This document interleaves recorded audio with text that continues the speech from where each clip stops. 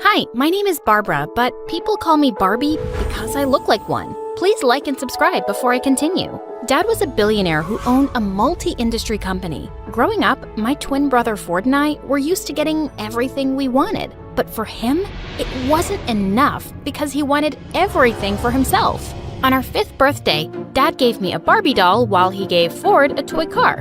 But he wasn't happy. My car needs a driver, so give me that doll. Over my cute body. He got back at me by scratching Dad's new Lamborghini and blaming it on me. I was grounded for a month. He also loved to make fun of the brown birthmark on my face. Maybe that's why you stink, because there's permanent poop on your cheek.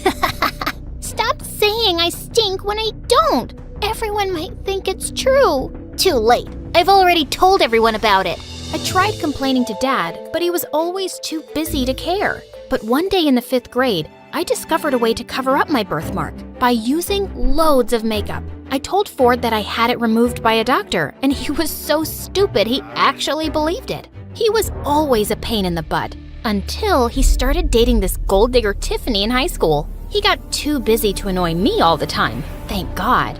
In 10th grade, my boyfriend Zach and I decided to celebrate his birthday by going away to Greece for the weekend. We were about to take off in Dad's private jet when suddenly, the pilot came out of the cockpit and said we had a problem. I looked out the window and saw Ford arriving with Tiffany. What are they doing here? We're celebrating our anniversary in Hawaii, so all of you, get out. Breaking news, dummy. I came here first. I don't care. Get lost. You get lost. I was about to push him, but I screamed when Tiffany suddenly pulled me by my hair. The boys tried to stop us as we fought, but we ended up landing in the cockpit and falling on the navigation controls, damaging them completely. As soon as the news reached Dad, he called us both for a meeting in his library. I thought he was gonna kill us, but what he said totally took us by surprise. I'm thinking of leaving my company to someone capable. And obviously, that's me, Dad. This dumb brat spends thousands of dollars on clothes and makeup every single weekend.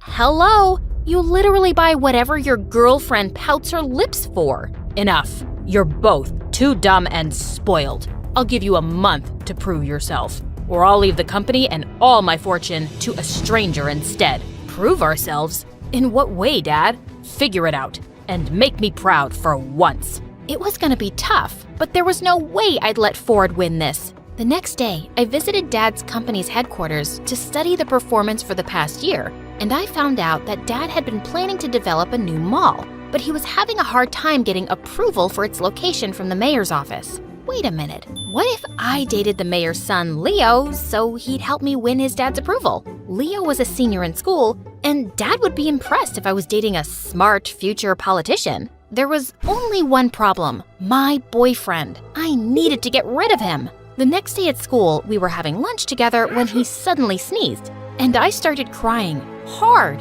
What's wrong, babe? The way you sneeze, I really hate it. It's giving me a stroke. And the way you breathe, it's so heavy I could hear it from miles away. I've been suffering silently, but I just can't take it anymore. Just work on yourself and maybe we can give it another chance soon, yeah? Are you freaking serious? Goodbye, Zach, for now. He kept throwing tantrums all day, but I ignored him and started working on my current target, Leo. Aside from being a genius, he was also famous for being too serious. I'd never seen him smile. I stalked him and found out that he always stayed in the library. Boring. One day he was sitting alone and I walked up to him and pointed to the thick book beside him. Could you hand me over that physics book? This is a chemistry book. Oh, yeah, sorry, I got confused. Physics and chemistry are similar words. No they're not. Oh, what's that you're reading? You're into literature too? I love Michael Jackson. Do you know about him? Yeah, of course I do. But I like Shakespeare more. Shakespeare? That's a cool name. Before he could say something, his friend suddenly called him. Just when I thought we were connecting. As Leo walked by, Zach suddenly appeared and pulled me into a corner. Why are you flirting with this guy? I thought our breakup isn't official yet. Don't take it personally. I just need him to help me get his father's approval for my dad's project. And when you win that inheritance, you'll get back with me, right? Sure, whatever. I'll wait for you. Don't hold your breath. A few days later, I heard that Leo was running as a president for the student council again. But what shocked me was Ford was running too. So that was his first move to prove himself and impress Dad, huh? And the next day at school, Ford challenged me to run against him. And why would I do that? So we can settle who's better. Obviously, it's me, but I badly want to see you cry. Do you really think I'm that dumb? You never play fair. I told you, she's scared. Since you're begging for it, then fine. See you at the elections. Nice. Any last words? Send my regards to Satan. Oh, wait, that's you. And with that, I stormed off. But if Leo was also running, I didn't have any chance to win. He had already won 3 times in the past. I immediately talked to him about this. I also want to run for school president, but with you on the list, I don't think I stand a chance. So, you want me to back out? Yeah. Leave it to me this time. Why are you running? Basically, I hate my brother and he's running and I want to beat him myself. But I need your support. And what do I get in return? You can date me, I guess. To my surprise, he smiled at me and said, "Sure." Wait, are you serious? He just winked at me and walked away, leaving my heart fluttering with that smile. I was so confused. It was time to put our names down as candidates the next day, and I was surprised to see Leo was running as my vice president instead. What are you doing? Supporting my girlfriend. So he really was serious about it. I couldn't believe making him fall for me was this easy. I decided I'd wait a few days before I started talking about the mall project so it wouldn't look suspicious. We started hanging out together, and sure, he was serious, but he was also sweet and funny, not boring at all. He even introduced me to a super cool channel on YouTube called My Story Animated, and when I saw their videos, I actually found them exciting and relatable, especially about those billionaire girls. On the weekend, he asked me out on a date, and I said yes. While driving, someone suddenly called him and he turned to me. I was supposed to lead Dad's charity drive at a hospital tomorrow, but they moved it to today, and they need me there. I'm so sorry. Instead of sulking, I smiled and volunteered to come along. Seeing all those sick people who couldn't afford treatment made me realize how lucky I was. And the way Leo talked to these people made my heart melt. Later that night as he drove me home, he suddenly took my hand and kissed it. You must be really tired. I'm fine. Actually, I had a great time. The date isn't over yet. I've got a surprise. He took me to a closed restaurant and revealed that his mom owned it. So, how are we supposed to eat? Watch me. To my surprise, he started working in the kitchen himself and ended up with the most delicious meal ever. I can't believe I'm with someone like you, a goddess. Yeah, I know. Thousands of guys wish to be you, so you're very lucky. My heart went wild when he tucked a strand of hair behind my ear. You're really funny and pretty. I stared back at him and just found myself leaning in closer for a kiss. I felt like I was on cloud 9.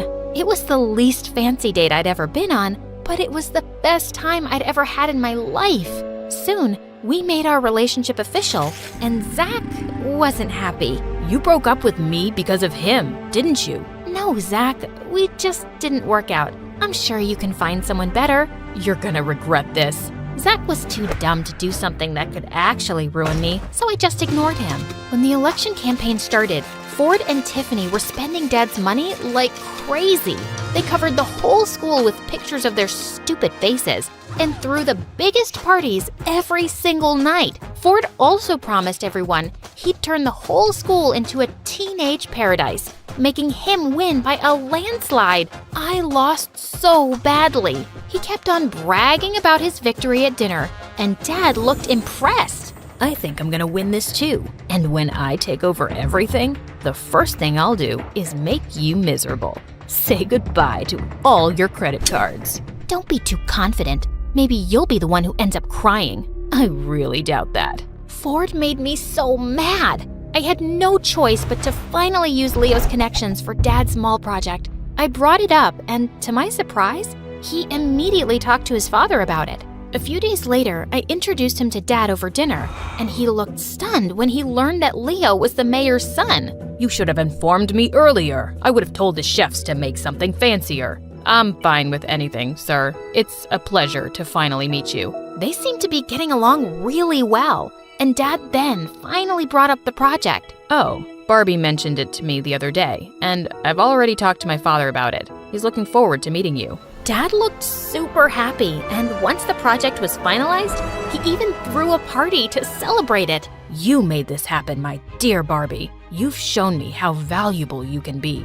Ford was smoky red with rage. I gave him a smirk as Dad made a toast for it. Later that night, I thought about a plan to give back to Leo. He'd told me about an orphanage he had set up, and I decided I'd donate books and laptops to the kids there. I talked to Dad about it, and he was happy to support me. The next day at school, I was waiting for Leo at the canteen to talk about it, when suddenly, Ford came and took my plate of spaghetti and rubbed it in my face. I told you not to mess with me. As I angrily rubbed it off my face with tissues, I suddenly realized people were staring at me in shock. Oh no, all of my makeup was gone. Oh, look, there's poop on her face. Breaking news, everyone. My sister's been hiding this gross birthmark under her makeup for years. Look, Leo, she's even deceived you, just so she could be your girlfriend. I tried to hide it, but it was too late. Leo had arrived and was staring at me. I was about to run away when suddenly he grabbed Ford by the collar and pushed him up against the wall.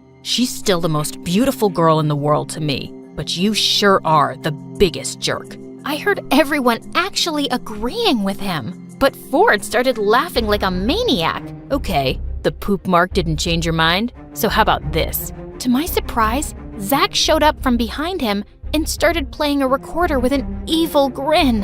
Why are you flirting with this guy? I thought our breakup isn't official yet. Don't take it personally. I just need him to help me get his father's approval for my dad's project. Blood drained from my face as we all listened to the whole conversation. I couldn't believe my ex-boyfriend teamed up with my evil brother. I tearfully ran after a furious Leo. Leo, please, let me explain. Explain what? That I was just part of your stupid plan? I can't believe I actually fell for a spoiled brat like you. Yes, I planned it, but then I started to have real feelings for you.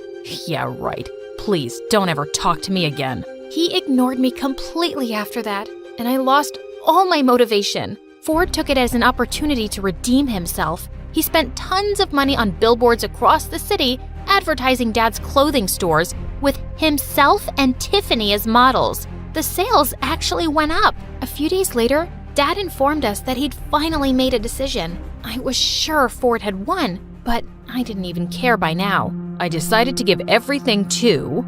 Ford had already gotten up with a proud smirk. Barbara, congratulations, darling. I'll see you in my office tomorrow for the signing of the papers. Wait, what? Suddenly, Ford went psycho. You can't do this to me, Dad. I've worked so hard for this. It's not too late to change your mind.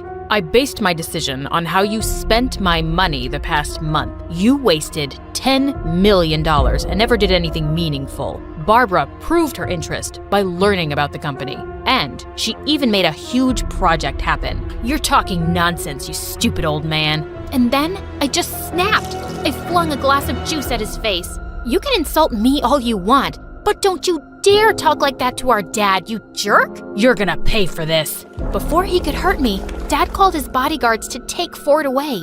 He grounded him in his room, and I could hear him destroying things all day. He was scaring me. The next day, I fell asleep in my bathtub, and when I woke up, I realized that my phone was gone. I got up to find it, but the door was locked, as well as the windows. Just then, lots of bugs started to crawl in from somewhere. I screamed, but no one seemed to hear me. Help! Someone, please, open the frickin' door!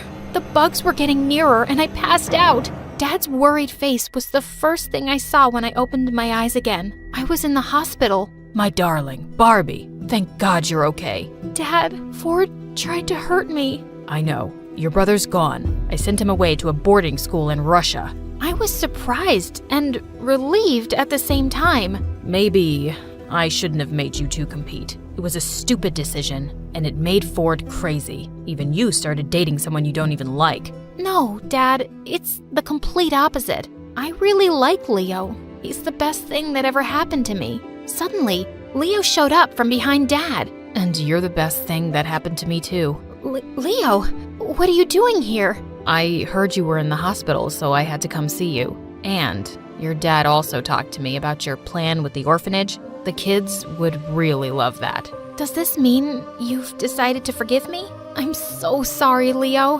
Barbie, I understand the pressure your dad put you through, and I think it was a smart plan. If it wasn't for that, you wouldn't have even noticed me. I've always noticed you. I just thought you were too serious for me. Yeah, I'm indeed serious about you. Okay. I think you deserve another chance to get to know me. I love you. I love you too.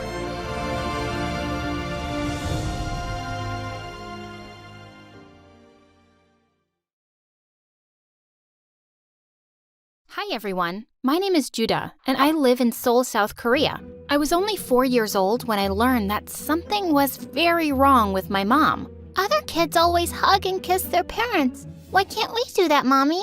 Ugh, don't call me that. She turned to walk away, and I had to take my shot. I ran to her and grabbed her in a tight hug. Just go like this, Mommy.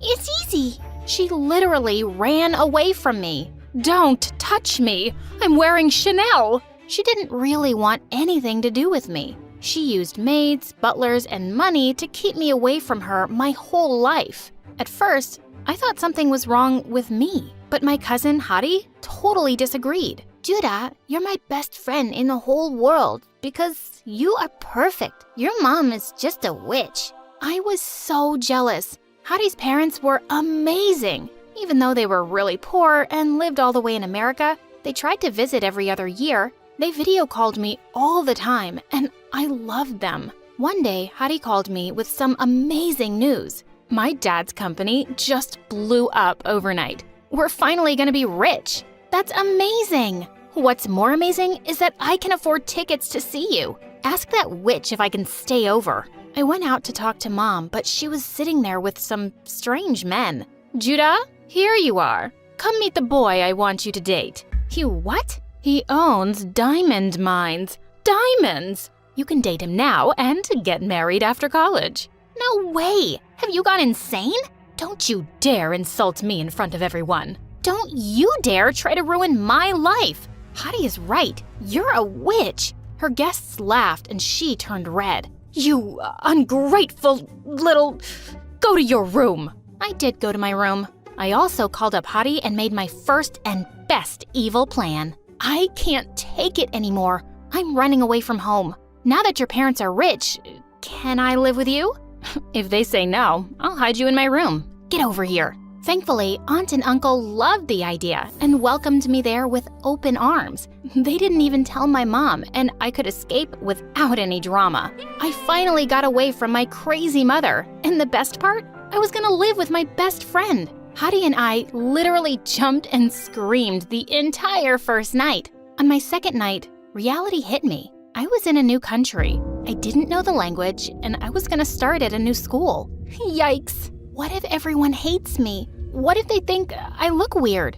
They won't. I'll translate everything for you. And I'll do your hair and makeup. She did my makeup for practice, and it made me want to cry. She literally painted my face and used tape to pull my skin back. She even put tape on my eyes so I had a crease. See? All we need to do is dye your hair blonde, like me, and you'll fit right in. I stopped her. I had gotten away from Mom to be myself and love myself. I was gonna be fine in my own skin. Turns out, I was more than fine. I walked into school for my first day, and a boy stopped me in my tracks. Whoa, I've never seen any girl like you. You're beautiful. He thinks you're pretty. Oh my God. Then the boy got down on one knee and asked me out on a date. He's asking you out, but you just got here. You don't need to pick the first guy in line. We ran away before we screamed with excitement. I'd never been asked out like that before. The first day was already fun, but only because Hari was by my side. Without her, everything was suddenly impossible. I didn't understand a word anyone was saying. One boy was trying to warn me about a spider on my shirt, and I didn't get it until it crawled on my face. Ugh! I didn't even know how to ask the teacher if I could go to the bathroom. I just walked out of class silently and she started yelling at me. I was almost in tears before someone told her I couldn't understand her. One day, Hadi was auditioning for the cheerleading squad, so I went with her for support. We were dancing together for practice when suddenly the cheer squad walked up to us. Wow, you're an amazing dancer. Who are you? Hadi introduced me and the girl asked me to join the cheer squad. But what about the auditions? No need for those. We like Judah. Tell her to join us. Obviously, I turned them down right away. I wasn't gonna snatch Hadi's place. She pretended it didn't bother her, but I know that it did. At home, Aunt and Uncle were trying way too hard to be nice to me. They asked me endless questions and they kept buying me over-the-top gifts. Uncle even bought me a car. You gave Judah a car before me? We can get you a car too, sweetie. You should have thought of me first. Hadi stormed away and locked herself in her room.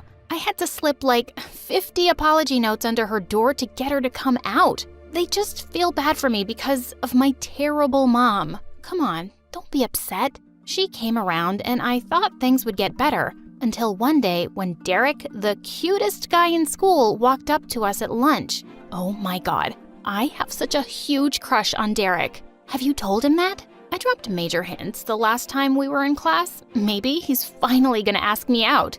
We squealed in delight till he came within earshot. Then Derek walked right past Hadi and stood in front of me. Wow, you're really cute. I've never seen you here before. Are you new? I had no idea what he said, but Hadi turned white as a ghost. Derek started saying more things I couldn't understand, and then he just patted my head and left. What was that? He asked me out on a date. You? But I feel like he was talking to me. He was just being shy. He said he wants to take me out to dinner. Oh, wow, that's amazing. I jumped, but Hadi didn't join me. In fact, she started acting so weird. She refused to sit with me at lunch anymore, and she started walking home from school alone. When she went out for a date with Derek, she told some random girl at school all about it instead of me. I barged into their conversation and pulled her away. What's wrong with you? Why are you ignoring me? Why can't we have our separate lives? Hadi, you're my best friend. I want to be with you. So I can keep being your translator all the time? I love you. But Judah, I need some space from you right now. Just be on your own. Fine. I don't need you either. Just watch me. I joined online classes for English and started taking a book of translations with me everywhere. I was gonna learn this language and yell at Hadi in English for being such a jerk. I got better fast. English wasn't as hard as it looked. I could even hold decent conversations on my own, and I made a few friends. We were in the cafeteria one day when Derek walked up to me. He had flowers in his hands and his friend from the band was playing the flute. What? Judah, I know you didn't want to go out with me then, but I can't stop thinking about you. Will you give me a chance? What are you talking about? You wanted to go out with me? I asked you out that day, remember? Hadi said you didn't want to go, so she came on our date instead. She what? I stared at Hadi with my jaw loose. She was already in tears. Okay, fine. Derek asked you out, not me. Happy? I was jealous, so I lied and I went to see him. Are you serious? You're such a freak. What's wrong with you? Hey, don't talk to her like that. We missed our date because of this pathetic loser. Jeez, how desperate can you get? I just lost it. I flew forward and punched Derek right in the face.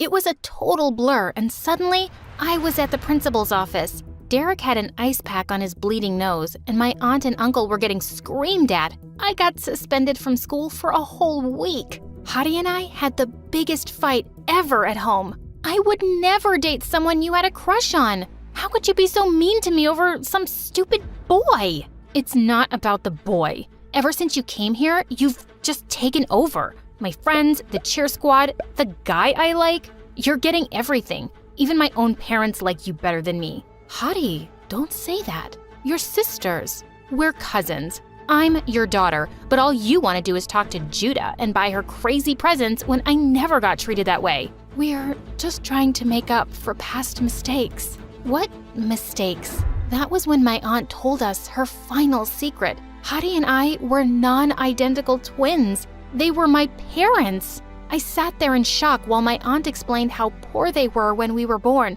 and how they had to give me away to her rich sister. Why did you keep Hadi? Why not me? You were having a lot of medical issues as a baby. We couldn't manage the bills. I thought my sister would take better care of you. I see. I thought I had one mother who didn't want me. Turns out I had 3 parents, and none of them wanted me. Judah, it's not like that.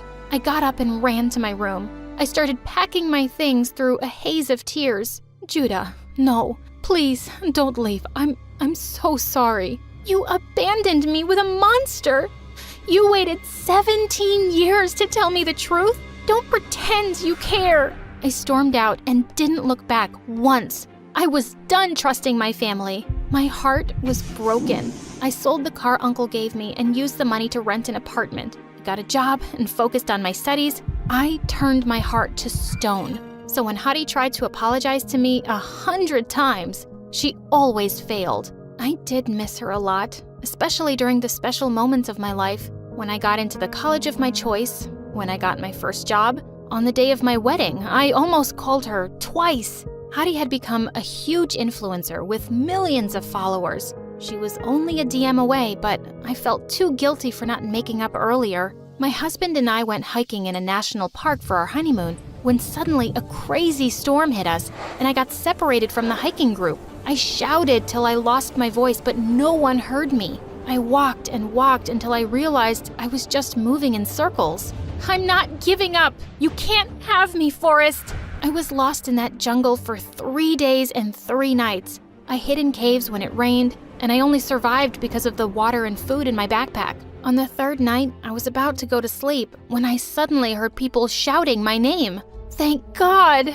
I raced out of my cave to see hundreds of people walking in the forest with torches, and the person who was running towards me, screaming her head off, was Hadi. No way! Hadi?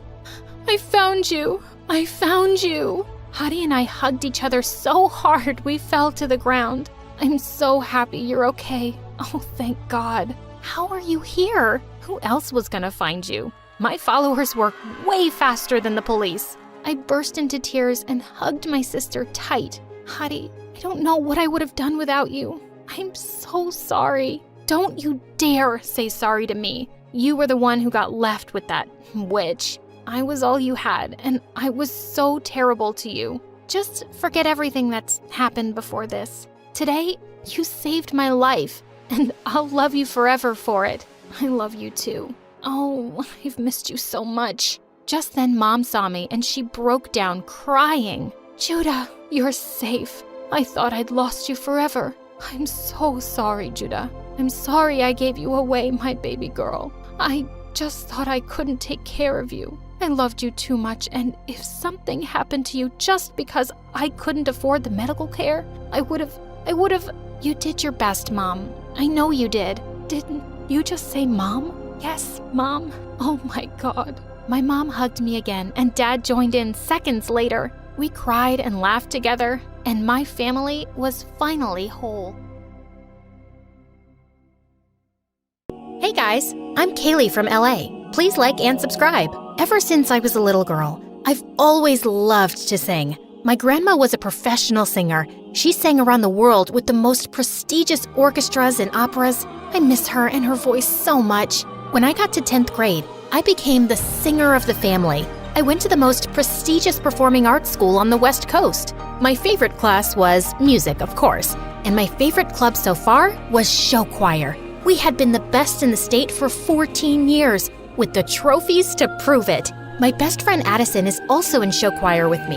He and I met in kindergarten and have been inseparable ever since. He's the funniest guy I've ever known. He's also gotten pretty cute over the years too. Or at least, that's what all the girls in school think. But I just don't see him that way. Hard to see someone that way when they used to sneak over from next door and put frogs in your bed. Yuck. One day, our show choir teacher, Miss Conrad, had big news for us. We've been asked to compete at this year's National Show Choir Competition. All right! Yeah! But to ensure we get top scores, the soloists will have to be chosen very carefully. Miss Conrad told us that we were going to have to audition for the big solo right in front of each other in 1 week. my nemesis Heidi started bragging in front of the whole group. We all know who's gonna get it. Me, of course. Everyone knows I have the stage presence of a star. I don't know. I think Kaylee might give you a run for your money. She's got star power and the voice to match. The others' eyes widened. Were they about to fight? Just then, the bell rang. As everyone left the class, I swatted Addison on the arm. Don't start fights with Heidi. She's my biggest competition. That's exactly why you have to stand up for yourself in front of her. I just don't want anyone to think I think I'm better than her. Well then, I guess that's why I'm here. To remind them for you. What would I do without you? Good thing we'll never have to find out. I was so nervous, even though I'd sung in front of our choir before, but the pressure was on. The whole week leading up to auditions, I practiced. In the shower, in the car, between classes. I really wanted to beat out Heidi for the big solo at the end of the show. Finally, audition day arrived. I woke up, put on my cutest outfit, curled my hair, and took extra time with my makeup. After all, if I'm gonna be a big star one day, I might as well start dressing like it now. When I stepped out of my house to walk to school with Addison, his cheeks turned super red. What's wrong? Nothing. You, just look different is all. Your hair is… Oh no, does it look bad? Maybe I should have worn it up. I'll just go change. No, leave it. You look good. Great. When I arrived in class, Heidi was sitting in the front row looking totally perfect. What was I thinking? With her shiny hair, big eyes, and as much as I hated to admit it, her beautiful voice, why would anyone ever look twice at me? But I just tried to remember what my grandma would always say. It's not about who sings the loudest or looks the prettiest. As long as your song comes from your heart, people can't help but listen. So I took a deep breath and sat down next to Heidi, right in the front row. She gave me a once-over and rolled her eyes. Who cared what she thought? I knew I looked great. Miss Conrad sat down at the piano and called Heidi up first. After she finished singing, I applauded politely, along with everyone else. Then, it was my turn. I stood confidently and turned to face everyone. Addison gave me a thumbs up from the back row. Such a good friend. Miss Conrad played the opening notes for my song when suddenly, the door to the classroom burst open behind me. I turned to look, and standing in the doorway was the most handsome boy I'd ever seen. Tall, with long brown hair that fell perfectly into his eyes. He looked just like a fairy tale prince. My jaw dropped. He handed a note to Miss Conrad. "Class, this is our newest addition, Patrick." He waved to everyone, then put his hand on my shoulder, looked deep into my eyes and said, "I'm so sorry I interrupted your audition. Knock 'em dead." Then he took my seat right in the front row. I gulped. Oh, now I was nervous again. I shook off my nerves, took a deep breath, and nodded to Miss Conrad. As she played, I could feel the music filling me up all the way to the top. I opened my mouth to sing and let my song come from my heart. When I finished, the whole class burst into applause. I felt like I was walking on air. Patrick got up to sing something last minute. He was so good. The next day, Miss Conrad put up the list, and I had gotten the solo. And she'd even added a duet in the middle of the show for Patrick to sing with me. Looks like it's you and me, Kaylee. I'm so honored to be singing with someone as talented as you. I felt my cheeks turn red, and he grinned. You're so cute when you blush like that. Be careful, or I might just fall in love. He walked away with a wink at me. I couldn't believe he'd just said that, and neither could Heidi, who'd been listening around the corner. Don't get too comfy with that solo. Once Miss Conrad figures out that you'll cave at the first sign of pressure, I'll be ready to step in. Eavesdrop much? Jealousy isn't your color, Heidi. The next day, we started rehearsing for nationals. Everyone was working so hard, and Patrick and I sounded great together. But when it came to our dance, it was like I'd suddenly grown a second left foot. No, Kaylee, no. Once more from the top. Miss Conrad, I'm happy to come up front and show Kaylee how it's done. Not necessary, but thank you, Heidi. Just here for the team. After I knocked Patrick over by mistake for the third time, Miss Conrad called it a day. Kaylee, please go home and practice. Ugh, I could have wiped that smug look off of Heidi's face. Everyone went to start packing up their bags, and I started to head backstage to get my bag when Patrick came up to me. Hey, gorgeous. Want to stay and practice a little with me? Then it'll be perfect by tomorrow. Oh, I wouldn't want to impose. Your toes must be all bruised. That's okay. I really don't mind. and I wouldn't mind spending a little quality time with my co-star. Well, if you insist. Just then, Addison came up to us. Hey, Kaylee, ready to go? That's okay. I should really practice a little longer. I can practice with you. I could use a few run-throughs myself. Oh, well, Patrick already offered to stay behind and practice with me here. He did he? How are you gonna get home? I can drive her. Oh, do you live in our neighborhood? No, but, I mean, if it's not really convenient for you, I'm not spending time with Kaylee because it's convenient. Neither am I. I'm spending time with her because she's cool. My face turned bright red. Did he really mean that? Addison, I'm gonna stay here too, just for a bit to practice. I'll see you later, okay? Fine, if you insist. I'll, see you when you get home. He turned on his heel and walked out. Patrick turned to me with a grin on his face and held out his hand. Shall we? We practiced more and I was finally getting good. Patrick swung me out for our final spin, then pulled me in close and dipped me. That's when I noticed his face was just so close. His ice blue eyes staring deep into mine. Was he gonna kiss me? Just then, all the lights in the theater went out. Patrick dropped me in shock, and I shrieked. All of a sudden, the lights came back on, and Miss Conrad stepped back on stage. Oh, hey kids. I'm so sorry. I didn't realize you were still here. Ugh, I couldn't believe she'd interrupted our moment. Still, we waved goodbye to her and headed out. A little while later, when Patrick dropped me off, he got out of his car to open my door. Such a gentleman. It was nice hanging out tonight. I'll see you tomorrow, superstar. Then he wrapped his arms around me and gave me a big hug. Is this what heaven smelled like? Then I headed up the front walk to my door. So do you like him or something? I whipped around and saw Addison waiting on our front porch swing. I don't know, maybe. He's so cute and really talented. Okay. Cool, I guess. Do you still want to practice? That's okay, I think I got it now. Okay then. Well, then I guess I'll see you tomorrow. Here, I got you a milkshake. Hey, thanks. He started crossing the yard towards his house. Is it? Cookies and cream, your favorite. Thanks. I'll see you tomorrow? You know it. Then it was finally time for nationals. As we arrived at the concert hall, I was overwhelmed by all the other groups here and overheard one girl say to another, She was a little flat at the end. I couldn't believe it. What if I lost us the whole competition? All night and throughout all our warm-ups the next day, it was all I could think about. If I messed up again, I'd be letting everyone down, including myself. And there were several famous music industry people judging the competition. What if I ended my career as a singer before it even started? And then, it was almost time to go up. I tried to calm down, but I was shaking like a leaf. Miss Conrad, Kaylee doesn't look so good. Miss Conrad came over. She looked pretty nervous herself. Kaylee, you look terrible. Are you going to be able to perform? Of course, Because if you're sick, I can always put Heidi on. I'm ready to go, Miss Conrad. Just then, I spotted Patrick warming up down the hall. I just need a minute. I raced down the hall towards him. He was stretching, shaking out his hands, jumping up and down. Patrick? His expression was so strange. Was he nervous too? I'm so nervous. Do you think we could practice? Kaylee, I'm kind of busy. What if we... I really just need some space here, Kaylee. Yesterday, you said we were a team. That doesn't feel like a team to me. I can't do this right now. Could you leave me alone? Fighting back tears, I ran down the hall and found a corner backstage. I couldn't let anyone see me so upset, especially not Miss Conrad or Heidi. What was I gonna do? Suddenly, Addison stepped out of the shadows. He looked so handsome in his costume. Kaylee, are you okay? I threw my arms around him. He caught me and squeezed tight. I'm so nervous.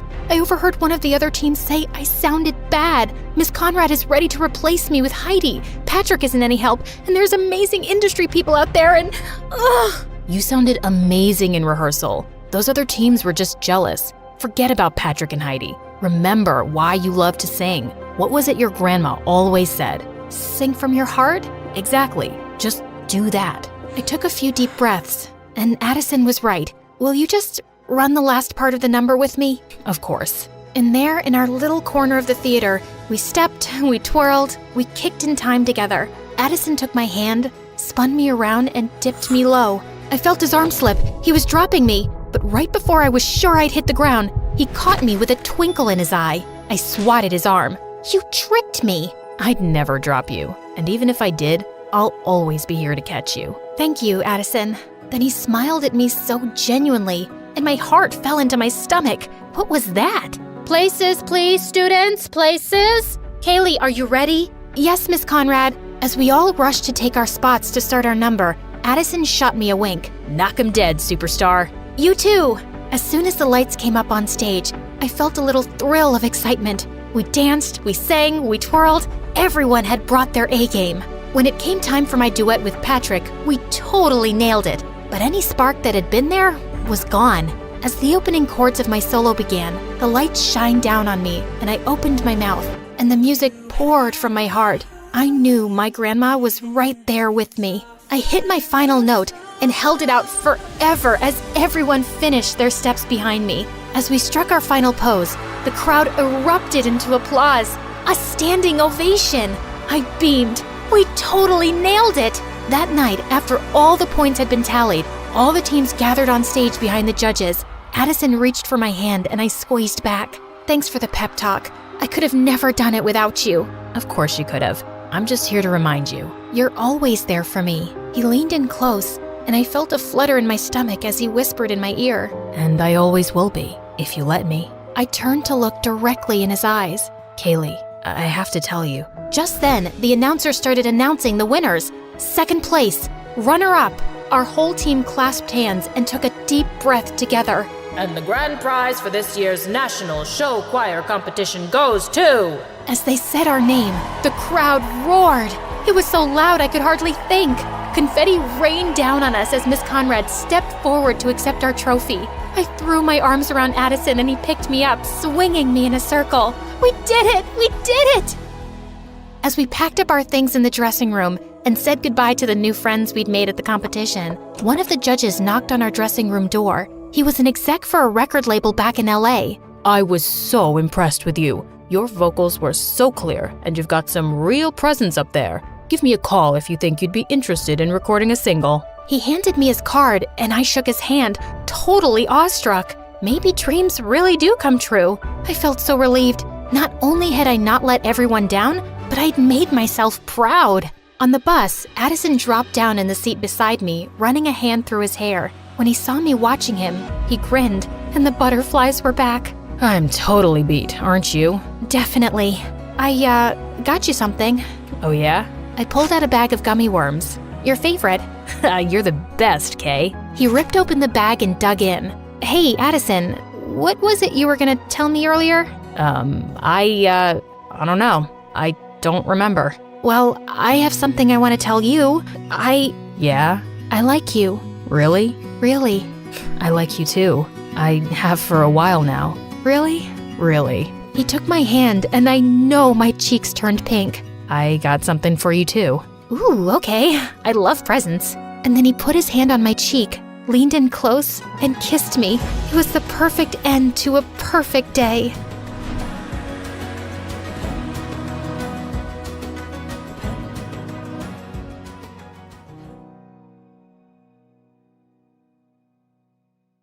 Hey friends, I'm Esmeralda. I live in a small town in northern Spain. Please like and subscribe. The day I was born, my dad was shocked to see that I had a patch of white hair right in the center. Let me see her. Oh wow, my mom had a white patch too.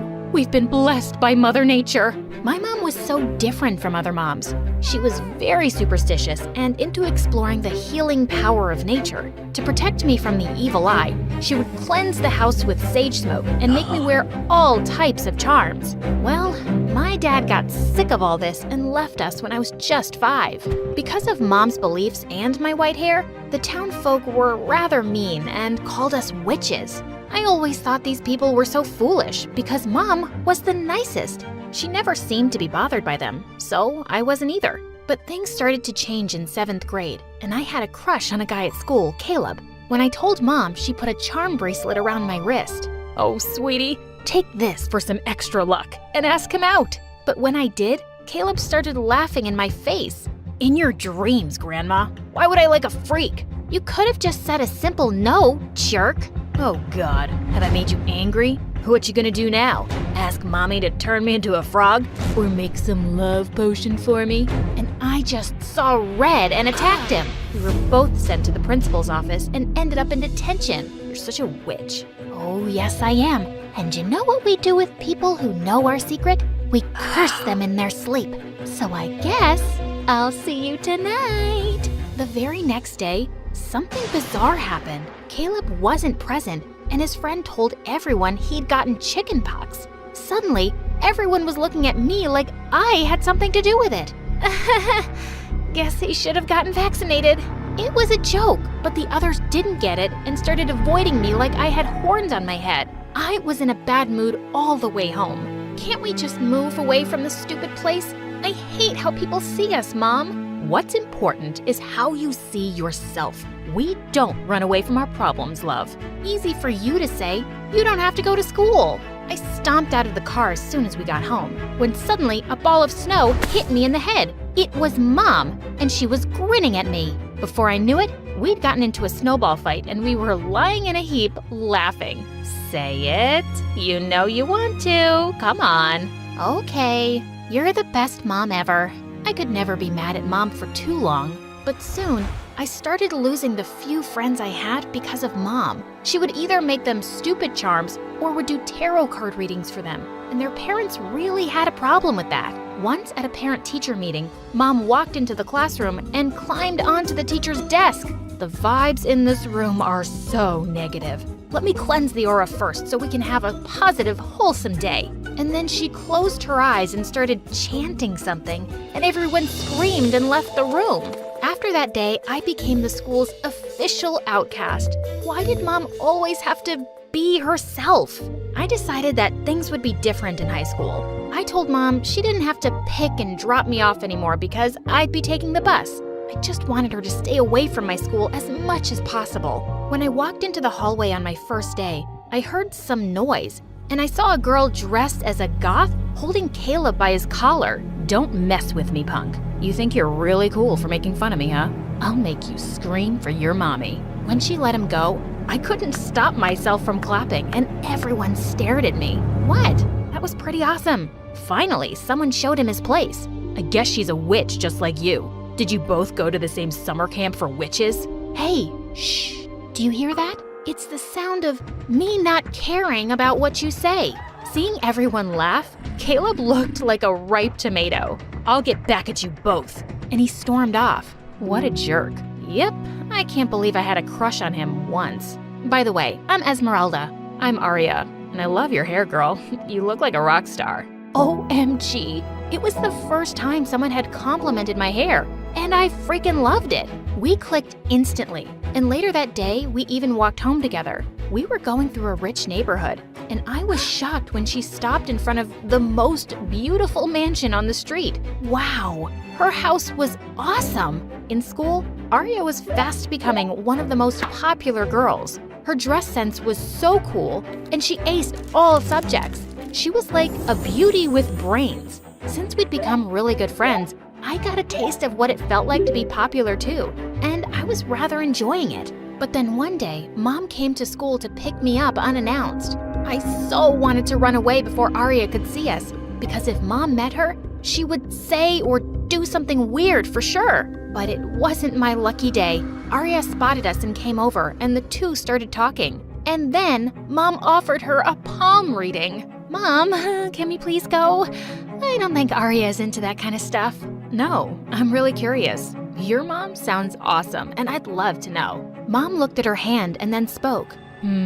Yes, I see you have a tough life, but I also see something really positive here. Sweetheart, even with all the hardships, you'll make it big one day. Just trust that, okay? Aria was practically living in a mansion. Mom had it so wrong. Gosh, Mom, enough of this, please. No, it's fine. That was really nice. Thank you. Mom offered Aria a ride home, and when we stopped outside her house, Mom said, "Oh, this is where you live? I've come here several times because your mom buys my candles." She never mentioned she had kids, though. I guess she isn't so proud of me. Thanks for the ride. I gotta go. And before Mom could say anything else, Aria walked off and went inside. I wasn't quite sure what she meant by that, but I realized that she hardly ever talked about her parents. After that day, Aria and I grew closer, and she started coming over to my place for sleepovers too. She actually enjoyed Mom's company, and I finally had a friend who didn't find my mom weird. things were going good. But my happiness was short-lived because just a few days later, I was performing a recital at school and Mom burst into the auditorium looking panicked. "Esmeralda, you left the house without being blessed." Oh no. And then Mom lit a roll of sage and jumped onto the stage, circling around me with smoke. That set off the smoke detectors, and we had fire alarms blaring and sprinklers going off everywhere. There was chaos in the entire school. Everyone was screaming and running. It was a wet mess, all because of Mom. Well, that was just a false alarm. Sorry, folks.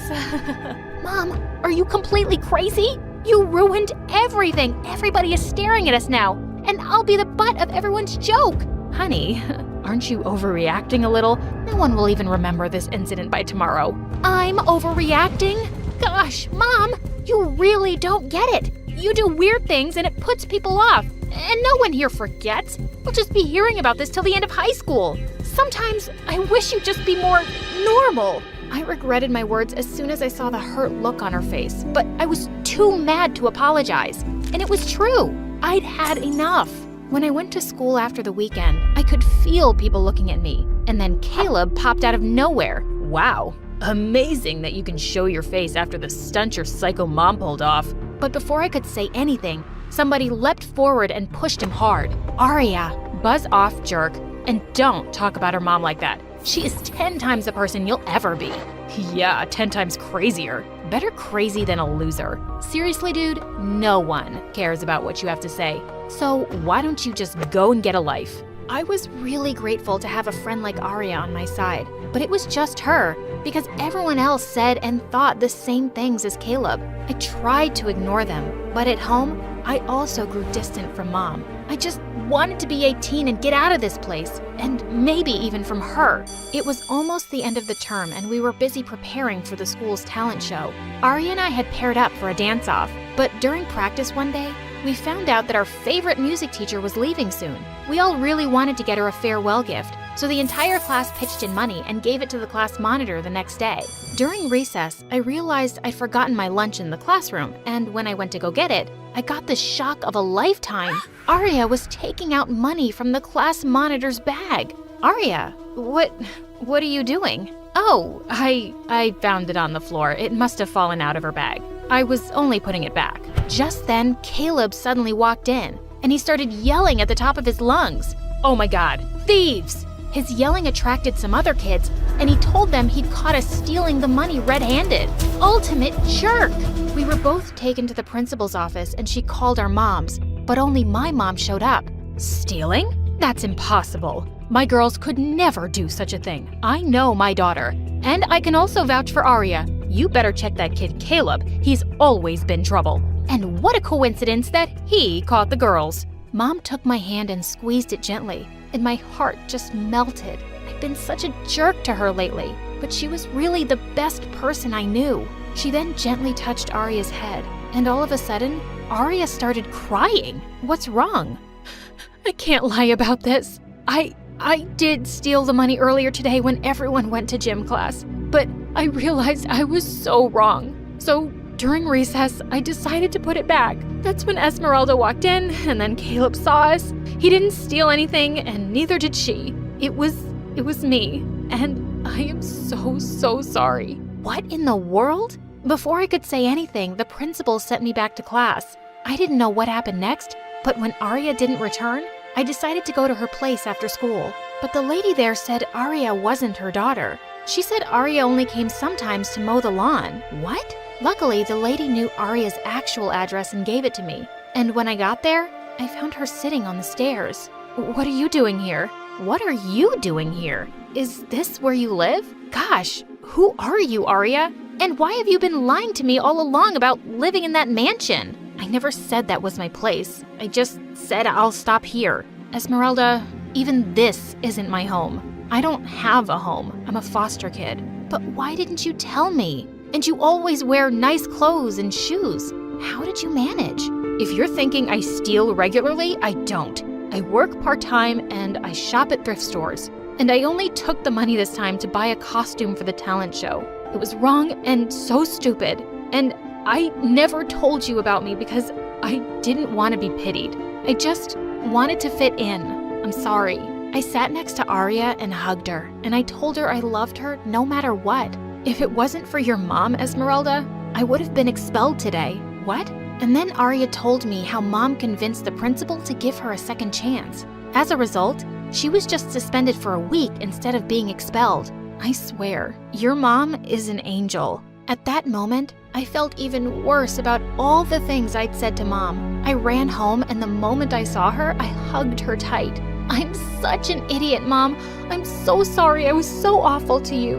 You know I love you, right? Yes, sweetheart, I know. On the day of the talent show, I was really nervous about dancing alone. But right when I was about to step on the stage, Aria appeared with Mom. You're here! And the hair looks awesome! Well, I did the hair. And I'm here because your mom got me the dress and convinced the principal to let me participate. As the three of us hugged, we suddenly heard Caleb behind us. Oh my God, you aren't expelled?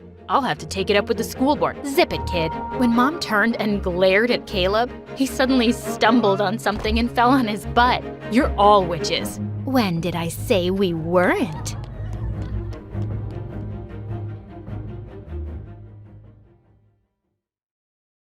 Charlie took her hand, and then, to her shock, he kissed her. Brianna's mom spotted the two kissing on the porch and stormed off angrily. I knew these beggars were going to be a nuisance. Everyone in school was shocked to see Brianna and Charlie walking into the hallway holding hands, and all anyone could talk about at recess was the brand new couple, and Madison and Elijah were pissed. I always knew Brianna wasn't really one of us, and she's proved how low class she is. To think that she had a chance with someone like me, and she chose that gutter rat. Trash likes garbage. But later in the hallway, Amber caught up with Charlie and Brianna and gave them a hug. You guys are so cute together, and I'm so happy for you. Really? I'm pretty sure I heard you call us trash and garbage.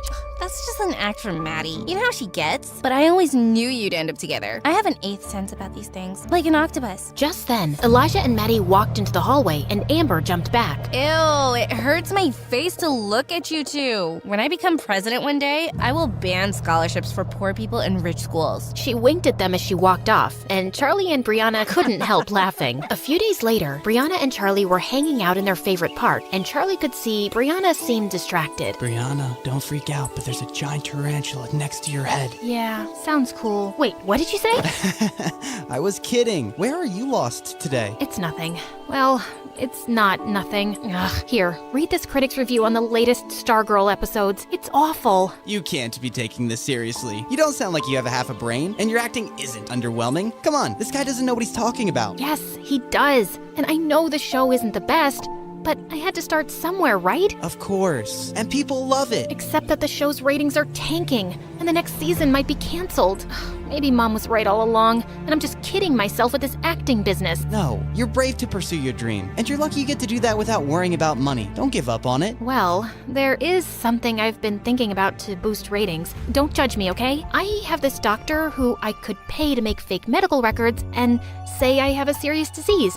People would feel a lot of sympathy for a young, suffering actress, and it would jump up the views. It's a reality show, so you'd act like you're sick? Yeah, just to spice things up. All reality shows do stuff like that. How much would this cost? Like $200,000? Wow, okay, so you'd really just spend so much money on that? You're judging me, aren't you? I didn't say anything. He lay back down and fell quiet, and Brianna looked over at him. If you had $200,000 right now, what would you do with it? You know, when I was away some weeks ago, I went back to my hometown to meet an old friend. Well, we've been working on an app together. I think we have a really good idea, so yeah, I'd invest in that. Then that's what I'll be doing with my $200,000. What? No, I wasn't asking for money, Brianna. I don't want charity. It's a loan. You said the app is promising. I'm sure you'll be able to pay me back. Do you really mean that? Please, you're saving me from spending it on something stupid. I really mean it. Charlie stared at her, then let out an excited whoop and hugged her as she laughed. A few days later, Charlie walked into the boys' locker room to find the coach and Elijah sitting on a bench looking pale. Coach, you called me? Charlie, I know this is a lot to ask, but we have the season's biggest game next week, and Elijah still can't play. He's hurt himself in practice, and we need a captain. It'd be a huge favor to the team. Otherwise, we're out. Elijah was seething with rage, but Charlie just couldn't turn down the coach. Of course, sir. I'll see you at practice. On the day of the match, Charlie played his heart out as team captain, and When he scored the winning goal against the school's biggest rivals, the whole crowd erupted into cheers. He ran over to Brianna in the stands and kissed her in front of everybody. Then his teammates carried him away on their shoulders while he waved the trophy happily. After celebrating with the team, Charlie headed out of school. He was just a couple of blocks away when someone pushed him into an alley. He looked up to see a couple of thugs, and behind them was Elijah. What are you doing? No, Charlie, what are you doing? You've really picked the wrong guy to mess with, haven't you? I'm not messing with you, man. I helped your team because you couldn't play. Now you want to beat me up for that? I couldn't play because your girlfriend caused my injury, and you're to blame. She rejected me and insulted me because of you. She rejected you before she even met me, because you're a jerk. You little weasel. You might be flying high right now, but I've been trying to warn you, you don't belong here. What makes you think Brianna is so different suddenly?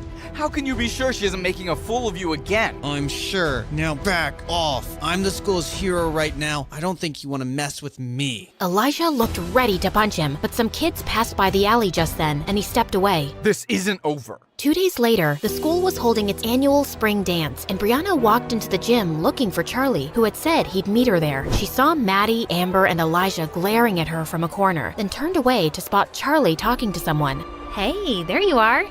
You look good. She leaned in to kiss him, but he gently pushed her away.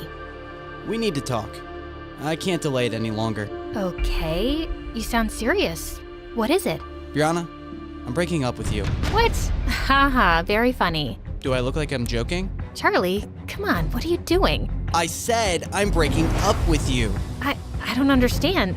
Can we please? Are you really as dumb as everyone says? I thought you were the smartest of the Barbie angels. Did you really think I was in love with you? No, Brianna, I was just playing your game. When you told me how you were desperately in love with me, I saw it as the perfect chance to take revenge. I decided to make you believe I loved you too, and then dump you publicly just like you girls did. Brianna stared at him speechlessly as everyone stared at them. Then Charlie walked closer and leaned in. How does that feel? Being fooled and humiliated. I thought you should experience it. Oh, also one more thing. I won't be returning the $200,000 I borrowed from you. I've spent it already, treating myself to some nice things. I figured it's fair compensation for everything you've put me through. With that, Charlie left while Brianna stood frozen in her spot. Suddenly, she found Amber by her side. Come on, let's get out of here. As they walked out into the hallway, they heard Madison cackling loudly behind them. Wow, that was epic! I've never respected Charlie more in my life. He really played a number on you, Bree. And Amber, get away from her. She's not your friend anymore. Brianna didn't respond and continued walking away. We really broke him, didn't we, Brianna? Turned a perfectly nice guy into a heartless jerk. Now that's a high school project I'll always remember. Suddenly, Brianna turned around and lunged at her. Madison screamed as she tried to fight Brianna off.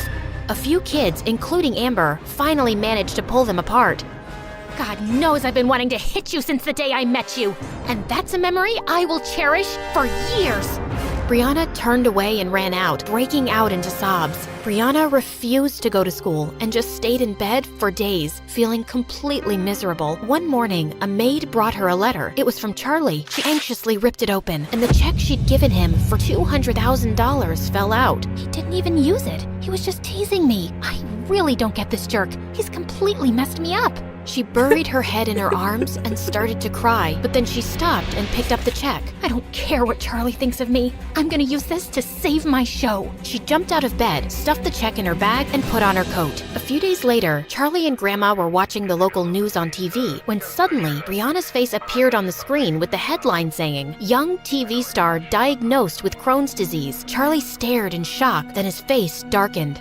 Poor girl. That's terrible news. Charlie, I don't know what happened between you two, but I think we should go see her. She's lying. What do you mean? She's not sick, Grandma. This is all an act to get ratings and views for her show. What? No, she wouldn't do that. Why do you have to assume the worst about people lately? Because they are the worst. She told me of her plan to do this herself. Well, she must have some reason. Brianna isn't like that. Yes, she is. Why do you need to see the good in everyone, Grandma? Least of all these people. They're awful and shallow, and they think people like us are more worthless than the gum stuck to their shoes. I made a huge mistake convincing you to attend this school. I thought nothing could ever change you, but I was wrong. I hardly recognize you these days, Charlie.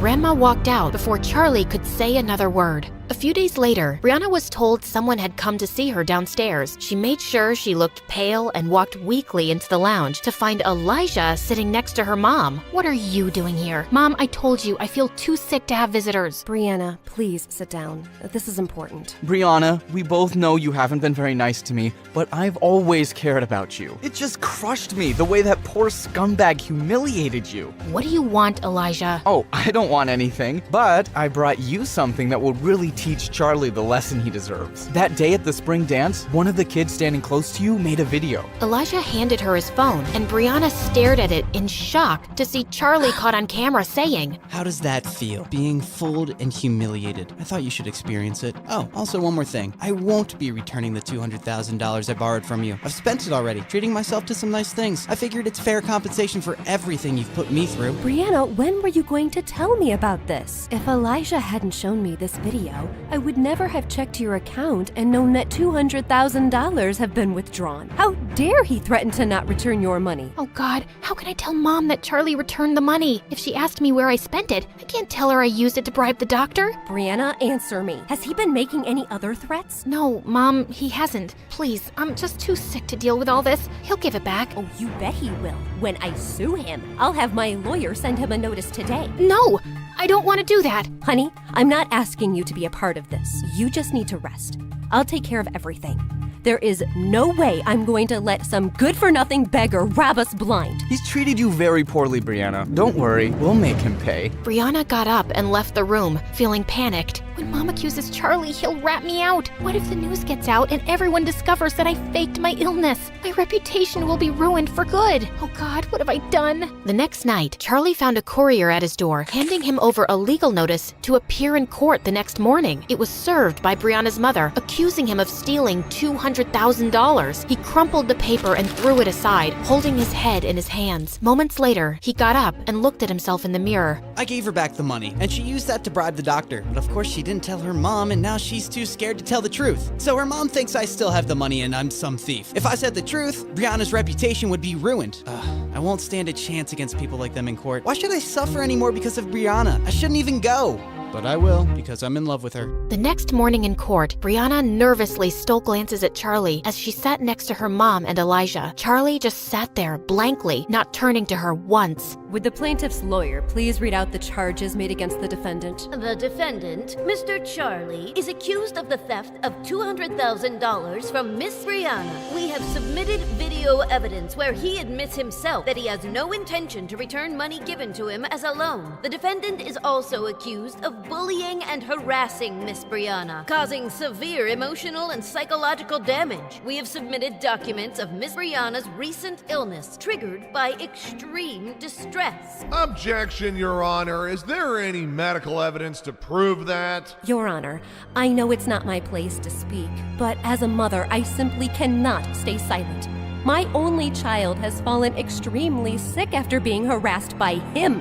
Her school, her work, her health, everything has been affected by his actions. Her doctors will vouch for it.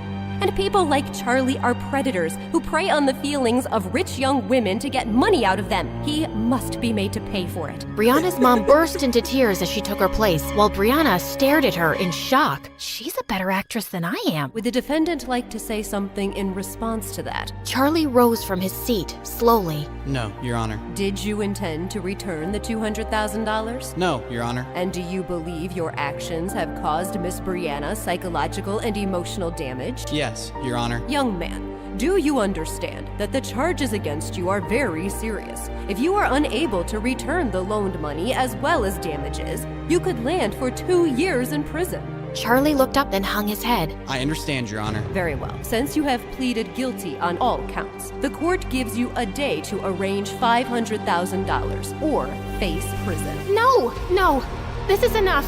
Brianna, what are you doing? What I should have done before. Your Honor, I want to immediately withdraw this case. There is no case against Charlie. He returned the money, and I spent it on bribing a doctor to say that I'm sick. I did it to increase ratings and views for my stupid show. Everyone stared at Brianna in shock. How could you lie to me like this? Because you've made me feel like I'm a failure as an actress, and I just wanted to fix things on my own. I was feeling down, and I wasn't thinking clearly. It was desperate and stupid, and I would have never told you, but this has gone too far. Young lady, you will be fined for wasting the court's time. I understand, Your Honor, and I will pay it, and I am so sorry. Case dismissed. The judge walked out of the courtroom, and Brianna held up a hand to her mom. We'll talk, but not now. Please, just leave me alone, Mom. Just go. Brianna's mom and Elijah stormed off, and soon it was just Charlie and Brianna in the room. And suddenly, Brianna pushed him really hard. Oh my God, what is your problem? You! I swear, Charlie, I don't understand you one bit. Yeah, I wouldn't expect someone like you to. If you hate me so much, why were you about to go to freaking jail for me instead of telling the truth? You answered your question yourself, but I'll give you a few minutes to figure it out. I know you're slow. What are you saying? You don't hate me? Charlie just looked at her and she started to cry. If you don't hate me, Charlie, then why did you break my heart? Because I became a monster, Brianna. I just couldn't get over how you girls used me for entertainment. I was just so consumed by anger and revenge. But after I broke up with you, I realized that hurting someone you love is the worst feeling in the world. I just couldn't expose your secrets and make you look bad, and I'm really sorry for how I've treated you. So am I. I hate the things we've done to each other. Listen, do you think there's any chance that we can start over? No drama, no games, no lies. Because I really love you, Brianna. I know you're way out of my league. I always knew that. And you could find someone else 10 times richer and handsomer, like you deserve to be with some movie star. But I swear I'll try to be cooler and I won't ever hurt you again. And if you let me out, How do I get you to stop talking? I'll even work on that. It's a nervous tick. I'll go to a therapist. Hi, I'm Natalie, and I'm the only child of a rich couple of tech entrepreneurs. They developed some apps that became super popular overnight, and they became millionaires. Sounds cool, right? Well, it wasn't that great for me. My parents were always working or traveling, so I hardly ever saw them. I was practically raised by my nanny, and my best friend was my chauffeur, Thomas. I really wanted to have friends my age to play with. So when I was 5 and starting school, I was thrilled. I put on my new uniform and cleaned my thick glasses. Oh yeah, I have a huge eyesight problem. I'm almost blind without them. When we arrived, I noticed that everyone in the parking lot was looking at me. Just then, I spotted a girl my age standing close by and saw that she was wearing the exact same shoes as me. I walked up to her excitedly and put my foot next to hers. Look, we have the same shoes. We could be best friends. The girl stomped on my foot. Don't think you'll be popular here just because you came in a fancy car, Four Eyes. But I didn't ask, and I don't care. Don't talk to me. And with that, she flicked her hair and left, and her minions followed. I soon discovered that her name was Cynthia, and she was in my class. She told everyone I was a loser who'd begged to be her best friend, and I instantly became a laughing stock. For the next few years, I just kept my head down and ate my lunch alone in the janitor's closet. In the 2nd grade, I saw a sign-up sheet on the board for dance auditions. I'd been having dance lessons at home since I was a kid, and I loved it. So I immediately put my name down. But just then, I heard Cynthia laughing behind me. There's no place for you here. Only talented dancers can join the class. The ones who don't wear stupid glasses. I was so tired of her walking all over me. I am a talented dancer. You don't get to decide what my place is. With that heavy equipment in front of your eyes? I don't think so. That joke about my glasses is now older than my grandma, and I'm bored. Come up with something better already. Her eyes went wide in surprise, and I walked off feeling proud of myself. Maybe she'd let me be now, but I was so wrong. On the day of the audition, she got to dance first. She wasn't bad, but I was better. But when she finished dancing, all the judges got up and clapped for her. Immediately, a woman in the jury said, "That was brilliant. We have the person here for the lead role." Wait, what? I climbed onto the stage immediately. Excuse me, ma'am, but she was only the first dancer. You haven't even seen the rest yet. The woman looked at me with disgust. I can tell simply by looking at someone if they're talented, and you are not. Someone take her away, please. Next. That was so unfair. After the audition, I saw Cynthia hugging that woman and calling her mom. Now it made sense why the judge was so nasty. Well, I couldn't even do the one thing I loved, and Cynthia still kept making my life miserable over the next few years. She spread a rumor that I had a contagious eye disease, and anyone who hung out with me would go blind, and everyone actually believed her. Another time, I'd taken my glasses off during an exam to clean them, and I didn't notice her slipping a cheat sheet on my desk.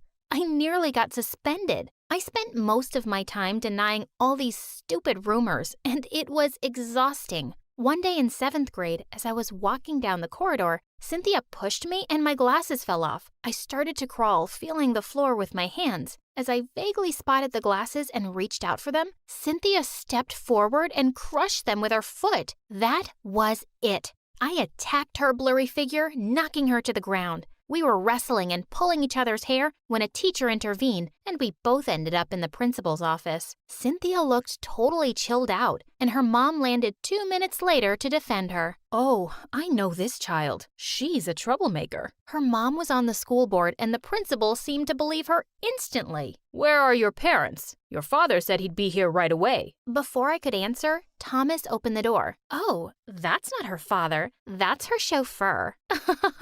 Clearly, she's not on her parents' priority list. They sent the chauffeur to deal with her. I blinked away my tears furiously and ran off to the empty school auditorium, one of my usual hiding spots. I put on my headphones and started dancing in the dark. It was the only thing that kept me sane. When I finished, I heard someone clapping. As I looked towards the audience, I saw a boy sitting in the dark. It was Clayton. Clayton was popular and hot, and every girl in school wanted to date him, including Cynthia. And that was reason enough for me to stay away from him. What do you want?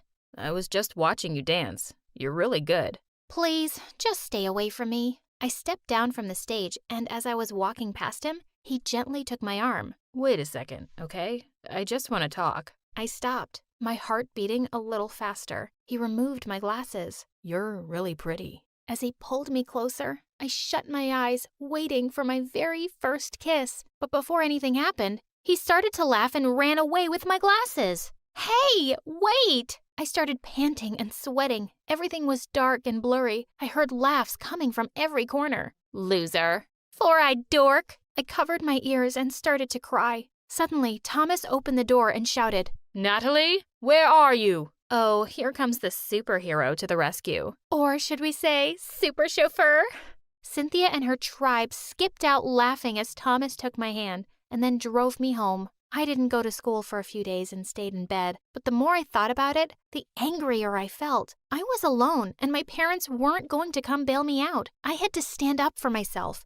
It was the only way to deal with these bullies. But when I went back to school, suddenly everyone and everything had changed. Cynthia ran towards me and hugged me like a best friend. Hi, Nat. We were so worried about you. Yes, where have you been? We missed you. Even Clayton was there smiling at me. What on earth was happening? What are you up to? Don't touch me. And then I heard a voice behind me. It was my mom. Natalie, what are you doing? What am I doing? What are you doing here? Nat, how come you never told us that your mother is the founder of the most successful fashion app in the world? She just gave us a ton of discount coupons for the most awesome brands. And why did I need to tell you that? I don't even use it. You're hilarious, Nat. That's why we're best friends. No, we're not. You're a psycho. Natalie, you're being so rude. I didn't teach you those manners. You're right. You didn't teach me any manners. You didn't teach me anything. So go back to making your apps, Mom, and take these psychos with you. Well, maybe having a famous mom would finally help get Cynthia off my back, but that was wishful thinking. Because from that day on, I not only had to deal with her at school, but also in my own home. Since Cynthia had convinced my mother that we were best friends, Mom had a brilliant idea of inviting her home every day, and to come with me in the limo. Cynthia and her minions were really enjoying the limo ride, touching every button. Knock it off, you're going to break something. Poor Four Eyes. Her mom likes me more than she likes her. Ugh, I wanted to punch her stupid face. This went on for weeks, but one day, Just when I was at the edge of losing my mind, something unexpected happened. As I was coming out of class, I saw Cynthia and her mom arguing. "You need to train for nationals, Cynthia. You seem really distracted." "Don't worry, Mom. I'm practicing at the studio every day. I know how important the competition is." "Okay, just checking. You have to win every competition to get a university scholarship.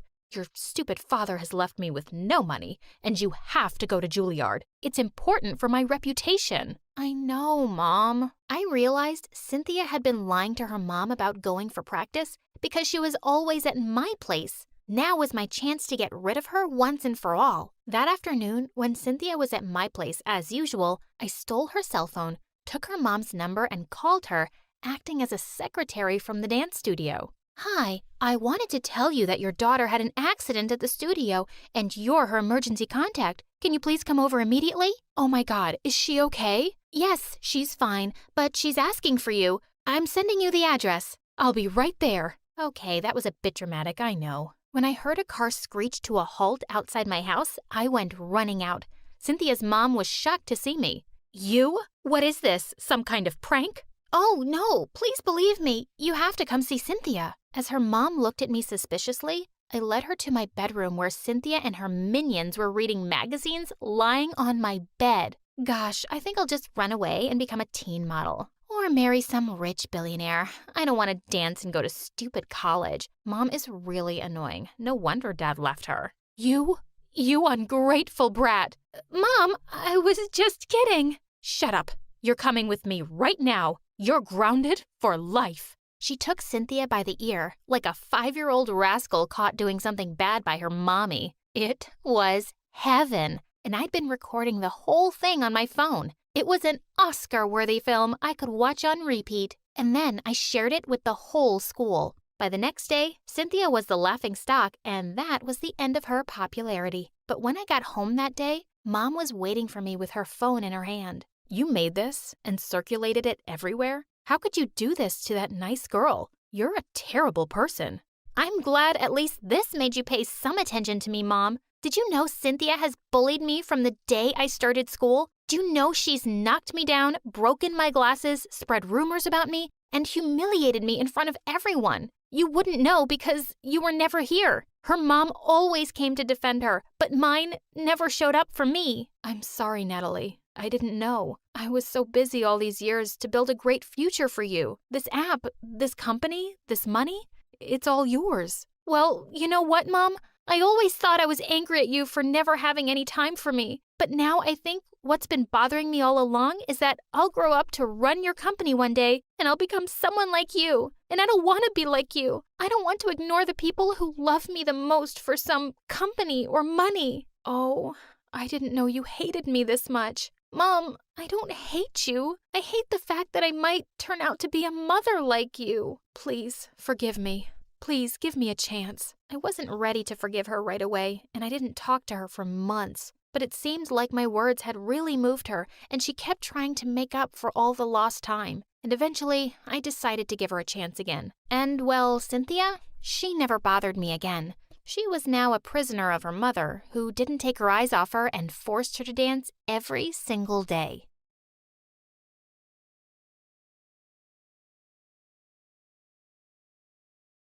Hi, I'm Tina from New Jersey. Please like and subscribe. I was born to a super rich mom who owned a giant cosmetic company. Dad left Mom when I was 2 because he couldn't cope with her overambitious nature. But to be honest, Mom wasn't so hard to live with, and that was because she was hardly around. Mostly, I saw Mom when she came back from an overseas trip with a gazillion toys for me. I guess that was her way of making up for the absence, but I wasn't complaining. I'd spend hours talking to my toys and pretending they were my best friends. But as I grew up, I started noticing how absent my mom was from my life. She'd miss important events at school all the time. When I was in 5th grade, I was chosen to play Rapunzel in a school play thanks to my silky long hair, and Mom swore she wouldn't miss it. But by the time she reached school, the play was over. "I'm sorry, honey, I got stuck with something important." "I know, Mom. I can never be as important to you as your work." "Sweetheart, I'm doing this for you. One day this company will be yours." "But I don't want to work for your stupid company. I want to become an actress. My drama teacher says I'm a natural. I'll talk to your teacher about putting such silly ideas into your head. Acting is for losers who've got nothing better to do. But Mom held up her hand, and I knew there was no use arguing anymore. But the acting bug in me never died. I joined the school's drama club and participated in all kinds of plays. Of course, Mom had no clue about it. Once when I was in the 10th grade, I was at the mall when I saw a girl staring at me weirdly. Then she followed me to the coffee shop too. I thought something was fishy, so I cornered her when I got the chance. What's your problem? If you want my autograph, just say so. Why would I want your autograph? 'Cause I'm the future Drew Barrymore. You see these billboards? My face will be all over them in a few years. I don't want you to have any regrets later on. I thought you're the girl my brother's dating, but I guess I was wrong. Oh, so this girl thought I was someone else. Suddenly, the acting bug in me started squirming. Actually, I am Jackie's girlfriend, but my brother's name is Fred. Of course, but I call him Jackie. You know, when we first met, it was raining and he offered me his jacket. Since then, I've called him Jackie. The girl totally bought my lie and even took me to lunch to know more about how her brother and I met. I had an awesome time talking about my imaginary boyfriend and how much we were in love with each other. The next day, I was in the school cafeteria with my best friend Daisy when I saw the same girl walking towards me, looking crazy mad. I had no clue she was in my school. You big fat liar. I thought I'd seen you somewhere before, but that was in a play last month. How dare you pretend to be my brother's girlfriend? No need to get so worked up. You assumed I was her, and I just played along. By the way, don't you think my acting skills are next level? The girl stomped off angrily without taking my autograph. Yet again, Daisy looked at me with a confused expression, so I told her everything. Suddenly, she fell to my feet. How could I be so blind? The answer to all my problems has been right in front of me. Girl, what's gotten into you?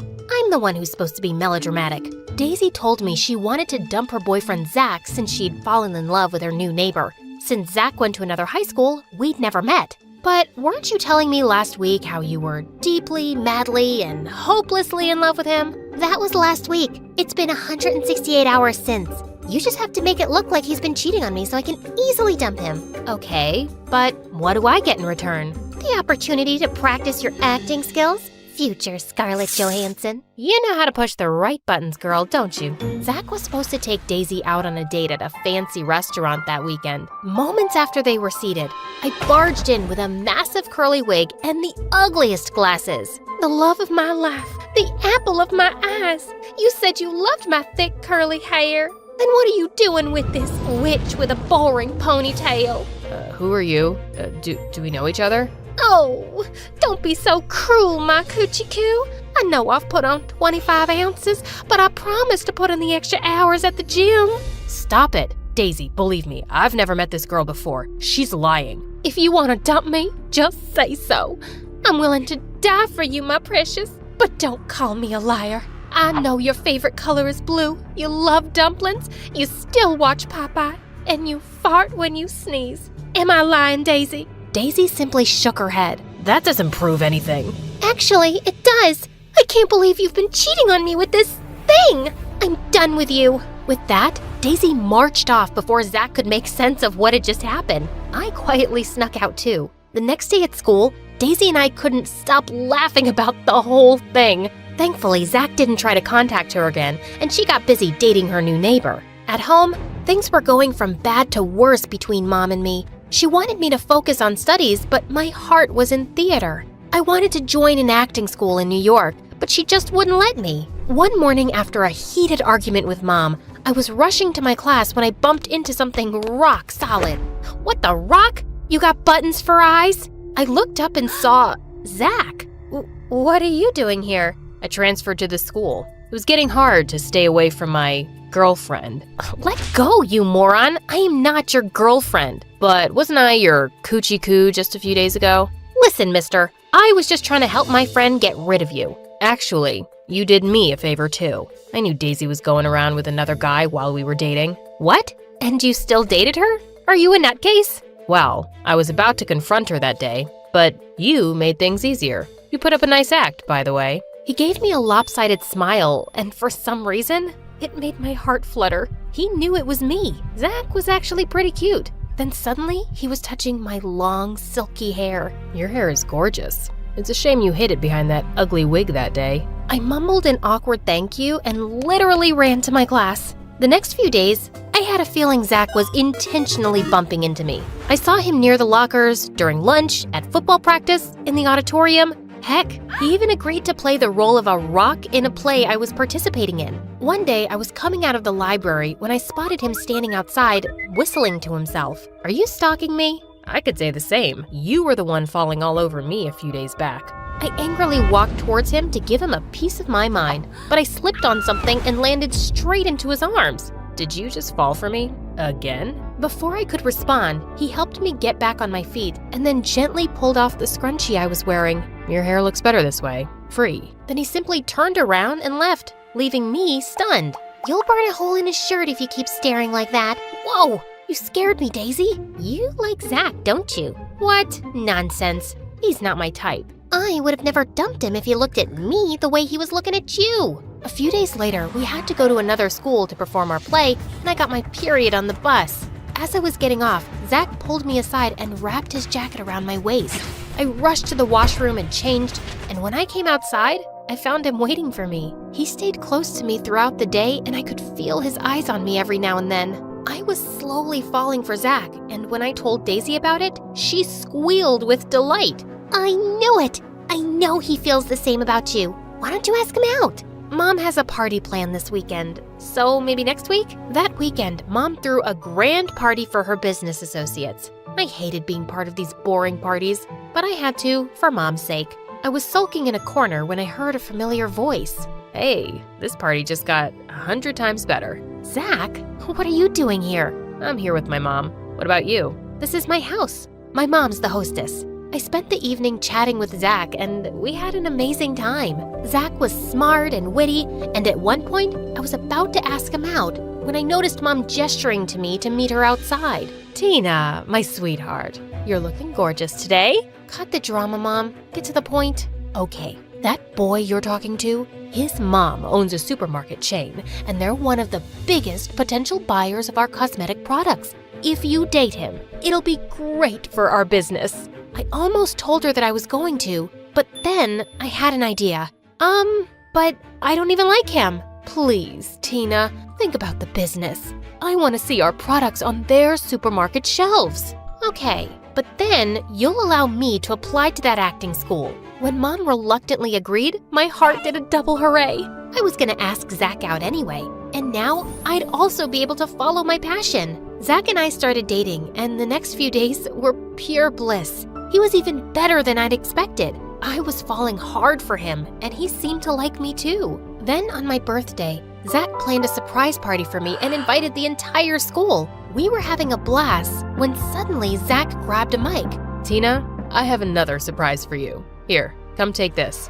Everyone cheered as I went to him and took the envelope he was holding. But my face turned white when I saw the papers it contained. It was the contract that said his mom's company will be my mom's company's buyer. What's this? We all know what an amazing actress you are, so you can drop the act now. Zach, I don't understand. Okay, let me explain. Friends, Tina was dating me so she could use me to get my mom to promote her mom's business. I just made her wish come true. That's not true. You know what? I've had enough of your lies. I'm breaking up with you, Tina. Think of this as a parting gift. Zach left the party, leaving me completely humiliated. I wiped angry tears and rushed back home. Honey, how was the party? What's wrong? Zach broke up with me. But don't worry, he gave me this as a parting gift, so you can do your happy dance. I shoved the envelope into Mom's hands. She opened it and looked shocked. Don't worry, I'll talk to him. You'll do no such thing. I'm leaving for New York right away. The acting school accepted my application. That wasn't true, but I wanted to get away from the city as fast as I could. I spent the next few months in New York doing random acting gigs until I actually joined the school of my dreams. In a few years, my hard work paid off and I became a popular actress. Then one day, I got a call from Mom's doctor who told me her health was deteriorating fast. I immediately rushed back home and found Mom in bed, looking so frail that it shook me. Mom, why didn't you tell me you weren't well? I didn't want to distract you. I always thought you were wasting your time in acting, but you proved me wrong. How's the business going? I don't know. What? I know it sounds hard to believe, but I haven't gone to the office for months. The doctor told me to take a break, and I'm listening to him this time. That's because you've exhausted yourself so much that you can't handle the stress anymore. Maybe, but I'm tired, Tina. I spent my life running after money, and I didn't value the priceless gift life had given me, you. I hugged Mom, and it felt amazing. The next day, I went to her office and found out Mom's business had been falling apart for months. But there was one company still buying her products that kept her from completely going bankrupt. Zach's. I decided to meet him and thank him personally. When I went to his office, my heart skipped a beat seeing how handsome he looked. Tina, I was waiting for you. You look just the same. He looked at me for what seemed like an eternity, and I felt my cheeks grow red. I wanted to thank you for helping Mom's business. You didn't have to do that. That was the least I could do after being such an idiot all those years ago. Actually, I heard the conversation between you and your mom at the party where she asked you to date me. Oh, so that's how you knew. But I was already falling for you by then. I know. Daisy told me about it later on. She was mad at me for not reaching out to you, but I was so ashamed of what I'd done. I'm sorry, Tina. I was just so heartbroken that the only girl I'd truly loved had been... There's a saying in our little town. A thread woven wrong can ruin the whole tapestry. Funny, right? A saying about mistakes in a place where everything feels like it's held together by loose stitches. My life? Just one long, fraying thread. I'm Nadia. You've probably never heard of me. No one has. I'm the girl who blends into the walls, the one you forget is in the room. Teachers don't call on me. Classmates don't talk to me. Even my own parents barely notice when I come and go. I didn't always feel invisible. Once, I had someone, my best friend, Sophia. She understood me like no one else. Every afternoon, we'd dream of escaping this little town, imagining a big city life, a shared apartment with a balcony, nights at the ballet, and endless chocolate until we couldn't eat another bite. But then her family moved away, and just like that, she was gone. No more laughter, no more secrets under the oak tree. She left, and the silence felt louder than ever. And my parents? They're not bad people, just exhausted by bills and worries. Dad grumbles about rising prices and factory closures, while Mom stares at the bills, hoping they'll vanish. So here I am, alone, invisible, and wondering if this is all life will ever be for me. You're too quiet, Nadia. You just need to make your own destiny. But how? How do you shine in a world where every chance feels like a thread slipping through your fingers, and the loom of fate is woven by someone else entirely? If I could change one thing, just one thing, I'd want to matter, to be seen, to be someone. The night it began was unremarkable. Just another argument echoing through our paper-thin walls. I was upstairs trying to tune it out when I heard it again, the creak from the attic. For weeks I'd noticed it, faint whispers of wood shifting, or maybe something more. Once, I even thought I saw glimmers of light under the attic door, shadows that vanished when I blinked. I always ignored it, too scared to look. But that night, curiosity outweighed fear. It felt like something was calling me, pulling me toward the attic with a promise I couldn't ignore. With some faded letters and brittle cloth, but there was something off about it. The threads shimmered, like they were alive. As I reached toward the threads, tiny sparks of light burst from the loom, floating through the air like fireflies. They danced around me, filling the attic with a golden glow. Then, as if it carried on the air itself, I heard a faint whisper. Weave wisely. Each thread carries a new destiny. I wasn't scared. The voice wasn't menacing, and neither was the loom. If anything, I felt drawn to it. The threads seemed to hum softly, almost as if they were...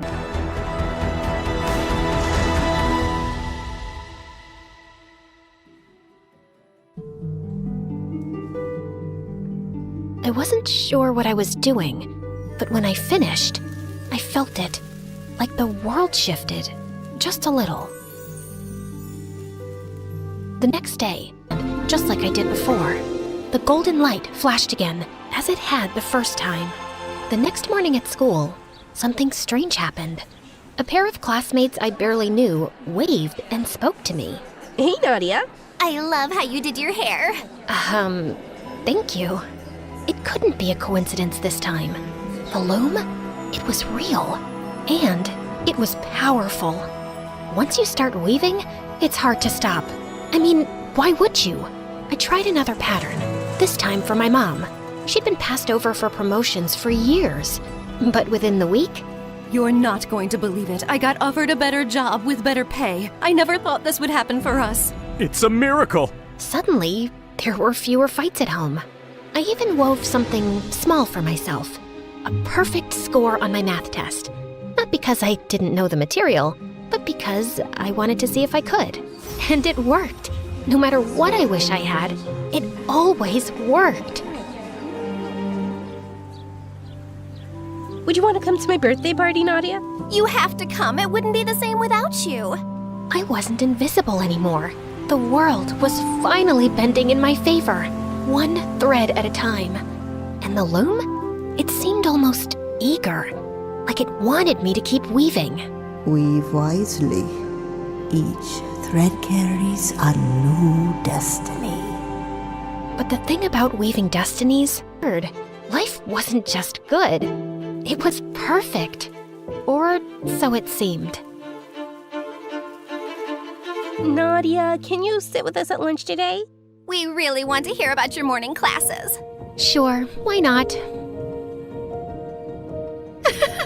I love you guys. Or the loom that I didn't have? After that strange moment with my friends, I couldn't stop thinking about Sophia. Maybe, just maybe, the loom could bring her back to me. That night, I climbed back up to the attic. The loom glowed softly, as if it had been waiting for me. Weave wisely. Each thread carries a new destiny. I didn't hesitate this time. Yes, I know. I want Sophia to move back.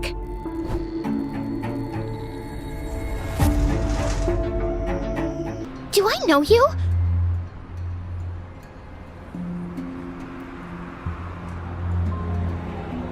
She didn't remember me, not even a little. It was as if every moment we'd shared, every laugh, every dream, had been erased. I didn't know where else to turn.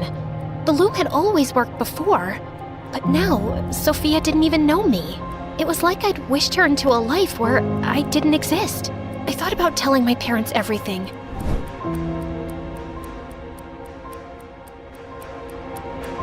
Mom? Dad? Can we talk for a minute? What is it, honey? I feel like I've messed something up. I need to talk to someone. What do you think about getting that grand chandelier from the artisan in town? Imagine how it'll dazzle everyone when they walk in. It's about the loom upstairs. I think it's changing things, and I don't know what to do. Let's get the chandelier. I've also been looking into buying a villa by the lake. We can go there in the summers. Would you like that, Nadia? You can bring your friends. Oh, yeah, that would be great. Then it's done. I'll talk to the realtor tomorrow. What did you want to talk about, Nadia? Nothing. As I listened to my parents excitedly talk about all the new things we could buy, I glanced around and thought about everything the loom had given me, given us. Sure, it still hurt that Sophia didn't remember me, but maybe those memories were meant to stay in the past. I had a new life now. New money, new friends. Through worse. I'm Mateo, professional book dropper. Nadia, aspiring flower crusher. Nice to meet you.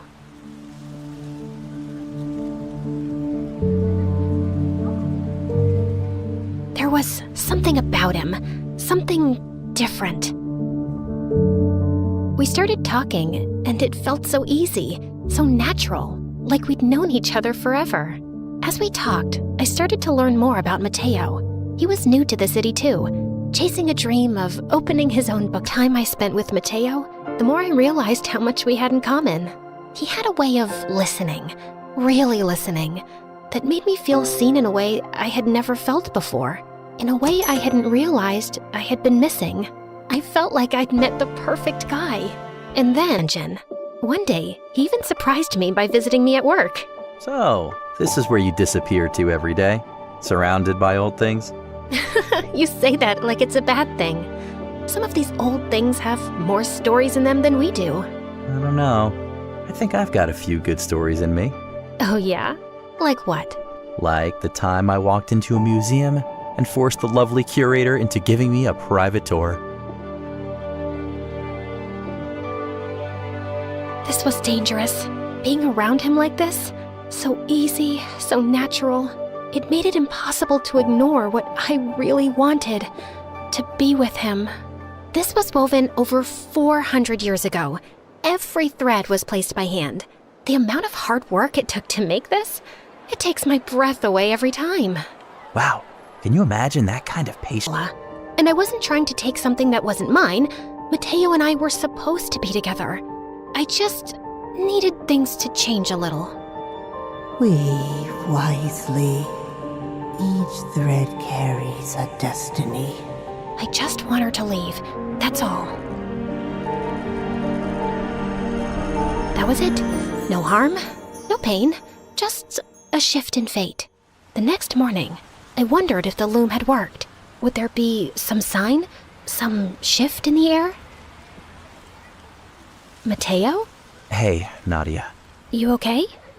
Isabella's leaving. Leaving? She got a job offer across the country. We talked about it last night. I guess it just made sense to break up. This is what I wanted. A quiet, mutual parting.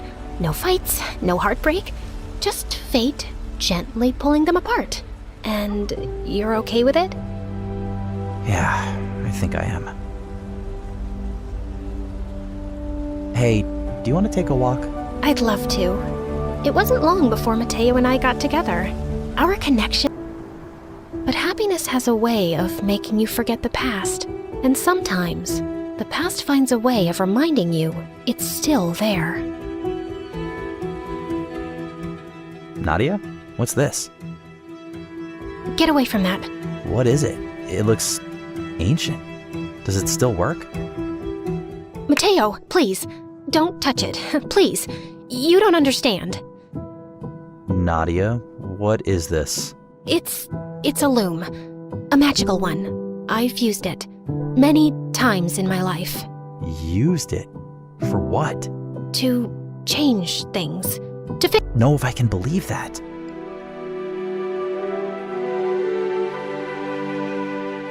For the first time in years, I was alone again. No golden threads to guide me, no loom to shape the future. Just me, watching my life unravel thread by thread. And this time, I wasn't sure if even the loom could fix it, or if I even deserved to try.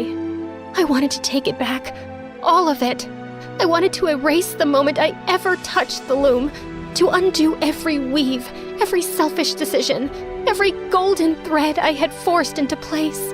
If I could just go back to before I ever wished for Mateo, before I ever sent Isabella away. Maybe then, he'd still be here. I couldn't let it end like this. I wouldn't. If the loom had unraveled my life, maybe I could unravel what I did. Weave wisely. Each thread carries a destiny. I don't want to weave anymore. I want to unweave. Tell me how to take it all back. Begin where you ended. Unravel what was stitched. I was confused at first, but then I began. I started with putting back the threads I had taken apart from the spell that sent Isabella away.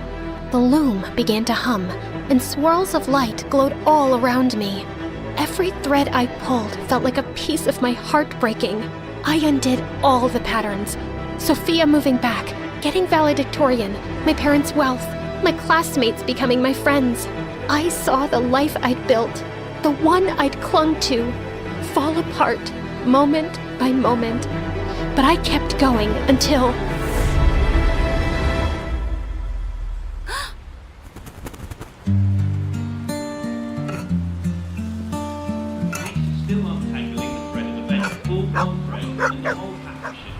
Fate.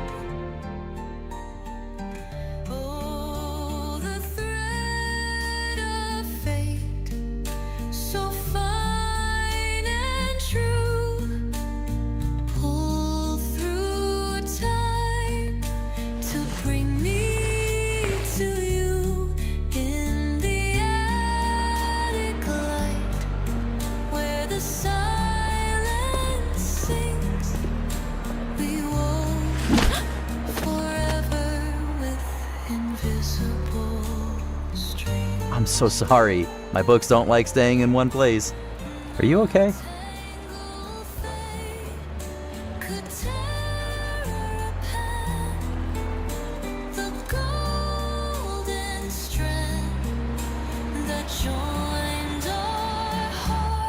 Yes.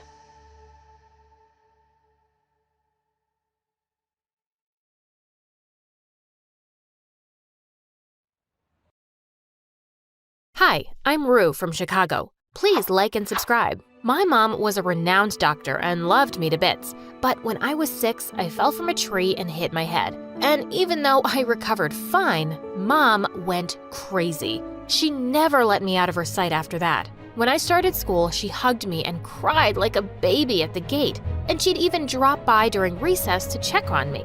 Blood? Oh my God, what happened? She picked me up and started running to the hospital. Mom, put me down. It's just ketchup. And suddenly, we both went crashing into the food counter. By the time I was in 8th grade, I was super popular and a star player on the basketball team. Once during my match, I fell and bruised my knee, and Mom leapt out of the audience, screaming hysterically. It was so embarrassing. And then she forced the principal to grant me 1 month's leave to recover. Ugh! I spent the next week in bed watching MSA videos about crazy moms like mine. But a few days later, it was my friend's birthday party, and I felt well enough to sneak out. But just as I was about to kiss this cute guy there, Mom barged in and smashed the music system. That music's loud enough to hurt my baby's ears. Mom, are you crazy? How did you even find me? Apparently, she had a tracker installed in my phone to always know my location. On the way home, we had a huge argument. If you ever do something like that again, I'm gonna leave for good, and I'll throw away my phone, Mom. You won't be able to find me. And surprisingly, that worked. She kinda backed off, and I was relieved to be back at school soon. Guys, I'm back! I was hoping for an awesome welcome, but to my surprise, no one bothered to say hi. And just as I was about to sit, someone pulled my seat and I fell on my butt. You can't sit there. It's Sally's seat. Wait, what? This is my seat. And who's frickin' Sally anyway? Me. I'm Sally. And you are? I turned around to see a tall blonde girl offering me a hand. I'm Rue, and I think you're new because I've never... Oh, Rue, the one with the crazy mom. It's nice to finally meet you. I just joined this month, and it's okay. You can take this seat. She smiled and went to another seat, and all the kids followed her. What the heck? A new girl had taken my place while I was gone for just a month? After that, I noticed how everyone was just too pleased by her, even the teachers. Oh, Miss Olsen, did you get a new haircut? It looks so nice on you. Thanks, Sally. You're the only one to notice. You aren't just smart, you're kind too. And she helped the other kids with their homework too. Guys, I got this. You can copy from my assignment as long as you change some things. Sally, you're the best. Well, I doubted that. She was just too good to be true, and just happened to appear out of thin air and take my popularity. But I wasn't gonna lose to her. A basketball match was coming up, and I was gonna show her who the real champ was. But on the day of the match, I could see Sally cheering for me with everyone else. In fact, she was cheering the loudest. Woohoo! It's nice to have the champion back. Go Rue!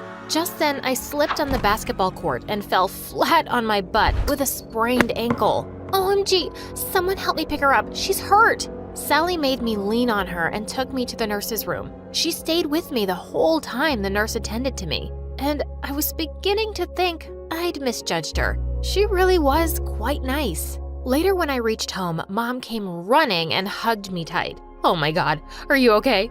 Let's go to the hospital right now. Ugh, Mom, I'm fine. It's just a small sprain. That's enough. You're not gonna play that stupid game anymore. Mom grabbed my shoes to throw them away, and that's when I noticed grease all under my shoe. Oh my God, someone did it on purpose to make me slip, and I knew in my bones it could be none other than Sally. But since I had no proof, I decided to play nice for a while and keep an eye on her. A few days later, there was a big selection quiz for the nationals team, and I saw Sally mixing something in the free juices for all the contestants. Minutes later, the kids were clutching their tummies and running in and out of the bathroom. Ah, that evil witch! Of course she was selected for the finals, but I knew what she had done and decided to confront her. I followed her to the girls' washroom and pushed her to the wall. I'm not fooled by you, Sally. I know what you did there. I saw you mixing something. Oh, Rue, what's wrong with you? Why are you hitting me?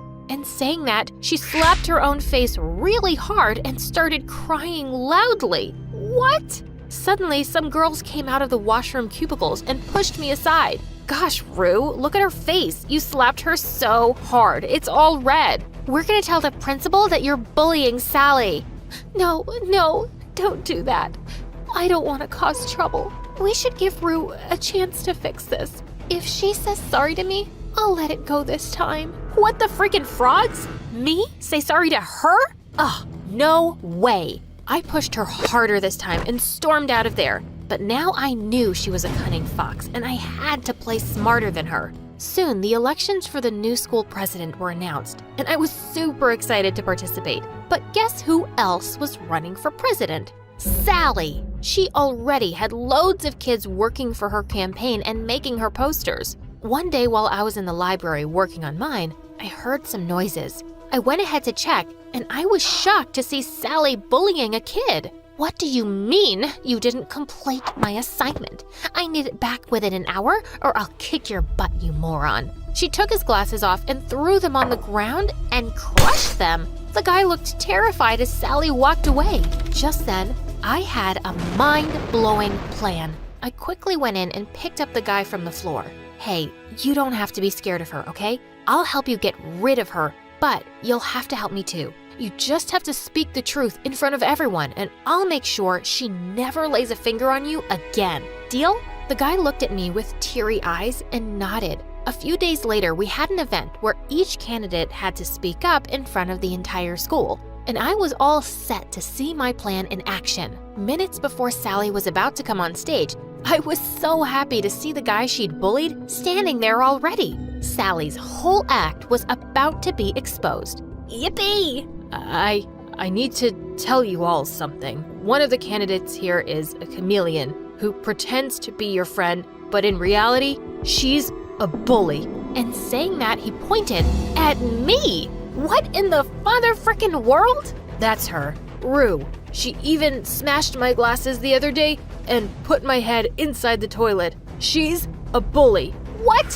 Have you lost your mind? What are you talking about? It was Sally, can't you remember? She smashed your glasses. Who's Sally? And please, don't kill me. Please, someone save me from her. Saying that, he ran and hid behind the other kids, and all of them went bonkers on me. Rue, we already knew you could be a bully, and now you're blaming Sally for this? Everyone knows Sally would never do something this horrible. Yeah, we saw what happened in the washroom the other day. You're the bad person here, and you don't deserve to be the president. And they all started throwing paper balls at me. I ran out of there to save my butt, but I was so gonna kill Sally now. After the event was over, I followed Sally and saw her kissing that jerk who betrayed me in front of everyone. That's how she turned him on her side. She was such a devil. I heard them laughing and talking about how they'd humiliated me in front of everyone. I couldn't take it anymore. I went ahead and kicked him in the butt.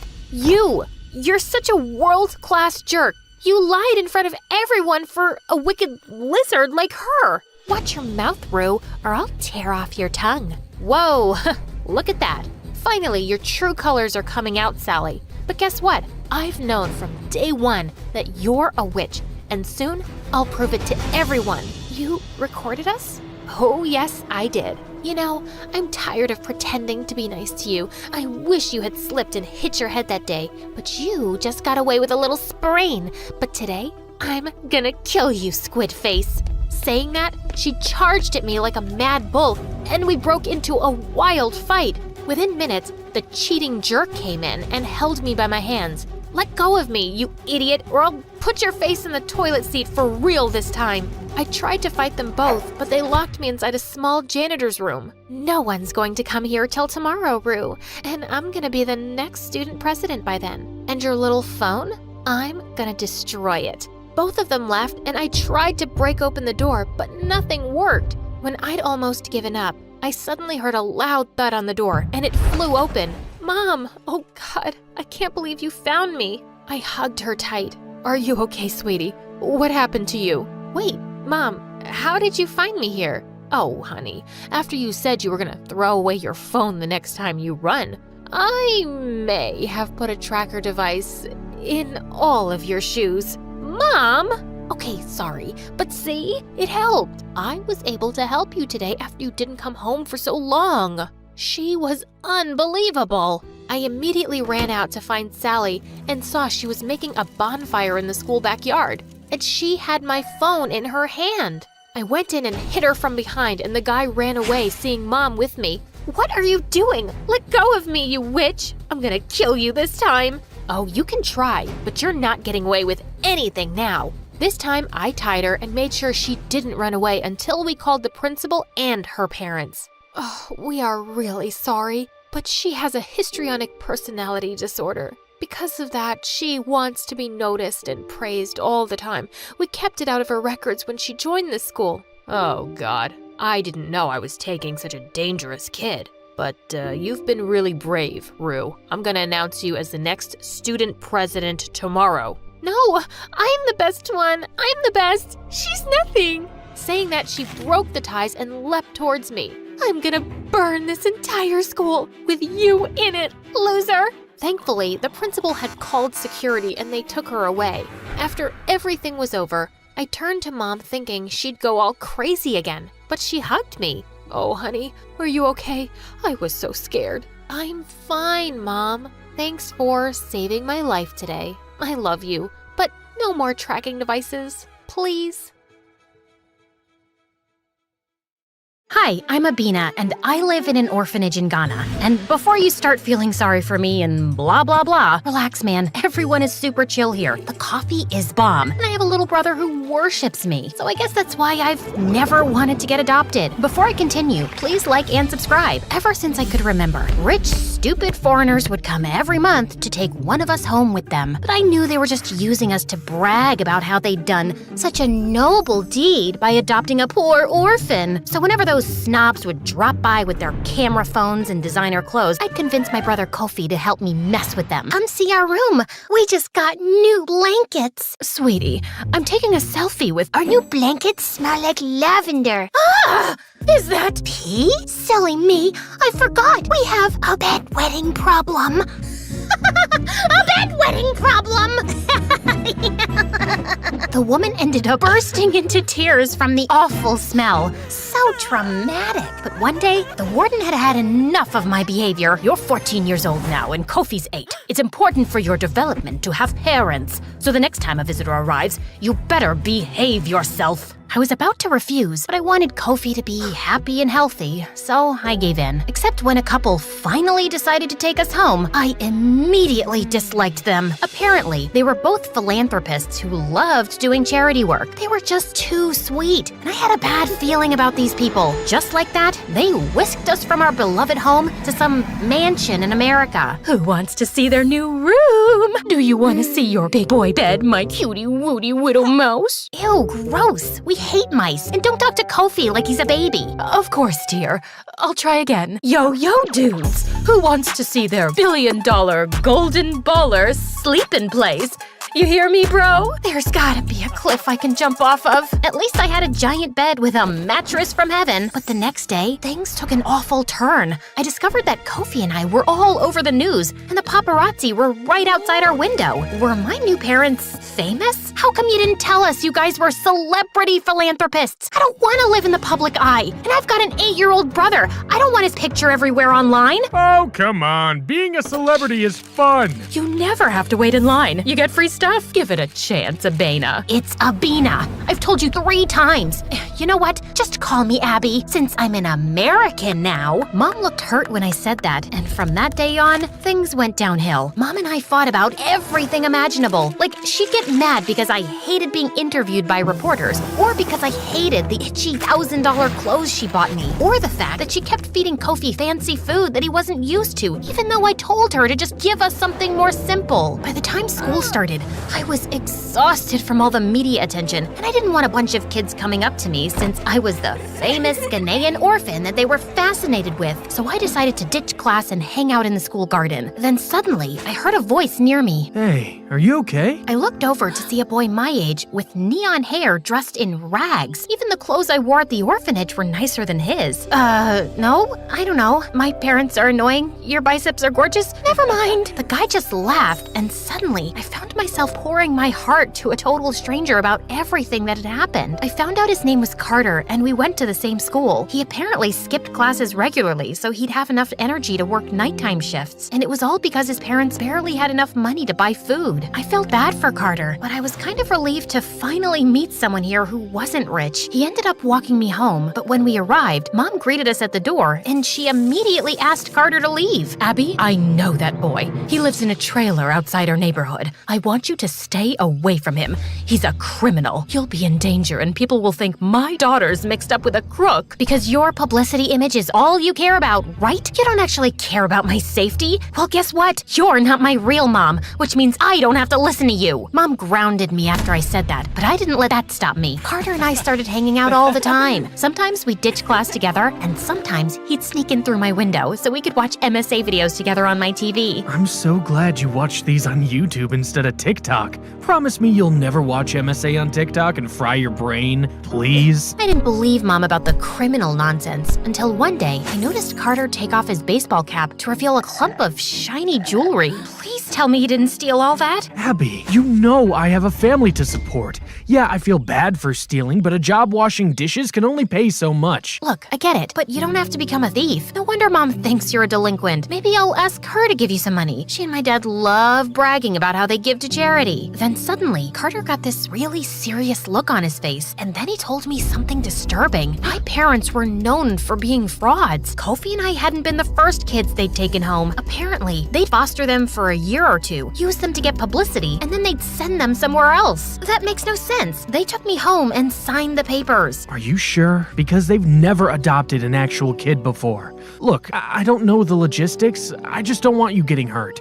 I know it's only been a short time, but I've grown to care about you, Abby. I was about to confront Mom and Dad when I got home, but when I arrived, I was hit with awful news. Kofi was in the hospital due to food poisoning, and he was really sick. This is all your fault. I told you 1,000,000 times not to feed my brother fancy food like caviar because he's not used to it. Now he's sick, and it's all because you two were too stuck up to give him something like rice and beans. Abby, it's not fair to blame us for something like this. The food poisoning could have been from anything. Plus, he'll be fine. Why are you making such a big deal about food poisoning? It's not about the freaking food poisoning. It's about you two being selfish, irresponsible jerks that don't care about us. Mom and Dad apologized and reassured me, but I didn't listen. I knew now that Carter was right. My brother and I weren't safe with these people. So as soon as Kofi was better, I crafted a plan to run away from home. Carter said Kofi and I could stay with his family in the meantime, while he would help find new parents who weren't horribly selfish. So one night at 1 a.m., I turned off the location services on my phone and helped Kofi sneak out the window. I don't want to run away. These people are nice and they take good care of us. They seem nice, Kofi, but They don't really care about us. We'll be living in another foster home in another year. Trust me. Says who? Your new boyfriend Carter, who you've known for like 5 minutes, and who also happens to be a thief? I know you're not actually this dumb. It's not like he wants to be a thief. He has a family to support, and I still would trust a thief over any adoptive parents who could hurt us. Carter picked us up in his car a few minutes later, but Kofi wasn't speaking to me. I felt bad, but I was doing the right thing by protecting us, right? Besides, Carter's parents were happy to let us stay with them for the time being. Yeah, they lived in a one-bedroom trailer, and Kofi and I had to sleep on a floor mattress, but it was still so much better than staying with parents who didn't care about us. The next morning, Carter told me that he had disguises in case the cops came looking for us. No, I want to go back home. You can't do this to us. You can't take us away from Mom and Dad just because you heard some rumor to live in a one-bedroom trailer with your boyfriend. It's not like I have a choice. I'm doing this for you and your safety. Mom and Dad are frauds. Why? Because they like bragging to the media about how they adopted us? Big deal. They still care about us, and they're still giving us a great life. You're just trying to find excuses to run away because of what happened 6 years ago. Right then, Carter asked me what my brother was talking about, but I wanted to change the subject. I didn't tell Carter about how my parents had gone missing at work one day, and no one had ever been able to find them. And that's why we'd been at the freaking orphanage in the first place. You'll do anything to avoid being hurt again. You'd even rather live with your criminal boyfriend and believe a ridiculous rumor than let another family take care of us. I knew Kofi was right, and maybe staying with Carter wasn't the best option, especially because as days passed, I learned that he wasn't just poor, and he didn't just steal to support his family. I was drifting off to sleep one night when I heard laughing outside, and I opened the door to find him sitting with a bunch of guys and unwrapping towels filled with money. No, do not tell me you're in a gang. Well, we all have families to feed, and now that you and Kofi are staying with us, I want to make sure I can support you guys. I don't want all of us to have to live in a one-bedroom trailer. Here, babe, I stole $50,000 just for you and your brother. Carter, I can't accept this. You can't keep stealing. It's wrong, and I don't think we should be together either. I appreciate what you're doing for me, but I think it's best if Kofi and I leave. No, please, don't leave me. You're the only thing that makes me happy. Nobody at school wants to be friends with me because I'm a poor loser, and no one in the neighborhood wants to associate with me because I'm a thief. Before Carter could finish his sentence, I heard police cars, and that's when Mom and Dad came running over and crying. I guess they did care about us after all, and Kofi seemed overjoyed to see them. I started to warm up and apologize to my parents for running away. Then suddenly, a policeman handcuffed Carter and said he was taking him to juvie for 3 years. It's thanks to you two that we've been able to do an investigation and track down how much money this guy's stolen. And he dated my daughter and put both her and her brother at risk. My heart suddenly stopped as I saw Carter's parents beg and cry and apologize. I knew it was wrong what Carter had done, but did he really need to be away from his family for 3 years? I tried not to think about it as Mom and Dad drove us home and said we could do whatever we wanted. Watch movies, order in, go to Disneyland. They were good people, and I had been wrong all along. Instead, I'd put my brother in danger and got a boy taken away from his starving family. All because I was too traumatized to trust anyone to adopt me. I felt practically ill with guilt. The next day, I finally went to school for the first time without ditching class, and everyone was interested in being my friend since I'd been all over the news and I'd dated a known delinquent. So what's it like dating a real thief? Have you dated thieves before in Ghana? Is it true all of them have rock hard abs? I don't know. Why would I know that? By the time I got home, I felt like I was literally gonna die of guilt. And then things got even crazier. Mom and Dad called Kofi and I into their study because our old warden had called. She wanted to check in and see how things were going. We told her we loved fostering you two, and the truth is, we want to adopt you. What do you mean? I thought you already adopted us. Oh, no. Usually, we foster children for a few years and then we find them a home. Your warden sent you off with us because you'd have better living conditions. But we love you two so much that we want to keep you. So Carter had been right about the whole fostering thing, but he'd been wrong about them trying to hurt us. He'd just been looking out for Kofi and me. He was a good guy. I couldn't let him sit in juvie for 3 years. You guys can adopt us, but on one condition. You have to help out Carter's family. They don't have any money or food. That's the only reason why Carter formed a gang and became a crook in the first place. Yeah, he committed some bad crimes and I won't date him anymore, but he's a good person and shouldn't have to stay in juvie for 3 years. To my surprise, my parents actually agreed, and the four of us went together to talk to the police about Carter's situation. My new mom even insisted on buying his family a new house. Thanks, Mom. that means a lot. Did you just call me Mom? Well, you did agree to adopt me, and I've kind of been a jerk to you. We hugged at that moment, and it made me feel warm inside, but there was one more person I needed to talk to. I'm really sorry I got you into this mess. You might still have to go to a disciplinary school, but you won't have to stay here for 3 years. Don't apologize. That's what you get for forming a frickin' gang. Thanks for looking out for me, Abby. I know we need to break up, but I'm glad we're still friends. Actually, my real name is Abina. Why don't you call me that from now on? And yeah, of course we're friends. I've never had anyone look out for me the way you did. So, will I see you again soon, Abina? You sure will.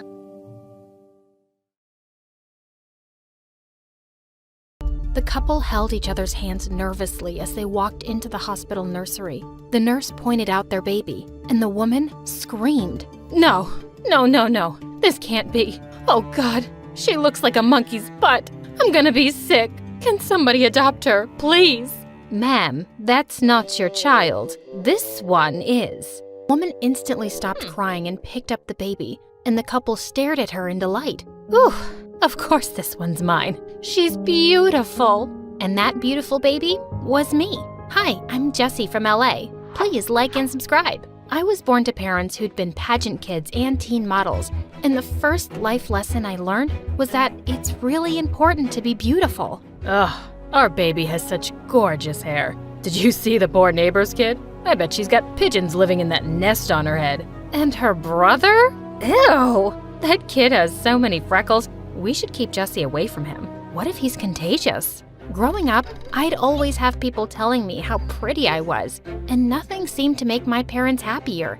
When I was in 6th grade, Mom decided we'd pay her family in Italy a visit. I can't wait to finally show Jessie to my stupid sister. She'll be so jealous when she sees her olive skin and her beautiful hair. But when I got there and I met my cousins, I saw they all had skin and hair like mine. Still, Mom shoved me in Aunt's face and said, "Look how pretty my daughter is. Of course, we know where she gets that from." Yeah, she's all right. But luckily, her face can be improved with makeup. Mom was furious. She picked up her plate of pasta and rubbed it in Aunt's face. That just improved yours, and my baby doesn't need any makeup. But the minute we landed home, Mom's first stop was to buy me makeup. I refused to wear it to school, but in 8th grade, my parents enrolled me in the family business, beauty pageants, and there was no stopping Mom there. Mom, I don't need all this makeup. Don't be an idiot. Everyone needs it. If we need it, I guess it means we're not that pretty after all. If being annoying could win us a pageant, you'd definitely come in first place. I don't even want to be here. As Mom stormed off, suddenly someone spoke. Do you really hate it? I turned to see a beautiful model who actually looked like she belonged here. I really do. It's just not my thing. Well, try to have fun. I think you could win. She winked at me and left. She seemed really nice, but I never saw her again because it was my last ever pageant. I was walking over to the host when I tripped, crashed straight into her, and knocked her right off the stage. Needless to say, I lost. My parents tried to force me into modeling next, but I just didn't get it. Can you pout a little, but not like a goldfish? And look bored, but like you're having fun? And can you smile, but only with your eyes? Oh my God, this girl is a moron. After getting fired from a dozen modeling jobs, I thought my parents would finally leave me alone, but I was so wrong. The night before I started high school, they sat me down for an important conversation. Jessie, since we're getting older, we're not doing much modeling anymore, and we're running out of money. And since you're the world's worst model, you've left us with no other choice. What are you talking about? We have a plan. I recently made a friend at the gym, and he's filthy rich. His son John is going to be at your school. He has a girlfriend, but you can get rid of her. You'll look pretty, get the guy, marry him right out of school, and he'll support all of us. What? So I don't get to go to college? Oh, honey, I don't think you're smart enough. But also, we just don't have the money. If you want to go, this is what you have to do. I just knew there was no point arguing. So the next morning, I walked downstairs in my prettiest dress and bright red lipstick. But when I got to school, I wiped it off and changed into jeans. I'd study hard and get a scholarship for college, I wasn't following my parents' awful plan. I spotted John pretty quickly, though. He was a grade older than me and really into basketball. And his cheerleader girlfriend, who I called Clownface because she wore too much makeup. But soon enough, my parents were nagging me about my progress, and I had to get a selfie with him. I kept trying to catch him alone, but Clownface never left his side. So one day, I just followed him into the boys' bathroom. Whoa, what are you doing here? Oops, is this the boys' bathroom? I can be dumb sometimes, but can I just say, I'm such a big fan of your game. Could I have a selfie with you? He agreed, and my mission was accomplished. But as we stepped out of the bathroom together, someone pulled me by my hair. What were you doing in there with my boyfriend, Witch? Ow, nothing. Get off me, Clownface. What did you just call me? She pounced on me and pinned me to the ground. I pushed her off and she was about to attack again, when suddenly a girl stepped in. Hey, leave the new kid alone. If you think my idiot brother is cheating on you, why don't you kick his butt? Eat glass, Kate. John led angry Clownface away and the girl helped me up. She was beautiful and not wearing a touch of makeup. She looked kind of familiar too. I could have handled that, but thank you. You're John's sister? Yeah, I'm Kate. Wait, have we met somewhere before? And that's when it hit me. She was that model. Did you do pageants a few years ago? Oh, yes. I remember you now. Gosh, we were pageant girls. How embarrassing. After that day, we started hanging out together all the time. Kate was struggling with math, so I went over to her house one day to tutor her, and she seemed to catch on really quickly. Wow, Jessie, you're really good at this. Yeah, I actually love math, but tell that to my parents and they'd laugh. They just think I'm a pretty face. Well, you are pretty, but not just that. Why was I blushing? Just then, Kate jumped up and switched on some music. No way, that's my favorite band. Dance with me then. She pulled my arm to help me up, and the next thing I knew, we were dancing together. We twirled and giggled, and it was the most fun I had ever had. And then suddenly, she leaned in and kissed me. Whoa. Oh, I thought there was a vibe. No, I didn't expect that. I'm sorry, I thought we were on the same page. She started moving away, but I took her hand. And then I said the dumbest thing ever. My parents expect me to marry a rich boy. Well, your parents aren't here, are they? I pulled her closer till her face was inches from mine. I think you're really beautiful. I'm really good at math too. I lied. I grinned and then I kissed her. Kate and I started dating and it was amazing. We kept a low profile in school, but we met afterwards every day. One night I got in really late, and as I sneaked in, I found my parents waiting for me in the lounge. We know what's going on, Jessie. What are you talking about? You come home late every day, you're texting all the time. I know you're dating my friend's kid. We're so proud of you, honey. Oh, yeah, of course. Your friend's kid. That's who I'm dating. It's going great. Honey, you have to tell me how you got rid of John's girlfriend. Oh, she was just so much uglier than me. She didn't stand a chance. That's my girl. You can have whatever you want for dessert. I was just having the time of my life. But it was all starting to get so complicated soon. A few days later when I got home, my parents told me that we were going out for dinner to John and Kate's house. Oh my God, no! I frantically called Kate, but she just wouldn't pick up her phone. I left her a text saying, coming over with my parents. They think John is my boyfriend. I'm so sorry. I hoped she'd see it before I got there. Her parents welcomed us warmly, and just as I stepped inside, John walked into the hall, and I ran to him and hugged him. Please, act like my boyfriend. I'll explain everything. Babe, hi, I missed you. Even though we met in school a few hours ago. Oh, young love, so precious. The parents smiled at us and walked off, and I pushed John away. What was that? So, here's the thing. I'm gay, and I haven't told my parents yet, and they think I'm dating you. It's just something I said to make them happy. I'm gonna tell them the truth soon, but please play along tonight. Ugh, fine. But I love my girlfriend, so don't fall for me or anything. I just told you I'm gay, you moron. Kate walked in just as we were sitting down for dinner, and she winked at me, so I knew she'd read my text. Whew. But as I acted lovey-dovey with John, I could tell it was bothering her. And when he and I snuggled close to each other on the couch after dinner, she looked mad. After a few minutes, she just stormed off. Didn't she know it was just an act? She wouldn't even reply to my texts later that night. Ugh, I just had to go see her then. I sneaked back to her house and found her window open, so I quietly climbed in. But the second I landed, I bumped into someone who let out a horrible scream. Ah! Someone switched on a light, and I saw frickin' Clownface and John glaring at me. Oh my god, I can explain. What are you doing in my boyfriend's room, you witch? I told you not to fall for me, Jessie. What? Just then the door burst open and Kate walked in. I heard a scream. Jessie? Why are you in John's room? My question exactly. Everybody shut up! I'm in love with Kate. I'm here for her. I got the wrong window. Everyone looked shocked, and I just took Kate's hand and led her to her room. Why haven't you been replying to me? I don't know, Jessie. I know you were acting, but when I saw you with John, I just got jealous. That's what your parents want, right? They want you to date a boy. What if you want that too? I really don't want your brother. And I think I just said I'm in love with you for the first time, in front of those idiots. Kate's face lit up. Yeah, you did say that. I'm in love with you too, Jessie. And we kissed, and it was a perfect moment. My parents were all praises for John after that dinner, and they were already dreaming about my wedding and how he'd take care of us.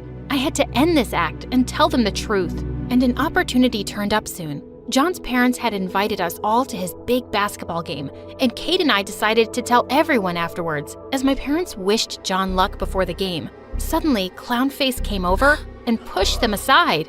Good luck, my little smooch monster. Break your legs. And she kissed him smack on the lips. My parents nearly fainted.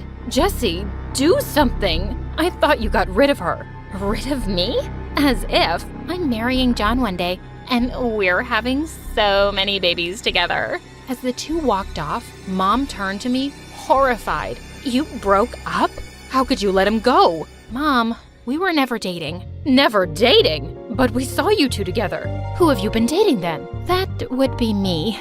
Kate stepped forward and took my hand. I wish I could have made it less shocking for my parents, but this was happening now. Mom, Dad, Kate's my girlfriend. You're dating a girl? I did not spend my whole life making you presentable so you could date a girl. This is humiliating. How will you go to college now, huh? If you stopped treating me like a dumb Barbie doll, you'd know I'm smart enough to get a scholarship. We'll talk about this at home. There's nothing to talk about. And to make my point, I kissed Kate. Mom got so mad, she walked out of there. I was waiting for Dad to scream next, but he leaned in and whispered, Jessie, I'm okay with this. She's gotta be as rich as John, right? Of course, Kate was loaded. I didn't care, but it was good enough for Dad. And he eventually convinced my mom that having a rich daughter was more important than having a straight one.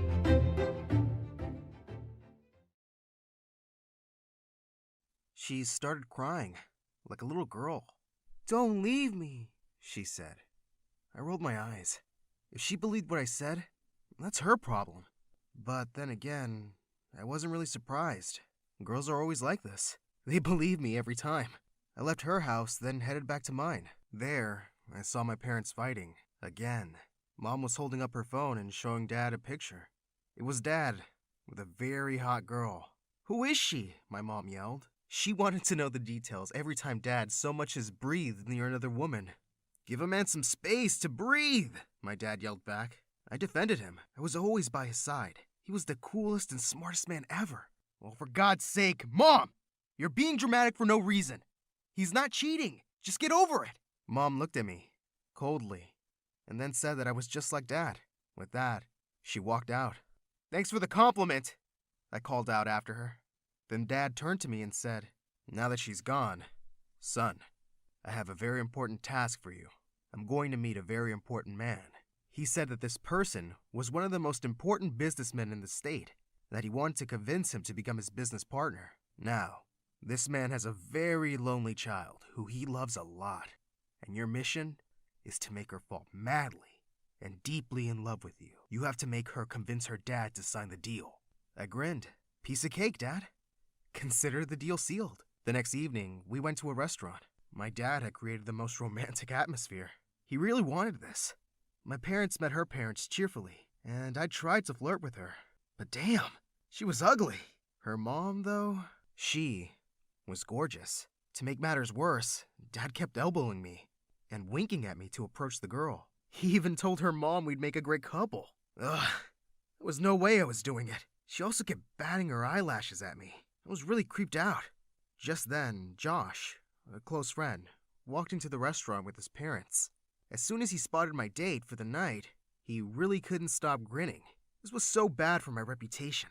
"Hey," he said, walking over to our table. "Introduce me to your lovely new girlfriend." Gross, Josh.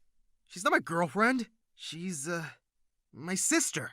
Her stupid smile disappeared in a second, and she looked like she was about to burst into tears. I excused myself to go to the bathroom, but instead, I just slipped out of the back exit. What did they expect setting me up with someone like that? I called up one of my girls, and we met to party. When I got home, my parents were in the middle of a fight. "I saw the way you were looking at her!" She was yelling at him, but just then, Dad saw me and turned his anger on me. He was furious and said that I embarrassed him. "If you really want to make the deal, why don't you go out with her? Why set me up with her?" I yelled at him. "It's just one stupid deal." And she was too ugly. My mom was stunned as she figured out what we were talking about. "Oh, so this is how it goes." Dad told her to shut up, and things really escalated between the two of them. Mom kept saying that Dad was a monster, and Dad kept telling her to shut up. Then Dad said, "Get out of my house! Both of you! Leave! Now!"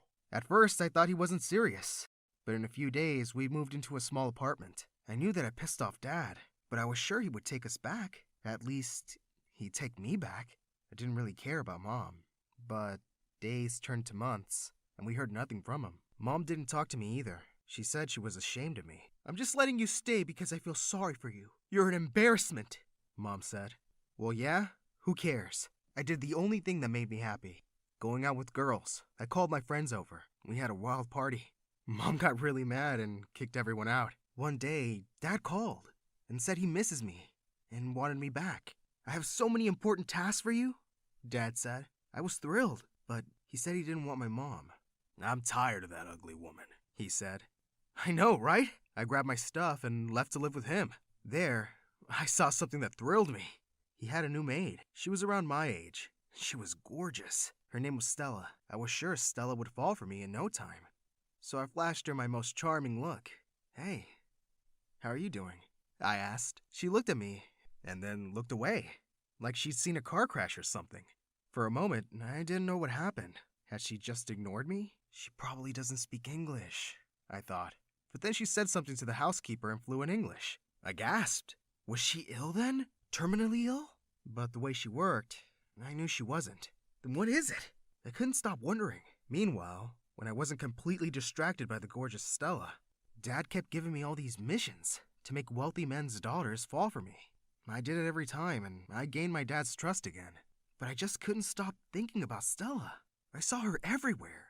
Every brown-haired woman reminded me of her. She even popped up in my dreams. I kept trying to talk to her, but all she did was look at me like I was an idiot. One day, Dad called me into his room. He looked deadly serious, as he told me he had a crucial task for me.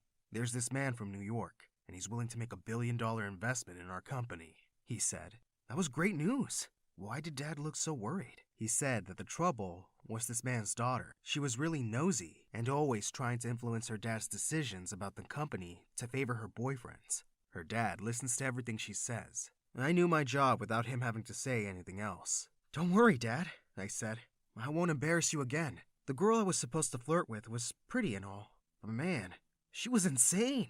She was super jealous. The most jealous girl I've ever been with. She was so crazy. She would come to my house without telling me, and when I asked why she didn't call before coming, she would say, 'I just wanted to surprise you, babe. I missed you, and I needed to touch you.' Well, that was a lie. She came over to make sure I wasn't cheating on her. She didn't know that she was dealing with an expert. One night, she came over unexpectedly. I was with another girl. She caught me and started screaming like a banshee. 'We're so over!' She yelled over and over again. 'Whatever, just leave,' I said.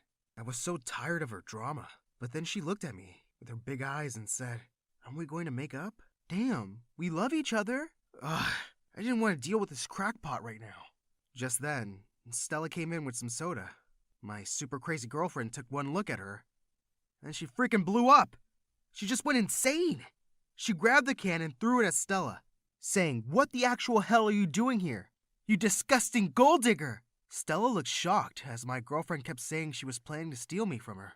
I jumped to my feet and yelled at my girlfriend to stop and told her that Stella has nothing to do with this. But my girlfriend wouldn't stop yelling and pushing Stella away. Suddenly, Stella looked super pissed, and she pushed her back. My girlfriend fell to the floor. Damn! Stella was so hot. I loved a girl who could fight. "Get out of my house right now," I said to my girlfriend. She looked so shocked. She got to her feet and threatened me, saying that her dad wouldn't be happy about this, and she left. I approached Stella and gently told her that I was sorry for my crazy girlfriend's behavior. Then I made an offer I knew she couldn't resist. "Would you like to spend the night hanging out with us?" She looked at me and rolled her eyes. "No," she said. Damn. She wanted me all alone for herself. I turned to the other girl and said, "You heard her.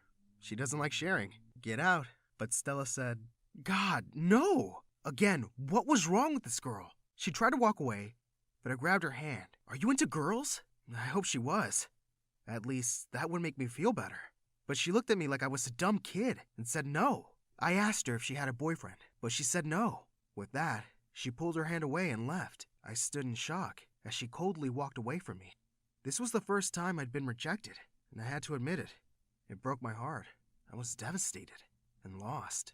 I went up to my room and slept early, thinking about my beautiful, cold-hearted Stella. In the morning, Dad burst into my room, screaming and threatening me. "I knew you were stupid, but I never thought you'd be such a royal idiot," he yelled. I told him that my ex was a pain, and that I just couldn't deal with her. "Is that why you got her pregnant?" My dad suddenly started to laugh. "What?" He was thrilled and said he was kidding about me being dumb. "You're the smartest kid in the world. They're signing the deal right after you two get engaged." I was so confused for a minute. I couldn't understand what he was saying. He saw my confusion and figured I was too sleepy. Then he explained how my girlfriend had told her dad that I proposed to her. She said that since she was pregnant, she'd say yes. Both our dads were thrilled. When I tried to tell my dad she was lying, he wouldn't believe me. I called her, and she laughed. "You're mine now." For a few weeks, she made my life hell as she dragged me around to shop for our engagement. On the day that they threw us an engagement party, she said, "Are you ready to be my slave for life?" Suddenly, I flipped and started screaming at her. I told everyone that she wasn't pregnant, and especially not by me. "I have no plan of marrying this nightmare," I yelled at Dad. Everyone stared at me in horror. Her dad had me and my dad kicked out as she burst into tears, crying about how I could say such terrible things. "You're the one having an affair with your maid," she sobbed.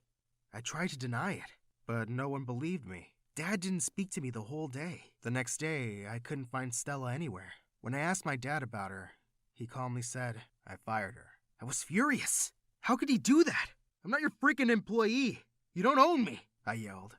I told him that I've had enough of him, and I was leaving. I went to my mom's. To my surprise, I found her with another woman. "Meet my girlfriend, Anna. She lives here now," Mom said.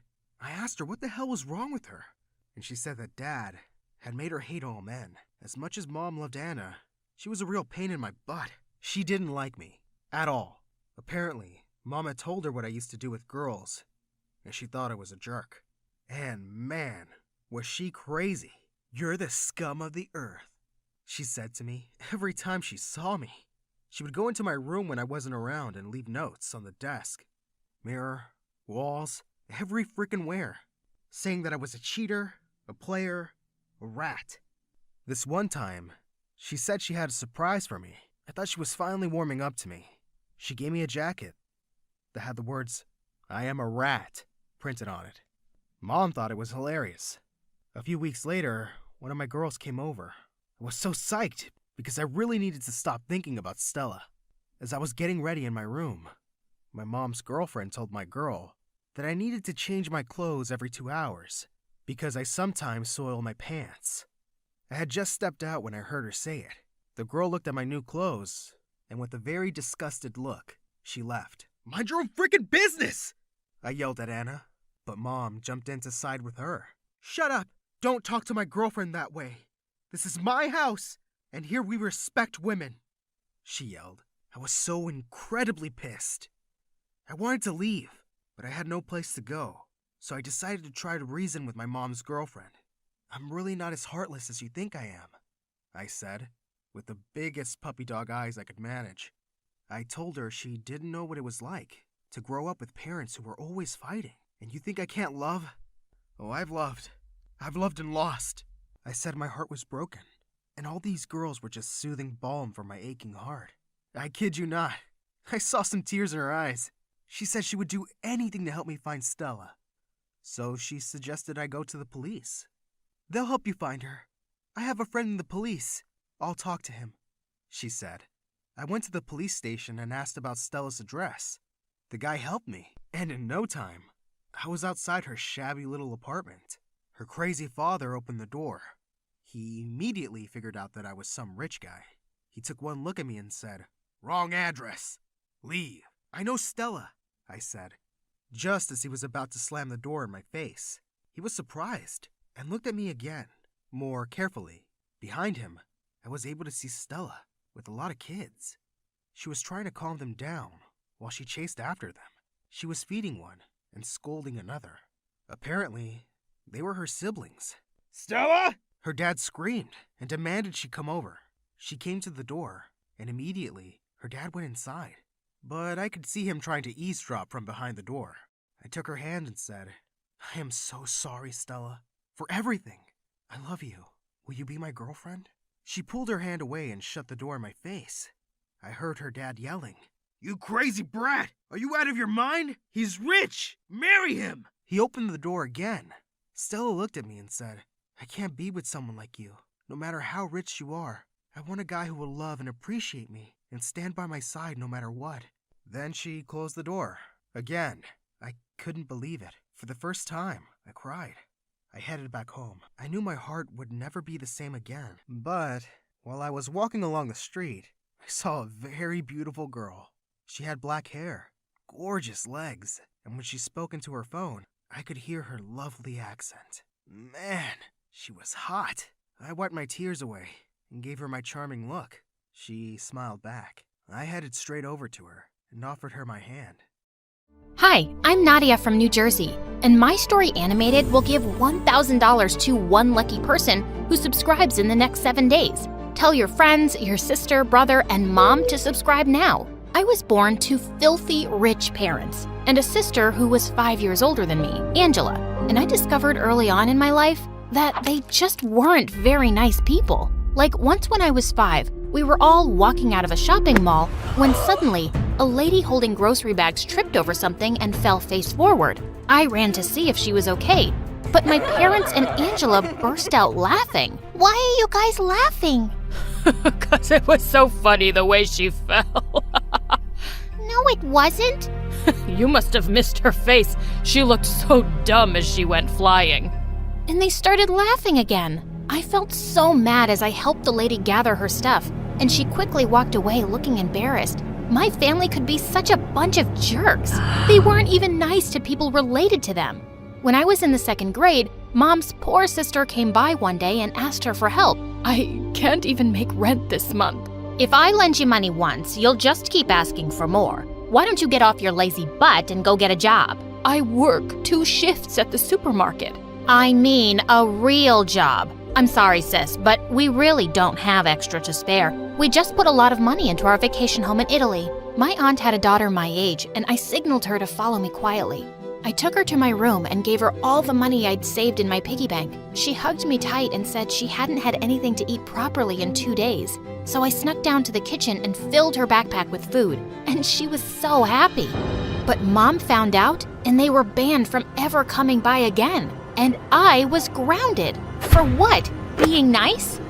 Angela wasn't much better than Mom and Dad. She was spoiled and rude, but she never got grounded. I just stayed out of their way as much as I could because she could be really mean, especially when I didn't follow her crazy orders, like sorting out her 900 pairs of shoes or cleaning her insanely messy room. All my parents cared about was making money, so they hardly paid attention to me and Angela growing up. But I was pretty popular in school. I was that go-to girl whenever anyone needed help with their homework, or if they didn't have lunch money. They'd come to me, and I really liked that. One day in 10th grade, I was walking down the hallway when I saw a bunch of girls from class surrounding a new girl, and they seemed to be mocking her. Hey, what's going on here? Are you guys bullying the new girl? Oh, we're not bullying. You know we just like to have fun with the newbies. It doesn't look like she's having fun. So how about you guys back off? I thought we had a deal. I help you with your math homework and you don't bug anyone. The girls walked away and I helped the new girl pick up her bag and things lying around on the floor. Thanks a lot for that. They were making fun of my Hello Kitty bag. Like, what's wrong with that? Nothing wrong at all. The new girl's name was Shirley. She wasn't in my class, but we started hanging out at lunch every day and we really clicked. I had plenty of friends at school, but no best friend, and I really felt Shirley could be the one. One day when we were sitting together, a few kids from my class joined us, and I could sense Shirley looked uncomfortable. So, what's your deal, Shirley? Haven't you made friends with your classmates? Maybe I have, maybe I haven't. What's your problem? No problem, just asking. Jeez, your face is as red as your hair. You look like you're about to burst. Oh yeah? Well, maybe I am. Shirley suddenly grabbed a plate of pasta and rubbed it all over the boy's shirt. He jumped up looking really pissed off and left the table, and the rest followed him. Hey, come on, Shirley. He was just joking. Yeah, so was I. Look what I posted on Instagram this morning. Shirley was a strange girl who didn't get on well with anyone except me, but I enjoyed her company and she made me laugh a lot since she always had the best jokes to share. One day, I'd invited her over and Angela walked into the lounge and looked at Shirley with disgust. Gosh, my eyes are hurting looking at two redheads. Nadia, do you have to bring your lame friends to the house? Well, you bring your loud friends around all the time, so buzz off, Angela. Shirley didn't say a word, but once Angela left, she asked to see our garden. I thought it was strange, but I took her outside anyway, and her eyes scanned the yard. Suddenly, she started running towards something and sprang forward. When she got up, I saw that she was holding a rat in her hands. Shirley, what are you doing? I think it's time we teach your sister a lesson. No, I'm used to her being that way. She's always mean to me. Not anymore. Shirley sneaked the rat into Angela's room, and moments later, we saw her running out like her pants were on fire. Rat! Shirley and I quickly became best friends, and we'd do everything together. We had a school dance coming up, and we went shopping and picked out some lovely dresses. I was really excited to wear the royal blue one I'd bought, but when I reached the dance, I saw that Shirley was wearing the exact same one. Hey, you look good, but didn't you pick out a green one? Yeah, but when I got back home, I didn't like it as much and returned it. You don't mind that I got the same one, right? Of course not. But when I got home, Angela was waiting in my room with her phone in her hand. I just saw your pictures on Instagram. Why are you and Shirley twinning? She bought the same dress as me. No big deal. This girl just gives me the creeps, Nadia. I'm telling you, she's not normal. She's a little different, but there's nothing wrong with her. Who buys the same dress as their friend and wears it to the same party? And she's here all the time, and when she leaves, she keeps calling you. That's just crazy. It doesn't bother me, and I don't even know why you care. I just ignored Angela. She'd never liked me since we were kids, and of course she was gonna pick faults with my best friend. My 16th birthday came around soon, and my parents announced that they were throwing me a huge birthday party. I knew they were only doing it to show off to their friends, but I didn't care. I invited loads of kids from school, and we were having a really good time when suddenly, Shirley climbed onto the stage where the band was playing. Nadia, you've been the bestest friend to me, and I wish that all your dreams come true, and I hope that I'm with you every step of the way. Happy birthday, my dearest friend. I was touched by how much she cared for me, but just then, Shirley stumbled and fell off the stage. I ran to help her up, and she said she felt really dizzy. She asked me to take her home, and I called the car around immediately. When I got to her house, I was surprised to see that her house was huge, way bigger than mine. I realized just then that she'd never invited me, and she hardly ever spoke about her family. It turned out neither of her parents were home, and she begged me to stay. Please, don't go. I really don't feel well, and I don't want to be alone. Seeing her so sick, I just couldn't leave her. So I called my parents and told them to send everyone home because I had to stay with Shirley. The next day when I woke up in her room, I nearly fell off the bed in fright. Shirley was sitting by my side, watching me with a smile. Oh my gosh, you scared me. Were you watching me sleep?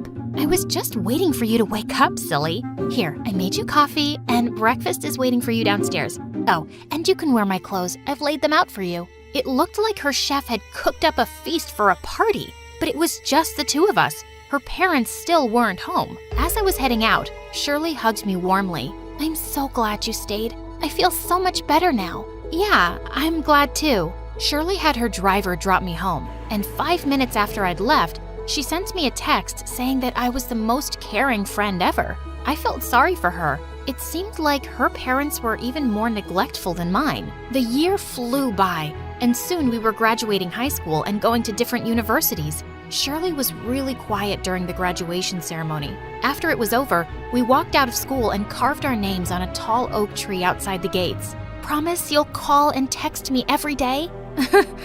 Every day? I'm gonna miss you so much. Me too. We hugged and she held me so tight, I thought she wasn't gonna let go. Soon after I joined university, Angela started working in Mom and Dad's insurance company, and they moved to Europe to set up another branch there.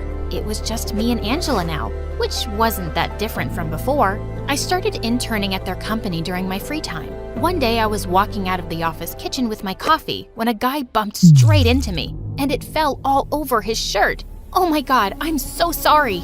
No, it's my fault. I wasn't paying attention. He took his shirt off right there to wash it in the sink, and boy was he ripped. When he turned to me again, I tried really hard not to stare at his abs. He introduced himself as Ryan, one of the general managers in the company. He seemed to have no idea that I was the boss's daughter, and I didn't mention it. We kept bumping into each other at the office every now and then, until one day he asked me out on a lunch date. So, how come you didn't tell me you were the boss's daughter? Oh, so you knew all along? No, but I asked around about you right after the first time we met. Well, I didn't want to scare you away. Ryan was sweet and funny, and I had a really great time with him. As we walked out of the restaurant, he gently helped this old woman with her heavy bags to get onto the bus, and my heart totally melted. We started seeing each other often, and once we took a selfie at the park that I posted on Instagram.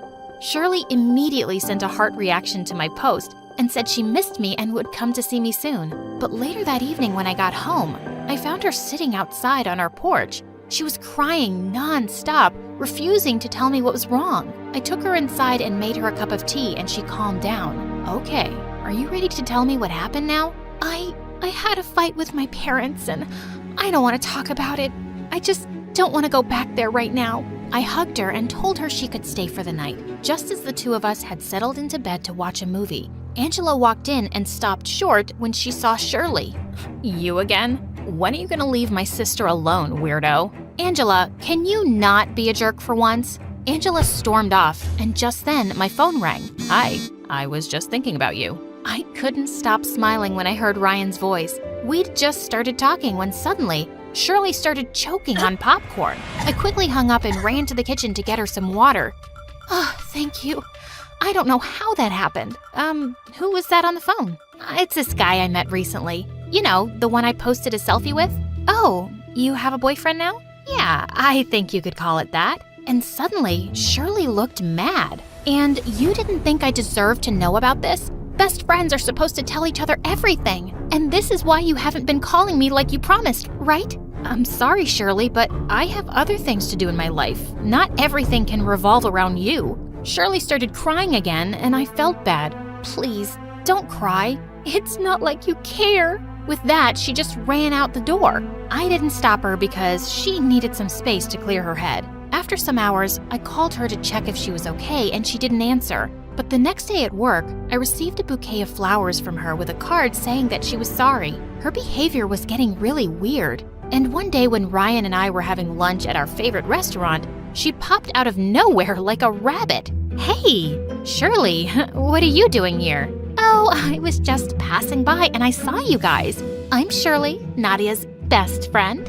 Oh, yes, she told me about you. but she's hardly told me anything about you, and I'm dying to know more. Tell you what, I'll buy you guys lunch today. Ryan and I were lost for words as she just joined us. Shirley went on and on about how close we were in high school, and then Ryan said, I haven't known Nadia for that long, but yeah, she's amazing. I think I'm in love with her already. I blushed as he spoke and took his hand. I think I'm in love with you too.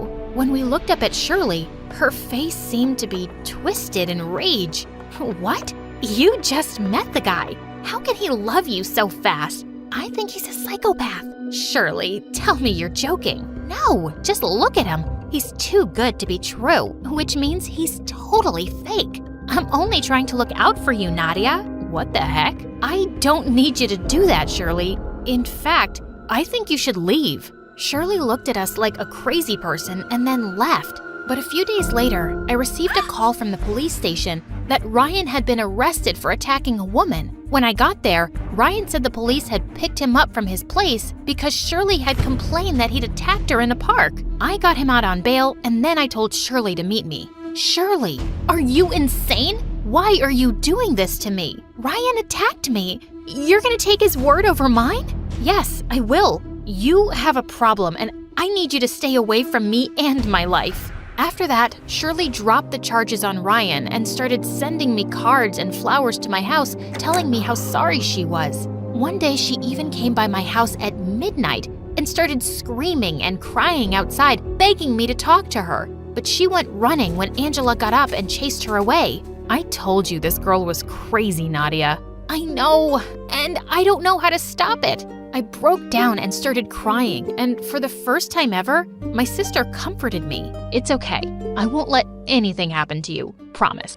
Angela took me to the police station that very night to get a restraining order against Shirley, and I blocked her from all of my social media accounts. After that, I never heard from her again, which was a huge relief. Soon after, I graduated university, and Ryan and I got married. Angela was my maid of honor, but my parents didn't even bother showing up, and I really didn't care.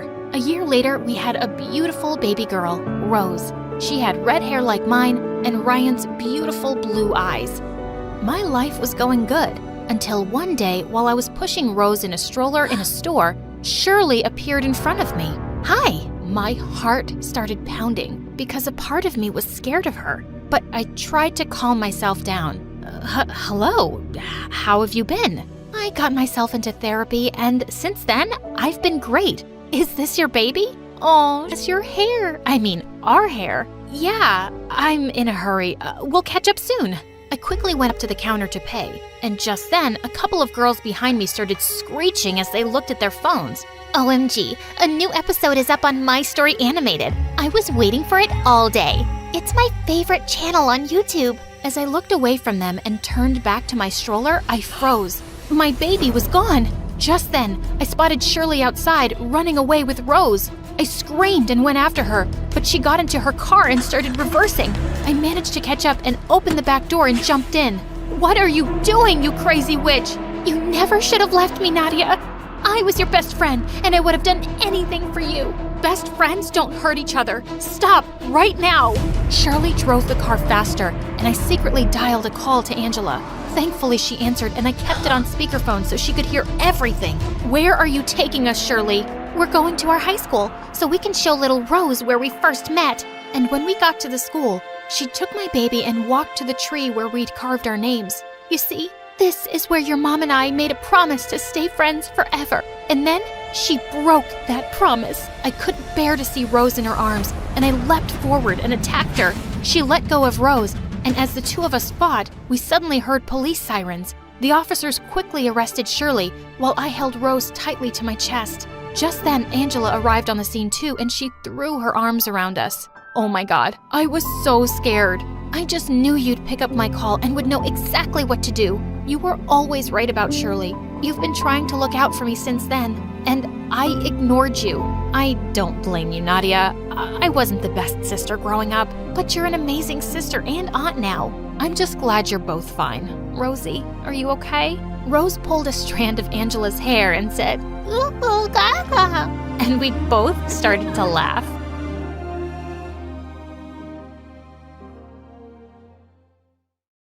Hi, I'm Joy from Chicago. Please like and subscribe.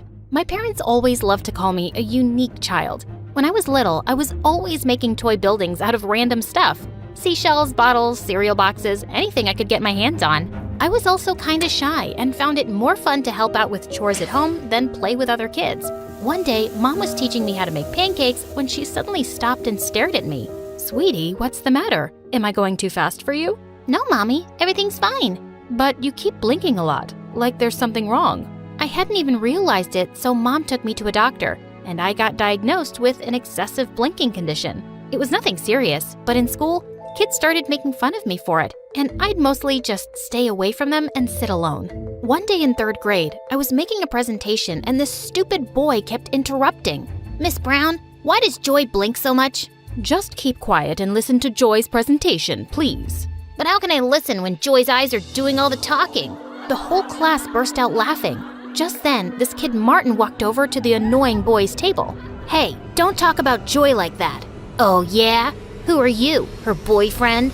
Martin jumped on him and the two started wrestling like crazy. They both ended up in detention for a week. So after school, I snuck into the detention room and sat next to Martin. Hey, thanks for sticking up for me.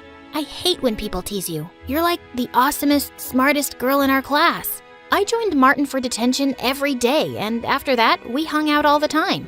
It turned out he even lived in my neighborhood. I'd always been a loner, but for the first time, I had a best friend, and it was amazing. Having Martin in my life made me less shy, and I changed a lot. We stayed super close through the years, but when we reached high school, Martin gave me some news one day. My dad's business really took off, and we're moving to another neighborhood. I'm also going to a private school. Wow, that's super cool, but I'll really miss you. Hey, why don't you apply for a scholarship? Then we can still be at the same school. My parents were happy for me to try to get into a better school, so I applied for the scholarship, and I got in. Little did I know that it was the worst decision ever. On the first day of 9th grade, I almost fell over when I saw Martin there. He was dressed head to toe in designer clothes and was wearing a gold watch? Who are you and what did you do to my friend? And how much gel is in your hair, dude?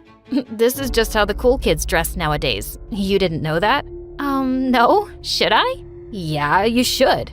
You need a makeover, girl. I just laughed and punched his arm. Later at lunch, a bunch of rich kids walked by our table. Hey, Martin, I've seen you around my neighborhood. Want to come to my party this Friday?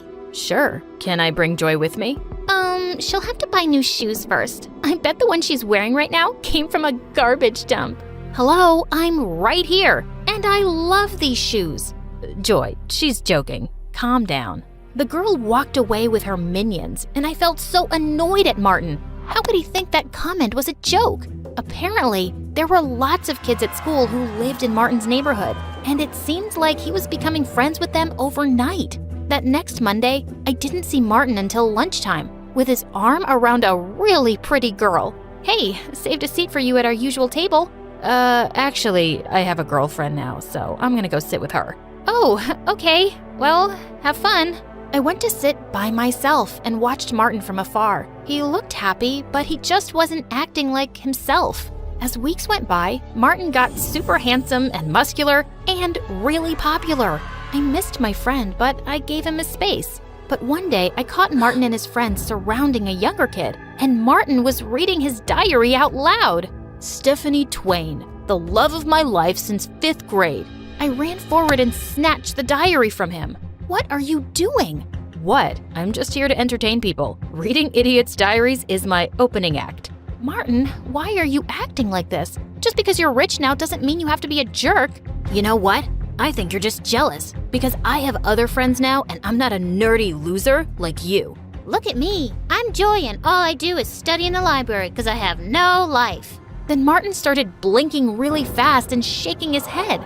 Are you making fun of me? Before I could stop myself, I slapped Martin hard across the face and ran away from there. The whole rest of the day, I had to fight from crying. What a jerk! But when I got home, I forgot my troubles when I found Mom sitting in the kitchen, looking really worried. What's wrong, Mom? Joy, your dad and I are in serious debt. If we don't find a way to get some money soon, we could lose the house. Lose the house? Are we gonna end up homeless? No, I shouldn't have said anything. We'll be fine. Don't worry about it, honey. But I did worry about it. I watched MSA videos on YouTube to take my mind off of things, but I didn't get much sleep that night. Weeks went by and things kept changing. I just focused on my studies and saw Martin from a distance, turning into a completely different person. Then one day, a new guy named Cameron arrived at school. He looked like Harry Styles, and based on his Lamborghini, he was clearly rich. All the girls were drooling over him, but I just rolled my eyes and walked away. He was probably just another snooty brat. But I was surprised when Cameron came and sat next to me in my robotics class. He seemed super impressed with the robot hand I was building. I've been working on it for almost a year. Are you like a genius? You can tell me the truth. You don't have to be modest. I laughed and ended up sitting with Cameron for lunch, and he never once made fun of my blinking or even asked about it. We were having a great time until Martin walked over. Dude, what's a guy like you doing with someone like Joy? I'll introduce you to my friends. They're more your type. Martin, why are you such a... Sure, I'll come and say hi right now. Cameron leaned over to me and whispered, Trust me, you just sit back and enjoy the show. I wondered what he was up to as he walked over to Martin's friends. And when Martin introduced his girlfriend, Cameron suddenly took her hand and kissed it. I'm heading to a yacht party tonight. I'll offer you $500 to be my date. His girlfriend instantly pushed Martin away and put her arm through Cameron's. You got yourself a deal, cutie. Wait, what the heck? I thought you really liked me. Cameron pulled away from Martin's girlfriend. Your friends really are something. I just wanted to show you that. And I don't like hanging out with fake people. Don't ever come near me or Joy again, okay? Cameron walked back to me, and I saw Martin's face had turned really red as he stormed off furiously. I hoped he'd had some sense knocked into him. Later that week, I got some amazing news. My teachers wanted to enter my robot hand into a huge science fair with a big cash prize. If I won, I could help my parents out. Your hard work is finally gonna pay off, Joy. I wish I were as talented. Wait, what if you enter the science fair with me? You can help me with the finishing touches. Are you serious? You're the coolest girl ever. Cameron and I worked hard on it all month. The night of the fair, I reached the venue before Cameron, who was bringing the project, but hours passed and he just didn't show up. I called and texted frantically, but he wouldn't answer his phone. I was called to the stage empty-handed. The judges couldn't wait any longer. I was disqualified. But just as I was leaving the venue, Cameron showed up. Oh my God, where were you? How could you let me down like that? Joy, I'm so sorry. When I left the school with the project, all my tires were flat 10 minutes later. I couldn't even call you because my phone wasn't in my bag. I don't know who stole it or slashed my tires, but I can make a guess. Martin? I was burning with rage. The next day when I saw Martin in school, I walked up to him and grabbed his collar. You heartless jerk! You did that to Cameron, didn't you? Hey, back off. And yeah, I did. But why are you so worked up? So your lover boy had to wait on the road for a while. Big deal. It's not just about him. Martin, I missed the science fair because of what you did. You know I've been working on that project for a year. Doesn't that mean anything to you? For a second, he looked taken aback, but then he just shrugged. How was I supposed to know all that? Anyway, I did you a favor. You've been a nerdy loser since I met you. It's time you found a new hobby, Blinky. I sprung forward and pushed Martin to the ground. I'm just through with you. I used to think you'd be the last person to ever hurt me, but I don't even recognize you now. You're just a big jerk bully. I turned around and fled from there. At that moment, I hated him so much. A few days later, I was studying at the library for exams and realized it was really late. As I walked out of the building, I heard laughter coming from the back alley. I went over to see what was going on and nearly fell backwards. Martin and his friends were spray painting the principal's brand new car. Are you crazy? What are you doing? Ugh, what are you doing here, Joy? Martin, just please stop this. You could get in so much trouble. As if you care. Just keep walking and pretend you never saw this. I had no choice but to leave, but seeing him this way was so frustrating. The next day when I went to school, all everyone was talking about was how the principal's car was wrecked, and he was raging mad. But in the third period, I was shocked when I was called to the principal's office. I saw on the CCTV footage that you were on the premises last night when my car was destroyed. But sir, I had nothing to do with it, I swear. Oh, I know that, but I think you saw who did it. I just stared back at him and then spoke. It was really dark. I wouldn't be able to tell you who it was for sure. Joy, you're here at this school on a scholarship. If I don't have a name by Monday, you'll lose it for next year. I suggest you be smart and think about your future. I walked out of the principal's office in shock. Just then, Cameron caught up with me. Joy, what's going on? Why were you called to the principal's office? I told him everything that had happened. You can't just throw away your scholarship like that. You have to turn Martin in. How can you even suggest that? He used to be my best friend, and I'm not a snitch. He's not your best friend anymore. He's a jerk, and he deserves this. If he was a nice guy once, he's changed, Joy. But I didn't change. I just can't do this, Cameron. I won't do this. I'll go to another school. It won't be as great as this one, but I'll be okay. Tears stung my eyes. I thought about the colleges and opportunities I'd never have now, but I was doing the right thing. That Monday, I went to the principal's office with a heavy heart, ready to lose my scholarship. But he told me the most shocking news. Martin had come to his office and confessed to destroying his car. So what's gonna happen to him now? He's already expelled, of course. I couldn't believe it. Why did he suddenly confess? And he even took the fall for his friends. I found the other two brats who were with him that night snickering in the hallway, and I asked them, "We don't know why that loser did it. We'd all gotten away with it. It wasn't his idea. He just does whatever we tell him to, always trying so hard to be one of us." I've known Martin for years, and trust me, he's 10 times better than all of you. I shoved them aside and left. I was totally off the hook, but Martin was gone for good. My head was spinning, but when I got home that day, I found my parents in the living room with huge smiles. Joy, we have the most wonderful news. We're not in debt anymore. Are you kidding? That's amazing. But how? Some anonymous donor paid off all the money we owe for the house. We have no idea who did it. It was probably Cameron. He's an amazing friend. I just know it was him. I rushed to my phone to call Cameron and thank him, but suddenly, I realized Cameron didn't know my landlord or anything about my house. There was only one person outside my family who did. The next morning, I took a bus to Martin's new place and knocked on his door. Hey, I have a weird question. Did you pay off our mortgage? Yeah, I did. But hey, don't worry about it. Our moms ran into each other, and your mom told my mom everything. I told my parents I'd help them out at work every weekend if they paid your loan. Martin, I don't understand. I thought you hated me now. Why would I hate you? Cameron told me what you did for me. After how horrible I've been, you were gonna give up your scholarship and ruin your future for me. I guess I'm not really surprised, because that's just who you are. The best friend one could ask for. I couldn't let you do that, though. I got expelled because I deserved it. And I'm really sorry about everything. I was so touched to see Martin's teary eyes. Hey, don't make me cry, bro.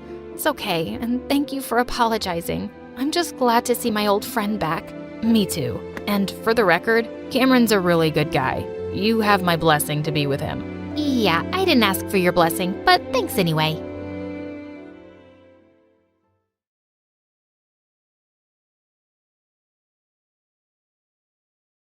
Hi there, my name is Penny. I'm 13 years old, and over summer break, my whole life changed. All because I found a way to get anything I wanted off of Amazon for free. Alright, I think I should start by mentioning that I've always been poor. Like, sometimes my mom and I are homeless, kind of poor.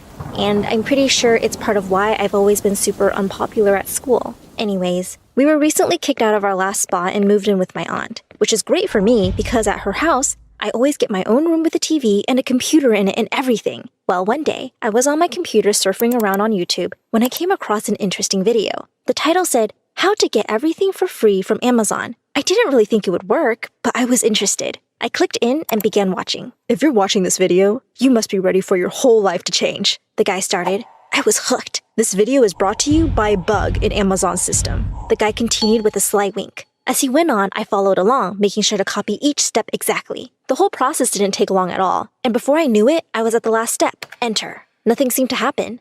Just as I figured. I sighed. It must have been some weird hoax. I'm not going to lie. I was a little bit bummed. I had tried not to get my hopes up, but I mean, after living a whole life of having nothing, the thought of being able to get anything I wanted delivered to me for free, on demand, was like a dream. While I was already on Amazon, I figured I might as well order some new school supplies. School was just around the corner and I would be going into the 8th grade. Like every other year, I wouldn't be able to afford the new cool clothes that all the popular kids would have. But my mom always saved up just enough so that I could buy some brand new school supplies. She felt it was important, and it was special for me. Education is your golden ticket to creating a better life for yourself, Penny Pie, she would always say. Now, don't get me wrong. I loved learning, but I hated going to school. I was always mocked for wearing the same clothes or looking like I hadn't showered, which, to be fair, I often hadn't after a night of sleeping in Mom's car or something. Anyways, I browsed around Amazon, putting things in my shopping cart, careful to stay on my budget of $15, which for us is a lot. Once I had found everything I needed, I went to pay. But where there should have been a price, there was only the word free in all caps.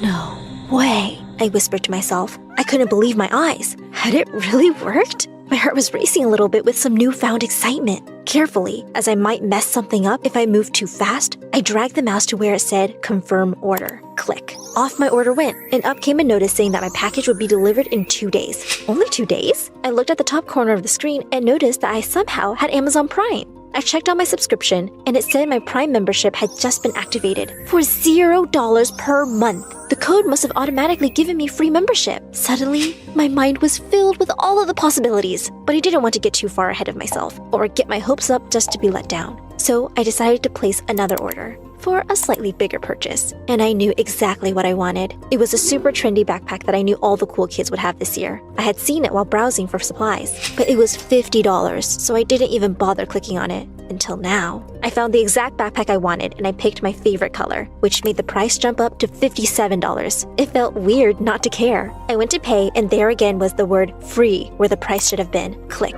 Order confirmed. 2-day delivery. Woohoo! I was ecstatic. I wanted to go bonkers, ordering everything my heart desired. But I figured it would be best to wait and make sure the orders actually arrived first. Sure enough, 2 days later, while my mom and aunt were out job hunting for my mom, there was a knock on the front door. I opened it up to see 2 packages by my feet and an Amazon Prime truck driving off. I could hardly contain my excitement. I quickly grabbed both packages, slammed the door shut, and raced off to my room. I wanted so badly to just tear them open right then and there, but this moment was too sweet. I looked the packages over and ran my fingers over my name. My name on a package sent to my house. Well, my house for now at least. But still, it was something that I couldn't recall ever experiencing before. After taking it all in, I slowly unsealed the first package and pulled out each item. First, it was the pencils and school supplies. There it was, the smell of fresh plastic and the subtle squeak of newness in my hands. I opened the next package and slid the backpack out. For a moment, I was just frozen, staring at the thing that symbolizes so many things I had always wanted. I hugged the backpack and cried. At first, I cried for all of the things I had never gotten, for the pain I had felt for being made fun of and isolated. And then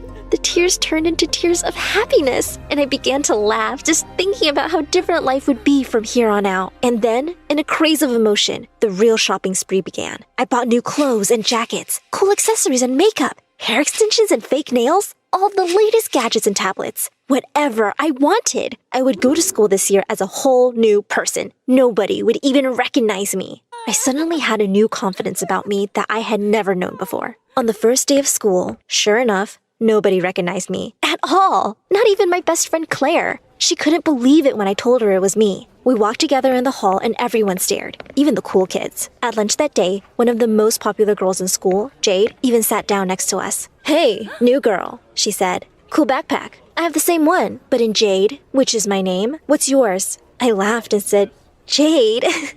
"It's me, Penny." As she looked at me with recognition, I started to feel self-conscious. "Penny? No way," she said, her whole demeanor changing. "I seriously didn't even recognize you. What happened?" She said it in a way that I knew very well. It made me feel small. I wanted to curl up and hide, but then I remembered the reflection I had seen in the mirror. I held my chin up high as I replied, "Things have changed for me, Jade. It's a shame that I can't say the same for you." Both Jade and Claire's jaws dropped. This gave me even more confidence. "Anyways, I have a new connection. I can basically have anything I want, just like that," I said as I snapped my fingers. "No biggie. This got both of their attention, but Jade was now taking over the conversation, asking all sorts of questions. I just acted cool, calm, and mysterious, and answered with super short responses to keep her guessing. She called a couple of her other cool friends over to the table and filled them in. When they all started to chime in, asking questions too, I hooked arms with Claire and said, "This is a little annoying, don't you think? Let's go." As we walked away from the most popular girls in school, who were all staring in awe after us, we laughed as we turned the corner. Just like that, we were the girls the popular girls wanted to talk to. Once we were completely alone, I explained everything to Claire. And after school that day, she came to my house so we could order a bunch of cool new stuff for her. Soon enough, we were both the most stylish and trendy girls in the whole school, and I started to love going. Every day, the popular kids all wanted to hang out with us.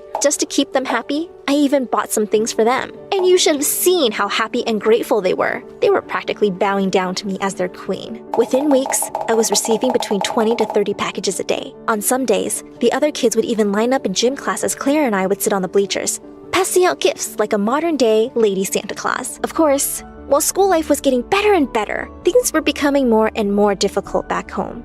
As my mom and aunt became more suspicious, I had to lie and tell them that all the packages were for a job I had found on Amazon. I told them that companies were paying me to test out all sorts of products in exchange for my raving reviews. I almost felt worse when they believed it, but I couldn't stop now. I was the happiest I had ever been. That is, until one day, when along with around 35 packages, I received a letter from Amazon. It was laid out for me on the kitchen table when I got home from school. I guess my mom had gotten it first, but it was still sealed. She trusted me too much. I was nervous as I opened it. Amazon had never sent me a letter before. I read in horror as the letter explained that I had been the biggest spender that month. They were wanting to know how I had been receiving all of those shipments, stating that they were unable to track any of the receipts. In a panic, I tore the letter up into tiny little pieces and buried them deep in the bottom of the trash can. My whole body felt like it was in knots, but I tried to shake it off and tried to get it out of my head. There was no time for worrying about that now. Not when I was the most popular girl in school and had the life of my dreams. But I couldn't just ignore it completely. Amazon was obviously onto me, and I was worried that my free-for-all shopping spree could soon come to a halt. So that evening, I started buying some of the big-ticket items. I wanted to make sure I had all of the best and most expensive things that I knew I may never be able to afford again. I ordered laptops, expensive watches, beautiful porcelain chandeliers, and even spendy decorations for my room. I even bought all sorts of nice things for my aunt's house and nice jewelry for my mom. I had been too nervous to shop for them before, but knowing that this may be my last chance, I went wild and would just tell them that they were also given to me for reviews. To no real surprise, within just 2 days, I logged in to find that I no longer had all free access. I didn't even have Amazon Prime anymore. And just a day after that, I got another letter in the mail. This time, Amazon told me that they had found the bug in their system and fixed the issue, and that they would be in touch soon. I honestly didn't think about it too much. I was just happy that I had gotten all the really expensive stuff before it was too late. Well, let's just say that my happiness about that pretty quickly turned into a total freak out, because now I was getting tons of letters from Amazon every day. Between 20 to 30, as a matter of fact. They were all receipts for every single purchase I had made, along with the occasional letter threatening a lawsuit if I didn't reimburse them by the end of the month. Now that I was no longer receiving packages and only letters, I had to come up with another lie for my mom and aunt, who were becoming more and more suspicious. I told them they were just thank you letters from people I had written reviews for, or more people asking for my endorsements. I also told them I had decided to quit my job and asked if they could just throw the letters away if they saw them. But one day, I caught my mom starting to open one of the letters when I got home from school. I caught her just in time and she apologized for almost invading my privacy. "I'm just worried about you, Penny Pie," she said. "Something just seems off with you lately." I told her that everything was okay and that I was sorry for making her feel worried. And I meant it. "You don't have to worry anymore, Mom," I said. I told them to stop sending me stuff and that I quit for good. So we shouldn't get any more letters or packages anyways. Of course, this wasn't anywhere close to true. I had an unimaginable amount of money to still make in a very short period of time before they would stop sending those letters. But I had to deal with one thing at a time. I knew I would really be toast if my mom ever found out. So I made that a priority and started skipping my last class every day, just to get the mail before my mom or aunt could. In the meantime, I was selling everything I could on Facebook Market and Craigslist, anywhere I could think of. I even explained what was happening to Claire and all of my new friends, and how I was in serious trouble. I asked if they could give back the stuff I had bought for them so I can make back that money. Of course, Claire did this without any hesitation and even helped me sell some of it, but everyone else just laughed at me. Jade even called me pathetic in front of everyone. "I knew you were an imposter," she said, and then she started to chant, "Penny is a loser!" And all of the other cool kids, who I thought were now my friends, joined along. But at that moment, I was too worried about getting the money back to even care. At this point, Claire and I had scrounged up a whopping $1,000, which was practically a nickel compared to what I had spent. And to make matters even worse, when I got home that day, after skipping class to get the mail, my mom was on the phone with the principal. Now I was in real trouble. Surely he would be informing her of all of my recent absences. I had to think quick. She hadn't heard me come in the house, so I snuck upstairs and quietly shut my bedroom door. I had nowhere else to turn. So I hopped on my computer, I wrote in the search bar, "How to make money fast." The first video I saw was one that said, "How to make money fast with a Craigslist scam." I was totally desperate and freaking out.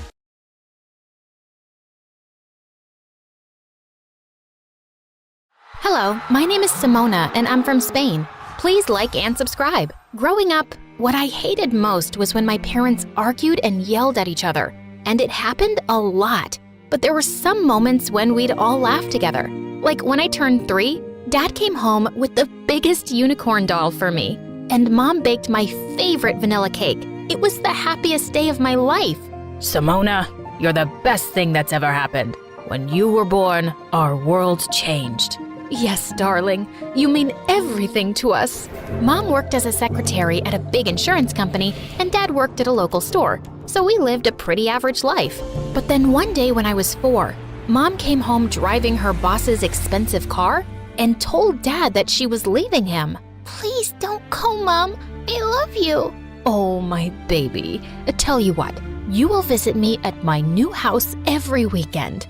I watched Mom pack her bags and drive away, and Dad was so sad. He told me that he and Mom were now separated. Months later, he took me to visit her at her new fancy house, and she was sitting with her boss carrying a new baby. Simona, I'd like you to meet your baby sister, Luisa. Luisa was the luckiest little baby because her dad bought her all the toys in the world. I liked going to their mansion, and Mom would be so happy every time I visited. But soon Luisa started crying so hard for Mom's attention that it became difficult for us to spend any time together. Once when I was 5 and Luisa was a toddler, Mom took us to the zoo and bought us both candy. But Luisa threw hers into the baboon cage, and then she started crying hysterically for more. She even started pulling Mom's hair, and I gave her my candy so she'd calm down and give Mom a break. Oh, Simona, thank you so much. You've always been such an understanding child. I hope your sister grows up to be just like you. Thanks, Mom. I just want you to be happy. Since Mom had left, Dad always tried to hide his sadness and make me laugh with his jokes and dramatic bedtime stories. And I tried my best to always make him proud and happy too. Once in 2nd grade, Dad came to my school for a parent-teacher meeting, and my teacher, Esmeralda, told him all sorts of nice things about me, since I was the top student in her class. Wow, I'm so proud of you, darling. You should be. Simona is a very special little girl. Right after the meeting, Dad invited Esmeralda to come with us for pizza. He looked really happy around her, and soon after, he started seeing her more often. And I didn't mind at all because she was very nice to me. Once in 4th grade, we went to the ice rink together, and Esmeralda showed me how to skate. Okay, I'm not letting go of your hand until you're strong on your feet. I think I can skate on my own. Look! I let go of her grip and twirled around, feeling like I was flying. And then suddenly my leg twisted and I fell down hard. I felt dizzy and I saw Esmeralda running towards me as I blacked out. I was rushed to the hospital and my leg was put through so many scans and then bandaged up. Esmeralda couldn't stop crying. This is all my fault. I'm so sorry, Simona. No, please, don't blame yourself. I wanted to skate on my own. Dad hugged Esmeralda to make her feel better. And just then, Mom barged in with Luisa.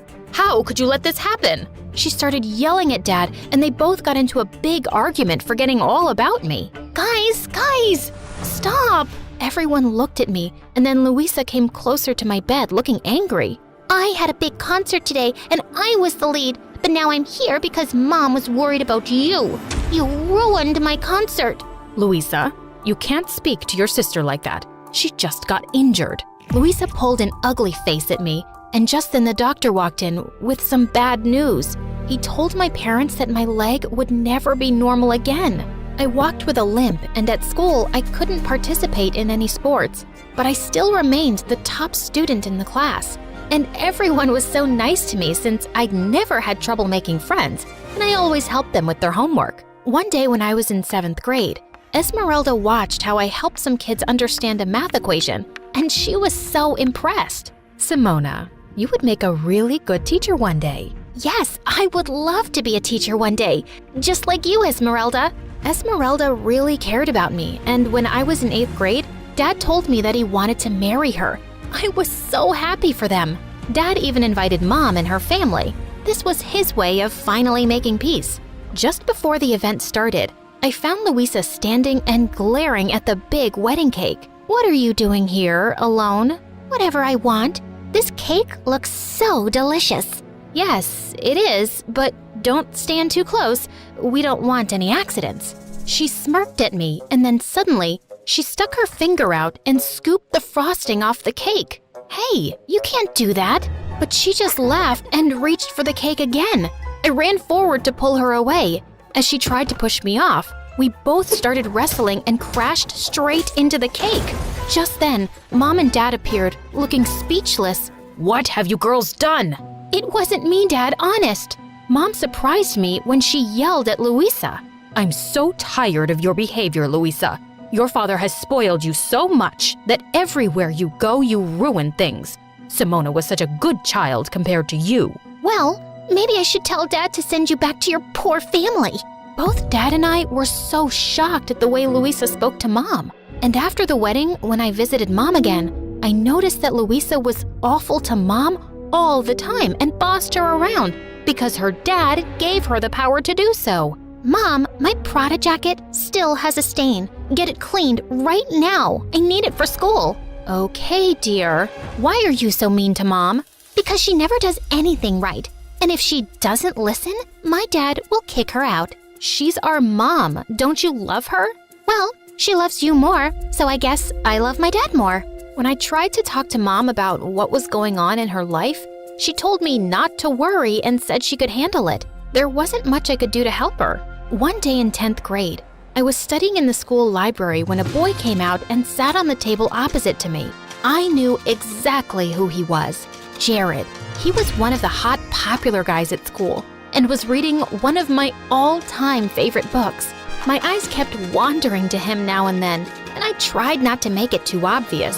But he was just so gorgeous. And while I sat zoned out in my fantasy, he suddenly started waving in my face. Hey, are you okay? Oh, I'm sorry. I wasn't staring. I was actually, it's okay. I'm used to it. That's why I sometimes come in here to hide away from the girls coming after me. My parents wanted me to be a model because of all the attention I get. Yes, you're very good looking. Modeling would suit you. I actually like books and reading. I don't like being in the spotlight. I was so surprised because I always saw him surrounded by girls. I was never after him because he was way out of my league. But after meeting him in the library, we actually became good friends because we had so much in common. One day, he asked if I'd like to see the latest Star Wars movie with him, and I was so excited that another kid in school liked that kind of stuff. We even dressed up like the characters and had the time of our lives. I'm so happy to finally have a Star Wars partner. Me too. You're such a cool person to hang out with. He looked deep into my eyes, and then he leaned over and kissed me.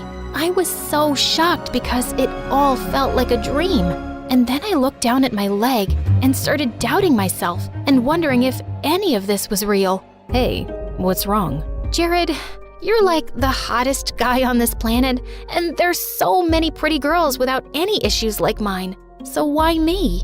There's nothing wrong with you, Simona. You're perfect. Jared liked me just as I was, and I learned to love myself with my brokenness. Life at school felt great until one day Mom called me with some surprising news. Honey, Louisa will be joining your school. She got expelled from her fancy private school because she was bullying kids. But Mom, she won't fit in at my school. No other school will accept her. Please look out for her and show her around. Maybe she can learn something from you." The next day, Louisa walked into my school wearing a white fluffy coat and black shades. Just as she approached me, a group of girls snuck up behind her and spray painted her coat. What is wrong with you fools? This is Dolce & Gabbana. Oh my gosh, you ruined it. The girls went ballistic and lifted her off her feet. "What did you call us?" Put me down. When I told the girls that she was my sister, they let her go.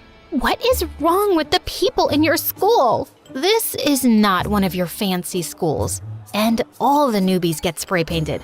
It's tradition. That's why I hated the idea of a public school. Poor people have no class.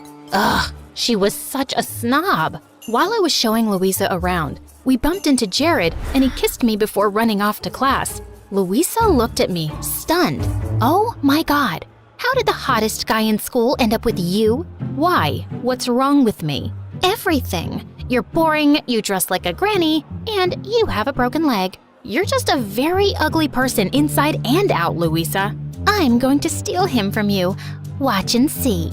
I wasn't threatened by my stupid sister. After school, when Jared walked me out to the gate, Louisa ran after us and slipped her number into his pocket.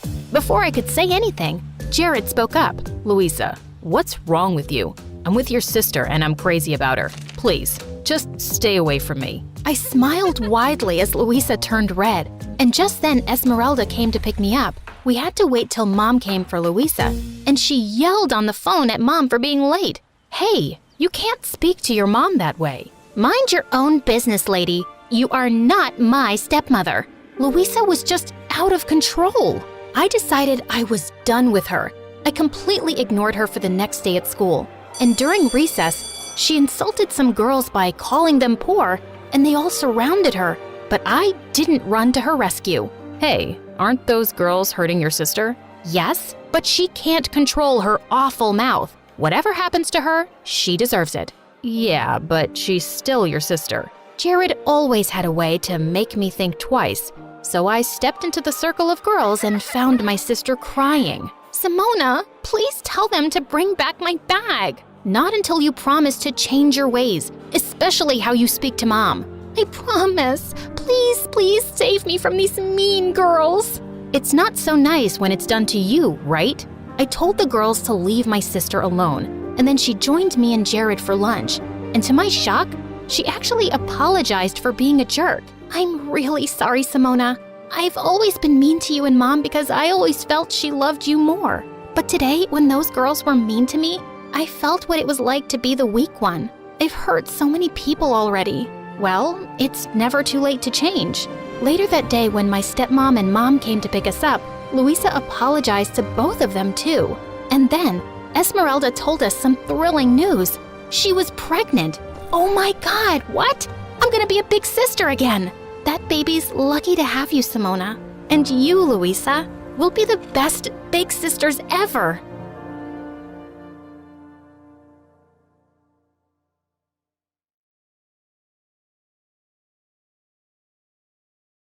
I was in my room catching up on MSA when my parents had their 100th argument of the day. "You bought a neck cream for $1,000? Yeah, so? You know how delicate the skin around the neck is? Staying in this stupid village stresses me out. I have wrinkles now. I'm officially unlovable. I still love you. Like that matters. Outer beauty is just a lie, Mother. It's what's inside that counts. If you really want to be loved, you need to fix your personality. And while you're at it, please fix your posture too, or you'll have a hunchback soon. Mom stared at me before bursting into tears and running away. Okay, maybe it was a bit harsh, but hey, that was me trying to help Mom become lovable. It was a good deed. Hi, I'm Julia, and I'm about to tell you how my parents ruined my life. But before I do, please hit like and subscribe. I knew very early on that I wasn't an ordinary kid. By 3, I could use a knife and a fork to cut apples to perfection. By 10, I could recite Shakespeare word for word. By 13, I could bake pastries that could give a French baker a run for his money. I've always wondered how I turned out to be so amazing. surprising. Maybe my great-great-grandma or grandpa was an extremely responsible, talented, sophisticated person, and I got my unique genes from there, because my parents were a total mess. Dad owned a vineyard, and every year he would struggle to create a new wine variety. And every year he'd fail. Mom was a self-involved ex-beauty queen who kept complaining about how she gave up everything for her marriage. Now, her only talent was blowing up money we didn't even have on makeup and skincare. Like this one time when I was 16, Mom bought some anti-aging cream off the internet that gave her a bad reaction, and Dad had to pay a lot for her skin treatment. My face looks like a swollen monkey's butt. This is all your fault. If only you were rich and I could afford plastic surgery. If only you were smart enough to read the label, darling. Did you just call me dumb? If you keep screeching like a banshee, Mom, we'll have to get you new vocal cords too. But before I could finish, she picked up a tray next to her bed and flung it at Dad. Dad ducked, the tray hit the TV screen on the wall, and he ended up paying more to the hospital. Even though Dad was pissed, he went home early and arranged a surprise welcome home party for Mom. But she decided to surprise him instead by packing her bags and leaving for good. And divorce papers soon followed. How could she leave me like that? I've done nothing but love her. Please compose yourself, Dad, and let's not cry over spilled milk. What? You'll get over it. I'm not some stone-hearted witch, trust me. I missed my mom too, but I wasn't gonna bawl my eyes out like a silly baby with no self-control. One of those in the house is enough. Dad threw himself into work after that, while I focused on school and picked up baking full-time. By 18, I got a job at a small cafe, and life went back to normal. Then one evening, Dad told me excitedly that he'd finally found an investor, Mr. Sharman, for his new wine batch, and he had invited us over for dinner to talk further. That evening, we were welcomed warmly by Mr. Sharman. He was showing us around his mansion, when suddenly, my world kind of stopped. This really gorgeous guy walked in, sadly with the prettiest girl on his arm. Apparently, he was Mr. Sharman's nephew and financial manager, Darren, and it was hard to keep my eyes off of him. At one point, he was feeding her grapes when one fell down. He bent to pick it up, and I saw the girl staring at me, staring at his butt. I got so flustered that I stepped back and knocked over a huge bowl of punch, getting plenty all over myself. So humiliating. As I cleaned myself up and walked out of the bathroom, I crashed into Darren in the hallway. Wow, are you always this clumsy? Or do I have this effect on you? I am not clumsy. I am the very picture of grace, and you have no effect on me. My date said you were staring at my butt when the accident happened. That's a false accusation, a blatant lie. Why would I be staring at your rear end? It's okay. I don't blame you. I work out a lot. Yes, it shows, and your behind is perfectly sculpted like a Georgia peach. But what does that have to do with me? Your girlfriend sounds like an insecure lady just making up nonsense.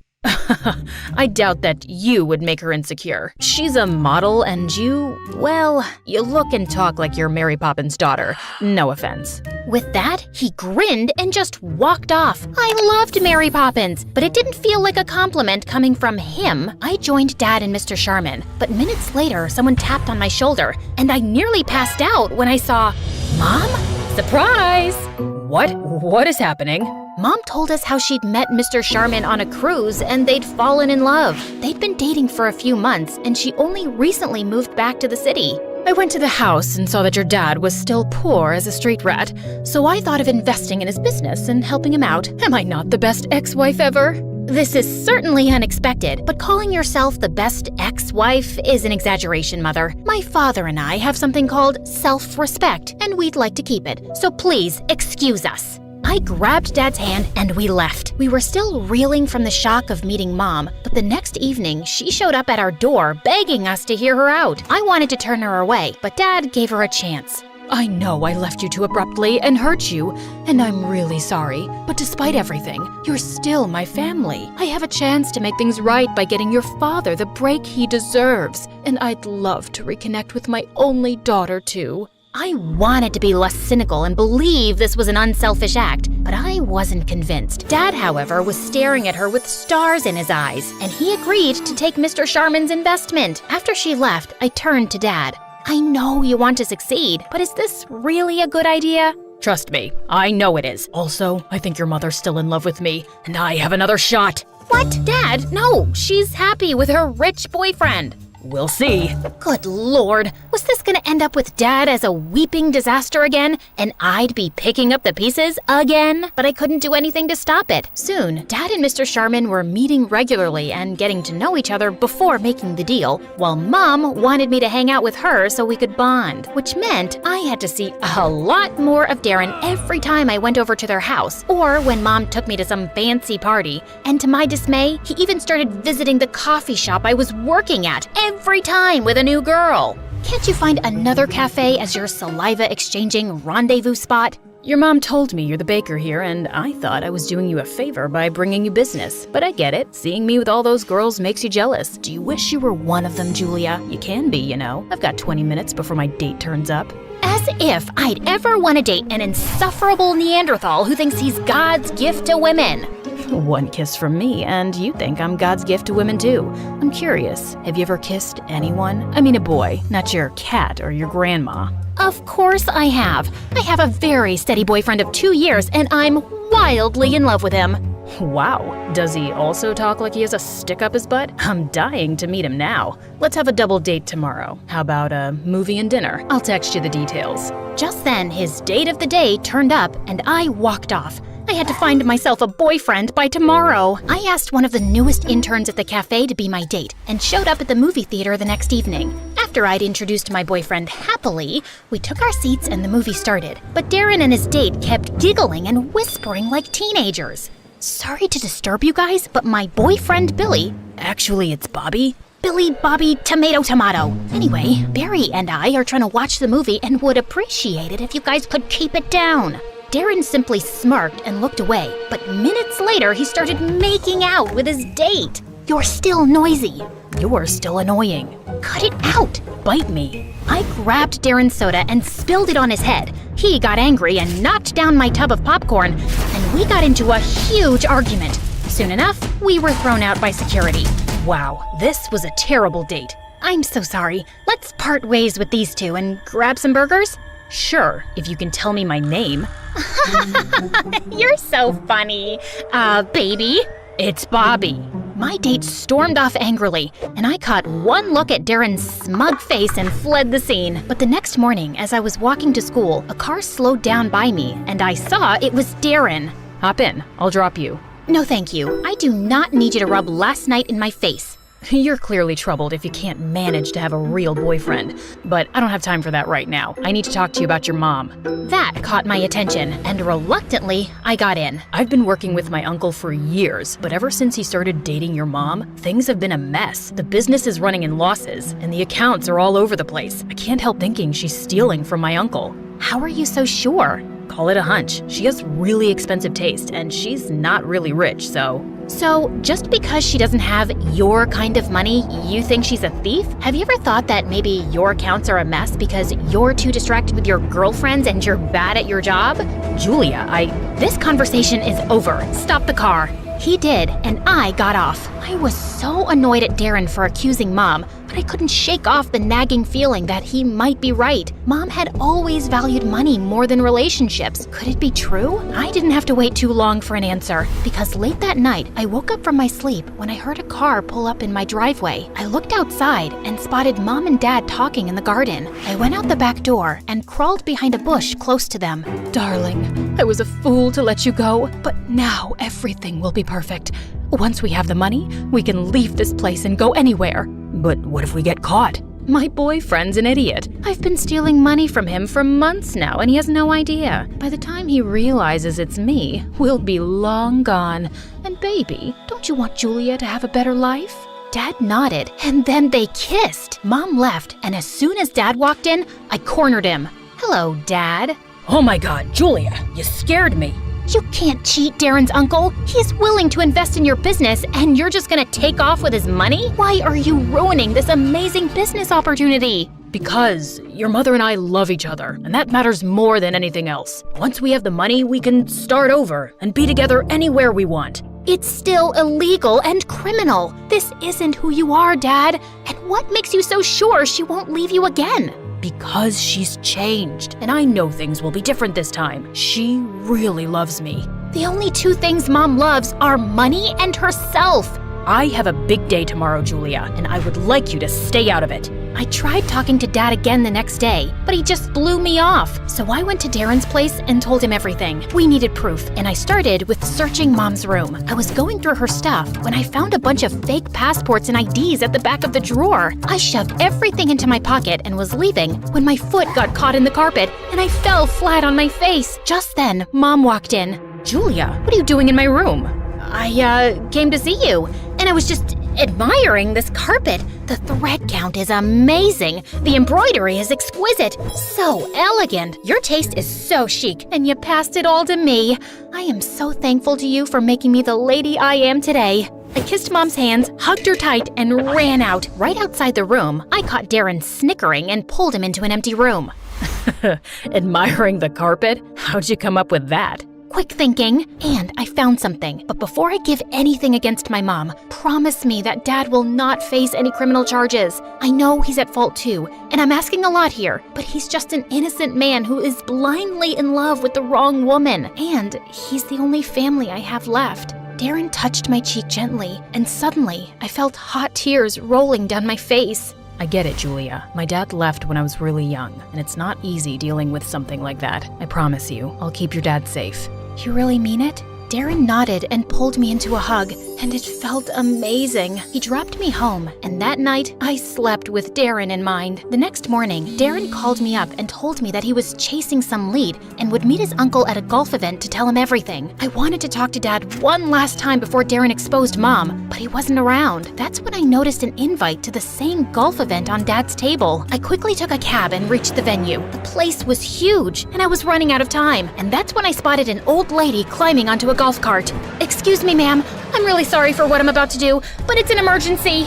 With that, I shoved the lady aside, slid inside the cart, and zoomed off, despite her screams and protests. Please ignore my driving skills here. I'm actually a very safe driver. You can ask my friends. They say I drive like a grandma, and that's a compliment. Anyway, after crushing a bunch of feet and getting chased by a mad golfer, I finally spotted Dad and Mom in a corner talking to Mr. Sharman. Dad pulled out some papers, and Mr. Sharman was about to sign them when I got out of the cart, lunged at him, snatched the pen, and threw it away. "Julia, what are you doing?" "Sorry, where are my manners? I apologize for the outburst, Mr. Sharman, but your girlfriend, and unfortunately, my mother, has been stealing from you. And now she wants you to sign over money for Dad's business so she can steal that too and leave forever." What is this rubbish? Darling, don't believe her. She's lying. Oh, no, she's not. I turned around and saw Darren walk in with all the evidence we'd collected and some papers. He told everyone how Mom was actually a con woman who'd been running around conning millionaires the last couple of years, and her latest target was Mr. Sharman. I always had my doubts about you, but I had no proof. But then, you booked this one-way flight leaving for Ibiza tonight, and I chased that transaction to find out about the secret account where you've been stashing away my uncle's money. Wait, you were gonna leave for Ibiza without me? You just bought one ticket? Julia was right. You were gonna take the money and just leave me. I tried to warn you, Dad, but why did you come back, Mom? You could have conned anyone. Why Dad? Suddenly, Mom looked like a raging madwoman. Because he was such an easy target. Your dad needed money, and I wanted an exit from this miserable relationship with his old hag Sharman.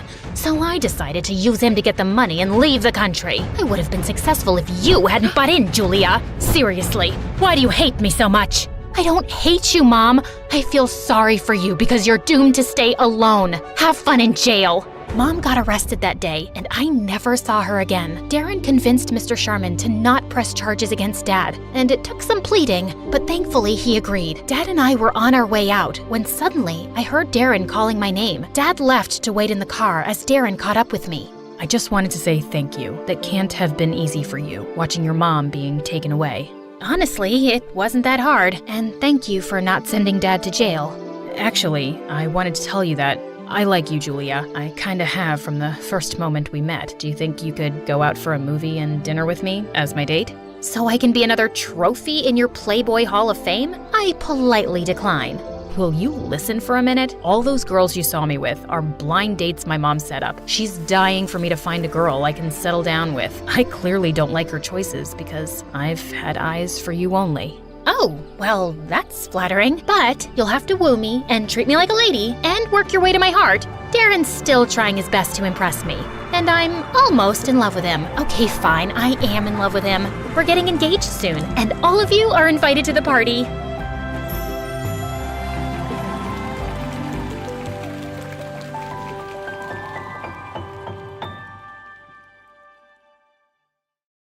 Hey everyone, I'm Nia. Please like and subscribe. Most stories around here start off with unhappy families. Growing up, I always felt like I'd lucked out with mine. We weren't very rich, but we were always comfortable. Mom and Dad completely doted on me, and even after being together since high school, they were still crazy about each other, which they didn't hide. Even though I sometimes found them embarrassing, I secretly loved how in love they were. The only thing they ever disagreed on was me playing soccer. I'd always been sporty, and when Dad enrolled me in the local girls' football club at 10, the wires in my brain connected the second I kicked the ball. 2 extra hours of training every day till the big match, okay? You're pushing her too hard, honey. She needs to focus on school right now. She's born to be a football star. Once in 7th grade, I was walking back home from practice when I spotted 2 older boys roughing up a skinny boy my age. Well, hello, Mr. Lame. Looks like you're a poet. What's that around your neck? A woman's necklace? Please, give it back. It's my mom's. As they kept teasing him, I charged towards them, kicking one bully hard in the knees and headbutting the other. Don't you morons know there's some lines you just don't cross? Then I grabbed the skinny boy's things, took his hand, and made a run for it. The bullies came after us, but we hid behind a garbage dump as they ran past. Hey, you're okay now? Oh, yes, thank you. It's just that you remind me of my goat octopus who used to headbutt everyone and died from a concussion. I remind you of a dead goat named Octopus? Yeah, your eyes are just like hers, even your voice. How about you just say thank you and stop talking? That was the day Zeke and I became friends. In fact, he'd just moved with his single dad into the house next to ours. He couldn't kick a ball to save his life, but he was sweet and smart, and he seemed to really enjoy doing all my homework. And because we were super close, I started getting teased about him in high school. He, likes you. It's all in the signs, babe. His eyes sparkle when he looks at you. His voice gets deeper when he says your name, and he always notices small things about you. And have you seen how his feet are always pointing at you when he's talking to you? Where else would they be pointed? You're being ridiculous. But those comments got under my skin, because after that, I kept seeing the stupid signs. Was I imagining them now, or had I missed them all along? I had a really big match soon, and before it started, I was sitting on the side bench and fidgeting with my hands when Zeke sat down next to me. Nia, you've got nothing to be nervous about. You're gonna win. We'll go out to celebrate afterwards. And there's, also something I need to tell you. What is it? It can wait a few more hours. Just came to wish you luck. He gave me this strange look as he left, and my heart fluttered. Jeez, what was that? But all thoughts vanished as soon as the match started. It was an intense one, with our team having a slight lead. But as I was hovering near the goalie, an opponent kicked the ball hard and sent it flying at my face. I was knocked back, and my head hit the metal goalpost. Then everything went black. When I opened my eyes next, I found myself alone in a hospital room. I couldn't recall why I was there. Feeling panicked, I tried running out, but my legs felt like jelly, and I found myself falling face forward, straight into someone's strong arms. I looked up into the warm brown eyes of a tall, really cute guy who instantly pulled me into a tight hug. Nia, oh my god, I can't believe you're finally awake. Nia? How do you know my... Oh my god, Zeke? Is that you? Why do you look so different? I just upgraded my wardrobe a bit. A bit? You look like the lead singer of a boy band. Also, how are you suddenly taller? Nia, you might want to sit down for this. And what he told me next knocked the wind out of me. 3 years? I've been in a coma for 3 years? I didn't even know how to begin processing this. And when I asked him to call my parents, Zeke went pale.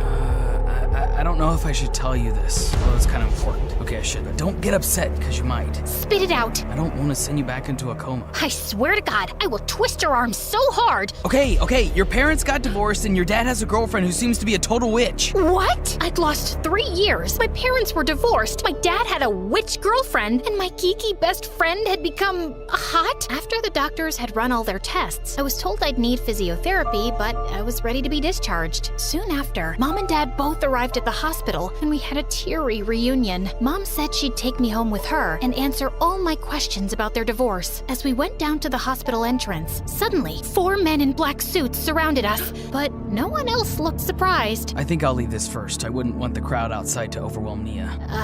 Did I miss something here? You know how you said earlier I look like a lead singer of a boy band? Well, actually, I am. I'll tell you all about it later, okay? And the minute the hospital door opened, the crowd broke out into frenzied screams. I looked on in complete shock at Zeke smiling and waving while his bodyguards escorted him to a car, and then he was gone. Holy mother of what? On the way home, Mom explained that a year ago, Zeke had joined some neighborhood kids to form a band. They'd won a talent competition with a song Zeke had written, which shot them to instant fame. His fans are usually camping outside the hospital because they know he visits often. His fans? Man, I was not getting over this anytime soon. It also turned out that he no longer lived in the house next door. And then, Mom finally explained everything that happened with Dad. After you went into a coma, I started getting really angry at your dad. I knew it wasn't his fault, but I kept blaming him because he'd always pushed you to play soccer. We were fighting all the time and growing distant. Then one day I received pictures in the mail of him and a woman from work looking like a couple, and that was the last straw. He denied having an affair, but I had proof, and soon after the divorce, he started dating that same woman. Maybe it wasn't fair to blame him for your accident, but he betrayed our marriage. My heart broke at how my perfect family had been torn apart, but somehow I was having trouble believing that Dad would cheat on Mom. Adjusting to my new life was quite tough over the next few days. I had to get used to Dad not being around, and he couldn't even visit immediately because his girlfriend Rachel had a family emergency out of town.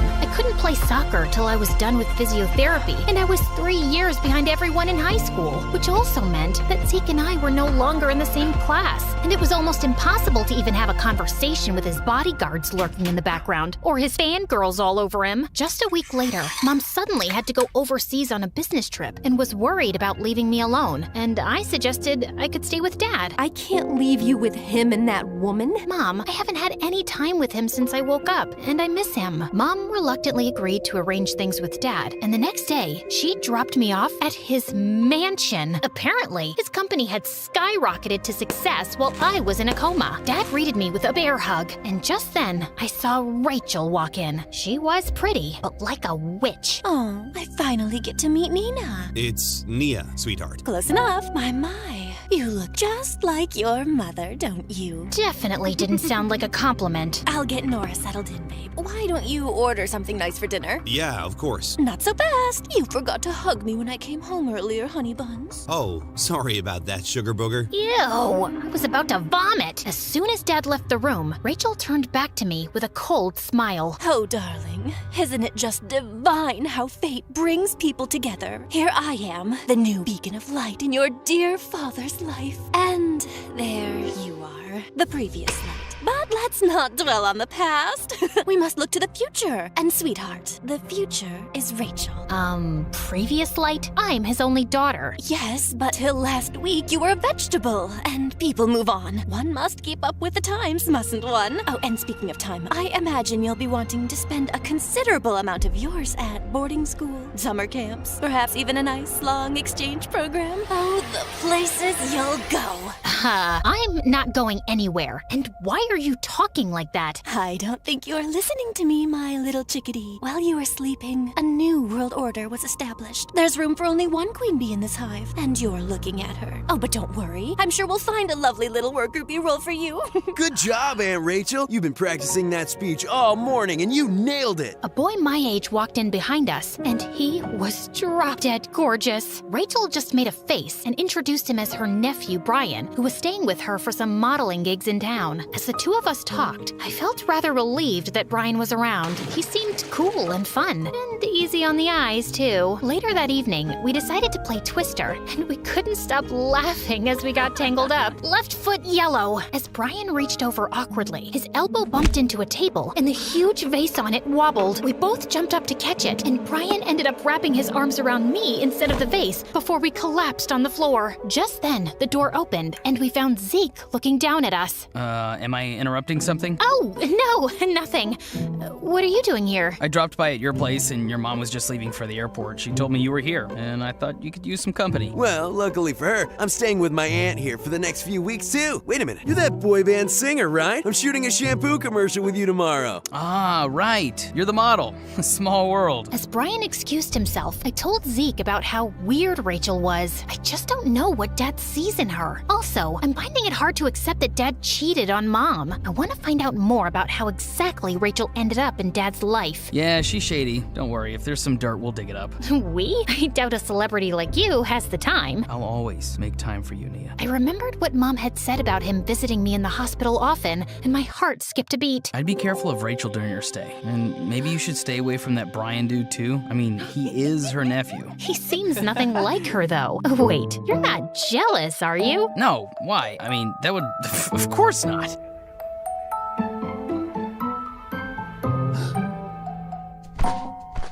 How does a famous pop star have so much free time? It's called time management. I can give you some tips. Won't you have paparazzi or fans following you here? Oh, no. I have a foolproof plan. I went wearing a mask to this small cafe no one visits, then changed my outfit there and my car too. Then sometime later, I ditched my car for a scooter my bodyguard was waiting with. And we zoomed on our way through some quiet back alleys, and here I am. Can we rewind the movie to the start?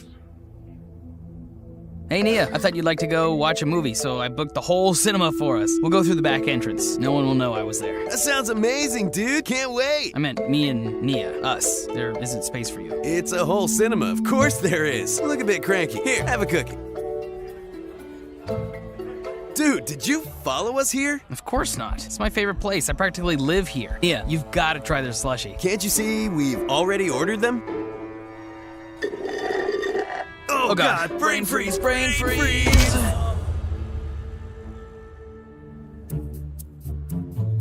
I've got thighs of steel. You can't beat me.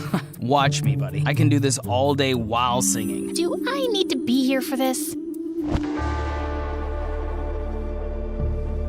They seemed to be fighting for my attention, but I was beginning to feel rather ignored. And worse, whenever I tried to spend any time alone with Dad and talk to him about what happened between him and Mom, Rachel made sure I couldn't. Sorry, honey. A bee slipped into Rachel's dress and the poor thing's traumatized. We'll go to the mall another time. Sorry, honey. Rachel didn't receive an important package and she's very upset. Rain check on the breakfast plan? Soon, I was cleared by the physiotherapist for some light soccer practice, and Dad was so happy that he wanted to accompany me to the club. Of course, Rachel had to tag along. Just as I was exiting the girls' locker room, I found Rachel outside pinching her nose. Ew, you'd think the girls' locker room would smell a little better. Ugh. Anyway, I just came by to say good luck. Break your arms and legs. I just rolled my eyes and kept walking. Oh, also, your dad and I are getting married soon. My heart dropped to my stomach. You're making that up. Dad wouldn't just ask you to marry him without telling me about it first. Yes, he would, Nancy. Just like he got divorced while you were sleeping. Now, don't you want your dad to be happy? He certainly wasn't with your mom. You don't know the first thing about my parents' relationship. Oh, trust me, I know more than you think. And if you're harboring any secret desire to go all parent trap on them, don't think for a second it'll work. It's so over between them. So over. She walked away smirking, and I was trembling with rage. I had to go join the game right after, but my focus was totally shot, and I was terrible on the field. I left the game midway and marched over angrily to Dad. Are you two getting married? What? She said you're gonna get married soon. Nia, sweetie, I said your dad and I are going to Maryland soon. I was only asking if you wanted to come along. What? Gosh, you're such a creep and a liar. But Rachel burst into tears, and Dad looked rather displeased with me as he consoled her. She was evil and manipulative, and I had no idea how to make Dad see that. But then one evening, Z called me up to give me some news. Apparently, he'd hired a private investigator to look into her, and he was still working on it, but he'd found out that Rachel had grown up in the same hometown as my parents. Their town was small, but neither of them ever said anything anything about knowing Rachel from before. They're even the same age, and there was one high school there. Maybe we need to look for a yearbook. The next evening, Dad and Brian were both working late, and Rachel had her Pilates class. So Zeke and I started snooping around her room, hoping to find something from her past. We'd looked all over and found nothing, when suddenly we heard the front door open. It's Rachel. She wasn't supposed to be back so soon. Suddenly, Zeke grabbed my hand and dragged me into the bathroom, then pulled me into the shower and drew the curtain. Don't you think she'll come straight to shower after an exercise class? Oh my god. We held our breath as we heard her walk into the room, mumbling something to herself, then straight into the bathroom. Ugh, who does that woman think she is? Telling me I can't attend class because I was late? Oh, she's crossed the wrong blonde. Maybe her gym will be infested by rats soon. Or maybe it'll catch fire. The fun is in the mystery. She cackled like a maniac, let out a loud, stinky fart, and left. We waited a few more minutes, and then thankfully, we heard her car pull out of the driveway. Just then, I noticed Zeke was still clutching my arm. That was super close. Why are you looking at me like that? Sometimes, I still can't get over how much you've changed. How come I never knew you had all this talent? Well, I never let you read any of the stuff I wrote, and I always liked singing, but not in front of anyone. I guess after your accident, when more time went by and you didn't wake up, I felt depressed and alone. Joining a band really helped me. Helped you get tons of fangirls. That cheerleader in school who's always clinging to your arm is very pretty. She really is. Yeah, here I am, hiding in a bathtub of a weird woman with you. Suddenly, he leaned closer, and I could feel my heart beating faster. But then, he just reached over and pulled the shower curtain open and stepped out. What was I thinking? Maybe we should check the attic. As we were rummaging boxes, we suddenly stopped short when we heard someone coming up the stairs. Oh god, she's back? What are we gonna say we're doing here? I have an idea. And just as the door burst open, Zeke pulled me in for a kiss. Am I interrupting something here? Oh, it's just you. Yeah, duh, clearly. Can you please go away? Nia, are you okay? You look flustered. He didn't force himself on you, did he? Are you serious right now, dude? I'm talking to her, Nia. Before I could say anything, Zeke pushed Brian. Brian pushed him back, and the two started fighting like crazy. Ow! Stop! My face is my job! My face is my job! Don't touch mine either. I have a concert tomorrow. Deal. And then the two went crazy again. I tried to stop them, but they suddenly went crashing into a pile of boxes, and some things fell out that caught my eye. There were pictures of Mom and Dad sitting next to me in the hospital. Who took these? And when? And there were more pictures of Mom and Dad from before. All of them with Mom's face crossed out. Oh my god! Can you two cut it out and shut up for a minute? As they both calmed down and looked at the pictures, I filled Brian in on what we were actually doing here. We found Rachel's yearbook as well, and Mom's face was crossed out there too, but I couldn't find Rachel. No, look, that's her! It was a plump, brown-haired girl with glasses and acne who looked nothing like the Rachel I knew. She lost a ton of weight and got a lot of work done on her face. Obviously, I'm not allowed to ever bring that up. And I've always known she's crazy, but I didn't know she's some weirdo stalker. I don't know what all of this means exactly, but we're gonna find out. And later that evening, while she was cuddled on the couch with Dad watching a movie, the three of us confronted her. What are you doing? What are all these pictures? You'll have to ask Rachel. Also, did you know she used to attend high school with you? What? As Dad looked at Rachel, she suddenly lost it and wiped everything off the table. Of course you wouldn't remember me. You wouldn't even look at someone like me in high school. I've loved you since we were kids. But you were always so obsessed with Nia's stupid mother. I've kept tabs on your life since you left town. And I heard your kid had been in an accident and your marriage was on the rocks. I hired a private investigator to find out more. I just wanted to be near you, darling, to comfort you. I still loved you so much. So I joined your company and we instantly got close. I was going through an awful time, and I appreciated having a friend.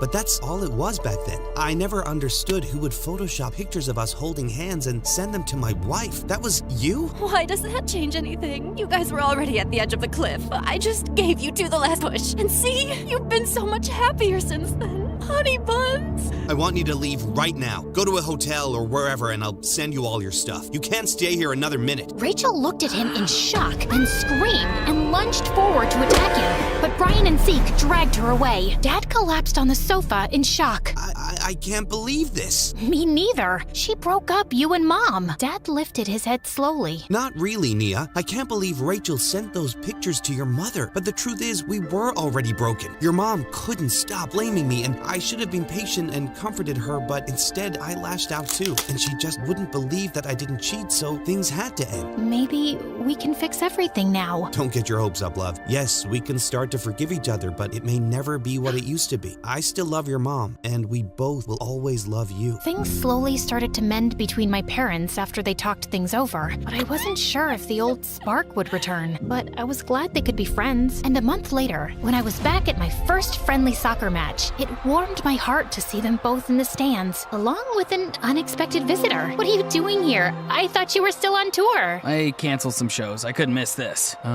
So is Brian here? No, I mean, we're still friends, but I didn't think he'd come right after he asked me out, and I turned him down. I could literally see Zeke's eyes light up. Aw, poor guy. You're not fooling anyone. I gotta go. The match is about to start. How about this time you finish it and let me take you somewhere to tell you that I like you, and have ever since the day we first met. I'm picking the restaurant.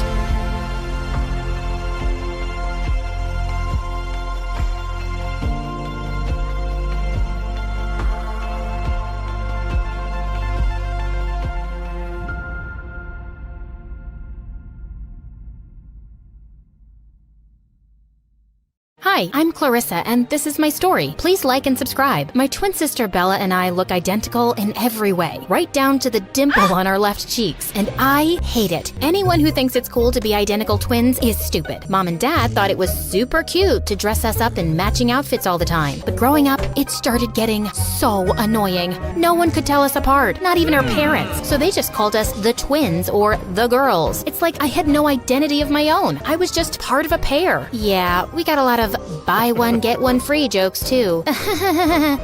Also, it was everyone's favorite game to try and spot any differences. I think this one's shorter. Her nose is bigger, right? Her ears stick out more. Also, if I pinch your cheek, will your twin feel it? If I punch your face, will your mother feel it? You're basically a part of her. We were in the same class in school, and we did all the same extracurricular activities, and there was always so much pressure not to be the worst twin, because everyone made that instant comparison. Clarissa got an A on her maths test. Why do you have a C, Bella? Bella beat you in that race by a mile, Clarissa. Aren't your legs just as long? Why was it so hard to understand that we didn't have matching abilities to go with our matching faces? But by 4th grade, our personalities started changing. I was academically stronger, but Bella was more athletic. We'd both been attending dance classes since we were kids, but I eventually dropped out because she was clearly better. I started slipping into the quiet nerd mold, while she was more outgoing and loud, so she always got more attention. Like on our 10th birthday, Bella got her way, and the whole party was Hannah Montana themed. All my Harry Potter requests were ignored. Mom had baked our birthday cake, and it read, "Happy birthday to our beautiful beauty, Bella and Cla." Mom, what happened to my name? Bella told me she wanted this text on the cake, honey, and there just wasn't enough space left. Our classmates were gathered around Bella as they danced away to her playlist. I spotted a new kid sitting in a corner and playing some game. Hey, you think this party sucks as much as I do? Yeah, kinda. Sorry. Wanna play? I was having a really good time, till Bella and her friend started a crazy water fight and attacked us too. And they ruined the boy's gaming console. He left the party crying and never talked to me again. Yeah, Bella always found a way to ruin things for me. Then one day in 7th grade, we found Mom waiting for us at home with an envelope each. OMG, no way. You signed me up for the tween beauty pageant? Oh, thanks, Mom. A flyer for the middle school mathletes? Well, what do you think? One for my beauty and one for my brainiac. It's perfect. It's fine,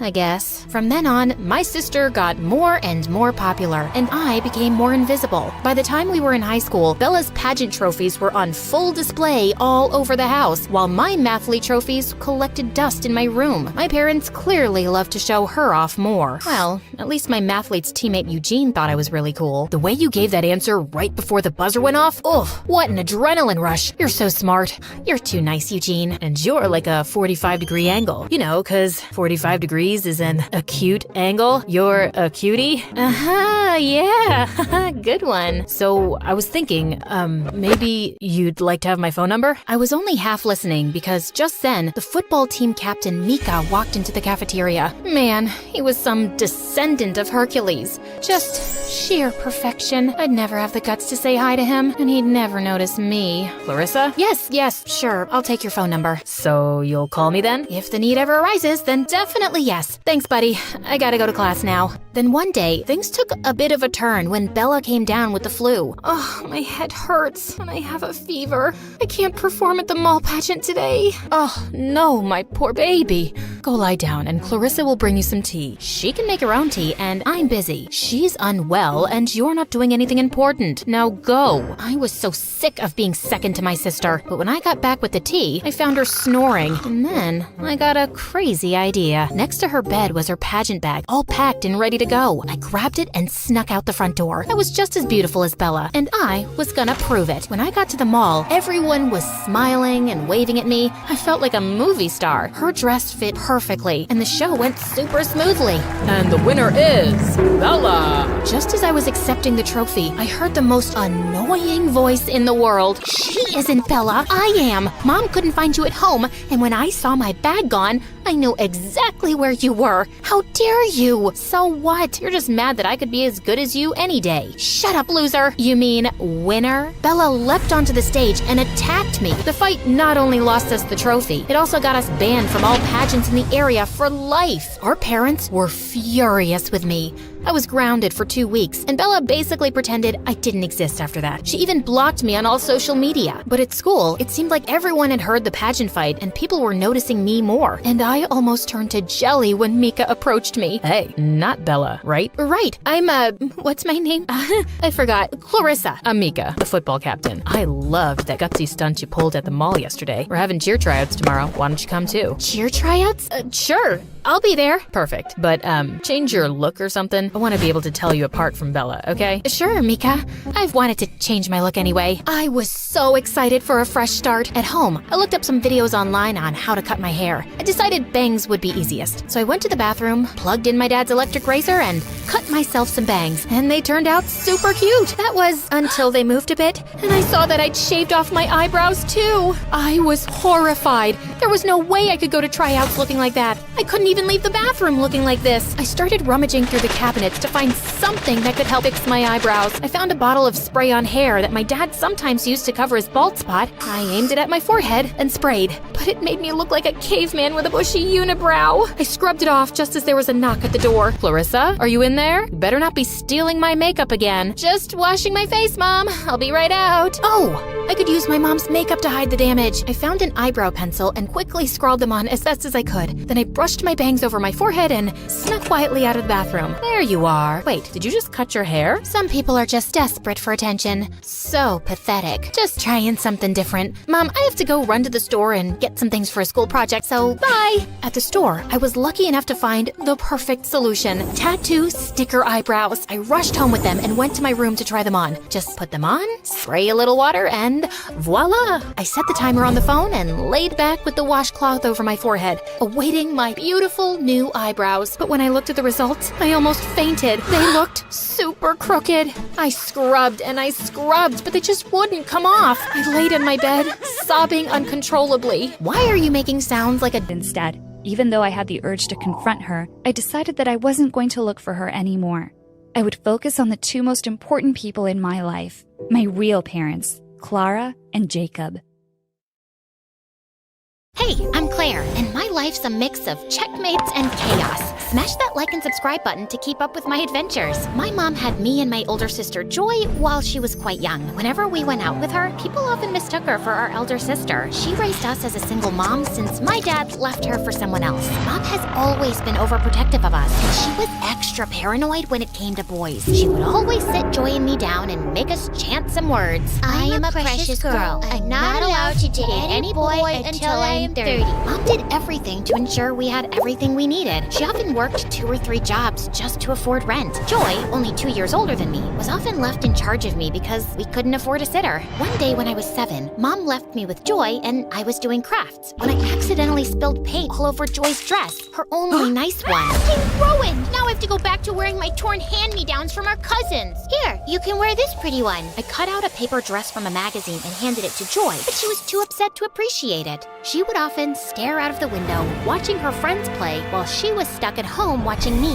The only fun thing I did with her was a game we played together, and they are sponsoring this video. Joy, I found the perfect thing that mixes strategy with style. Dragon City. It's a game where we can create our own dragon empires. And guess what? We can even have dragons that match our personalities. Okay, you have my attention, but can I make my dragons the most glamorous creatures ever? Absolutely! You can collect over 1,000 unique dragons, including some that look like they've walked right out of a makeup tutorial. And you're going to love customizing their habitats. It's like designing the perfect home, but for your dragons. And not only that, there are dragons of your favorite YouTubers. Oh, and there's a vibrant community of players who trade dragons and collaborate in alliances to unlock exclusive rewards. I'm in, but if my dragons end up being more fabulous than yours, you owe me a makeup tutorial session. Deal. And to get us started, there's a special bundle for new players. If you download it by clicking the link in our video description or scanning the QR code, you'll get 15,000 food, 30,000 gold, and the Black Metal Dragon. One day, Mom had promised Joy that she could go to a sleepover at her friend's house. However, I fell sick. You can't leave your sister here alone. She's unwell, and I can't take her to work with me. You'll have another chance to go. Joy was beyond angry. So, I guess my life is all about raising you now. She tried to stay home and take care of me, but I guess she'd had enough that day. She yelled, "I can't do this anymore," and stormed out to go to her friend's house, leaving me alone. I tried to follow her down the stairs, but I tripped and fell, hurting my leg badly. When Mom came home and saw me crying and hurt, she was furious. Mom grounded Joy, saying she couldn't go out with her friends for a very long time. Joy just got angrier every day. She stopped talking to me and would just glare at me like it was all my fault. I felt really bad and wished I hadn't gotten sick that day. When I was 14, Mom decided to take us along to help her with work. She was working as a cleaner for a rich family. Joy and I were always arguing, so to keep us occupied when we weren't assisting her, Mom bought us a chess set. You two had better learn to play this. Joy had no interest in chess.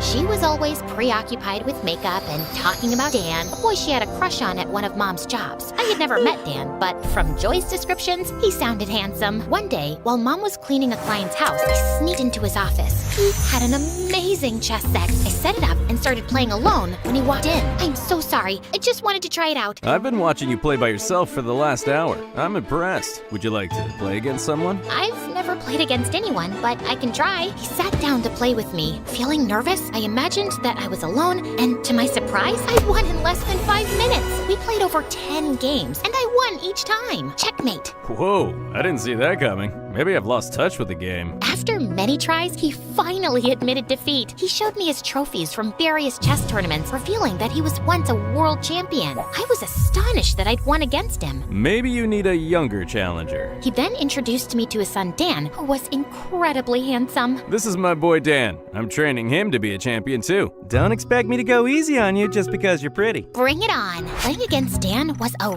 real challenge, but I was beating him. Everything was going well until I noticed him swap a piece on the board. Hey, you've cheated. I saw what you did. Don't blame me for being quick. Just as I was about to win, Mom walked in and was furious. What do you think you're doing playing with a boy? Hey, I was just about to win. But Mom dragged me out of there and banned me from going to work with her again. Despite my attempts to explain my victory over the world champion, she wouldn't listen. What have I always taught you? That I'm a precious girl and I'm not allowed to date boys until I'm 30. It's Joy who's always daydreaming about Dan. I haven't done anything wrong. When we got home, Joy was cold towards me and even threw my chess pieces out the window. What is the matter with you? Why did you have to tell Mom I like Dan? I just panicked. I shouldn't have told her. She was just being hard on me. As I went outside to get my chess pieces, I saw a posh car parking outside our house. It was Dan's dad. He entered our house and handed Mom some papers, then left. When Mom came in, I practically jumped on her. What was that about, Mom? That nice man has decided to sponsor you for a chess tournament in Europe. I was thrilled by the opportunity, but I knew Mom would be hesitant to let me go. Please, Mom, can I go? I promise I'll be on my best behavior. I can't have you away from me, and I can't leave my work or we'll be homeless. I was about to protest furiously when Joy stepped in and offered to accompany me. I can take her, Mom. I'll watch over her. Everything will be all right. Please, Mom. Joy can take care of me like she always does. I'll think about it. After researching the tournament and discovering the $100,000 prize, Mom agreed to let us go. You can go, but you must follow everything Joy tells you. We flew to Europe in Dan's dad's private jet, with Dan joining us. Once airborne, Joy imposed a rule. I was forbidden from speaking to Dan. She made it clear she was on the trip to get closer to him. Remember what Mom said. You have to follow everything I say. I was fine with the rule. To me, Dan was a cheater who nearly robbed me of victory. Deal. It won't even bother me. I avoided Dan throughout the trip, but Joy was constantly around him, laughing at his jokes. When we landed, Dan approached me with stories about places he wanted to visit. Listen, I'm here for the tournament. I need to focus. Ooh, scary. I was just trying to distract you from the competition. When Joy saw us talking, she dragged me away. You're already breaking the rules. That's 1 strike. 2 more and you're out. He approached me, and you're breaking Mom's rules too. We're not supposed to talk to boys. Mom's not here, and I'm older, so I make the rules. At the tournament, I quickly became a favorite, advancing to the semifinals, while Dan was eliminated early. So, you're really good, huh? Looks like it. I don't even need to cheat. Soon after, my popularity soared. During an interview after qualifying for the semifinals, Dan suddenly joined me and told the reporters he hadn't seen someone as good as me in years. And then he hugged me. Of course, Joy saw that, and she was mad. We're going home. I saw you hugging Dan. That's against Mom's rules. He hugged me. It wasn't my fault. Joy didn't listen and started calling Mom to tell her. I couldn't leave before the semifinals. In a moment of desperation, I tackled her, and her phone fell into a drain. I'll follow your rule, but I won't let you ruin this moment for me. You're just stealing my crush. You've always known I liked Dan. I was about to defend myself, but things escalated quickly. Our argument turned into a huge fight, and we were both shouting and not listening to each other. In the heat of the moment, I pushed Joy away, but she lost her balance, tripped, and fell badly. I was horrified. Joy, are you okay? But Joy was in a lot of pain. We rushed her to the hospital, and the doctor said she had broken her hip and needed rest for several weeks. I felt terrible. I'm so sorry, Joy. This is all my fault. Let's just leave now and make sure you get better. Are you insane? Go win that $100,000. Don't worry about me. I was only pretending to call Mom because I was angry. I wasn't actually gonna let you miss the semifinals. I was taken aback by her words. After everything that had happened, she was still thinking about my chance in the tournament? Aren't you worried about me flirting with your crush? Dan? Oh no, I don't like him. Not really. What? So why were you stopping me from getting close to him? I've always taken care of you. I never had friends or anything special going for me. And when I felt a little crush on a boy, he liked you. I wanted to stop it, but then I realized I really didn't even like that boy. I just didn't back off because I didn't like you having everything. I understand, Joy. You've always been there for me, and I've taken that for granted. You deserve to shine and have your dreams too. Let's promise to support each other from now on. No hugs, please. Your sweat stinks. Now go win that prize. I need some rest. Thank you, sis. I hugged her and left. The evening after Joy's accident, I was sitting outside the tournament hall before the match started, and I was startled when Dan quietly sat beside me, handing me some flowers. These are for Joy. I thought you could take them with you to the hospital. The flowers were Joy's favorite, daisies. It showed he really cared about what was happening in my life, not just the chess tournament. I've arranged for a video call set up in your room so you can talk to her before and after your matches. I thought it might help both of you. Thank you so much, Dan. I don't mean to be rude, but I don't think we can start a relationship right now. Winning this prize is my top priority, and I really need to stay focused. I can't afford any distractions. I just wanted to make things a little easier for you. You've got a lot on your plate. You have a tell when you're anxious. Your ears get red. Maybe cover them. You've noticed that? That was kinda sweet. Nobody but Mom and him had ever noticed that. The next day, I played well in the semifinals and won. I was excited, and Dan rushed to congratulate me. He hugged me, and then he kissed me. About the kiss, I'm not allowed. I know. Joy told me about your mom's rule, but I really like you and want to be your boyfriend. I was shocked. Dan wanted to be my boyfriend, but I had to be really sure this was okay with Joy. I needed her blessing first. But later, when I went with Dan to the hospital, Joy's things were gone. We ran to the hotel, and she wasn't there either. That's when Dan's dad found us. Joy had to go home last night. Your mom fell and is in the hospital. Oh my God, I'm going to the airport right now. I need to see Mom. Dan grabbed my arm gently, stopping me. Wait, Claire, we can video chat with her. You can't give up on your dream now. Your mom only hurt her leg while cleaning the kitchen shelves. She'll be okay. You have to win this for her. But they both need me now. Joy isn't in great health herself. I understand you're worried. My dad has already taken care of Joy's hospital bills, and he'll cover your mom's too. No, this is too much. Don't worry, you can pay us back when you win. I felt super focused after talking to Dan. The last game of the chess tournament was really tough, but I played my best. Then I made a big move and I won! Everyone around me started cheering. I was so happy and excited. I saw Dan in the crowd. I ran up to him and gave him a big kiss. Cameras were there and they showed our kiss on TV. When I got back home, Mom and Joy were waiting. Joy was smiling, but Mom looked serious. She was proud of me for winning, but she said, "You're still grounded for having a boyfriend." I guess some things never change. And remember, you can download Dragon City by clicking the link in the description or scan the QR code and get a special bundle with 15,000 food plus 30,000 gold plus the Black Metal Dragon to get you started.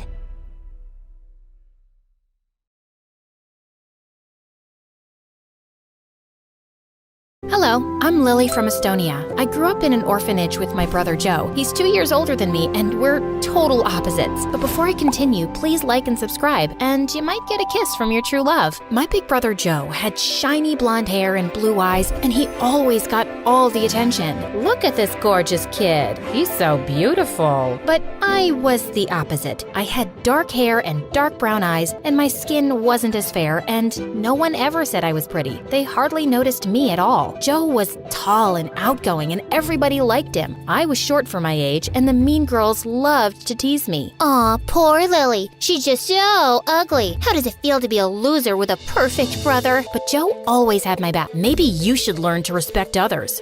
Oh, for you, Joe? I'll learn anything. I'll learn how to respect others, and how to cook and clean. I'll even learn how to give birth. You don't learn how to give birth. You just give birth. I agree. You're right. You're so smart. See, Joe? I learned my lesson. I respected her. Now love me, Joe, please. In school, things weren't much better. Joe was super smart and almost a genius. Joe, that's amazing. A perfect score. I could barely pass my exams, and I had a hard time paying attention in class. Sometimes I talked to the other kids when I wasn't supposed to, and I got out of my seat and I ran around the room, but I couldn't help it. Lily, sit down. Most of the teachers didn't like me at all. One time I was in grumpy old Miss Koppel's class, and I really had to go to the bathroom. The break just ended 2 minutes ago. You couldn't go then? Oh wait, you were busy playing. The only thing you do in school. No bathroom for you. But it's an emergency. Miss Koppel didn't budge. I tried to hold it, but a minute later, I peed my pants. Ew! Joe caught me crying in the hallway. What's wrong? Miss Koppel wouldn't let me go to the bathroom. Joe's face turned bright red, and he stormed into Miss Koppel's class. You stinky witch. Maybe a bitter old lady like you shouldn't be teaching. You should be at home fighting with your husband who's lost his hearing because of your constant screaming and will go blind soon looking at your hideous face. Miss Koppel sent Joe to the principal's office, and he got detention for 2 weeks. I felt so bad. I'm sorry I'm weird and stupid and always causing trouble. Don't say that about yourself, Lily. None of that is true. Yes, it is.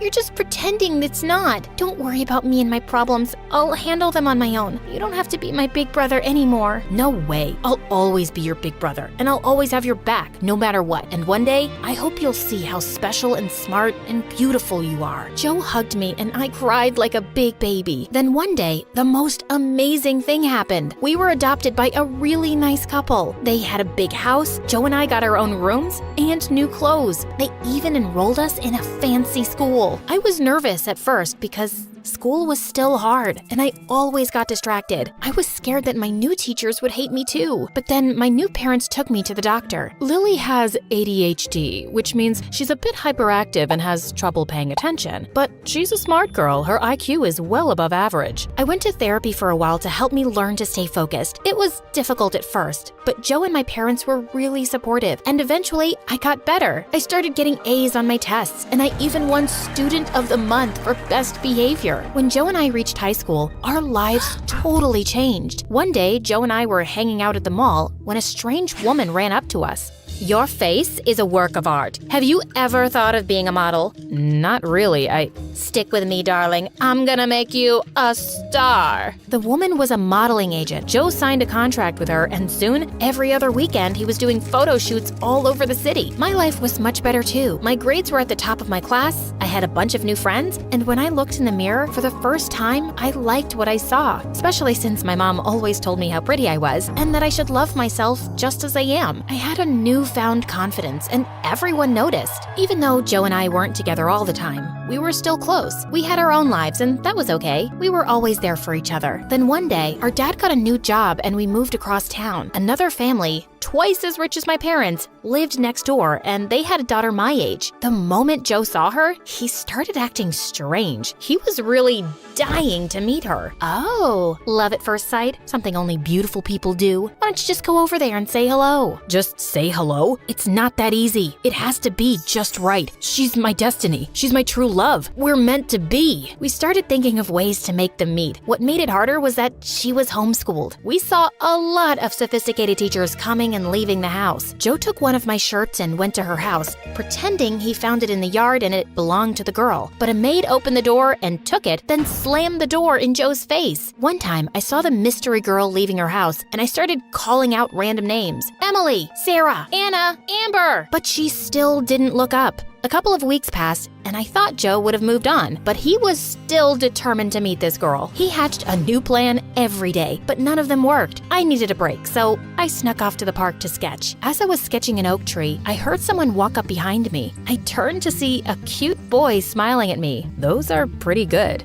Your shading and detail are amazing. I froze. I'd never shown anyone my drawings before. I'll show you mine if you show me yours. The boy's name was Ryan. He was a couple of years older than me, and he was a talented artist. We talked for hours. Every time he looked into my eyes, my heart skipped a beat. Geez, I'm sorry. I didn't realize it was so late. I have to go. Maybe we could meet up tomorrow and, talk about art? Sorry, I can't. I was such a dork. What was I thinking? Asking a cute boy like Ryan out. He must already have a girlfriend. I wanted to crawl into a hole. It's okay. Sorry I asked. No, it's not like that. I'd love to see you again, but I'm leaving for New York tomorrow for art school. My heart sank. This doesn't have to be goodbye. Ryan pulled out one of his sketches from his notebook. He wrote his phone number on the back and gave it to me. I want you to have it. I can't take this. You can give it back when I see you again. On my walk home, every time I thought about Ryan, I couldn't help but smile. I turned the corner onto my street, and then I saw something insane. The mystery girl was scaling the side of her house like a cat burglar. I hid behind a tree and texted Joe, but then the girl came charging at me like a maniac. She tried to grab my phone. Give it to me. Let go, you crazy girl. My phone slipped out of my hand, fell to the ground, and broke. I was so mad. I turned to yell at her, but then she started bawling like a big baby. I'm sorry about your phone. I just didn't know what to do. Her name was Sophia, and her parents made her break up with her boyfriend because he was poor. They won't let me see him or talk to him. My heart's been ripped to pieces. It hurts so bad. Please, make it stop. Don't cry. Things will be okay. How? Thankfully, Joe walked up just then. Sophia took one look at him and got all googly-eyed. Then she got confused. I can't do this. Sophia pushed Joe and ran away crying. The next day, Sophia showed up at her door. What I did to you wasn't cool. I was having a hard time. If you don't mind me asking, what's wrong? Well, I'm broken. Excuse me. If I could just squeeze past you. Each time life smiles at me, bad things happen shortly after. I fell in love with our gardener's son. It was a secret because I knew my parents would never approve. I don't know how, but they found out and things got really bad. I'm so sorry. If you could just step to the side a bit, I could get out of your way, and they fired him and his father and forced me to break up with him. Then they took my phone and homeschooled me for a while. My dad is an important politician, and he can't risk his reputation. And now, every morning, I wake up in a puddle of tears. That's so sad. Yes, very sad. I've got an idea. Why don't you two be friends? It might make you both feel better. Over the next few months, Joe and Sophia started getting closer, and so did our parents. Joe started dressing in expensive clothes, buying Sophia fancy gifts. and he'd brag to Sophia and her parents about how much money he made modeling. Once, Sophia's parents invited us for dinner. Oh, neighbors, you have such a strong, confident, independent young man. I bet girls are fighting over him all the time. Yes, but I have eyes only for one girl. As Joe looked at Sophia and she blushed, everyone noticed the two and smiled. Oh, this is wonderful. We've been so worried about Sophia. I'm so happy she's found someone like you. We had to protect her, you know. She was tricked and manipulated by a dirty, poor boy that stole her heart. Ugh, poor people. You can't trust any of them. They're all liars and cheats. That's not true. Oh, you sweet, naive girl. You'll learn soon enough. Then Sophia's parents laughed at me, like what I said was some big joke. I'm not naive. You're just wrong. Joe and I used to be poor. We're not liars and cheats. We're not dirty, and we're not bad people. Joe's an exception, of course. Who knew an adopted orphan could be so perfect? You guys hit the jackpot with your son. Your daughter, well, she's no Sophia. Oh, you're right about that, honey. Joe lowered his head. My parents looked away, and I was about to explode. What's that supposed to mean? Thank you for the meal. We must get going. When we got home, my parents sat me and Joe down for a talk. Joe, we don't want you seeing Sophia anymore. No, that's not happening. I love her. You can't tell me what to do. Stop yelling at Dad. Son, what her parents said about your sister is unacceptable. They were just joking. They're really nice once you get to know them. Are you blind? Sophia's parents are jerks, and ever since you've been hanging out with them, you've changed. If I have to impress Sophia's parents to get their blessing, then I'll do it. True love is worth it. But you wouldn't know anything about love. You've never had a boyfriend and you look like you sleep in a trash can. Don't talk to your sister like that. That's enough. No more Sophia, and that's final. Then Joe got mad and shoved Dad. Dad fell and hit his head hard on the table. Dad! I rushed to Dad's side. He was really hurt. Mom called the ambulance. Then I looked up and saw Joe. I'm sorry. Joe ran out of the house. Dad had a minor concussion, and we spent the night in the emergency room. By the time we got back home, all of Joe's things were gone. We heard from the neighbors that he and Sophia moved into her parents' villa in Paris. Dad was weak after the injury, so I helped him out at the office. Staying on top of my schoolwork and helping Dad was tough, but I enjoyed spending more time with him. My parents and I tried calling Joe, but he never answered, which made me really sad. My new friend Ryan always found ways to cheer me up. He sent me funny sketches and MSA videos. One summer, he came back to town and we sat under the oak tree. We saw a boy and a girl playing on the swings, and I started to cry. What's wrong? I miss my brother. He was my best friend and always had my back. I'm scared I'll never see him again. He's your brother, and he could never stop loving you. I'm sure he'll come back to you one day. Then Ryan handed me a sketchbook and I drew a picture of me and Joe. Ryan encouraged me to study art, and eventually I started selling my drawings. 5 years later, we got married in a small ceremony in our backyard, and soon after, we had a baby. But there were complications. I felt this horrible pain and the machine started to beep. As the doctors raced to save me, I cried out, "Joe, my brother, Joe, come to me." Then I fainted. I woke up from a coma 2 days later, and when I opened my eyes, I saw Joe and Sophia sitting beside me with tears in their eyes. Joe? Yes, Lily. Is that you? Yes, I'm here. I'm sorry, Lily. I'm so sorry for everything. I looked up at my parents.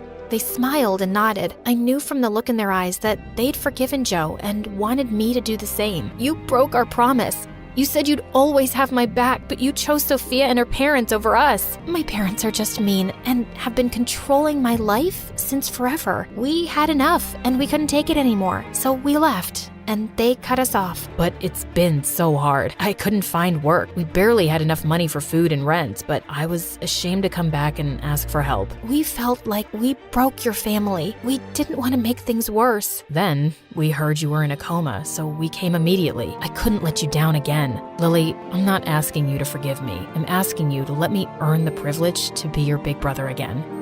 You'll always be my big brother. I just wanted to see you. I would have helped you no matter what. Then Joe hugged me and I hugged him back. Have you ever had a dream so big it seemed impossible to reach? What should you do if nobody around believes in you? Or they try to take you down out of envy? Hi, I'm Wu Ziqian, and my story takes place some 1400 years ago in the Chinese Empire. Yet, I feel some things haven't changed much for us girls. The year I was born, a total sun eclipse darkened the sky. It was a sign of big changes, though at the time, nobody would have guessed that small, sweet Wu would be the one to make history. Growing up, life was good. I had 2 sisters and 2 older half-brothers from Dad's previous marriage. Our family was not part of the aristocratic class, but was very wealthy, which meant I didn't have to do any chores as we had staff taking care of daily activities. However, unlike other rich girls who mostly lazed off, Dad encouraged me to study from a young age. He soon realized just how smart I was, with a talent for poetry and public speaking, so he started to take me on business trips. I loved meeting new people and asked lots of questions. Yes, I was a bit unusual as a kid, but my family was very proud of me. Well, except my brothers. Why are you studying again? You're just a girl. And? Your job is to get married and to have kids. Dad is wasting resources on you. Maybe he's afraid you'll never find a husband. And what's this? Oops. And with that, he spilled ink all over my notes. One day, you'll regret being so mean. I tried avoiding them as much as possible. But then, around the time I was 14, Dad got very ill and left us. Nothing was ever the same. My brothers started acting like the bosses of the family. Without Dad to keep them in check, they became rude to Mom, bullied my sisters, and were especially mean to me. Like the time I spent too much time with a friend and was late for my curfew. It was a rainy evening. I ran back home, but the front gates were already locked. No matter how much I yelled and banged on the doors, nobody could hear me over the wind and thunder. In the end, I crouched there all night until early morning. Mom found me crying and shivering. I'm so sorry, Wu. They told me you were back and sleeping. I should have checked. That little adventure gave me a cold so bad I stayed in bed for a week. Without Dad, I felt powerless. I had to do something to change my fate, not only for me, but also for my mom. A chance presented itself when a beauty contest was held in town. The winner would be taken to serve at the palace. It was a huge deal and a way to gain respect and admiration. Mom was worried about my plan, and her fears came true when I won. Honestly, it wasn't that big of a surprise, being not only the prettiest girl in town, but also well-educated. My brothers just scoffed at the news and said they won't miss me. Typical. Mom helped me pack my things, and on the day of my departure, she cried as we hugged. Don't be sad, Mother. Who's to say it isn't my fate to meet the Emperor? And so, she understood. I wasn't going to the palace to escape my problems. No, I had a bigger plan. A hope to get noticed by the Emperor, maybe one day marrying into the royal family. Something to bring honor to my name. But my life in the palace started on the wrong foot. The Emperor took a quick glance at me and decided I'll be doing laundry? I didn't spend my childhood reading the classics and refining my calligraphy for this. One day, I was trying to get inside the palace library, but the guard wouldn't let me in, questioning if I could even read. Are you kidding? I was composing poetry at 6. Give me some books or I'll report you to the Emperor. Just then, the guard went pale, looking behind me. I turned and, oh my, the Emperor had heard it all. He seemed amused and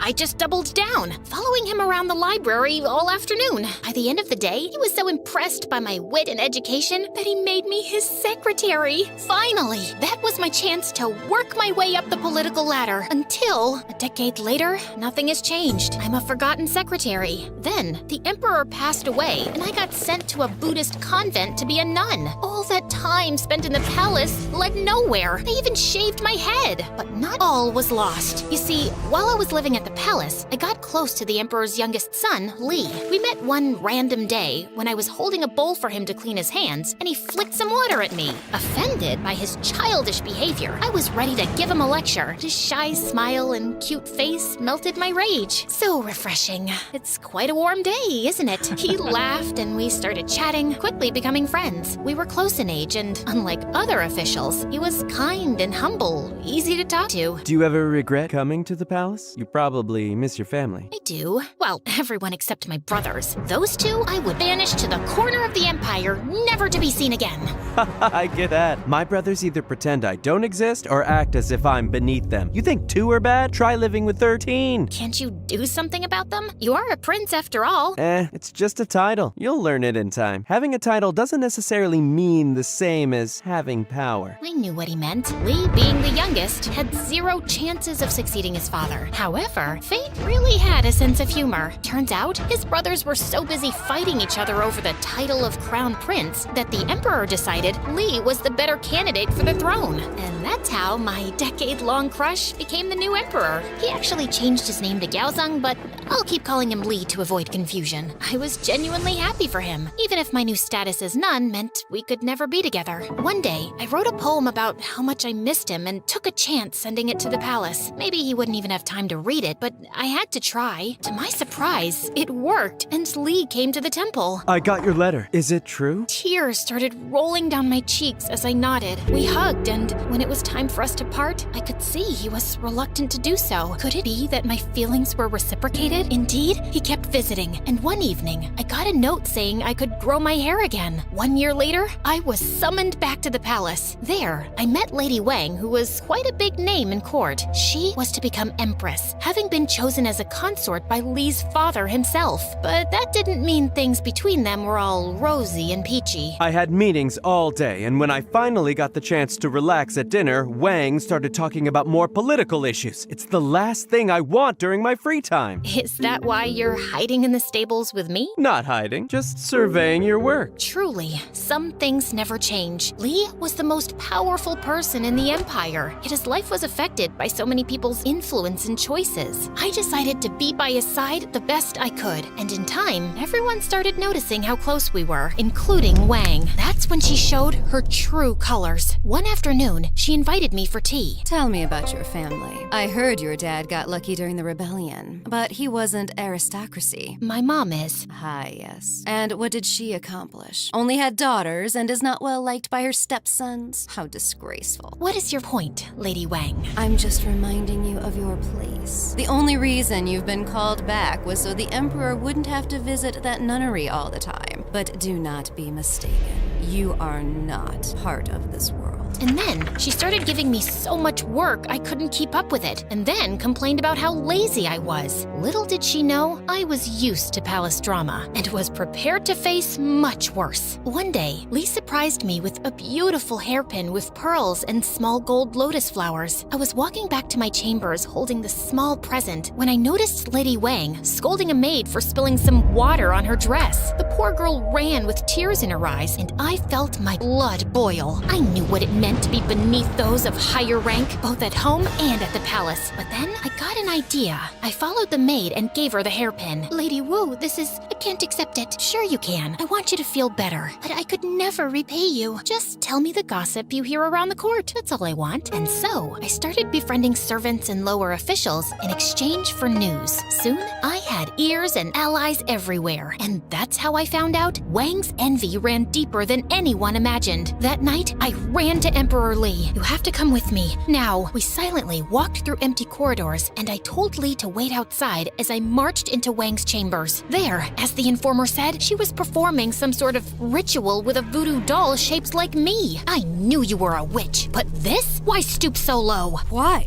You spend too much time with the Emperor. I have to stop you. Just then, Lee walked into the room. Lady Wang, I'm very disappointed. You are far from the noble woman I thought I'd marry. She threw herself on her knees, begging for forgiveness, but it was no use. Witchcraft was a serious charge at the time, so Lee banished her from the palace. Soon after that, Lee confessed his feelings, and I was made the official consort, the new empress. But, as Lee said years ago, a title alone doesn't mean power, and that became clear to me while I kept listening to the emperor's meetings with his advisors. I sat, as usual, in a small room behind a curtain of pearls, voicing my opinion when needed. The times my husband was ill, he trusted me to make decisions in his place, and some of his officials were seriously offended by this. It feels like the woman behind the curtain is the one actually running the state. Oh, This is even beyond the palace walls. Truly unacceptable. Behind their protests, there was nothing but envy for the fact I was becoming more and more influential in court, and try as they might, they couldn't stop me. Some years later, Lee and I took a vacation to my hometown, which turned into days of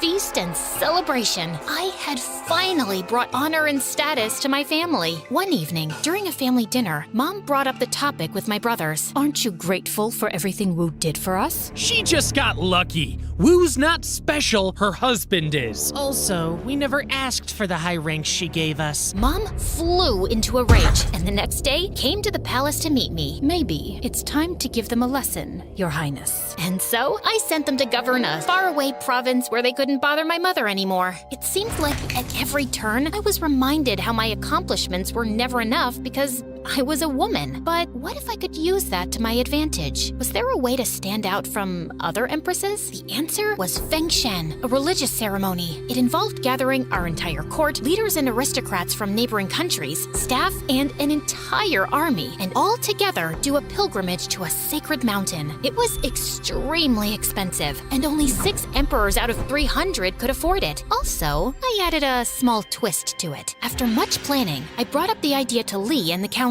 Our borders are safe, the economy is good, people are pleased. I think we've earned it. That is true, but Your Highness, we cannot allow the Empress to perform the second ritual. It is for us officials to do. Oh, I knew they'd say that. Your Highness, the Emperor makes offerings at the top of the mountain to heaven, which represents masculine energy. At the bottom, the offerings are made to earth, which is feminine. It makes more sense for a woman to do it. Lee agreed and fired the advisor who opposed me, sending a clear message to the rest of them. And so, we gathered thousands of people and traveled for months to Mount Tai. I performed the rituals along with my husband, and we ended the procession with a huge banquet. And with that, I secured my place in history. Years went by. Lee and I governed as a team, but slowly his health started deteriorating. Everyone at court knew his time was near. As I sat at his bedside, we held hands, till slowly his got cold. I wanted to mourn, cry, and give up, but everything we built together would have crumbled if I did so. The council wanted my son on the throne, but he wasn't as capable as me and would have been a puppet to the advisors. So why give up power and risk the empire's stability when I could rule it just fine? Only because I was a woman? That never stopped me before. And so I did what I was good at, securing the throne and winning allies. At one point, some ex-officials started a rebellion against me. One of them wrote an entire manifesto making up all kinds of stories about me. It was read in court, and at the end, everyone was silent until I bursted out laughing. Who wrote that? So creative. We should have kept him. My army defeated the rebels swiftly, and then I addressed the council with an ultimatum. If anyone here thinks they are more capable than me, speak now. Otherwise, pledge your loyalty. My opponents stepped down one by one until eventually I was crowned as the first female emperor. The only time in history it ever happened. Other women have tried to rule as wives or widows, whispering in their son's or husband's ear, but none had the official title and absolute power. For another 15 years, I skillfully led my people. Try as they might, not even my greatest opponents could deny the fact I was a good leader. They attacked my character, painting me as a power-hungry, ruthless woman, but never once criticized my governing skills. Truly, my greatest flaw was my audacity to play the power games of men and win. Today, historians keep uncovering the remnants of my empire's riches and culture. I wanted to make China the greatest empire in the world, and under my guidance, at the time, it was. So don't let the circumstances you were born with determine who or what you can be.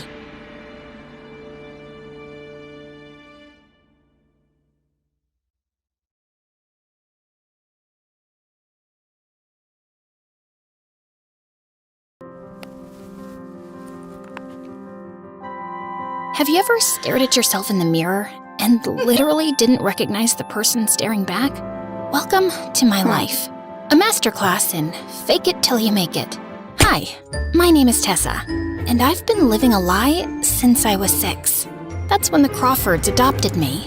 Initially, it felt like a dream come true. A mansion the size of a small country, a garage full of cars, and parents who paraded me around like their favorite charity project. And this is our daughter, Tessa. We rescued her from that dreadful orphanage. But as I got older, the constant stares and whispers started to get to me. I was tired of being the adopted one in a family of blue-eyed, perfect-looking people. Why don't you look like your parents? Are you like the help or something? So by the time I started at a new high school, I took matters into my own hands. Every morning, my routine was the same. Wake up in my perfect room, put on my perfect clothes, and finish with the most important part: blue contact lenses to cover up my boring brown eyes. The Crawfords never asked me to hide who I was, but they never stopped me either.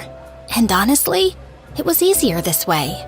No more questions, no more explanations, just Tessa Crawford, the perfect daughter with the perfect blue eyes that matched her perfect parents.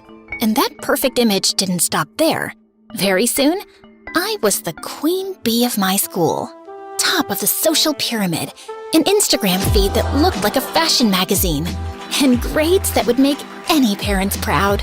I had the whole package. Well, except for one seriously annoying problem. Ryan Bennett, king of the jocks, heir to Bennett Corp, and owner of the world's most punchable face, who'd been trying to make me his girlfriend since freshman year. Come on, Tessa! We're practically royalty at this school. Can you imagine the power couple we'd be? Our parents practically run this town together. Wow, Ryan. When you put it like that, I'd still rather date a cactus. But I always kept the rejection light and friendly. See, Ryan wasn't just annoying. He was the kind of guy who'd destroy your entire social life if you bruised his ego. And with our parents' businesses connected, I couldn't risk it. So I played nice, while mentally calculating how quickly I could escape every conversation. My perfectly crafted fake life was running smoothly, until he came along like a wrecking ball. Ethan Cole, new kid, foster child, always carrying a beat-up sketchbook and wearing clothes splattered with so much paint they looked like a Jackson Pollock original. The second he walked into class, I knew Ryan would make him his personal chew toy. Hey, Goodwill, did a rainbow throw up on you, or is that your idea of fashion? His squad of brainless hyenas erupted in laughter, while I sank lower in my seat in embarrassment. But Ethan? He just looked at Ryan with this amused expression, like Ryan was a toddler having a tantrum in a grocery store. Genuine creativity intimidates those with empty lives. Thanks for the psychological case study. What? Nobody talked to Ryan Bennett like that, ever. Ryan's face turned blazing red, but before he could respond, the teacher walked in. I thought that would be the end of it. Man, could I be more wrong? Over the next week, Ryan and his goons accidentally spilled paint all over Ethan's English essay, shoved him into lockers when teachers weren't looking, and even started an Instagram account dedicated to mocking his secondhand clothes, calling him a peasant painter. Through it all, Ethan kept a poker face, never giving them the satisfaction of seeing him crack. But I noticed the shadow under his eyes growing darker each day. Then came the art show event. Ethan had entered his painting into the district competition, a breathtaking piece that showed a small child reaching for the stars. I overheard him telling the art teacher it had taken him 3 months to create. When I arrived at school the next morning, there was a crowd gathered in the hallway.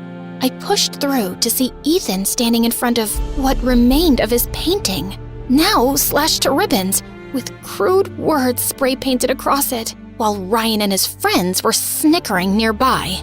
For just a split second, Ethan's mask slipped. I saw tears in his eyes as he gathered his destroyed canvas with trembling hands. No one else seemed to notice. They were already moving on to the next piece of hallway gossip. But I couldn't look away. That afternoon, I did something completely insane. I wrote an actual physical note, like we were living in the Stone Age, and slipped it into his locker. You're stronger than they know. Just don't give up. Then, I lurked behind a pillar like some deranged stalker, watching as he found it. When he smiled, this genuine, surprised smile that transformed his entire face, I felt this weird flutter in my chest. But I didn't dare actually talk to him. Are you kidding? Me, Tessa Crawford, voluntarily interacting with the paint-splattered foster kid? That would be social suicide. Still, I couldn't stop thinking about him. How could anyone be so comfortable just existing as themselves? One day after school, I spotted Ethan sneaking off with his paint supplies, and something possessed me to follow him. I felt like the world's worst spy, ducking behind trees and cars, praying nobody from school would see me. He led me to this abandoned playground, rusted swings barely hanging on, a slide covered in graffiti, the whole post-apocalyptic vibe. But Ethan walked straight to a crumbling concrete wall and started painting the most incredible mural I'd ever seen. I crept closer to get a better look when, oh my God, I'd stepped on an empty soda can. I dove behind the slide and quickly climbed up, my heart threatening to explode out of my chest. And then, because the universe hates me, my phone started blaring my ringtone. Shut up! Oh my God, shut up! In my panic to silence it, the phone went flying out of my hands, skidding down the slide, and landing directly at Ethan's feet. Well, hello there, mysterious stalker's phone. Let's see who's calling. He picked it up, then answered with a smirk. Thank you for calling Stalkers R Us. Your business is important to us. Please hold while I locate the owner of this phone. What? Who is this? Where's Tessa?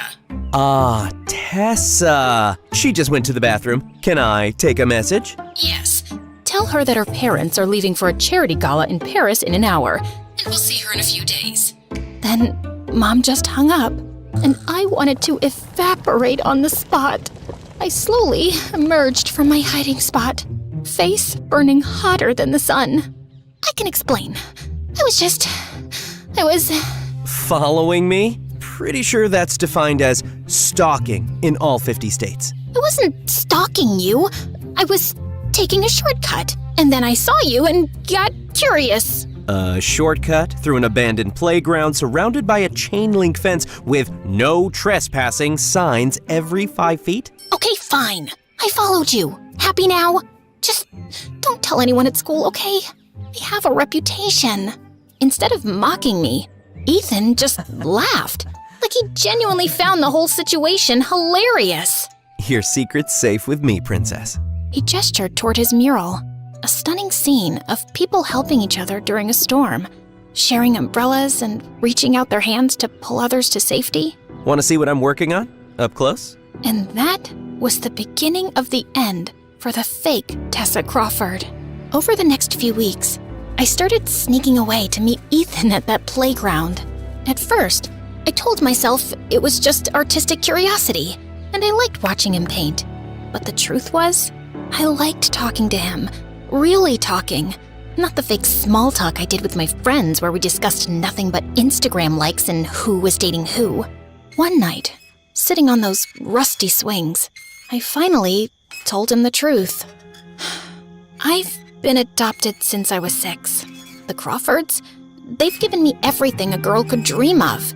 The house, the clothes, the opportunities. And I'm sure they love me in their own way. But what I've really wanted the most is their attention, you know? And they're usually too busy with their galas and business meetings to give me that. Sometimes I feel more like a charity project than their daughter. Is that why you hide your real eyes? I nearly toppled off the swing.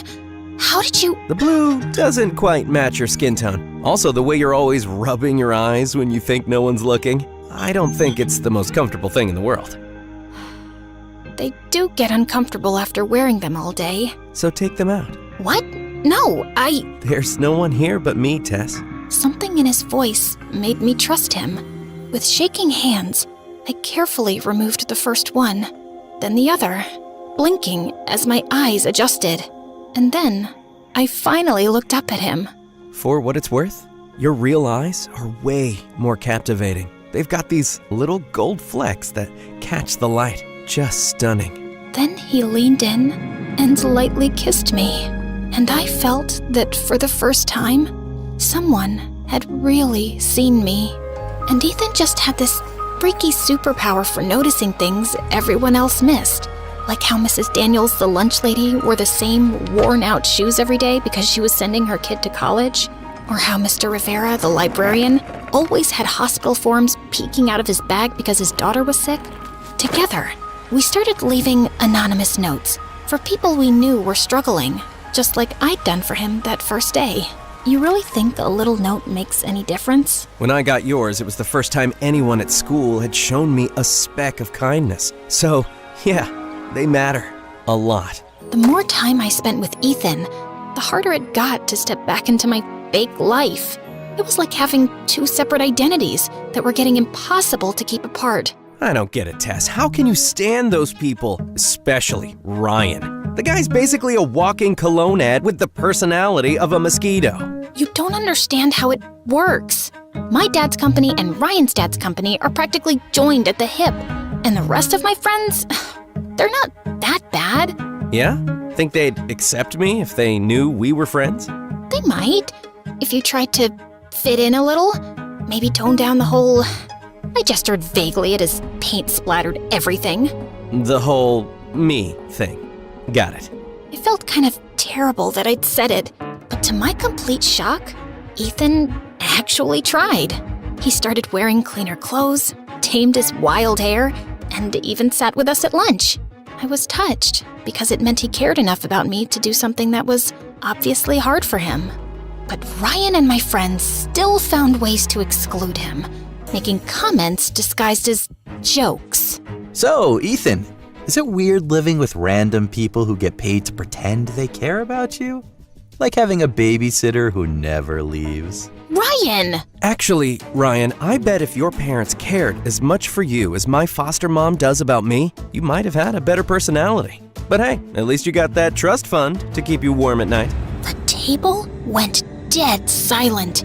Ryan's face darkened like a thundercloud, and I knew we were in serious trouble. And the next day, I found Ethan staring at the spring formal banner he'd spent weeks painting. It was destroyed, torn in places, dripping with soda, with crude drawings scribbled all over it. Just then, Ryan sauntered over, grinning like he'd just won a championship. Aw, what happened to your little finger painting? Such a shame. You did this. Again. I let it go the first time, but what makes you think you can keep treating people like this? Relax, Charity Case, it's just a prank. That's how we have fun. But I guess you wouldn't get it. It's one of those you're poor, you wouldn't understand kind of things. The look in Ethan's eyes, I'd never seen anything like it. It was anger mixed with resolution, like he'd finally made a decision he'd been putting off for too long. The next day, Ethan didn't show up at our spot. I texted him, called him, nothing. Days went by, and Ethan still didn't show up. Worry weighed on me, until I finally decided to visit his foster home and see if he was okay. I'm sorry, honey. Ethan left this afternoon. He said he needed a fresh start. Did he say anything about me? He left you this. She handed me a folded piece of paper. Inside was a sketch of me, not with blue eyes, but with my real brown ones, filled with warmth and life. Underneath he'd written, "Don't let fear choose for you. You're more than what they expect you to be. Live your truth, and don't change for the world. Make the world change for you." Ethan didn't take the revenge route after all. He just left. Maybe rich bullies were never his world to begin with. I cried the whole way home, finally seeing the truth. I had used Ethan's strength while never showing any of my own. That night, I stared at myself in the mirror for a long time. Then slowly, I took out my blue contacts. My real eyes, brown with little gold flecks, stared back at me.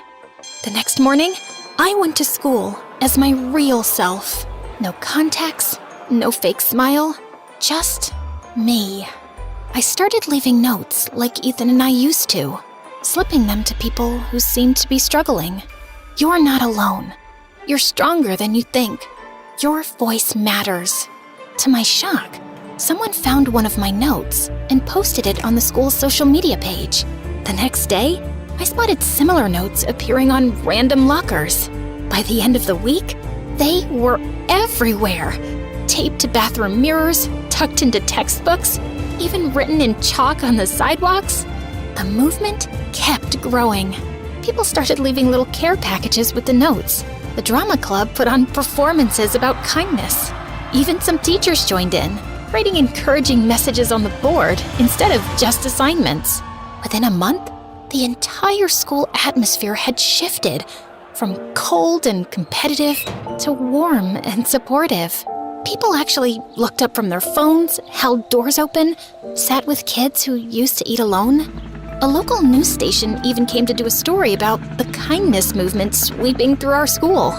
What sparked this wave of positivity among students? I don't know who started it, but it's changed everything. People actually look out for each other now. This is pathetic. Who actually cares about all this touchy-feely garbage? All this kindness nonsense is just what losers tell themselves to feel better about being nobodies. Like that homeless artist freak who ran away. Right, Tessa?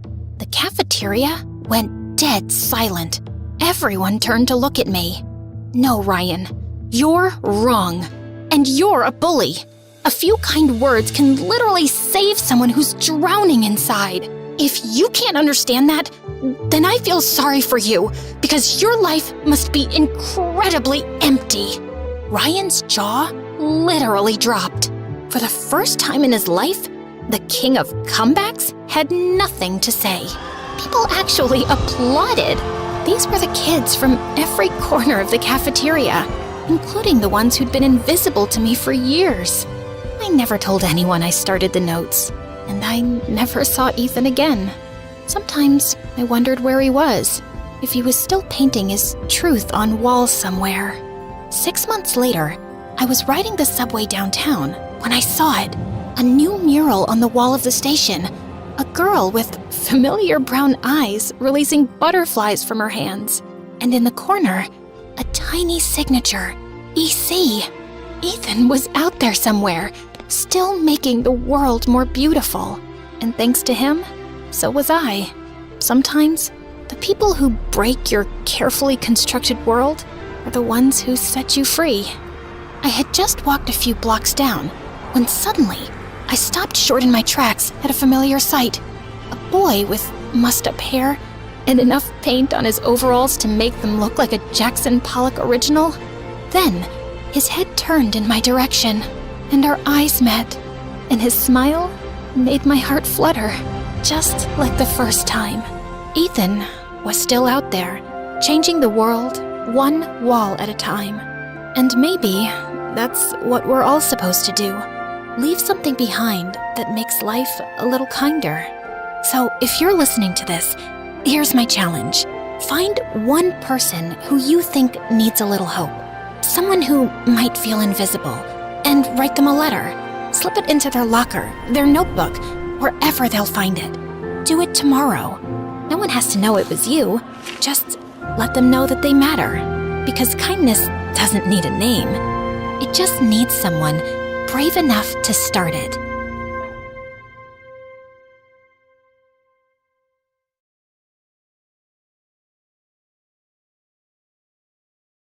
Hi, I'm Chloe, and I'm from Portland. Please do like and subscribe, and I'll tell you what, if you do, I might invite you to my show when I become a famous TV presenter. So, picture your best friend. Got it? Well, now imagine them gone. Gone as quick as a badly rated Netflix series. Ever since I can remember, my best friend was Jade. Literally, we started our lives side by side because our moms were next to each other in the hospital. They became best friends, so it was written that we'd be best friends too. We were practically inseparable, the dynamic duo of of mischief. You could say at times I got a little hot-headed, and Jade would always try to calm me down. One time in kindergarten, our grand cardboard castle faced a royal crisis when this boy refused to let us princesses in. You shall not pass, as I am king. Yeah? Well, you're only a king if you wear a crown, and I'm about to knock yours off. Wait, you'll get in big trouble. You're right. Much better to do a liquid siege. And Jade reluctantly helped me pour water all over the castle until it became soggy and collapsed on his head. Growing up, I wanted to be a famous TV presenter.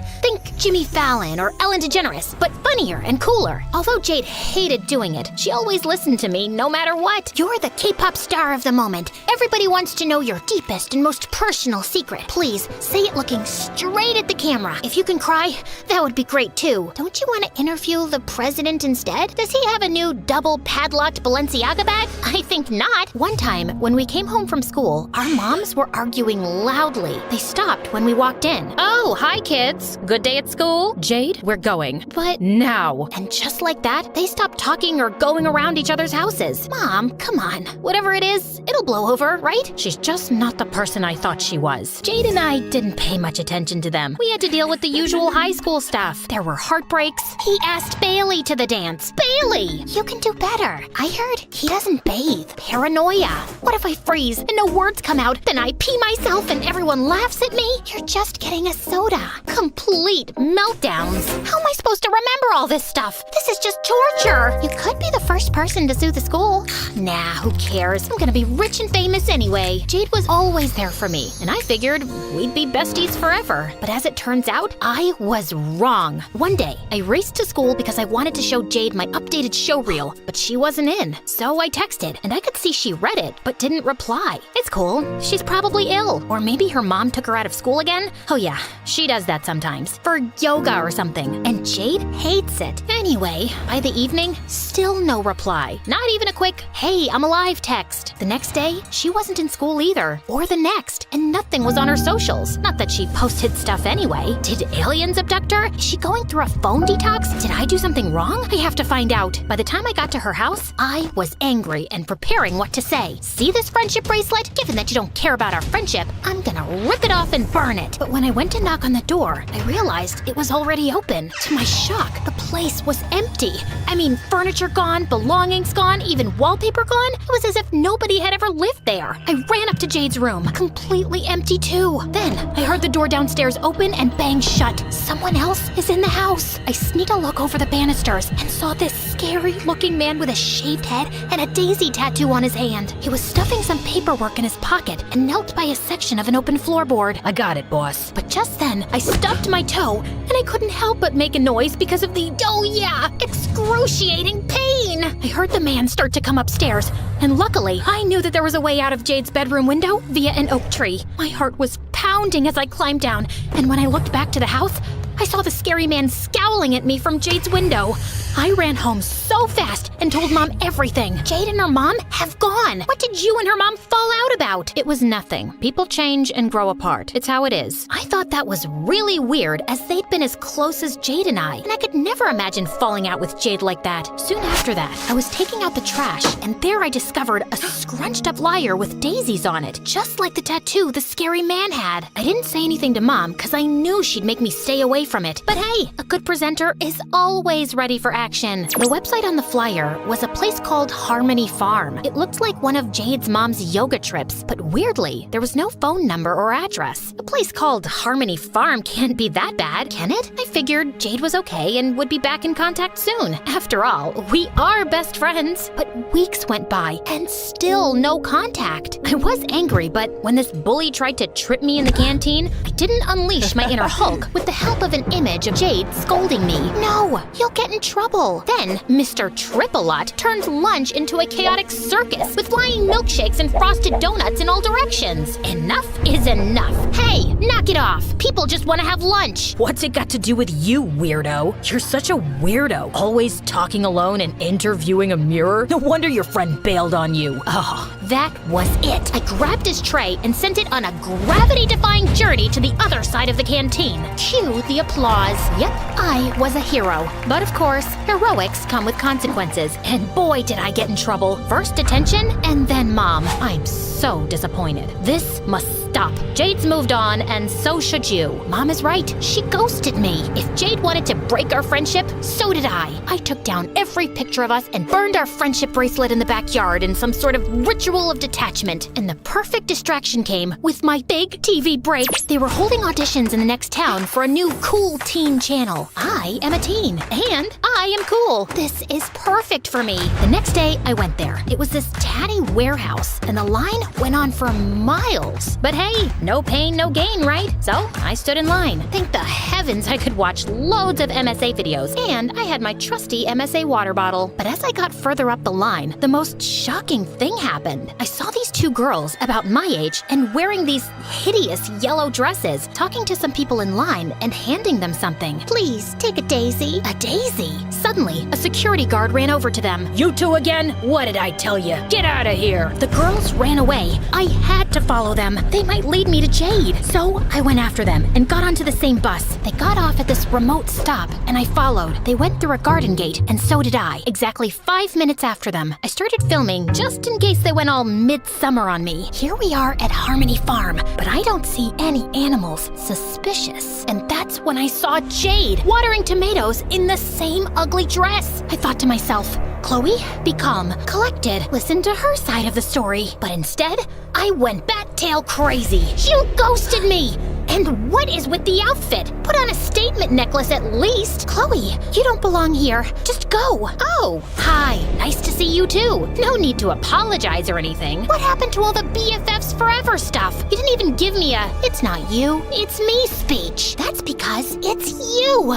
You're so materialistic all the time. I want a simpler life, to be with nature and people like me. I don't want to be best friends anymore. And she just walked away. Fine, she's gonna regret this. The next time she sees me, I will be on TV, and she will still be watering tomatoes. I had to wait an age for the bus, but when I got to the auditions, I looked at everyone there posing like they were famous already. Do I look like that? I can't look that sad. Is Jade right about me? I didn't go to the audition, and when I got home, I looked at my vision board. All designer shoes and red carpets with Jade and me in the middle. Maybe she's right. I realized that we always did what I wanted and never what Jade wanted. Well, there was the time I went with her to help out at a soup kitchen. See, I'm not all about the material stuff. Well, I suppose I did promise to go back and never did. Hey, how was the audition? Jade's in a cult. Why didn't you tell me? Don't try to deny it. I found the flyer in the trash. Calm down. Jade's mom tried to convince me to go, but she got furious when I refused. That's it. That's it? No, that's not it. We need to get an army together and get Jade out of there. Let Jade be. She's where she wants to be. I tried to listen to my mom, but that night I couldn't sleep. I needed to apologize to Jade. When dawn broke, I went back to the farm. I knew she never wanted to see me again, and I would respect that, but I had to get this off my chest first. Luckily, when I snuck in, this big meeting was in progress, and someone was on stage.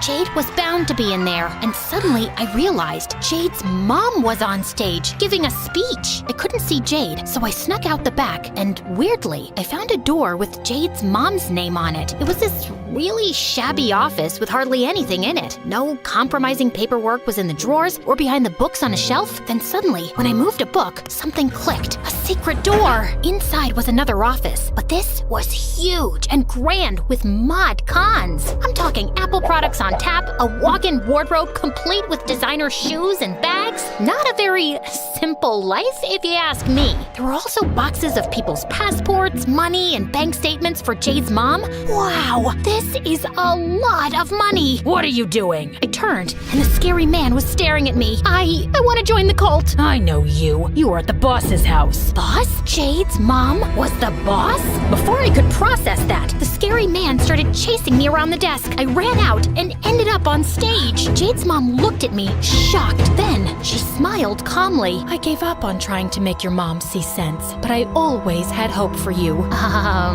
That's a no from me to the weirdy-beardy cult. Sorry. The audience gasped. You were always so angry, Chloe. You still don't understand that materialism is the only distraction from true bliss. Oh, is that so? What about your secret office? It's like the Kardashian-Jenner clan threw up in there. And don't get me started on the passports and the small fortune I found. Well, it's small only by Bill Gates standards. Everyone looked confused at Jade's mom, and she looked panicked. Suddenly, Jade came on stage. She had a face that looked like she wanted to do a TED Talk on the benefits of rage. I'd never seen her so angry. There is no secret office. Chloe is lying to get back at me. No, Jade, I promise. I'd never lie to you. We're besties. No, we are not. Why can't you just leave me alone? You know what? Fine, I'll just go. At least I fought for our friendship. I was more than ready to leave that place and never come back. But it wasn't that simple. Jade's mom caught up with me and closed my path. Behind her were loads of Daisy-loving worshippers and the scary man who looked like he was about to whip out some nunchucks. You think you can just accuse me of something like that and just walk away? I was thinking that. Yeah, well, this isn't your mother's house where you can do whatever you want, you brat. Ouch. Here, trespassers and criminals are prosecuted and punished. I was genuinely frightened. If they could endure wearing those horrendous dresses, who knew what else they were capable of? The followers began to advance on me. I was completely surrounded. They each grabbed some tomatoes. Oh no! At that moment, Jade arrived on the scene. Mom, wait. Oh, Jade, I know you want to be a part of this. Of course I do. Jade grabbed a tomato. But first, everyone, you should know that your donations have been going to my mom. Chloe, my bestie, was right. Jade showed everyone the bags, the shoes, the passports, bank statements, and money that her mother had hidden. Everything turned to chaos then. Jade's mom and the scary man tried to bolt, but they got catched. Or should I say, catch up. Everyone threw their tomatoes at them. It was brutal.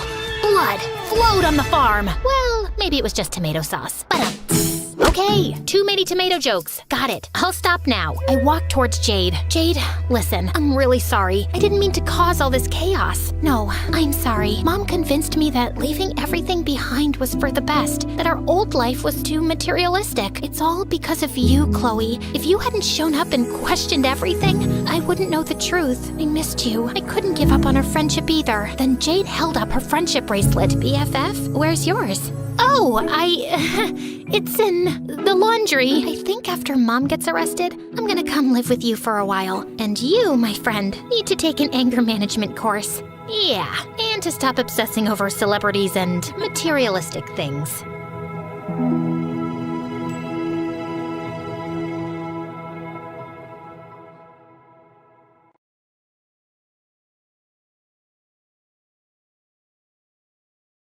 Hi, my name is Diana. I was born into a miserable, poor family as the eldest of 4 girls. And for some unknown reason, my whole family has always hated me. Even as a kid, I knew Dad was kind of a loser. He just sat around in his pajamas all day, barking orders at me. We had an ancient TV set without a remote, and every evening it was my job to stand next to it and keep changing the channels. Even though he was useless, Mom seemed to adore him. In fact, the only person she didn't like was me. When I was 7, Mom and Dad decided to have a proper Christmas for once, and I was really excited. But when I opened my present, I saw my little sister's dirty sweater inside. Ew, Mom, I think you meant to throw this in the garbage. And why would I throw away a perfectly good sweater? Was I supposed to wash it, for your highness? Go do it so you can wear it for the family picture. Mom, it won't even fit me. Not with that attitude. It was so tight on me, I could hardly breathe.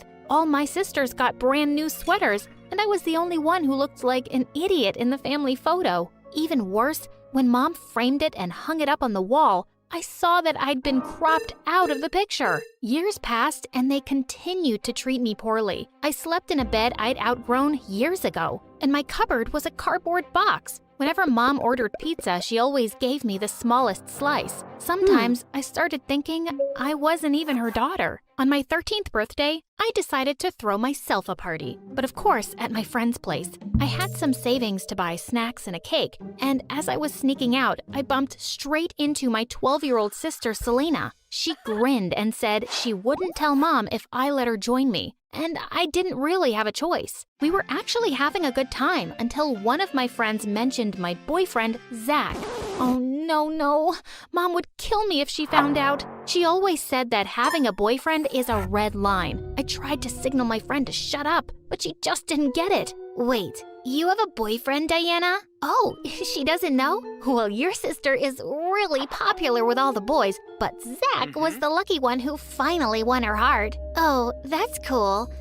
Please excuse me. I have to make a quick phone call. And with that, she shut herself up in the bathroom. This was not going to end well for me. And sure enough, when we got home, Mom was waiting for us, looking like a fire-breathing dragon. Are you freaking kidding me, Diana? He isn't even rich. What are you talking about, Mom? Your boyfriend, Zach. I just looked him up online and he's dirt poor. Dating a loser is the dumbest thing a girl can do. How about marrying one, Mom? Dad is a loser too. Don't try to be cheeky. Dump this idiot and find yourself a rich boy. Do you understand me? Sure, Mom. You're more important to me than any boy. I'll dump him tomorrow. Mom was insane. She had always been against having a boyfriend, and now she only wanted me to date rich boys.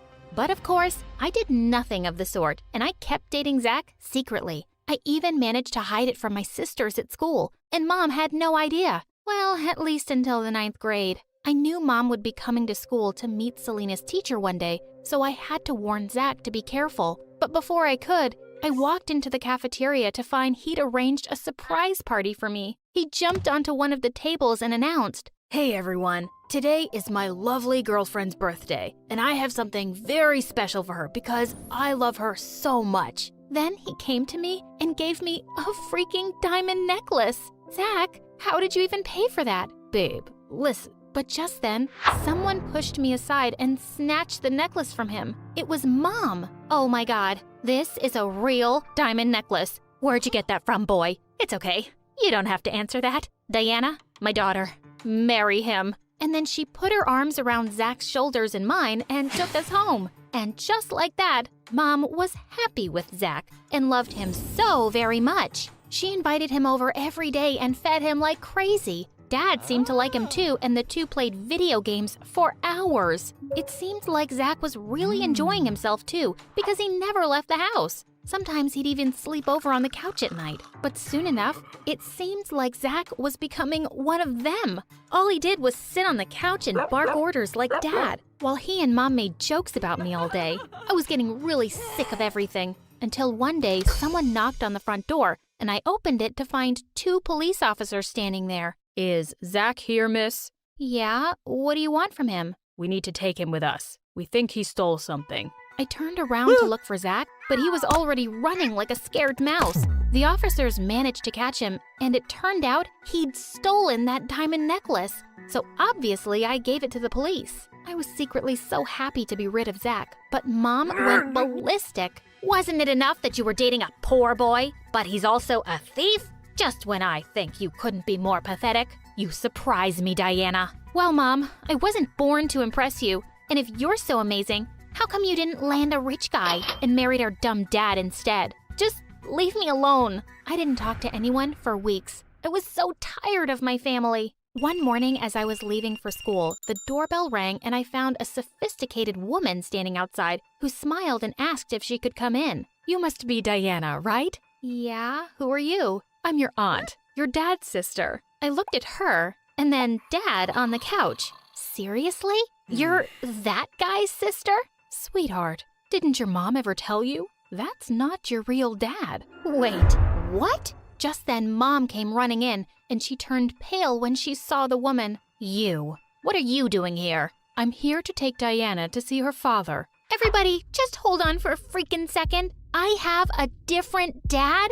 "Well, duh. Can't you see how different you look? It's not really a secret. Everyone in this house knows." My head was spinning. I couldn't believe this. "So, what does he want with her now, huh? He just abandoned me when I got pregnant with her." "He really wants to meet her, just once. Diana, would that be okay?" I was too shocked to refuse. Mom tried to stop me, but I pulled my arm away and followed the woman into the limousine waiting for us. When I got to Dad's house, I had to pinch my cheeks. It was a huge mansion, bigger than my entire school. My dad was a millionaire? A butler and maids were standing at the entrance, and suddenly they looked like they were about to fall, so I ran forward to help them. But my aunt stopped me. "Oh, no, sweetie. They're bowing. They're showing their respect." "Oh, that was a bow?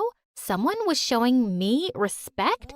That was new." She took me to the last floor and opened a gold door. Then she turned around and left. I stepped in to find a man sitting up in bed. Diana, is that you? Please, come in. I've been waiting for you. The man looked really tired, and he smiled warmly at me and asked me to sit down next to him. I'm very sorry that I never reached out to you before, Diana. I'm sure you can't forgive me right away, but I need you to listen to me. I don't think I have much time to live, and you're my only child. I want you to move in and live with me and your aunt. I don't even know what to say. Thank you for finally remembering me. Diana, I understand you're mad. Please, accept my offer and let me make it up to you. Thinking about my life with my family, this wasn't really a hard decision. I said yes. And just like that, my life turned upside down. I moved in, got enrolled in an amazing school, and had every luxury at my feet. Also, it turned out that the doctors were wrong and my dad got better after a year. I got to know him better and he soon became my favorite person. Years passed and I graduated from high school. One day, I was in the kitchen when I heard a voice from behind me. It was Mom. When she saw me, she went down on her knees and started crying like a little baby. Diana, my daughter, please have mercy on your mommy. Mom, please get up. And what's wrong? I need a kidney.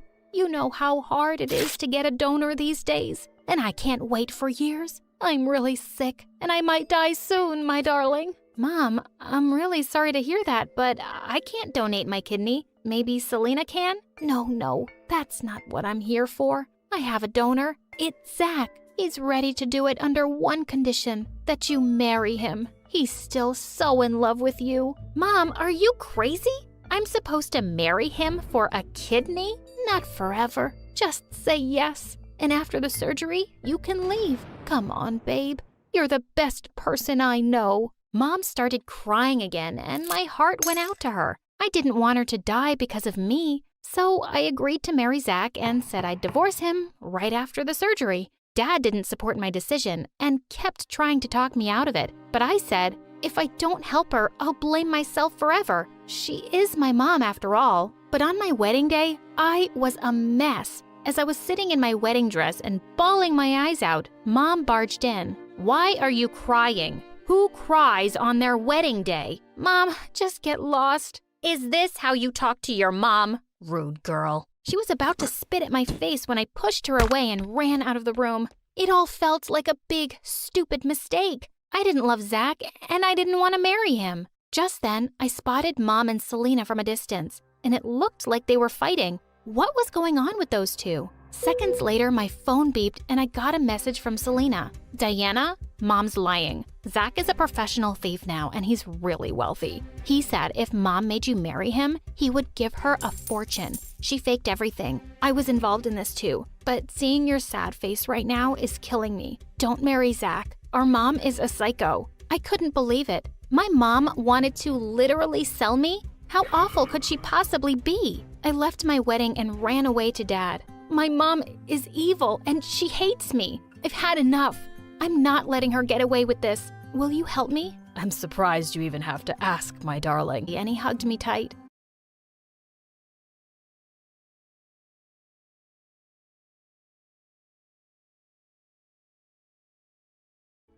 Hi there, my name is Tom, and I was just 3 years old when my mom left my dad. He was a major jerk, and she was so much happier without him. The only problem was that we were broke. My mom worked 2 jobs at once, but that wasn't enough for school, clothes, books, rent. The list was endless. I wanted to help my mom so badly that when I was 6, I tried to get a job at McDonald's. All the adults laughed at my application form. It was filled out with crayon. I was so mad. I wanted to be a grown-up. When Mom found out, she said, Tom, the best way to help me is by doing well at school. You don't need to get a job. Oh, you're so cute. From that day, I started paying really close attention at school. I worked hard at getting the best grades, and by the time I was 12, I was topping the district. That's how I got into the richest, snobbiest school in town. They found me and offered me a full scholarship if I transferred right away. I didn't want to leave my friends, but free school was too much to give up. So, I started going to the rich side of town. Everything was different here. The roads were cleaner, the houses were bigger, and the people were meaner. The meanest of them all was Blake. His father owned the school, and he did whatever he liked. My first day, I saw him push a kid off his bike for no reason. Hey, stop that! I rushed to help the kid up and told Blake to back off. You must be new. Do you have any idea who I am? A massive jerk? The people watching laughed, and Blake turned beet red. I'm your worst nightmare. He meant it. He tried to bully me every single day for 4 years. He called me names, stole my books, and spread false rumors about me. One day, he pulled the fire alarm and told the teacher I did it. Obviously, they believed him over me. I got a whole week of detention. Didn't have time for this mess. I had to study hard all day. And now that I was older, I helped my mom by doing a job at night. We were so poor compared to everyone at school, and I did my best to hide it. I lied to everyone when they asked me what my parents do. They sell computers. They're super rich. I made sure I got the best clothes from the donation boxes in town and checked them for any imperfections. One time, I missed a tear on my coat, and Blake caught it right away.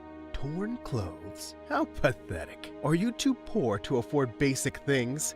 No one laughed with him. You see, other people in school really started to like me over the years. I was funny, friendly, and I didn't bully them.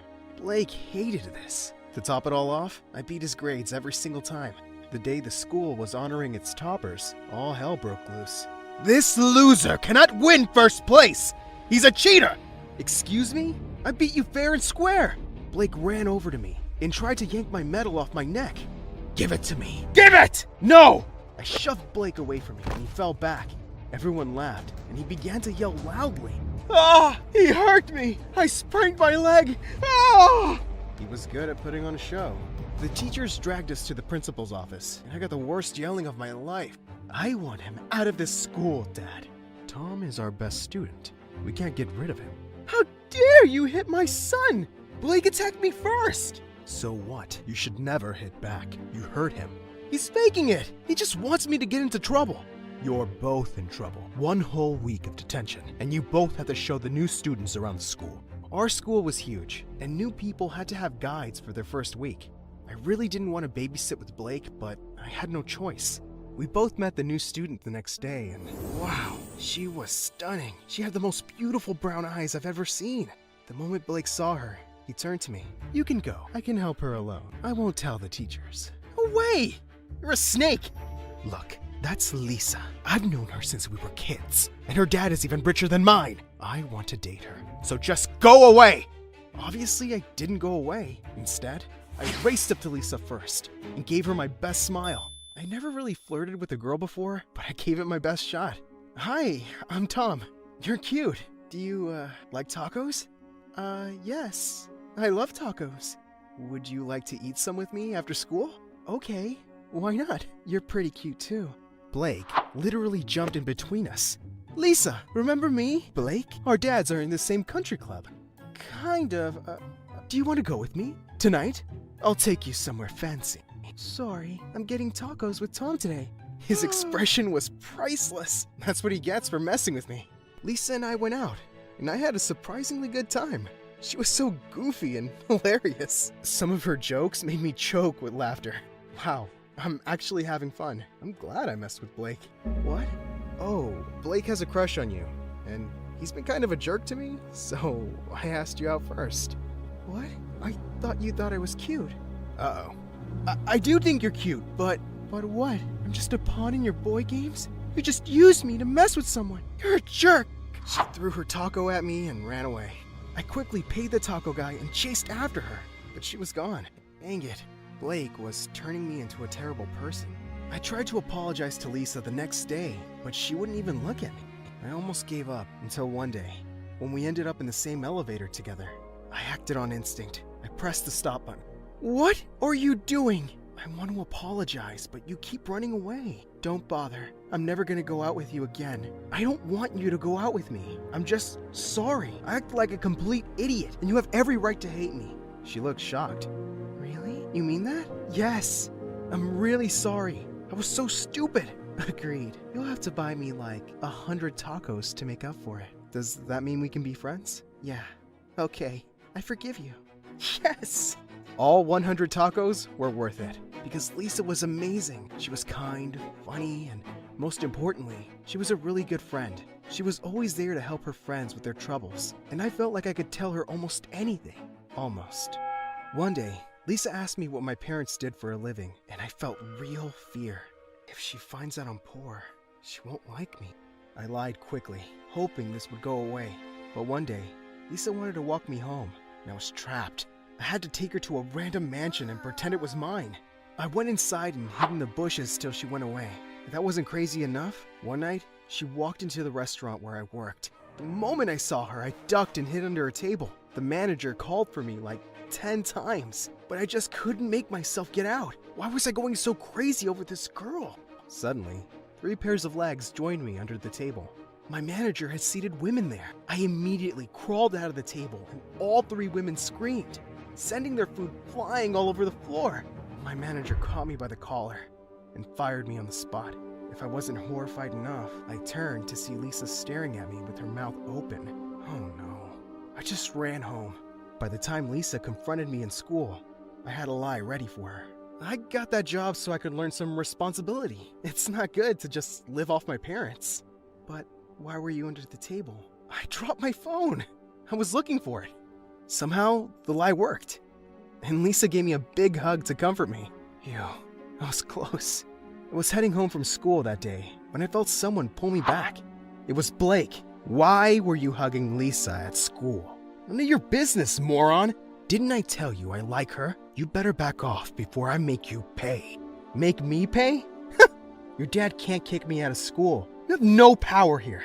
I stormed away from him with my head held high, thinking I'd won this battle. I had no idea how far Blake would go for a shot at Lisa.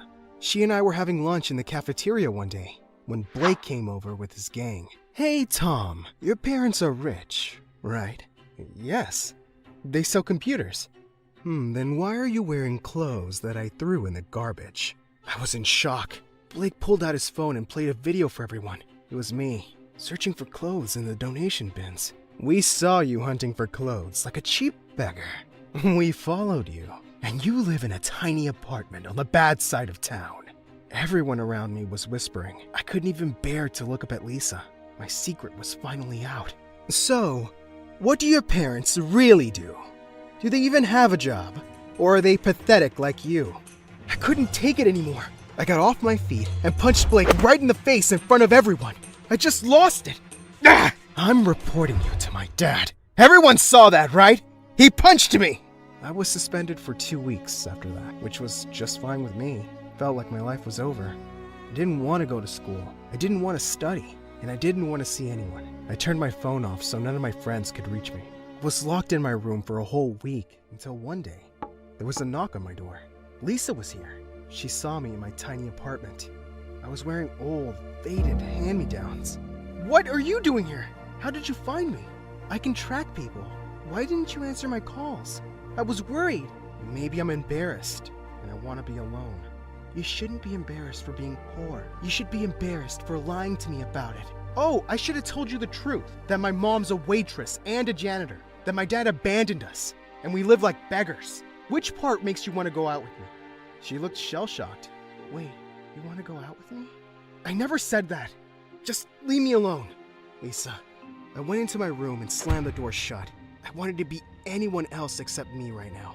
It got so much worse when I opened Instagram and saw pictures of Blake and Lisa together. I guess she found someone who can take care of her the way she deserved. I was in the worst mood of my life when I started school again.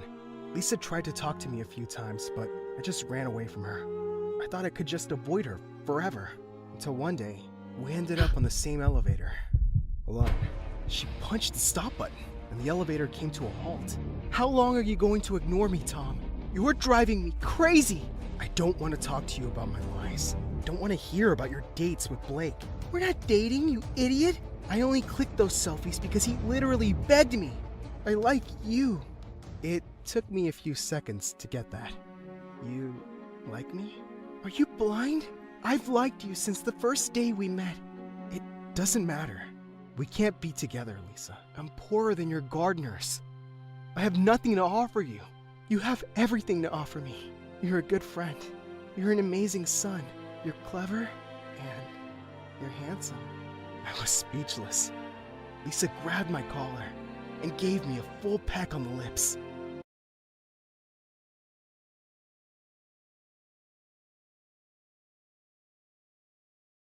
Hi, I'm Jessica from New Jersey, and I'm invisible. But before I continue, please like and subscribe, and you might find a present in your locker. When my mom was young, she was the most beautiful girl in town. She was prom queen, lead cheerleader, and most likely to succeed. When she graduated from high school, she married her high school sweetheart, the smartest boy in school. But everything changed when she had me. She gave up on her dream to become a model, and my father was so focused on his studies that they argued constantly and struggled to pay rent. Then one day, my dad was gone. My mom was so angry that he left, and it didn't help that I looked just like him and liked to play with the science and math books he left behind. Play with your dolls like a normal girl. Those books will rot your brain. Then my mom married my stepfather, and on my 3rd birthday, my little brother Shane was born. They fell in love with Shane at first sight. They turned my room into a nursery and shifted me to the attic. And from then on, I was invisible. On my 7th birthday, my parents threw Shane and I a huge birthday party, and they forgot to put my name on the cake. One day, I built a robot from spare parts around the house, but then Shane walked in and told my parents he'd made captain of his Little League football team. My parents were so excited for Shane that they rushed out to celebrate and didn't even notice they'd left without me. Shane was athletic and a great dancer, and like my parents, he looked like he stepped out of a fashion magazine. The 3 of them spent all day posing in the mirror and taking selfies.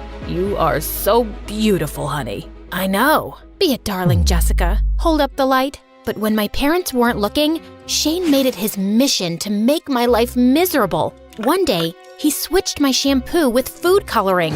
Ha! You look like a pumpkin. Another time, he ran around the house like a maniac and knocked over my mom's favorite vase. Just did it. He opened a carton of milk and poured it on the floor. I tried to stop her. He cut up all my stepdad's ties and threw them under the bed. Shane did this. I saw him do it. But every time, my parents punished me and rewarded Shane. When I was 12, I won the school spelling bee. Look, Dad, I got a medal. For spelling words? Oh, that's so boring. I won 1st place in the Math Olympics. Math is for losers. No, it's not. I told you, Jess is a nerd. There are 2 kinds of people, Jess. Winners like us and losers like your deadbeat dad. Your dad was a nerd. He studied all the time and almost ruined our lives. Try to be more like your brother. He can teach you a thing or two. Shane's a jerk. He's as dumb as a bag of rocks. He bullies other kids, and he can barely spell his own name. And nerds aren't losers, they're smart.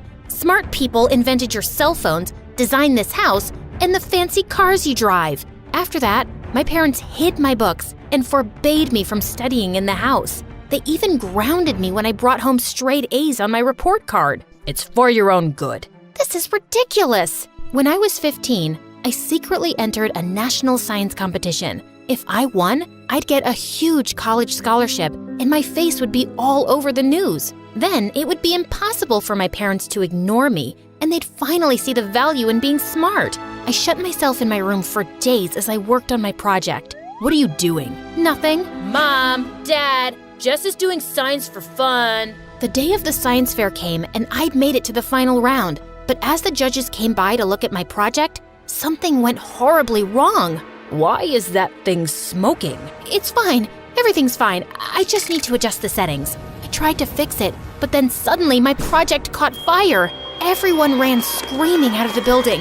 The fire brigade put the fire out, but the building and all the projects were ruined. I was banned from the competition for life. And the next day, my parents got a letter demanding payment for the damages. My parents were pissed. They were already spending a fortune on Shane's fencing lessons, acting classes, and private football coaching. What were you thinking? I just wanted you to be proud of me for once. I wanted you to see me. Well, we see you now, and you're a disappointment. Why can't you be more like Shane?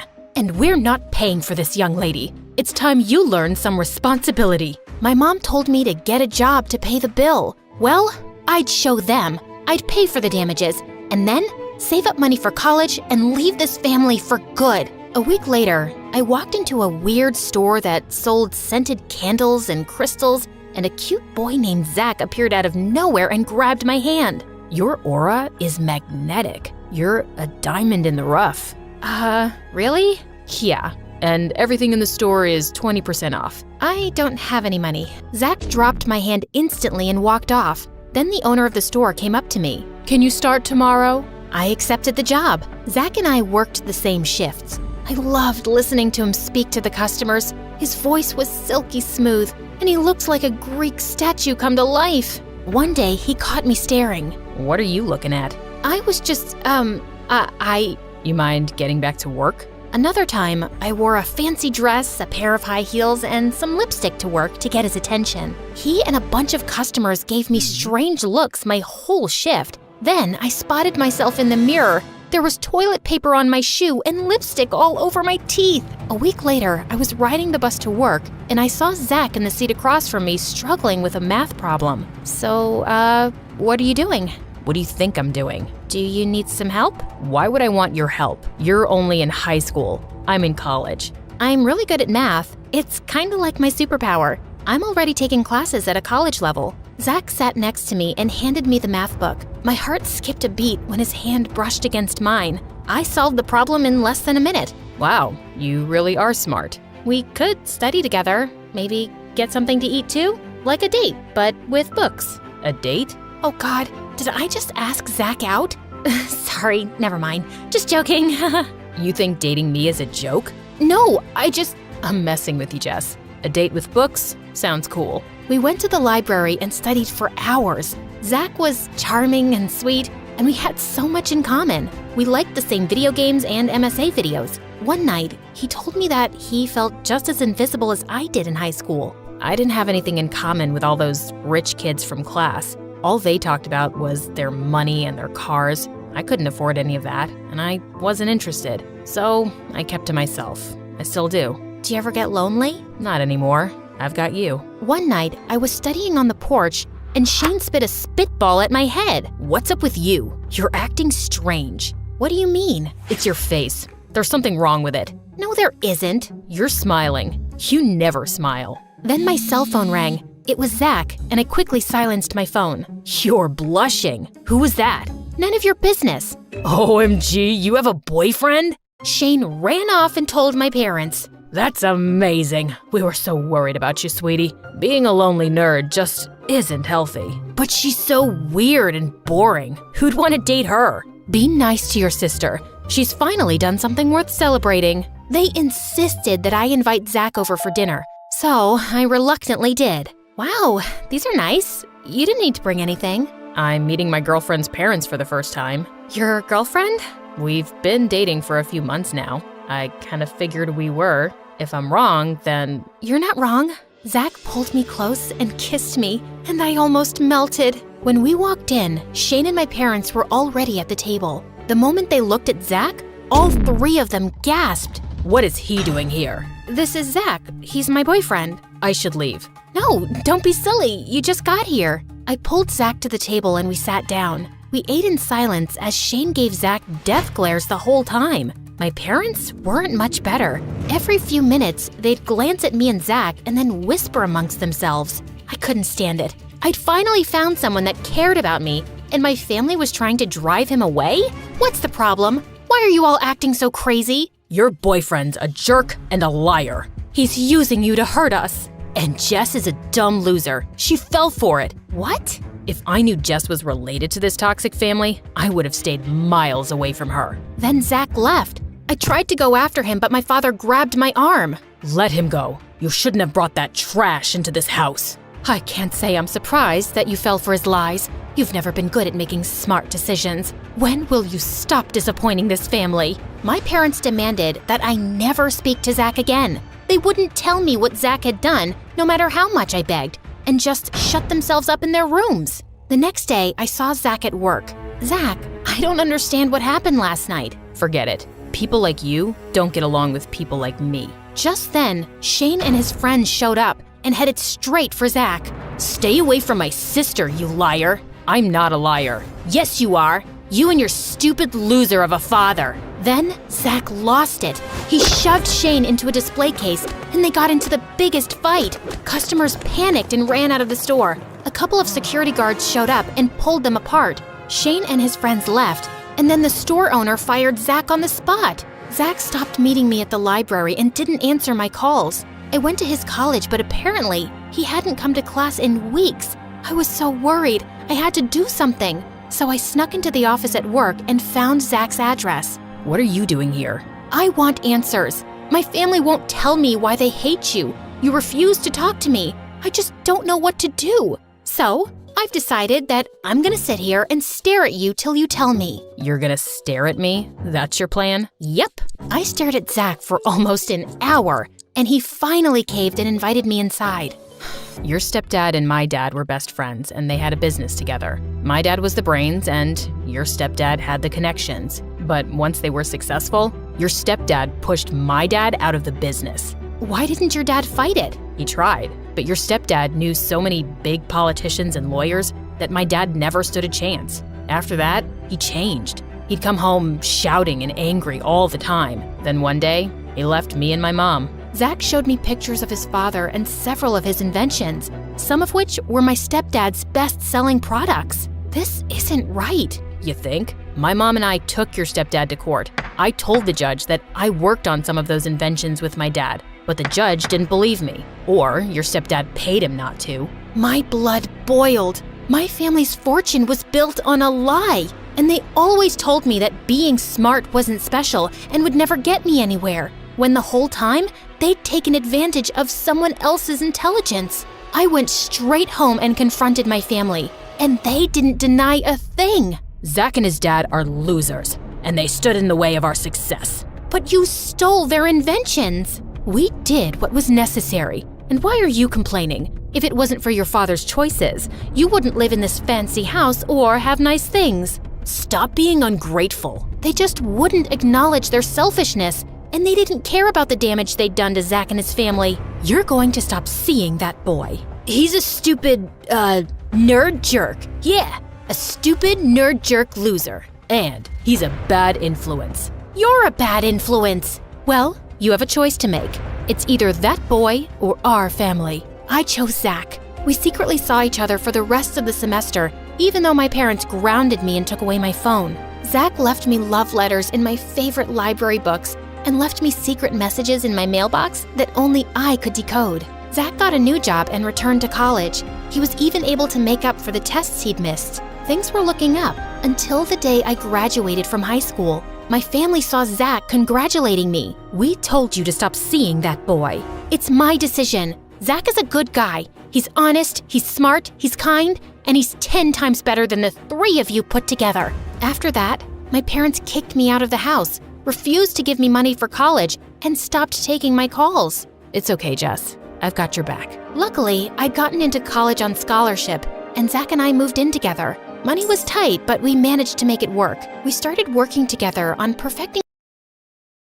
Hi, I'm Delilah from Beverly Hills, Los Angeles. Before I continue, please hit like and subscribe. I was 2 when my rich uncle adopted me and took me to his huge mansion. I was bigger than most kids my age, but he accepted me with all his heart. Unlike his son, Rusty. Rusty was 6 years older, and even though he had everything, it wasn't enough because he wanted it all for himself. We shared our birthdays, so when I turned 3, Uncle threw us a joint party. Why does she get the bigger cake? Isn't she big enough already? Don't be mean. It's Delilah's first birthday with us. Now, smile for the pictures. But Rusty just threw the cake and walked off. I felt so bad. I don't think he likes me. Oh, sweetie, don't worry. He'll come around. But he never did. If anything, Rusty became more bitter. I did great at school, while all he did was laze around. So Uncle started paying me more attention, and he hated that. When I was 10, I won the state spelling bee competition, and Uncle took me to an amusement park to celebrate. I was very excited, till the operator refused to let me on one of the rides. This is not for teens, it's for kids only. Yeah. Of course, I knew that. I just wanted to see how the rides worked. I'll leave. Did he think I was a teen? I'm only 10. I darted faster than a bullet as the crowd stared. And after that day, I started getting more conscious of my height. I was 13 and almost 5 feet 11 inches, which was weird for my age. I was taller than most boys in my class. I didn't let that get to me. but it gave Rusty a chance to pick on me. He would call me Giant, Bigfoot, whatever came to his mind. To make up for his behavior, Uncle gave me the biggest room in the house and stuffed it with gifts and toys. Sure, she needs a bigger room. With that size. You don't have to be so mean, okay? I know I'm tall, but you're dumb and I never make fun of that. Hugh, I will get you for this. He chased me for an hour but couldn't come close. Who knew I could run like that? I wanted to see how good I was, so I started practicing with the track team, and soon I beat everyone. My long legs made me super fast. This was awesome!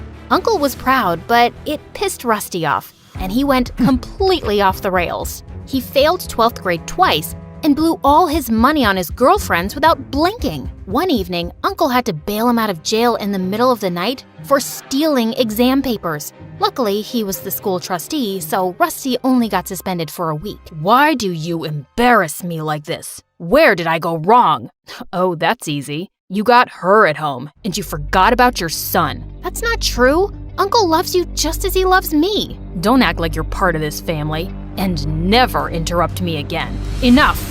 Uncle and Rusty had a huge fight that night, and a week later, Rusty went to London to finish college. I never saw him again, and he hardly called home. I didn't miss him much, but Uncle did, and it made me sad to see him unhappy. Things went back to normal in a few years. At 17, I was a whopping 6 feet and the tallest girl in school. People would stare at me all the time and say the weirdest things. Can you even hear me up there? Or should I scream? Wow, where do you buy your clothes from? The tent shop? All my clothes are limited edition, and that makes me unique, while you're just so common. I didn't let anyone talk me down, but it still bothered me. I wanted to buy cute clothes and wear pretty shoes, but nothing fit me. One time in the mall, I was window shopping when a flying figure went past me, getting chased by some guards. Let me go! I need this! I couldn't see who the girl was, so I walked closer, but I tripped on a huge rack and all the clothes fell on our heads. Guards got distracted and lost their grip, and she ran away. And I ended up paying for all the ruined clothes that didn't even fit me. Later that day, I saw my uncle packing up when I went home. Are we going somewhere? No, dear, I am. We're opening a new business in Greece, and I'll be out for a month. But can I come with you? I want you to concentrate on your school and practice. I'll be back before you know it. The day my uncle left, I felt super weird. I'd never been on my own. And a week later, I got the worst news of my life. My uncle's secretary told me he'd caught a rare fever and was on total bed rest. Doctors had no idea how long it would take him to recover. I was devastated and wanted to visit Uncle, but no one was allowed near him since the fever was contagious. So I decided to concentrate on my finals. But after my last exam, I came home to Rusty and a girl who looked oddly familiar. What are you doing here? This is my home, and I can come by whenever I want. By the way, this is Gina, my girlfriend, and the queen of this house. I looked at Gina, but she ignored me completely. Rude. Later that day, when I crossed their room, I heard her arguing with Rusty. You have a sister? You never told me about her. She wasn't worth mentioning, and she won't stay here for long. Before I could hear anything else, the maid showed up and I left. For the entire week, I noticed that Gina was an odd duck. She stayed all day in her room. Whenever she came out, she would scream at the servants and run back up. One time, I was in my room when Gina walked in. Empty your room. I need more closet space. You can't just walk in here and ask me to do stuff. Get it? Suddenly, she started screaming for Rusty. And that's when it hit me. She was the same girl from the mall. Wait a minute. I know you. You're... What is it, darling? I thought you were rich, but my room here is smaller than my bathroom. I need more space, so move her. I'm not going anywhere. You are, and you will. Or you can pack your bags and get out. Your choice. What? You can't do that. Now that Dad's not here, I'm your legal guardian. So, if you want to keep running or going to school, stop bugging me and get moving. Ugh, so annoying.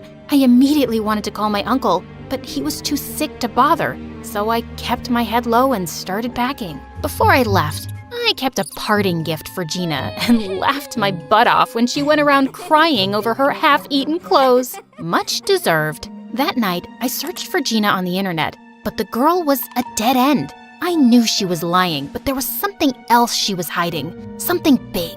I could feel it. The next morning, I found Rusty alone and tried to warn him. Your girlfriend is a liar, and you're giving me a headache. I'm serious. I saw her stealing from the mall just last month. Gina's family is one of the richest in London. She doesn't need to steal.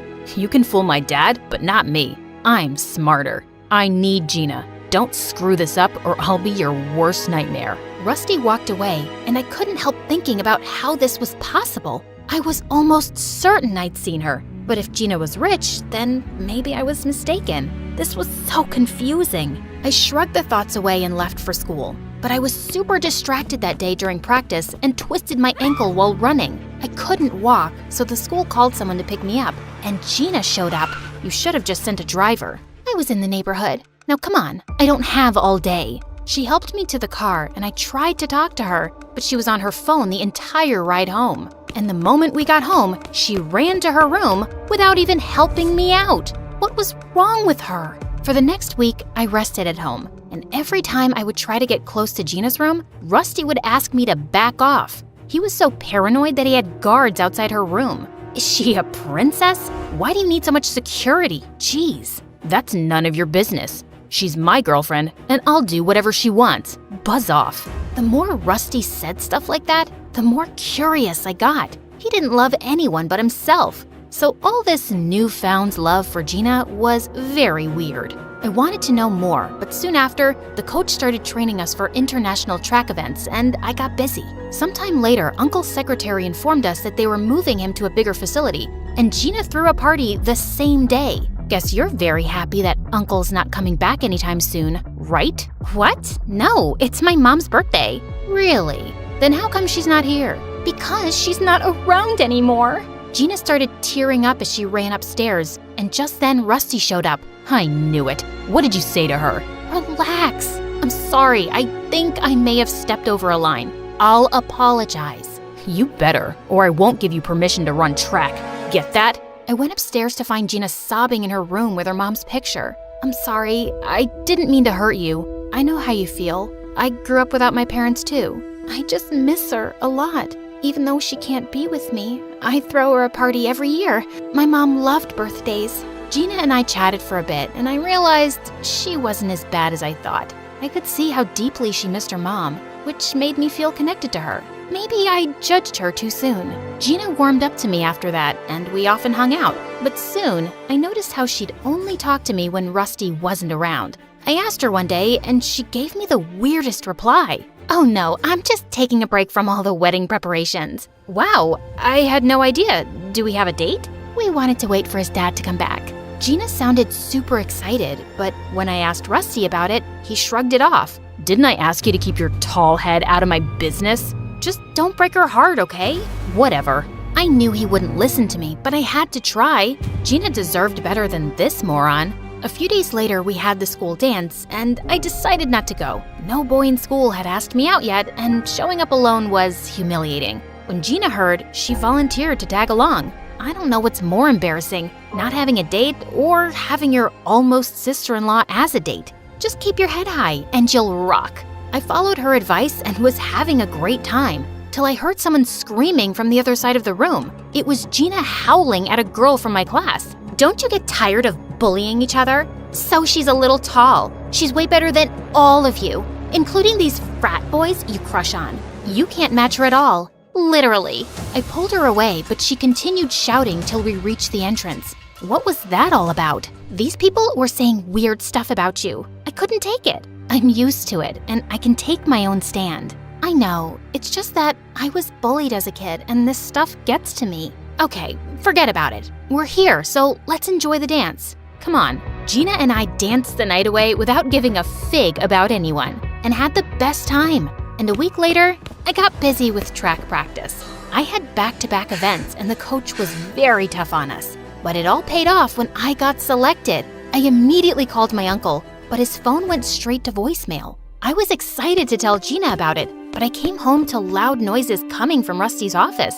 How could you do this to me? You thought this was forever? Your job here is done. Pack your stuff and leave. Gina stormed out furiously. I was sure Rusty must have backed out of the wedding, and I wanted to make sure she was okay, so I followed her. I saw her enter a hospital and go into a room with a frail woman. Machines beeped around everywhere as she smiled at Gina. Oh, it's been so long. My darling daughter, Shelley. I'm sorry it took so long, Mom. I have to wrap something up, and after that, I'll get you out of here soon enough. So her name was Shelley?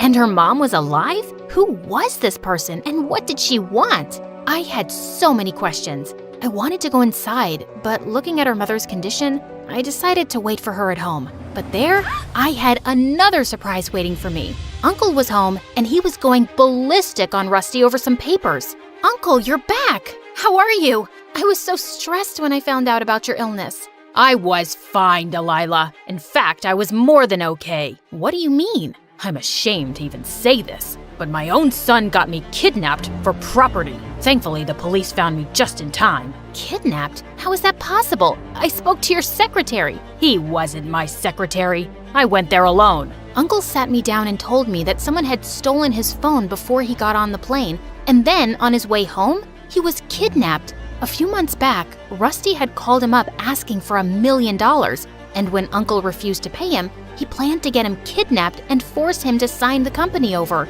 I looked at Rusty in shock, and he didn't show any remorse. Yeah, so I did it. You gave everything to her, leaving me with nothing. Then I met Gina, and she's so freaking rich. So with her help, I could have thrown you both out. You're so evil. Who would do that to their own father? Someone who doesn't care about anyone but himself. I thought I told you to leave, Gina. Call me Shelley, and I'm not your slave, and I'm not rich either. Gina told us how Rusty was a wanted con man in London who'd scammed many people, including her dad. So she pretended to be rich so she could date him, help him sell the company, and leave with the money. The money he stole was for my mom's surgery. We fell into debt paying her hospital bills. I wanted to get back at him, but he tried to fool me again. I told the police where your uncle was. That doesn't make it right, Gina. You lied to us. But you helped Uncle, and for that, I'm thankful. As Uncle called the police and Gina sobbed, I saw Rusty sneaking out with the papers, but I grabbed him just in time. Think you can outrun me? You wish. Rusty got arrested for kidnapping and embezzlement. Gina got called in for questioning and received a 6-month sentence for helping Rusty, after which we paid her mother's treatment and even compensated other people Rusty had conned. Soon, it was time to leave for my international track events, and my uncle came to drop me off. Make me proud. Haven't I always? Uncle hugged me, and it felt like home.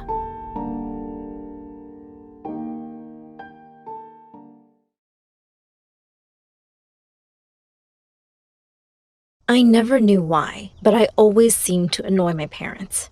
It wasn't as if they didn't like kids. They absolutely adored my brother John. He was always being showered with expensive gifts. In my case, they never even remembered my birthday. On my 10th birthday, I came downstairs and saw a tiny wrap box on the kitchen table. I ripped it open, only to have Mom walk in and snatch it away from me. "That's not for you! Look, she's torn the wrapping!" Just then, John walked in, and they were all smiles. They handed the box to him, and inside was a key to a Porsche. He screamed in delight and followed them outside. He jumped into his new car. "Mom, Dad, let me take you around the block with this baby." And they were all off together. John was failing high school and was mostly just partying with girls, but that never seemed to bother my parents. Last Christmas, he brought 2 gorgeous girls home, and my parents looked like they couldn't be prouder. I had the duty of serving everyone drinks and food. I pretended to trip up and spilled an entire tray of drinks on John and his guests. Mom sent me to my room, and I was more than happy having dinner on my own. A couple of weeks later, he turned up with another girl, Alina, and said they were in a serious relationship and she was moving in with us. I wasn't even allowed to have friends over to study with. If I ever wanted to ask someone, Mom would say, "Are you too stupid to do your work on your own?" And here my parents were, welcoming Alina with open arms. To my horror, I heard Mom say, "Oh, John probably doesn't have enough closet space. Why don't you put your things in Gwen's closet? She can put her clothes under her bed." As I started cleaning out my closet, I said, "You know, this is Whisker's favorite sleeping spot. I hope he doesn't scratch all your pretty clothes." Alina shrieked, picked up all her dresses, and ran off. Later that year, my brother and his dumb girlfriend became proud parents to little Mike. My parents practically sobbed with joy at being grandparents, and I became the official babysitter. Anytime they were heading out to a party, They'd dump the baby on me and tell me they'd be late, which usually meant I'd be staying up till 2 trying to juggle schoolwork and diapers. To make matters worse, Alina was a mess. Mom ordered me to do everything she asked, and she had me running around constantly because, as she said, taking care of little Mikey is so exhausting. One time, she sent me to get her favorite Chinese takeout, and suddenly the paper bag ripped and all the food boxes fell out. I stood there staring at the mess for a minute, and then I just scooped up the noodles from the pavement and put them right back in the box. She didn't have to know. She popped into my room one day to try on one of her designer dresses, and she started crying when she couldn't get the zipper up because she'd gotten so fat. I helped her out of it, but inside, I felt so happy. Served her right for stuffing her face all day. One day, while Alina was taking one of her many naps, I was watching over Mike, and he just wouldn't stop crying. John barged into my room and snatched him from me. Seriously, why are you so useless? You can't even get a baby to be quiet. That was it. I was done with the thankless job and these selfish people. I decided that things had to change now. Anytime they tried to leave Mike with me, I would say I was too busy with exams and projects and lock myself in my room. I started having my friends over too. One time, while a friend called Stella and I were working on a project, Mom walked in and said rudely, "It's getting late. It's time for Stella to go home." I took Stella's hand and walked up to my room, slammed the door, and started playing loud music. And guess what? My parents said they'd had enough of me. They sent me off to live with one of my aunts. She was in her late 20s. I thought anywhere was better than my house, and I was almost looking forward to it. But I was so wrong. My aunt's ex-husband had been in the army, and I guess that's where she got her military discipline from. She had stupid rules for everything. I turned up for dinner 2 minutes later than 8 on the first night, and she said I could only eat salad. She had a list of chores I had to manage with school every day. I had to obey her rules, otherwise I'd be homeless. The only good thing about being there was that her stepson, Paul, lived with her. He was just a couple of years older than me, and boy was he handsome. He seemed glad to have my company, and we became friends pretty quickly. He would ask me to join his buddies whenever they were over. I totally wanted us to be more than just friends, of course, and it was so exciting to live in the room next to my crush. Stella was over at my place one day, and I told her I'd written a song for Paul. I sang it for her, and she absolutely loved it. Well, at least someone got to hear it. The next day at school, people seemed to be looking at me a lot more than usual. A girl from my class said, "Wow, I had no idea you had such an amazing voice." Another said, "Oh my god, why haven't you auditioned for American Idol already?"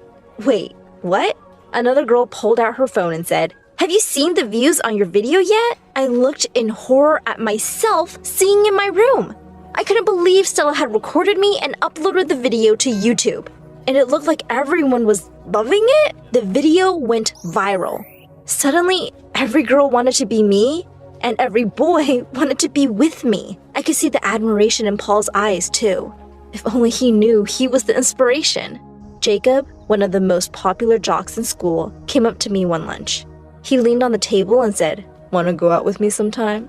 I said casually, "You're going to have to impress me first." I made a dare, and the next thing I knew, Jacob had jumped up on the table and was taking his jersey off. Everyone in the cafeteria had turned around, and there were loud cheers and claps from the audience. Boy, he was totally ripped. But I looked at him and said, "Nah, I've seen better." And with that, I walked away. Jacob hadn't even noticed my existence till I became popular. He totally deserved it. Soon enough, though, I got a call to go to the principal's office.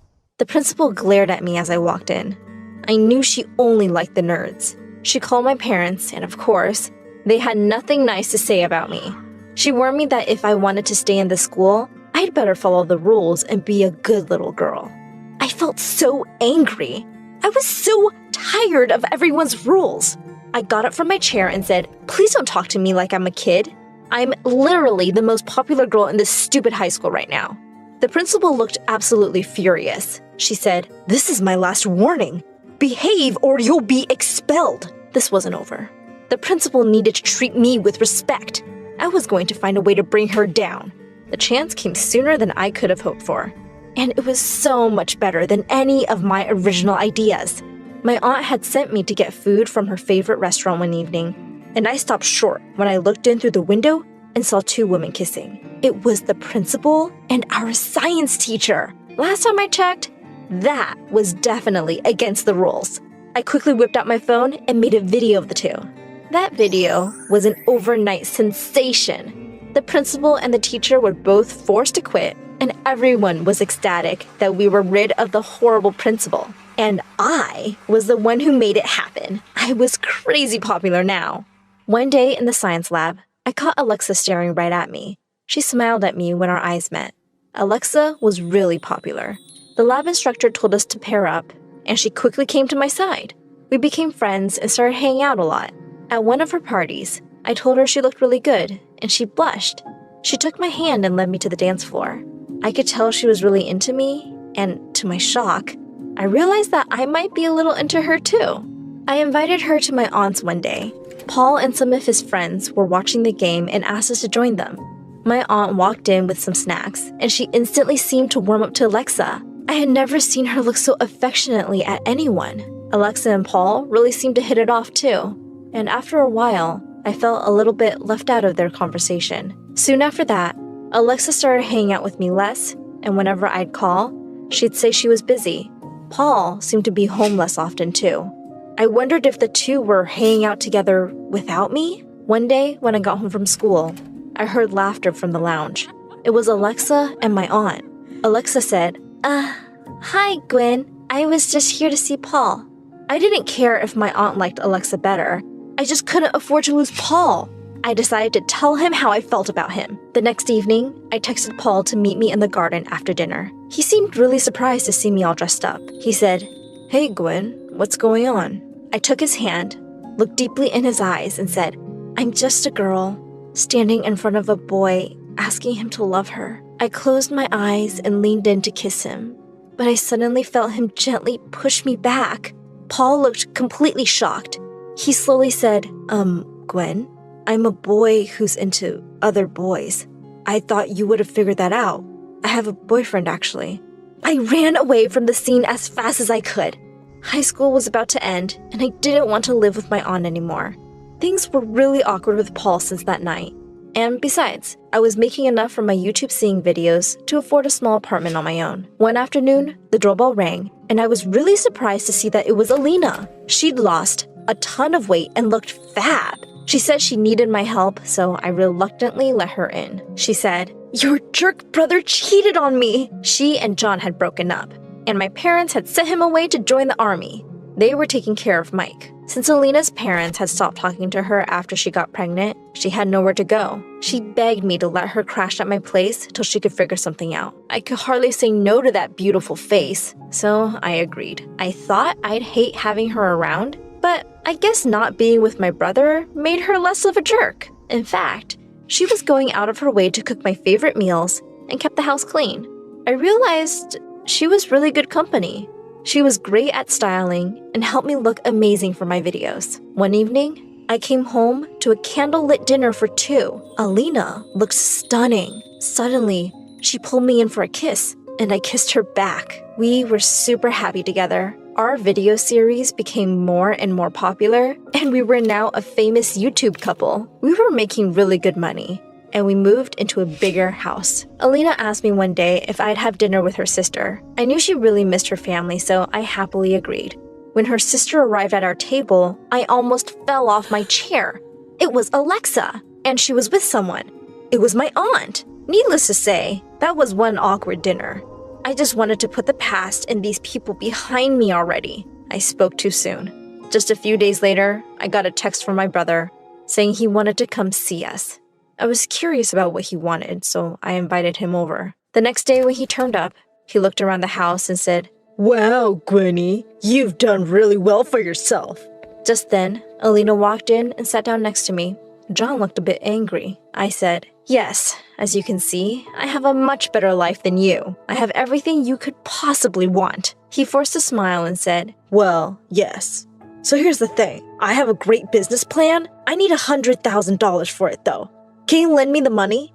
Why was I not surprised? I said, "I'd rather throw the money in the gutter than give it to someone as selfish as you." That seemed to be too much for him. He jumped to his feet and shouted, "No matter how rich or famous you get, Mom and Dad will always like me more. You will always be alone, no matter what you do." With that, he stormed out. I smiled at Alina and pointed to the camera that had been running the whole time. I uploaded the video to my channel and told my viewers all about how my family had mistreated me. A few weeks later, my parents showed up with Mike. Turned out, John had sunk all their money in a stupid business investment and had come to ask me for money to pay his debts. He couldn't get a loan from anywhere, and they had to sell their house. They cut ties with him completely now and begged me to help them. I couldn't forget how they treated me, but I was better than them. Plus, they had looked after Mike all these years. I forgave them, and Alina and I moved them into a separate wing of our mansion. At our grand New Year's party, Alexa came by looking absolutely stunning.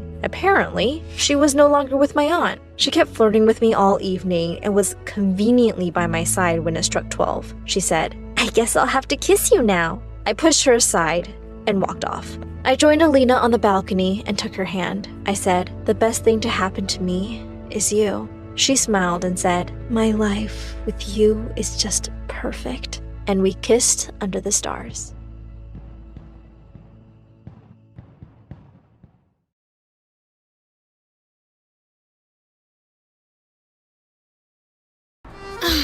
Paris.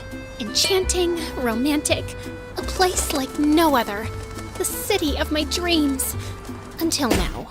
My name is Ella, and I started my summer vacation in Paris, hauling a backpack and suitcase up 5 flights of stairs because the elevator at the hostel was broken. I had a reservation for the first floor, but my cheating ex-boyfriend got here first and used it with his new girlfriend, Harpy. Harper. But it's fine. I'm only 2 days behind them, but I can catch up. They're probably using the itinerary I put together. Because Ryan, the human equivalent of a decorative houseplant, is too lazy to do his own research. But wait, I'm getting ahead of myself. Let's start at the beginning. I met Ryan in the 3rd grade when we were 8 years old. It was love at first sight. We passed notes in class, we ate lunch together, we did homework together.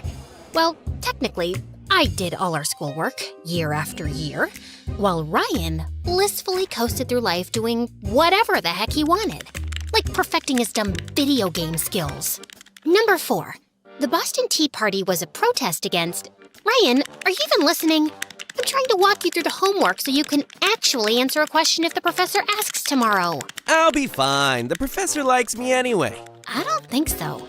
Just today, she said that you have the memory of a frog, and that you should get your head out of... Okay, I get your point. But who cares what a dumb professor thinks about me? Studies are for losers anyway. Did you just call me a loser? No, not you, of course. You're amazing. You're the best, Ella. Now let's just finish this so I can finally treat you to your favorite ice cream. I'm done with my game anyway. Really? Give me 2 minutes. Yeah, I kind of missed the point there. And things didn't change much even as I grew older. By the time we got to high school, everyone was calling us Ryanella, much like Cinderella. Because, just like her, I was out here slogging my butt off for Ryan while he lived his best carefree zero-effort life. The entire school saw it, except me. People would literally call me his unpaid assistant, a doormat, a carpet under Ryan's feet. But I ignored them because Ryan would occasionally give me a big hug, flash that lazy smile, and say, Ella, you're the best. Soon it was time for senior year, and I threw myself into planning our big post-graduation trip to Paris. The perfect way to kick off our next chapter before heading to college together. Well, my new chapter, because Ryan had decided to take a gap year. I always thought we'd go to college together. That was the plan, right? Well, plans change, Ella. Besides, I really need to, find myself first. There's so much untapped potential inside me. Who am I, really? What do I want? I need to feel my vibes. You know what I mean? I guess. But we're still on for Paris, right? Because I'd hate for your graduation gift to go to waste. And I pulled out a receipt for a first-class ticket to Paris. Ryan's eyes instantly lit up, and he threw his arms around me. Oh my God, this is the best gift ever! But I didn't get you anything. You're in my life, and that's all I want. You're the best, Ella. I was practically floating when I got back home. Ryan and I were gonna spend our entire summer in Paris, and it was gonna be epic. I was just making plans in my head for the most romantic getaway ever when Mom walked into my room. Ella, why am I getting a message from the bank saying you spent over $1,000 on a first-class plane ticket? For Ryan? I was gonna tell you, Mom. What? That you spent your inheritance money on a stupid ticket? Ella, that money was for your future. Ryan is my future, Mom. I've loved him since the 3rd grade. Besides, I'll be going to college soon, and I wanted to end our graduation on a happy note. Will you please stop judging me now? I'm not judging you, Elle. But sometimes you act like an idiot around Ryan. He might be a nice boy, but what if there's someone else out there who's better for you? Better than Ryan? That's impossible, Mom. He's the only one in the world for me. Mom didn't argue with me after that. A week later, we had our senior prom. And as expected, Ryan and I were crowned the prom king and queen. It was the best night of my life. Until Harper showed up, and Ryan ignored me like I was a potted plant in a corner. Harper! What are you doing here? You're Harper? How nice to finally meet. My cousin Wally needed a date for the prom. I flew in last night. Ryan, aren't you gonna introduce me? Wow, that's great! How long are you staying? Hi, Harper. I'm Ella. My family is moving here this summer, permanently. So you're going to our... Cool. Then we'll be seeing a lot of each other. For the rest of the night, Harper hovered around me and Ryan like a honeybee. She was on the dance floor, by the punch bowl, laughing at the stupidest things Ryan said. It wasn't like I was enjoying third-wheeling in my own relationship, but they were old friends. Ryan had always told me stories about how they were close as kids, so maybe he was just excited to see her again. And maybe I was just overthinking. But then we went to the ladies' room, and Harper turned to me with a smirk. I love that crown. Do you mind if I try it on? Before I could answer, she snatched it off my head and crowned herself. For a moment, I fantasized about wrestling her to the ground and taking back what was mine. But all I did was smile like an idiot and tell her how pretty she looked. I thought I would just tell Ryan about it on our way back home, but he insisted on dropping off Harper and her cousin. Shotgun! She slipped into the front seat, while I was stuck in the back with Wally snoring on my shoulder. Suddenly, the car stopped. Ella, you're home. Wait, you're dropping me off first? You're on the way to their house. Can I at least have my crown back? Oh, but it looks so much better on me. Please let me borrow it for tonight. I'll make sure to send it with Ryan tomorrow. But... Relax, Ella. It's just a dumb crown. I'll see you tomorrow, okay? And he just left. It's safe to say, I never got my crown back. Or my man. Because 2 days later, Harper, joined our school and Ryan broke up with me. He started ignoring me at school and didn't even return any of my calls or messages. Ryan here. Leave me a message. And if this is Ella, stop texting me. I spent thousands on your first-class ticket to Paris, and I was gonna fly coach. That's how much I love you, and now you're ghosting me? I was devastated, and I planned on hiding under the covers forever. But on the day of my graduation, Mom flung open my door. Ella, enough is enough. You're graduating today. I'm not going.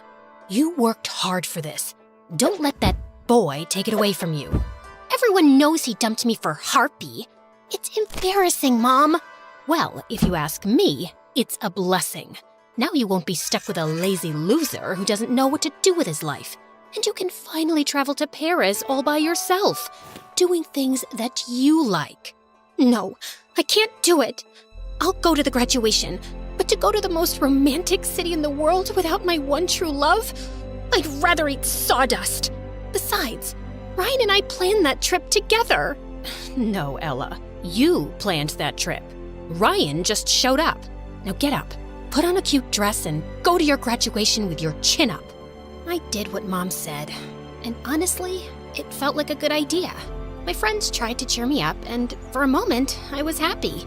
But then, I walked on stage to get my diploma and spotted Harper sitting in the front row, wearing my crown. And I knew it was going to be a long, horrible summer.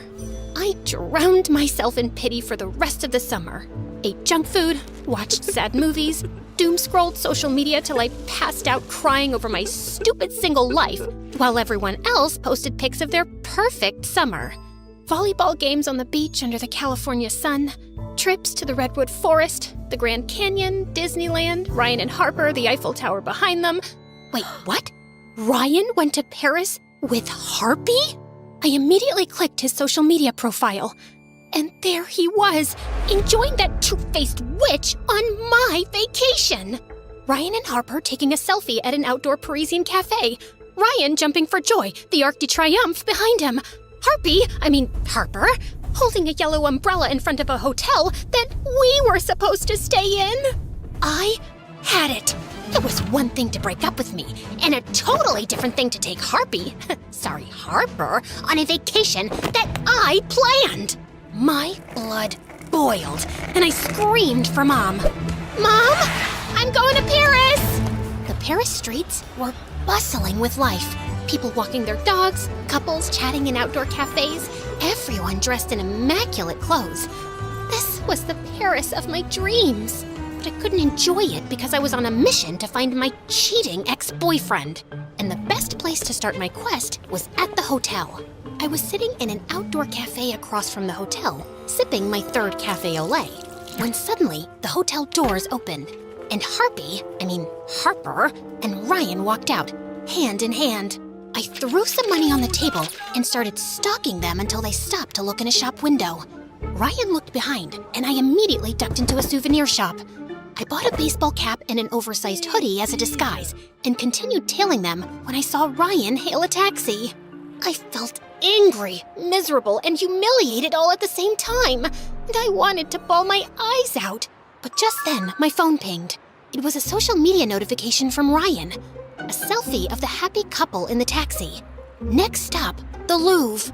I immediately decided to take a taxi, but they flew past me like I was made of cellophane. Am I invisible? I pulled up a map on my phone. The Louvre was only 1.5 miles away. If I walked fast, I could make it in 30 minutes. I made my way through the streets, crowded with slow-walking tourists, trying not to step on anyone. Pardon-moi. And when I saw the iconic glass pyramid up ahead, I started to run. I finally entered the museum, and my eyes went straight to this gorgeous painting, the Mona Lisa. The masterpiece was smaller than I had imagined, but it was a thrill to see her. I was admiring the artwork when I felt a hand pull the cell phone out of my back pocket. I smiled to myself, then turned around to see a handsome pickpocket slipping it into his jacket.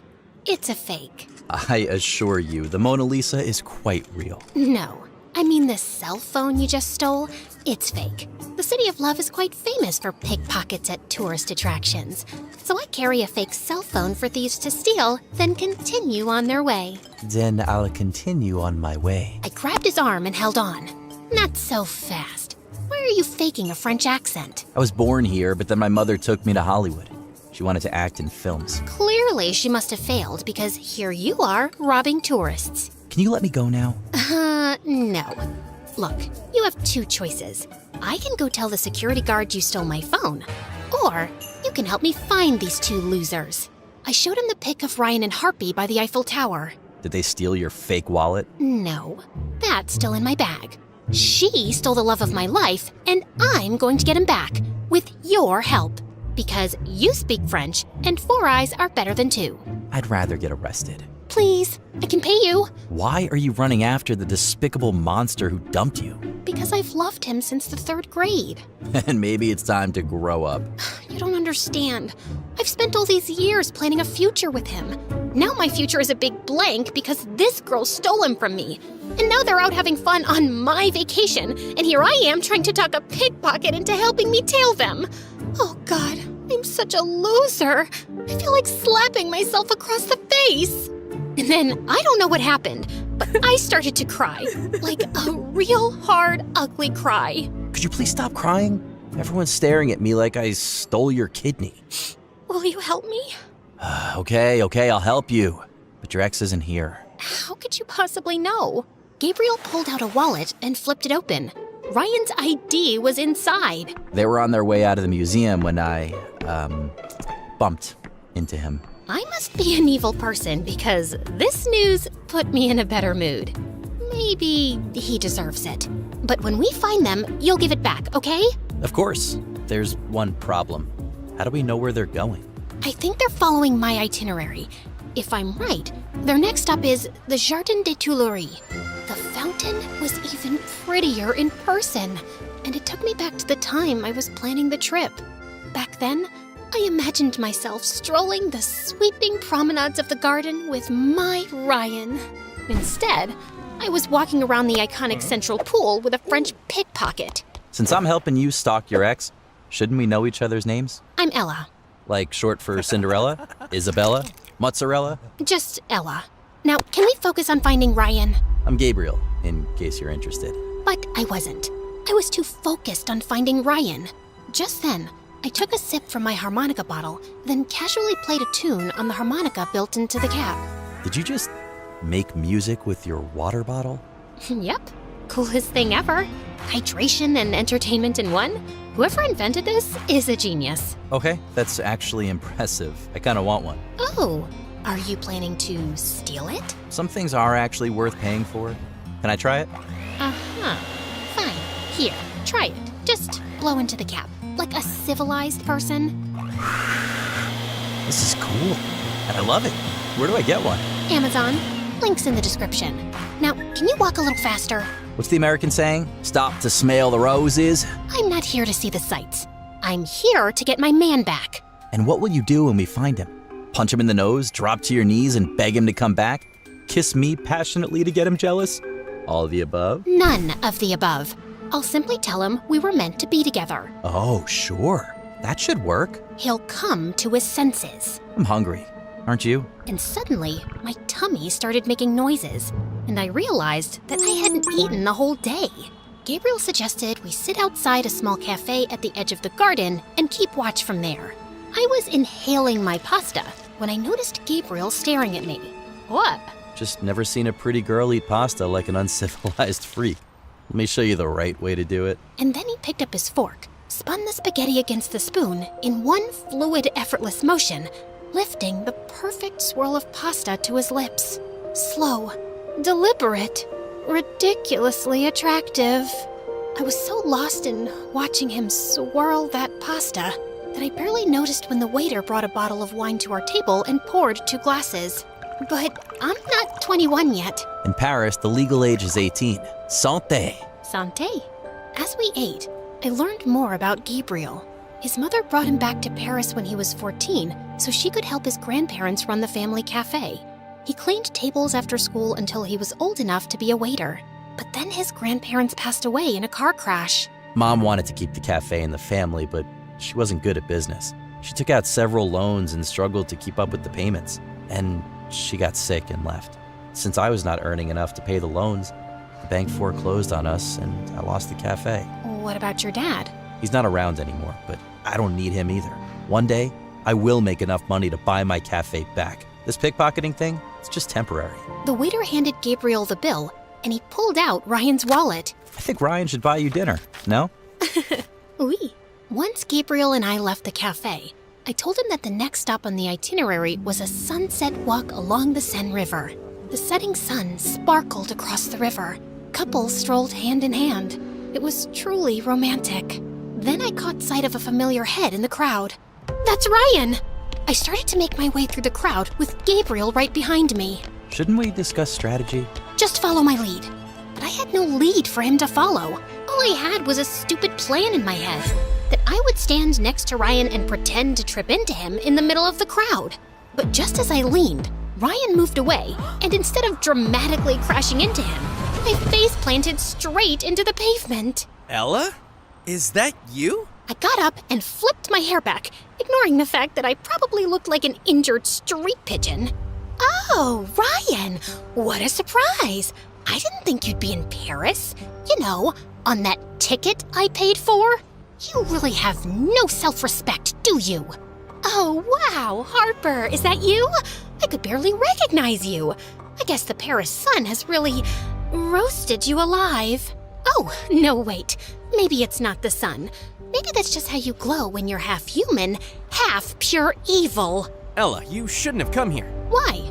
I planned this entire trip, didn't I? I made the itinerary, the reservations, the whole experience. Why shouldn't I be here? And don't worry, I'm not here to stalk you. No, sir.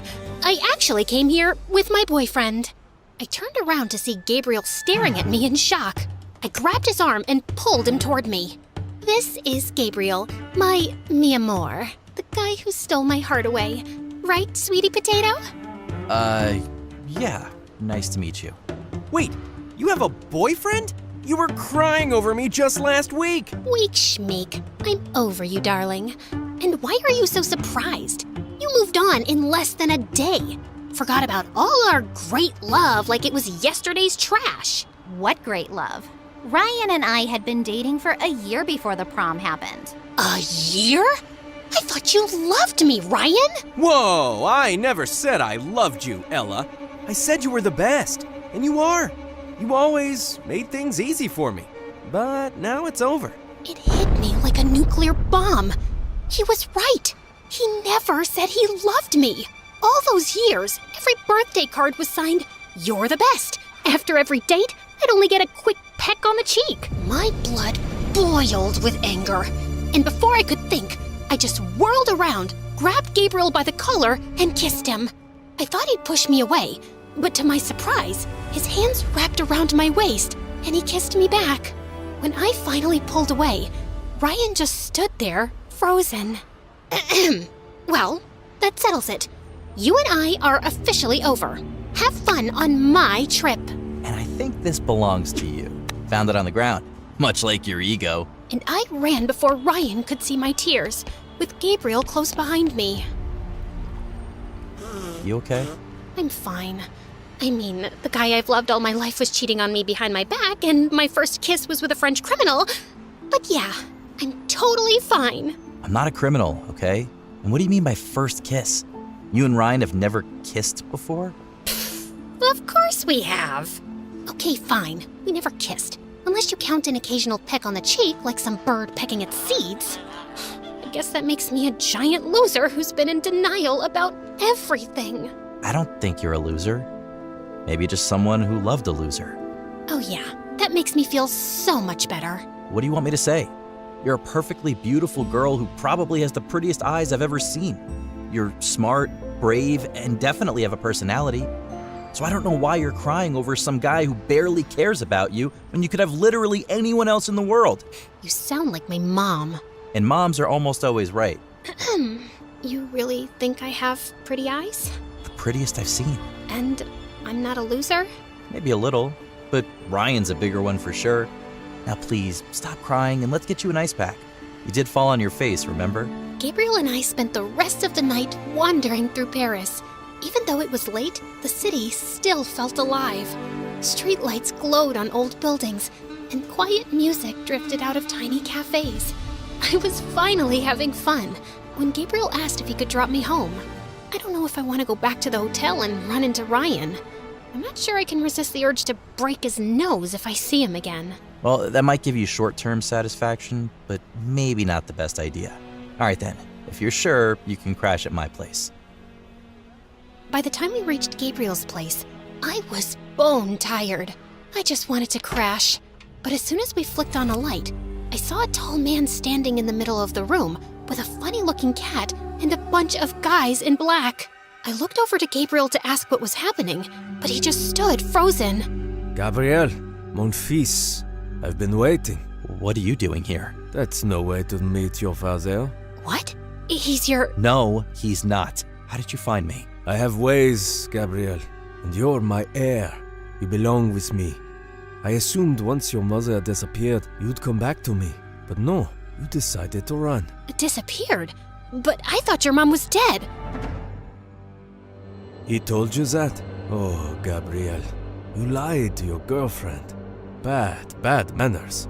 Anyway, now that I have found you, I'll take you with me and teach you how to treat a lady right. I told you before, I want nothing to do with you. Now, get lost before I call the police. The police? I'm sure they'd love to question you about your extracurricular activities. You've been sloppy, mon fils. Gabriel's dad signaled his men to grab him, You really don't know when to quit, do you? and he grabbed my hand and ran. We sprinted through the streets, through late-night cafe tables, knocking over chairs, tables, and whatever came in our way. I was trying to keep up, but Gabriel was so fast, and I had the legs of an old chicken. I wanted to stop and rest, but then I looked behind and saw a black car skidding around the corner, right behind us. They're in a car! Gabriel, we are not winning this race! Nope, which is why we're upgrading our ride. Before I could ask what he meant, he swerved toward a row of rental bikes lined up outside a shop, yanked one free, and hopped on. I jumped onto the back, and together we cut through the crowd. For a second, I thought we'd lost them, when suddenly, this car screeched in front of us, and Gabriel slammed the brakes. Get in! Mom? What? Just get in! Gabriel and I exchanged one look. Then we jumped in. The car sped through the city until the bright lights of Paris disappeared behind us. I had no idea where we were going, but I was too busy trying to process everything. We finally stopped at this abandoned building, and Gabriel's mom told us everything. I met Gabriel's dad when I was just 18. Fell in love, got married, and thought I'd have a happy life until everything fell apart. Mom didn't know Dad was in the mafia. We only found out when I was 12. I wanted to leave right away, but his father made it impossible. He threatened to take Gabby away, and I was too scared to fight back. But when he turned 14, I saw how deeply the mafia life was pulling him in. That's when I decided to take him and leave for my parents' house. Dad's been chasing us ever since. After my grandparents passed, Mom and I decided to go separate ways to trick him. But that didn't work. Then why did you lie to me saying that your mom was dead? No, I said she fell sick and left. There's a difference. Besides, I just figured you'd cry at my tragic backstory, and I really couldn't handle that anymore. Are you kidding me? Okay, I'm sorry. I should have been more clear, but we have more pressing issues at hand. Mom, Dad's not going to stop, is he? No, he never does. So what now? You guys keep running forever? No, we fly to Hawaii. We spent the night at the safe house, and the next morning, we left for the airport. While Gabriel's mom did the paperwork, he walked up to me with a smirk. So I guess this is it? I guess. Thanks for everything. Really helped me with the whole Ryan situation. There was no situation. You were just chasing the wrong person. Just promise you won't fall for another idiot. If I do you promise to knock sense into me again? How about we try to stay off bad guys altogether and give a chance to genuinely nice people? Like me. Before I could get a word out, our flights were announced, and Gabriel winked at me and left. I didn't know what he meant or what was waiting for me on the other side of this flight. But for the first time in a long time, I wasn't afraid of the unknown. And that's a happy ending for a stalking story. Don't you agree?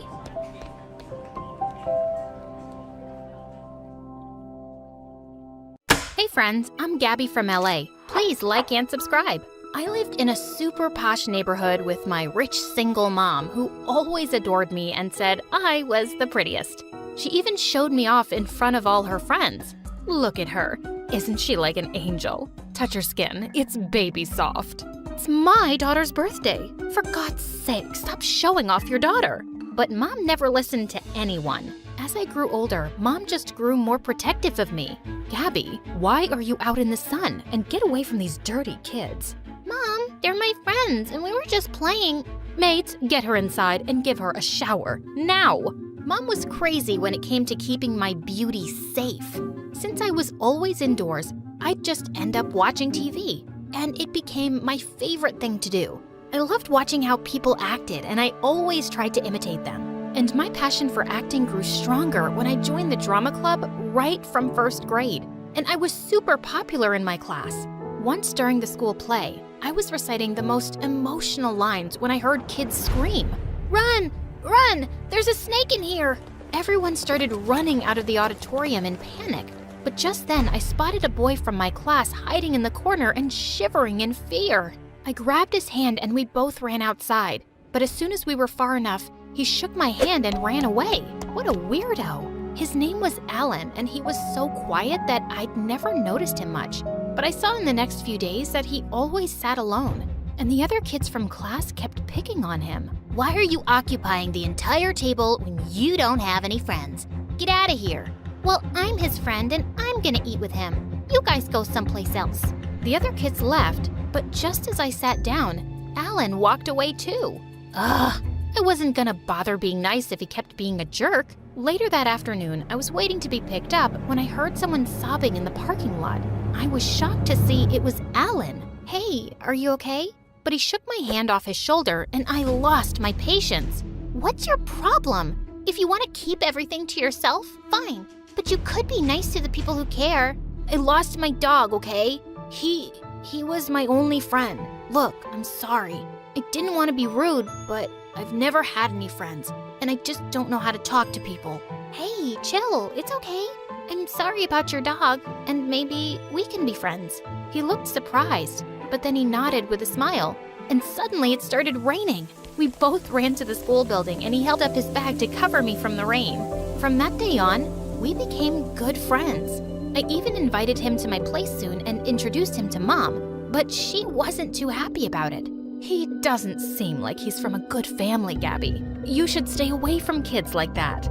He's my friend, and I don't care about anything else. Grades passed by, and my bond with Alan grew stronger. We went together on school trips, and he came to watch all my plays. In the 8th grade, I played the lead for the school's annual function. After the play was over, Alan came running backstage and hugged me. You were amazing, Gabby. I couldn't take my eyes off you tonight. Here, these are for you. And I wanted to tell you. But before he could finish, a man came running and moved Alan aside. Bravo! Bravo! You are amazing out there, little girl. I can't wait to sign you for my upcoming short film. Short what? The man introduced himself as a big producer and looked so eager to sign me for some big lead role. Just then, Mom came from behind me, screaming in excitement. That's just awesome, Gabby. Say yes. I was too stunned to speak, so I could only nod my head. Then I looked around for Alan, but he was nowhere to be seen. The next day, I waited for him at school, but he didn't show up. But when the driver was taking me back home, I saw Alan walking on the pavement in the rain. I asked the driver to stop the car and ran to him. Are you crazy? Where are you going in this rain? He was hesitant to speak, and I could tell something was up. What is it, Alan?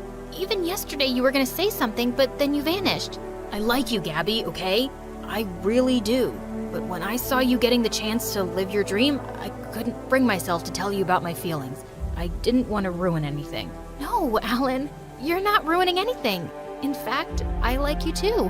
I pulled him close and kissed him gently. And after that day, we started dating. But things took a wild turn when my first short film became a hit.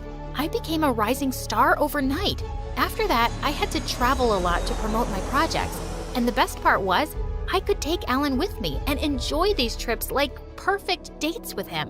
One time, I took him to a shoot, and just as some of the reporters were interviewing me, Alan came running in with a box of desserts. Here, I got you these.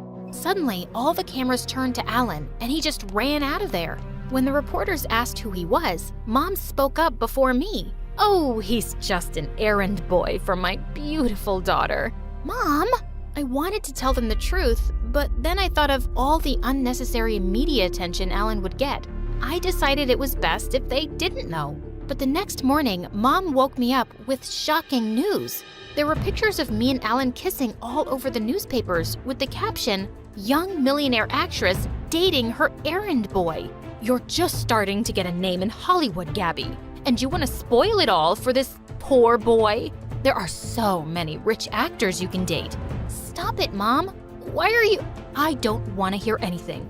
Alan's got no class, and I want you to break up with him. Of course I wasn't going to do that. Now that it was already in the news, I was going to date Alan publicly, and Mom just had to accept it. Soon after, it was Alan's 16th birthday, and I had a really important award function the same day.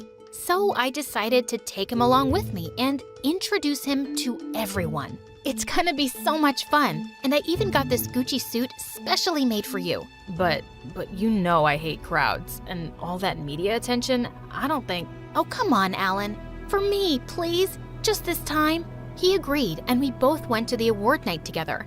I could see Alan was really nervous in front of all those cameras, so I held his hand tight. Later, I was posing for a solo shot, but then suddenly, Alan stepped on my dress and I tripped over and fell face flat. Everyone started laughing and clicking pictures, and I felt so embarrassed. On our way back home, Alan apologized to me, but seeing all the memes and posts going viral on social media, I just lost it. Why did you do that, Alan? What? It was an accident. Why are you being so weird about this? Because it's a big deal for me. Right. It's always about you, isn't it, Gabby? You're the superstar, but what about me?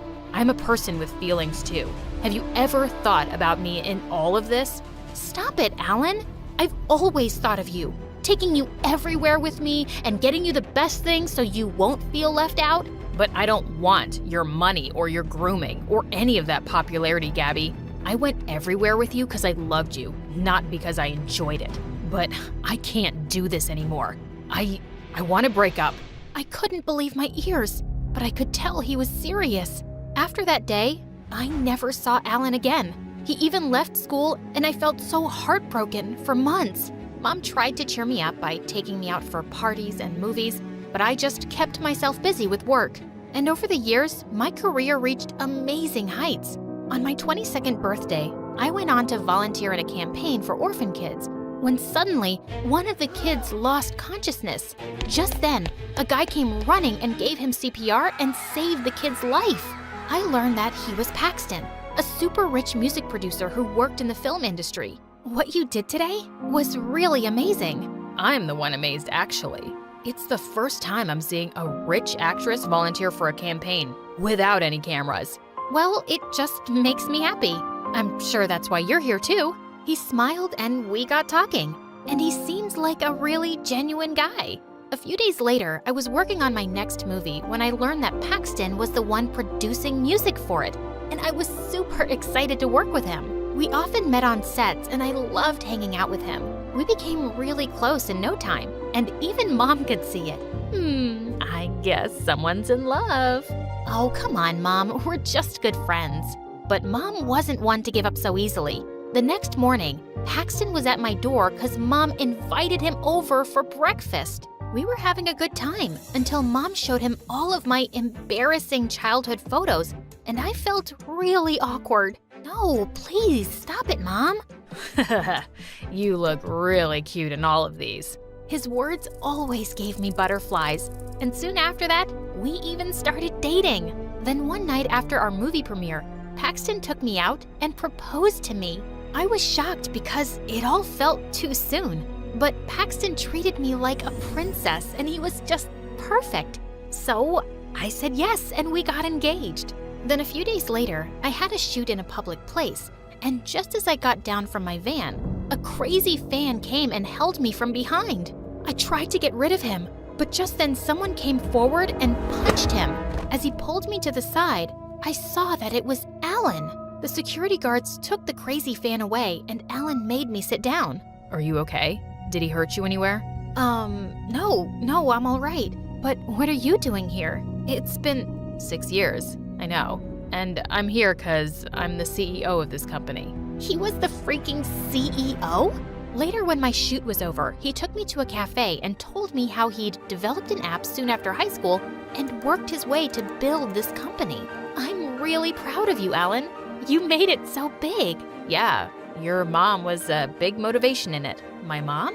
The day our pictures were posted in the newspaper, I came to check up on you. But I heard your mom shouting how I was this poor kid with no class who didn't deserve you. What? Ever since that day, I decided I was going to work really hard and be a man good enough to deserve you, Gabby. I loved you, and I still do. Suddenly, I realized how much I'd missed him, but I had to keep my head straight because I was getting married to Paxton soon. Please stop, Alan. You broke up with me, and that's the truth. And it's too late. I'm engaged to someone else now.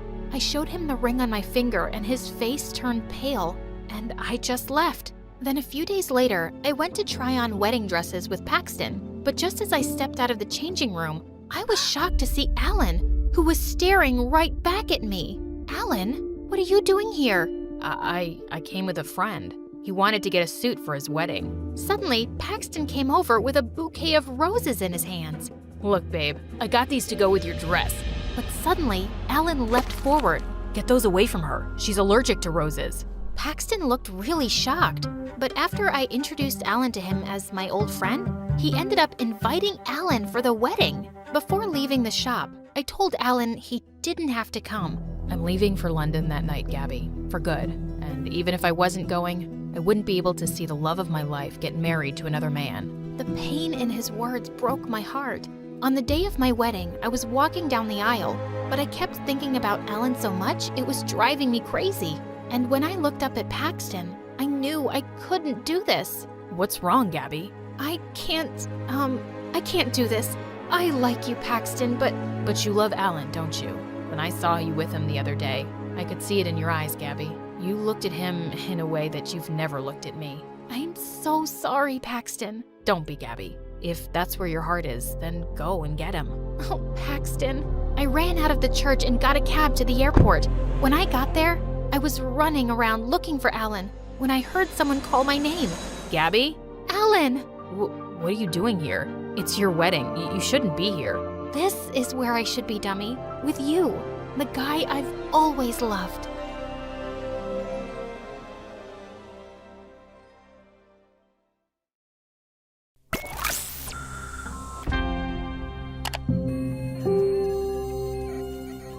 Hi, my name is Julie, and this is the story of how I created computer clones of myself and my classmates that almost destroyed our town. I grew up in Kansas, in a small, boring town where gossip and growing corn were the main activities. I couldn't wait to get away, so from the age of 6, I was obsessed with going on my mom's computer to escape from my dull world. Mostly playing video games. But my sister Kiki, who was 2 years older, seemed perfectly comfortable and content in our town. She had her one close friend, and they spent most of their time cheering on the high school football team, even if the players didn't even know she existed. As I got older, my online community of friends was growing.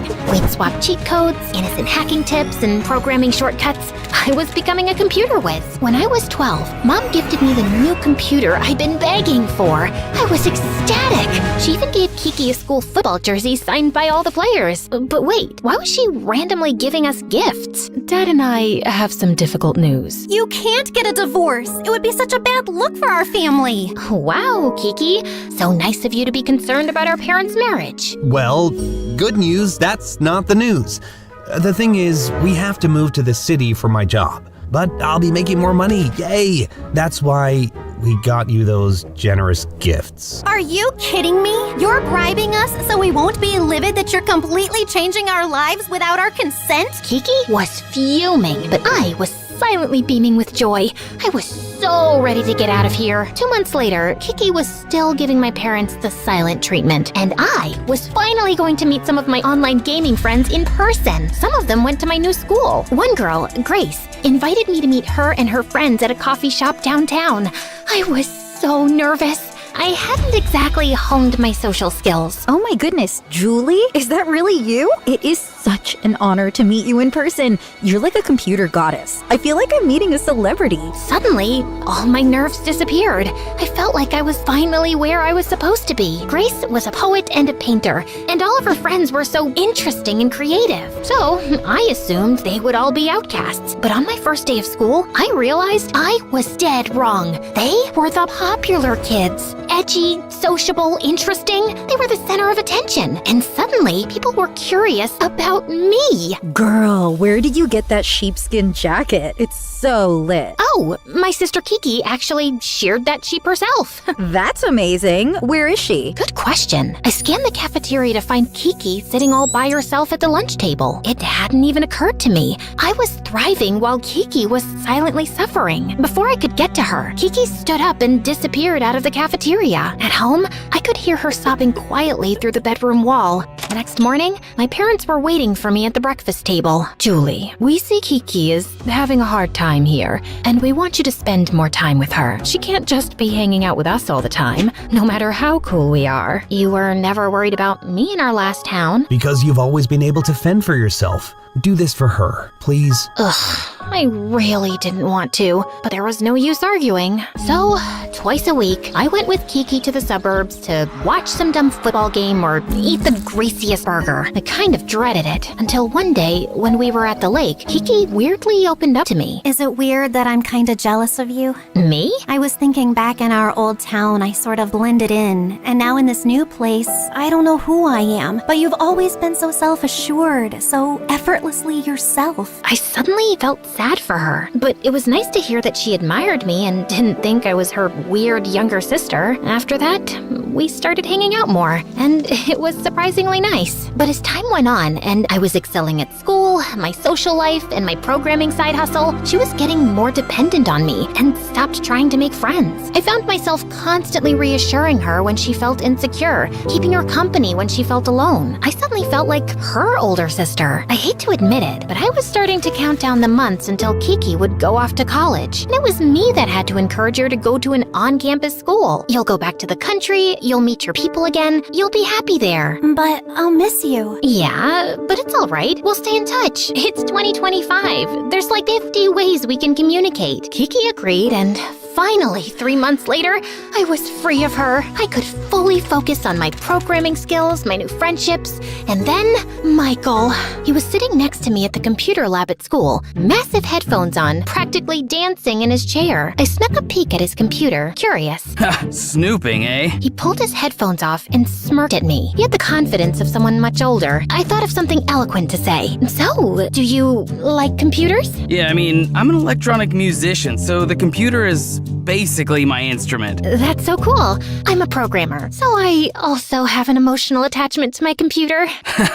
Okay, I didn't say that. Michael and I chatted, and we had so much in common. We'd meet in the computer lab every day, and soon we started hanging out after school. I was smitten. The only problem was Kiki. Every time Michael and I would hang out, I would get a barrage of texts from Kiki begging me to call her or save her from some awkward situation. Sometimes I ignored her, but I could tell Michael was getting weird about it. That Kiki texting you again? Or some mystery suitor? Nope, just my sister. I called Kiki. I was sick of her antics. You have got to stop blowing up my phone. My boyfriend is starting not to trust me. Well, then you shouldn't be with him. How would you know? You've never had one. I'm sorry, that was mean. I'm sorry I'm bothering you so much. I'm just having a hard time making friends. Everyone knows each other already, but I see that I'm just a burden on you, so I'll leave you alone. Click. She hung up. I felt really bad. She needed me, and I wanted to be there for her, but it was just so energy draining. If only...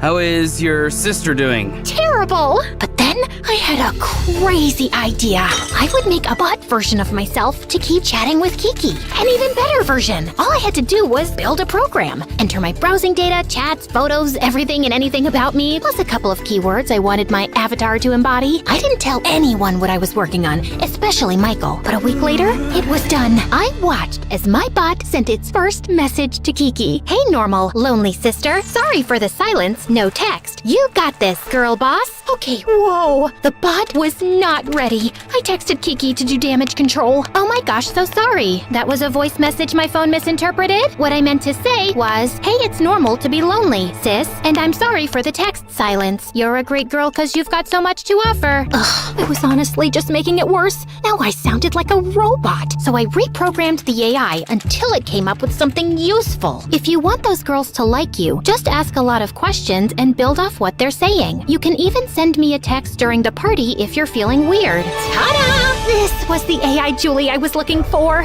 Patient, kind, and supportive. A version of me I didn't have time to become right now. And finally, I heard back from Kiki. That's actually great advice. Thanks for being there for me. Seriously. I was totally pulling this off. Now, I had plenty of time for my social life and for Michael. But it seemed the more available I was, the more unavailable he was. Hey, babe, do you want to maybe get off your computer and come eat the pizza I ordered for us with all of your favorite toppings? I just lost it. Can you please not interrupt me when I'm working? You know I gotta prep for my gig next week. Okay, it's just that you were asking me to make time for you, and now that I have, but Michael already had his headphones back on. I texted Grace that I was annoyed with Michael, and the next day, things just got way worse. A car alarm has more rhythm than my music? Nice. What are you talking about? That's what you said about my music, for everyone to see. He showed me my most recent Instagram post. I did indeed write that, with Michael's song playing in the post. I was mortified. Oh my god, Michael, it wasn't me! Oh, so what? Someone just hacked into your phone and posted that? You're the only person I sent that song to. And then it occurred to me, I was the only one with this song.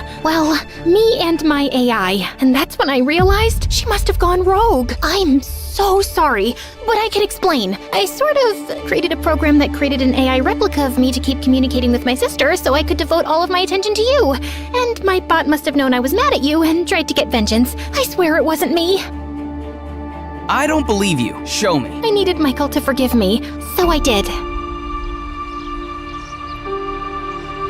Honestly, I'm kinda impressed, but you need to go online right now and tell everyone it's a joke and fix it so it doesn't happen again. Done! And I hate to ask, but I need to get into this music school. Do you think you'd be able to create an AI version of me just to write my college admissions essay? I mean, I didn't want my Ted to get abused, but I didn't want to lose Michael. Okay, but just this once, I just need you to gather all of your data.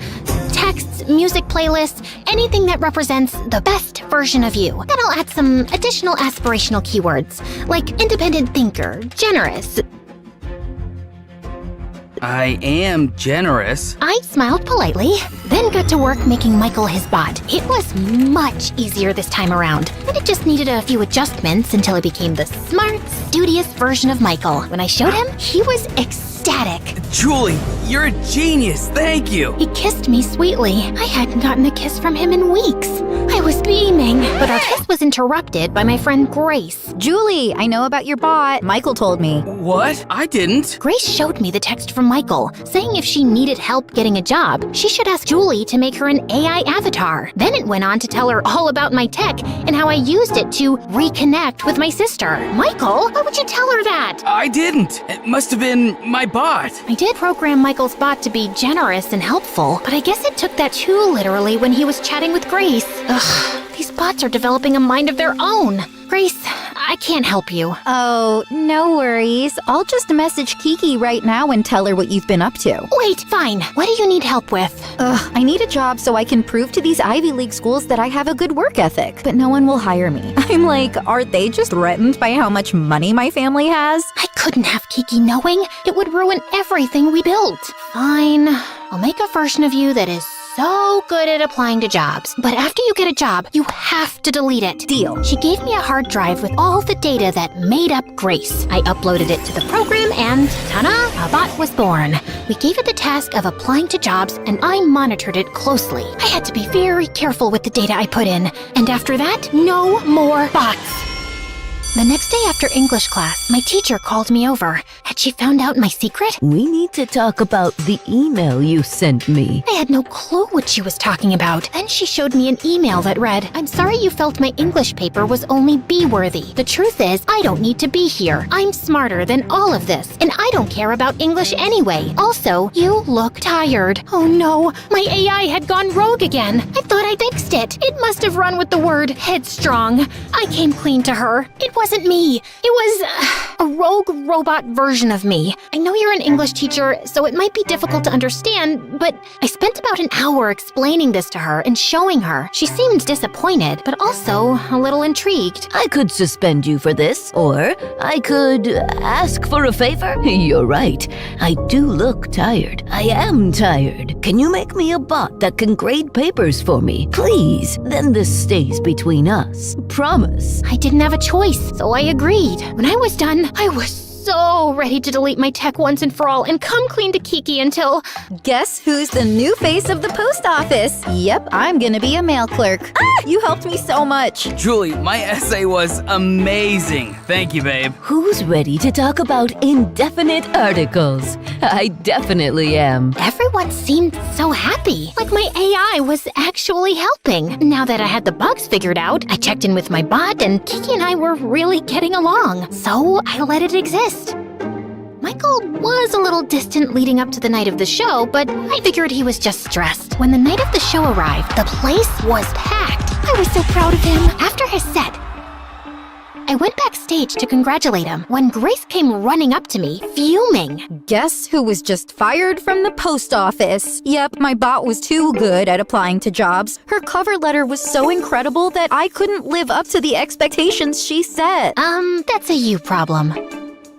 Baby, what's wrong? Suddenly, Michael put a loving hand on Grace's shoulder. When she stepped aside, he seemed shocked to find me standing there. Oh my god, Julie? You said you weren't coming. What? I never said that. You texted me. I checked. My bot had said that to Michael. Okay, but that's not an excuse to cheat on me. You said you were sick of my behavior and wanted to take a break. Ugh, I did seem to say that too. I didn't mean that.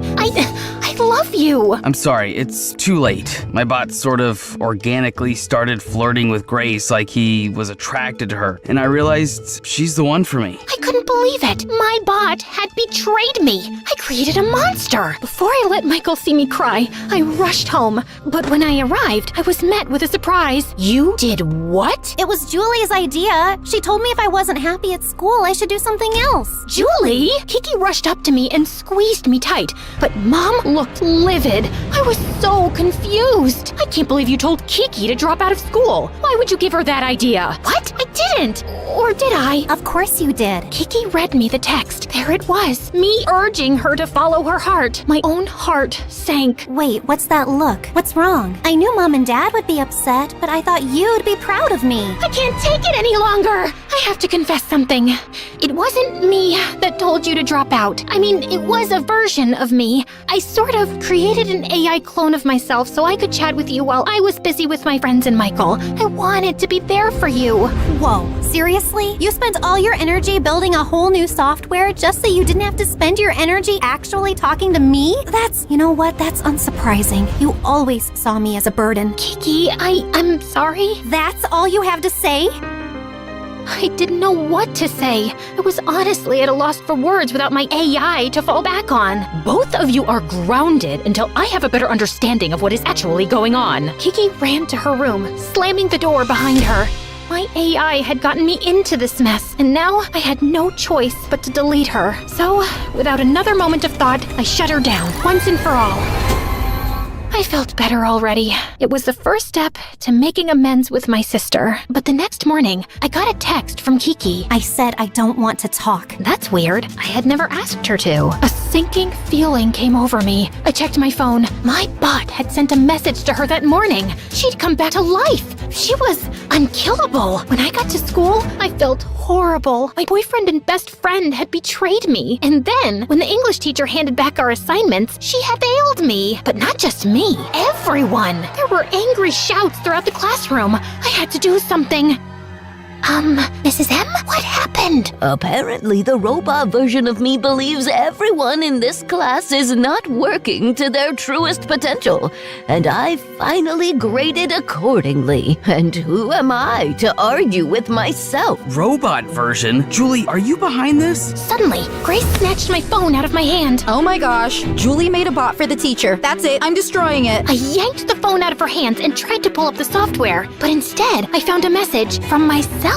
We're not shutting anything down. We're only getting started. Everyone used you, blamed you for trying to help, and then discarded you. It's time to fight back. Suddenly, everyone's phones were blowing up. Julie, you made my bot send the school the wrong essay. I just got rejected from the music conservatory. Michael, who is this woman? Grace showed Michael a photo he'd sent her of him and another girl. Oh my gosh! My bot just sent everyone access to the school server. How do I change it? Julie, stop this! Everyone was on their phones, logging into the server. Personal chats, gossip, secrets, all exposed right there on everyone's phones. It was anarchy. I don't know what's happening. I think my AI's corrupting the other bots. I tried to deactivate it, but nothing was working. Students were screaming at each other, crying, getting into petty fights. It was a zoo.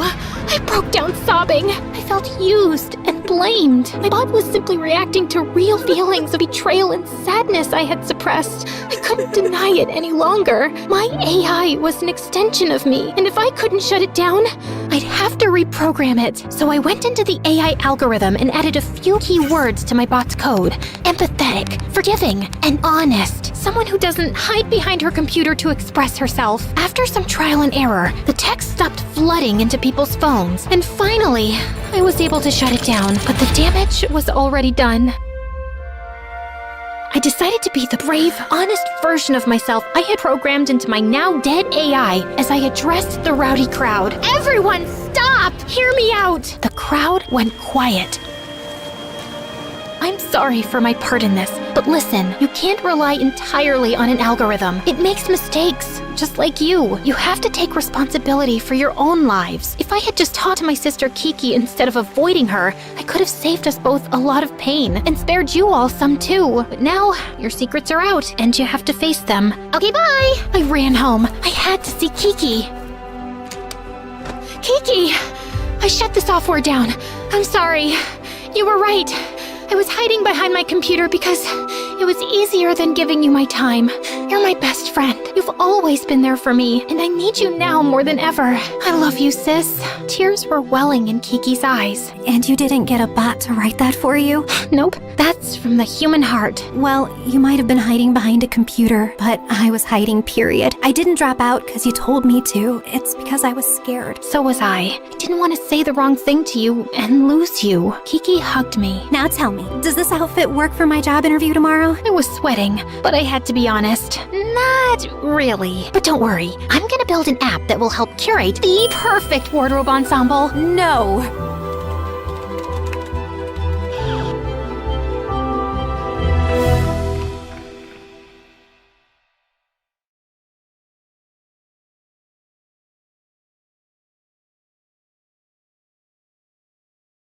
Before I tell you about how I traded in a greasy apron for Lamborghinis, don't forget to like this video and subscribe to our channel. If you do, you'll get a big break in the next week. My story starts out at a glamorous place you may have heard of, McDonald's. This had to be the worst day of my life. 1 week is exactly how long I worked at McDonald's before I had a complete breakdown. I worked 12-hour shifts and never got to take my breaks. It was humiliating. And today I lost that job too, but I had to do something. I had to help my mom pay the bills. I was so angry, I had to vent. So I called my best friend. I told her how Jessica, a classmate from school, had come in for the 10th time that week with an evil look on her face. I had begged Jessica to be nice, explaining that I needed the job to help my mom. She said it was cool, but I had learned that I couldn't take her at her word. When my boss turned around, Jessica took the cup of soda I had handed her and spilled it down her shirt. She screamed and pretended that I did it. Now, my friend was as angry as me, if not more. She told me if I was serious about working, she could hook me up with a job. Her parents were super rich and offered her a job as an assistant at a giant tech company. My friend was desperate to have someone else take it so that she could spend her holidays cruising around Europe. I showed up for the interview in my best outfit. A secretary told me to sit in a crowded room and wait for my name to be called and to help myself to some refreshments. I got a cup of coffee to look mature, but as soon as I turned around, a strict and powerful-looking woman appeared. She asked if I was here for the interview, and I said yes. It must be her interviewing me. I was shaking so hard that I spilled coffee all over her very expensive-looking blouse. A teenager in the corner started laughing hysterically, and the woman turned as red as a tomato and looked like she was about to explode. I tried to play it off and excused myself to the bathroom for a quick break. Well, it was longer than I expected because I accidentally locked myself in there. I freaked out and started crying. I tried to climb over the stall and ended up ripping my dress and messing up all my makeup. I still ran over to do the interview, but I looked like a circus clown. The lady didn't even ask me any questions, just said, "Thank you for coming," in the busy reception area and sent me home. I'd blown it. I was about to go beg McDonald's to take me back when I got the phone call telling me that I had got the job. Maybe this woman had a better sense of humor than she seemed, or maybe they were just desperate. Either way, I showed up to work bright and early the next morning. I showed up at the office and was directed to Mr. Heiko on the top floor. Mister? I guess that woman wasn't my boss after all. Not only that, but I wasn't working for just any boss, but the boss. The office on the top floor was huge. The hallway was filled with artwork that cost more than my house. I made it to the end of the hallway, to my new place of work. I was buzzed into the office and asked to come in. I was so nervous. I tried as hard as I could to be prepared. Let's just say nothing could have prepared me for what I was about to walk into. I walked in and saw the same teenager from the waiting room playing video games on the floor. He looked at me and got excited. I asked if I was in the right place, and he said yes. I told him that I didn't understand. His response? You were hilarious. So you had your dad hire me because you think I was funny? He got very insulted. My dad? I built this company. But you're just a kid, I said. A kid? I am 16, and I am a self-made billionaire. See, he explained how he had written the computer code for a super successful app. Now he ran the entire tech company that he started his freshman year of high school. The whole time he spoke, he talked down to me as though I was some kind of idiot. Even if I was at the top of my class and 2 years older, I had to admit that he was a genius. I asked him if he was so smart and great, why had he hired someone like me? He explained that he was in need of an assistant, and I was the only interviewee that didn't bore him to death. He gave me a tour of his office filled with video games, action figures, and soda fountains. But there was one thing that made my blood boil. There was a giant painting of Jessica hanging on the wall. Oh, that's just a picture of my girlfriend Jessica, he said. She comes around occasionally. You'll get the chance to meet her. I could feel my face turning red. Just looking at her made me angry. He asked if everything was okay, but before I could answer, he spoke up again. Well, that concludes the tour. Now for your contract. I picked up the piece of paper and nearly passed out. $50 an hour? I asked. Oh, sorry. Is that not enough? He questioned, then picked up a pen and scribbled over the contract and handed it back to me. $85 an hour? That was insane. Crazy enough that I could put up with Jessica even once in a while. Still, the level of insanity was nothing compared to the tasks he needed me to do. For the first few weeks, he literally paid me to play video games and watch movies with him. It would have been great if he wasn't so condescending. Have you ever tried watching a superhero movie with some kid complaining about how inaccurate the science was or how he could do better? It was exhausting. Didn't he have a girlfriend for this? In fact, the only good part of this was that I hardly had to see Jessica. She came by just long enough to insult me, compliment my boss, and ask for expensive gifts. It might sound like a dream job to some of you, but I'm an ambitious person. I wasn't fulfilled, and to top it all off, Jessica got under my skin one day. I was alone in his office, tidying up his video games when Jessica walked in. Without hesitation, she went into his desk and took a few $1,000s from his wallet. I told her that maybe she should ask first, but she just laughed at me. Wow, from a waitress to a babysitter, she said, looking me up and down. That's it. When he came back, I confronted him over why I was here in the first place. He didn't seem to actually need me to do anything. I told him that I needed to feel like I was actually doing something besides hanging out. He seemed disappointed, but agreed to let me take over some more assistant duties. As my first duty as your assistant, you should probably know that Jessica was taking money from your wallet. Now, any normal person would have at least been upset, but he just acted like it was all normal. In fact, he got super defensive about the entire thing. He told me that's just how relationships work, and I would know about it if I had ever been in love before. Idiot. He might have been some 16-year-old genius that ran a multi-billion-dollar company, but he was a complete idiot when it came to the real world. If he wasn't such a jerk, I would almost feel bad. Almost. I knew that rich kids were sometimes delusional, but even I was surprised by some of my new duties. Like this one time, he sent me to the grocery store for a bag of M&Ms and gave me $100. Another time, he gave me $50 to pick him up a banana from the local market. What's worse is that Jessica encouraged it. She asked him for $500 to pick up milk, and he just gave it to her. When I asked her what kind of milk cost $1,000, she told me it was organic. It was no wonder he had no idea how much groceries cost, with Jessica lying to him for extra money. I could see why she no longer needed to take on summer jobs. What was even crazier was how much the stuff he bought himself cost. His socks alone cost $400 a pair, and he just threw them out when he was done. I asked him why he didn't just wash his clothes, and he said that it was gross to rewear socks or underwear. While these moments were almost comical, his privilege made him very annoying. He didn't understand how people were homeless or stuck with debt. I don't understand why they don't just get a job.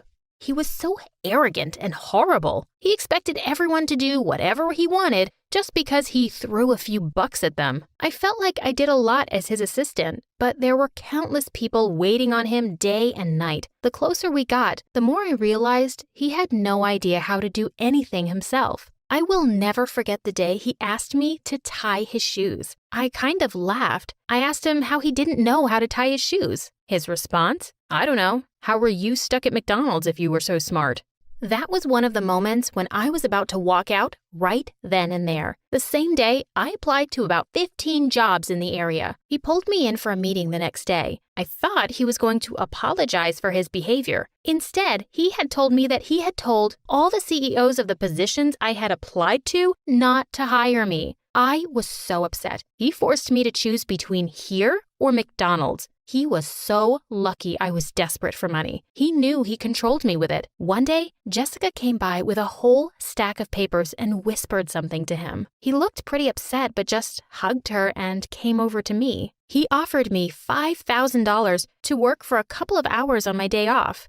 It wasn't so out of the ordinary. This was the same guy who paid me $400 to test his pens and $1,000 to use my umbrella since he forgot his. Of course, I agreed. Right after dinner, I drove off to the location he gave me. I was expecting an office or something, but it was a mansion. His mansion. I was pretty excited to see the inside of it, but it almost broke my heart when I saw what I was there for. There was a cake and balloons, but just the two of us. Apparently, both of his parents had forgotten it was his birthday and went on a trip to the Bahamas. He didn't want to be left alone, and I was his best friend. I asked him about Jessica, but he explained that she had ditched him last minute. He said it was a family emergency again, that her grandmother was in the hospital. Sad story I would feel super bad about if I hadn't checked Jessica's Instagram earlier. She was in Disneyland and wasn't even trying to hide it. She came by to drop off her homework for him to do while she went away for a week to spend time with her grandmother. Turns out, this happened every year. They had never spent a birthday or holiday together. Not only that, but he did all of her homework. I saw how she managed to keep her grades up. I don't know if I made the right decision, but I decided not to show him the photos. He was already sad enough. Instead, I decided that from here on out, we would actually be friends, and I would teach him how to tell when people were using him. Even though I was desperate, I couldn't accept the money he offered me to come that night. It felt wrong, even if I wanted the $5,000. The next day, I showed up with a bag of M&Ms as a belated birthday gift. I apologized that I couldn't afford anything spectacular. He just cried. He really did look so grown up in his fancy suits and expensive cars, but seeing him cry over M&Ms made him look like such a child. I took him under my wing as my little brother. He was just a kid right now and needed my protection. I introduced him to some of my friends so he could interact with people under the age of 65. He was super excited to have something close to friends for the first time in his life, but that also made him very vulnerable. I made sure that he kept his wealth a secret and to hang out with people like a normal kid. He seemed to love it, but everything changed one night. See, he was hanging out with my friends and me when Jessica came back from her grandmother's, aka Disneyland. We were having fun, but after he had set down his phone for an hour, he had 35 missed calls and over 100 texts. Apparently, while he was busy having fun with us, he had forgotten to submit one of her summer assignments. She was livid. Even though I tried to tell him he did nothing wrong, he looked really sad and left early. I was going to ask him about everything the next day at work, but he texted me to not come in. After a week of asking me not to show up, I took matters into my own hands. I walked right up to the office and right in the middle of a fight between him and Jessica. When I walked in, she immediately asked what I was doing there. "I thought I told you to fire her. She's a bad influence," she shouted. My boss looked so uncomfortable and said he didn't want to fire me. So she walked out, leaving my boss and me all alone. Again, he sat there and cried. There were a lot of tears over the next few days, and I did whatever I could to comfort him, even when I was off the clock. I made him promise never to take her back because she was using him. He agreed, but then ruined everything in an instant. He leaned in and tried to kiss me. I pushed him away and told him I only thought of him as a little brother. He looked so embarrassed. I let myself out and did not come back. Luckily, I had saved enough money to earn myself a shopping spree. I was out downtown when I saw them. My worst nightmare. He and Jessica were walking along the street, him holding tons of bags from Gucci and her yelling at him. She said how pathetic he was and how she could always do better. I thought about ignoring it, but it was like watching a witch harass my own brother. I ran up to them and yelled at her for being such a jerk. I said how she should consider herself lucky that anyone puts up with her, let alone a great guy like my friend. She told him to defend her, but even I was shocked by what happened next. He told her to leave. She told him that he would regret it and stomped off. She tried to take the Gucci bags from him, but he handed them to me instead. He thanked me again and then did something that kind of irritated me. He handed me a check for $100,000 as a thank you. I ripped it up in front of him. "Don't you get it?" he said. "If you don't want to date me and don't want my money, why are you so nice to me?" "Because you're my best friend." He almost cried right there. I don't think he had ever been that happy before. You would never believe what happened next. He fired me. But it's not what you think at all. See, he decided to help me with my studies, so one day I could join him. I invited him to dinner at my home. Some home cooking would do wonders for him, I'm sure. As happy as I was to see him being a kid, it was quite an ordeal to talk him out of an expensive gift from my mom. He had a long way to go, but he learned. Now, years later, we are 50-50 partners. He is all the brain, and that's where I come in, managing our business. We are the best of both worlds, and our business is thriving. Hey, I'm Marianne. Please like and subscribe to MSA. I'm about to share a story about the challenges life has thrown at me. My parents, especially my dad, weren't what some would call expressive and loving. They constantly fought and seemed to spend more time hating each other than anything else. Dad always had the TV blaring. The noise kept me up at night, so I often resorted to sleeping with headphones on. I knew he wasn't a bad person. He just had some annoying habits and seemed to enjoy annoying Mom. Mom was kind. She did her best to be the best mom. She'd surprise me with toys and candies. My favorite place was our treehouse, which Mom built for me. It was my escape. I loved spending time there with my bestie Joy. Marianne, everything will be okay. My mom got me 2 dolls and I want to give you one. Let's grab some ice cream. Joy was my best friend since kindergarten. She always knew how to cheer me up, sharing her toys with me. We were inseparable, so much so that some people at school mistook us for twins. Plus, Joy had an amazing voice. Sometimes she sang to me until I fell asleep in the treehouse. Joy's family seemed perfect. Her mom was a successful fashion designer, and her dad was a police officer. Sometimes I found myself wishing I was part of her family, but I'd immediately feel guilty knowing my mom loved me. When I was 16, my gymnastics coach said I should compete in another state. Excited, I asked my parents for money to go. Dad, busy with his motorbike, brushed me off. Wish I could, honey, but I gotta paint the bike.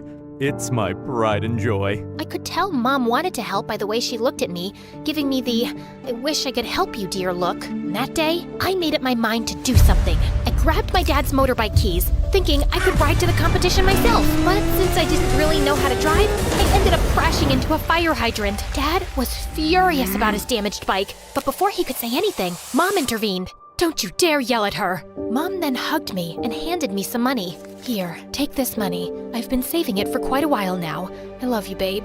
I hugged Mom tightly. I participated in the gymnastics competition and took second place. On the way back, my coach had some really bad news. "Your mom got into an accident while buying ingredients for your favorite apple pie. She's in the hospital now, in a coma. I couldn't say a word. I just stayed quiet all the way home. When I got back, Dad hugged me and told me not to worry, saying Mom would be okay. Later, at dinner, I asked Dad something tough. Dad, can I stay with Joy's family for a bit? It's not that I don't like being with you, but I feel happier there. They really care about me. Sure, if that makes you happy. I'll talk to Joy's parents. And Joy's family was really welcoming. Joy's mom used to say, "We're glad to have you, dear. You're like my second daughter from now on." That's how I ended up living with my best friend's family. They even gave me my own room. Joy's parents were wonderful. They looked after me and made me feel like I was their daughter. Even though her dad wasn't always home, I loved them with all my heart and thought of them as family. Joy and I even got closer. We'd spend all night talking or playing video games. I still saw my dad from time to time, and he seemed to be improving, becoming nicer. I'll keep getting better until you say you want to come back and live with me. Well, that might take some time, but yeah, keep your hopes up. I smiled and gave him a hug. One day, as I was walking around the house, I found a room full of beautiful clothes. Curious, I started trying them on. Joy's mom walked in on me. You look beautiful. I've always hoped to share my wardrobe with a daughter. Just then, Joy walked in, and her mom invited her to join. Joy, darling, come try on some clothes too. I don't want to. Soon, I got really close to Joy's mom. We hung out a lot, and I even helped her out at photo shoots, sometimes modeling for her. One day, I was shocked to see my picture on the cover of a big magazine. I wish Joy liked fashion like you do. Thank you for always being here for me. I smiled and thanked her for making me feel like part of her family. But something was off with Joy. She started keeping to herself, staying in her room, and didn't want to hang out or do anything with me. When I tried talking to her, she just said, "I want to be left alone."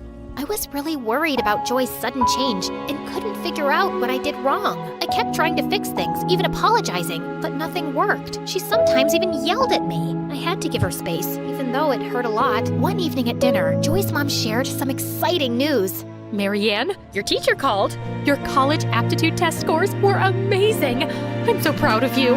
Turning to Joy, her mom asked, "And how did yours go, honey?" No, I didn't bother with it. I'm going to be a singer, so I don't need it. Maybe one of your famous friends could help produce my album? I won't do that. I want more for you. You're going to college, and later you can decide what you want. What? You can't make those decisions for me. I'm going to be a singer, and that's that. As your mom, yes, I can guide you. You can't tell me anything. Joy, stop. Your mom's just trying to help.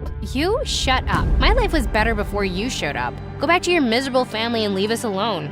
I hate you both. Angry, Joy knocked all the family pictures off the shelf. After that, her behavior got worse. She began skipping school and got mad whenever someone tried to talk about what she was doing. Joy's behavior toward me got worse, turning her into what felt like a real-life villain. She constantly tried to make trouble for me, and even though her mom always ended up forgiving me, it just made Joy angrier. For example, Joy switched her unfinished homework with mine, confusing my teacher. Luckily, the teacher sorted it out. Joy made a fake social media account with my name, posting embarrassing stuff. It took a while, but I showed it wasn't me and shut it down. Joy hid a library book I borrowed, causing me to get late fees. Her mom found it later and figured out Joy's trick. Joy messed with my bike's brakes. I felt something was wrong before I rode it and stopped myself from getting hurt. This escalated one afternoon when Joy's mom was away on a business trip and her dad was away at work. Joy decided to do something drastic. She turned the backyard into a makeshift movie theater. I'm not sure showing a movie here is a good idea. Well, it's better than having you around all the time. The backyard quickly filled with people, the projector buzzing to life. I stayed inside, trying to avoid the chaos, and was flipping through a magazine when suddenly someone stumbled into my room. Oops, my bad. I was looking for the kitchen. Hey, is that a magazine about vintage cars? My dad collects them, and I've read a bunch about them. Is that the issue with the 60s muscle cars? Yes, it is. His name was Brian. We discovered we shared a lot of interests and spent the evening chatting in the kitchen. Just as we were really connecting, the screen outside fell over with a crash. Suddenly, Joy and her mom came in. Look, Mom, I knew it. Marianne set up this whole movie thing just to hang out with her boyfriend. Boyfriend? That's not true. Why would I organize this party? Joy, you're my only friend here. Then explain him being in your room. This must be your party. Enough, Joy. I don't think Marianne would do this. But young man, it's time for you to go home, please. Joy looked so angry and stormed off. She stopped talking to me and just ignored my existence. I kept talking to Brian. Having him in my life was great. He was nice looking and well-mannered. His family had money, and he shared his dream of becoming a doctor with me. A few days later, Joy's mom called me into the living room, where I found my dad sitting. I really care about you and loved having you here, but things with Joy are getting tough. She's feeling left out. Plus, your dad's been talking to us. He's made some changes, wants you back, and misses you a lot. The past few months have been really tough without you. I love you and want you to come home. I didn't say much. When I feel a lot, I find it hard to speak, but I managed to say, I'll pack my things. I moved back with Dad, and honestly, things weren't bad. He had really improved, and hanging out with him wasn't bad at all. But I ended up blocking Brian. I didn't have a strong reason to cut him off. I felt like I didn't deserve him and just needed a fresh start. A few months after finishing high school, I couldn't go to college right away. Dad didn't have the money because we had big hospital bills for Mom. So I started working as a pizza delivery person. It was tough, but I never thought about quitting. I worked really hard and finally got into college. I planned to study economics and maybe even start my own business someday. While studying, I took any job I could get. Eventually, I managed to rent a tiny apartment with a view of the city dump. It wasn't much, but it was mine. I could finally study and rest there. Dad even helped me buy a used car for my delivery job. Things were starting to get better. I kept working hard, aiming for success. I often thought about Joy and her parents, and my mom too. I missed them a lot. With exams coming up, I studied all night and worked all day. I felt unstoppable, like nothing could slow me down. But one day, while out on a delivery, I suddenly felt very dizzy, and the next thing I knew, I crashed into a tree. I was rushed to the hospital. Everything hurt, but what pained me the most was my thoughts. Why couldn't things just go right for once? I hugged my pillow and bursted into tears. Then, a young doctor came in, and I was shocked. Brian, is that really you? He recognized me too. I always thought I'd run into the girl who broke my heart again. Feeling embarrassed, I just looked down and stayed quiet as usual. Brian had finished medical school and was now an intern at the hospital. I apologized, and we chatted for a while and swapped phone numbers. Over time, we got closer and started dating. Brian had the kindest heart, and he even helped me with my college fees. One day, I went to the hospital to bring Brian his lunch and decided to visit Mom afterward. I entered her room, and she looked so peaceful, just like an angel. I gently kissed her forehead. Mom, I have to tell you something. I tried to replace you. I was so angry when I felt you gave up on me, so I gave up on you. I was angry at Dad too, even though the poor man was struggling without you. I used to be mad at Joy, but as I got older, I understood her and we made up. I'm friends with her mom now too. I love them, but no love can match yours. Guess what? I found out this morning I'm pregnant. I'm going to surprise Brian tonight on our date. I think he's going to propose, and I'll say yes. Mom, I'm happy, but my happiness isn't complete without you. Tears overwhelmed me, and I laid my head on her hands when suddenly I felt her hands move. Overjoyed, I ran to the doctor like a little kid, shouting, "My mommy is awake! My mommy is awake!"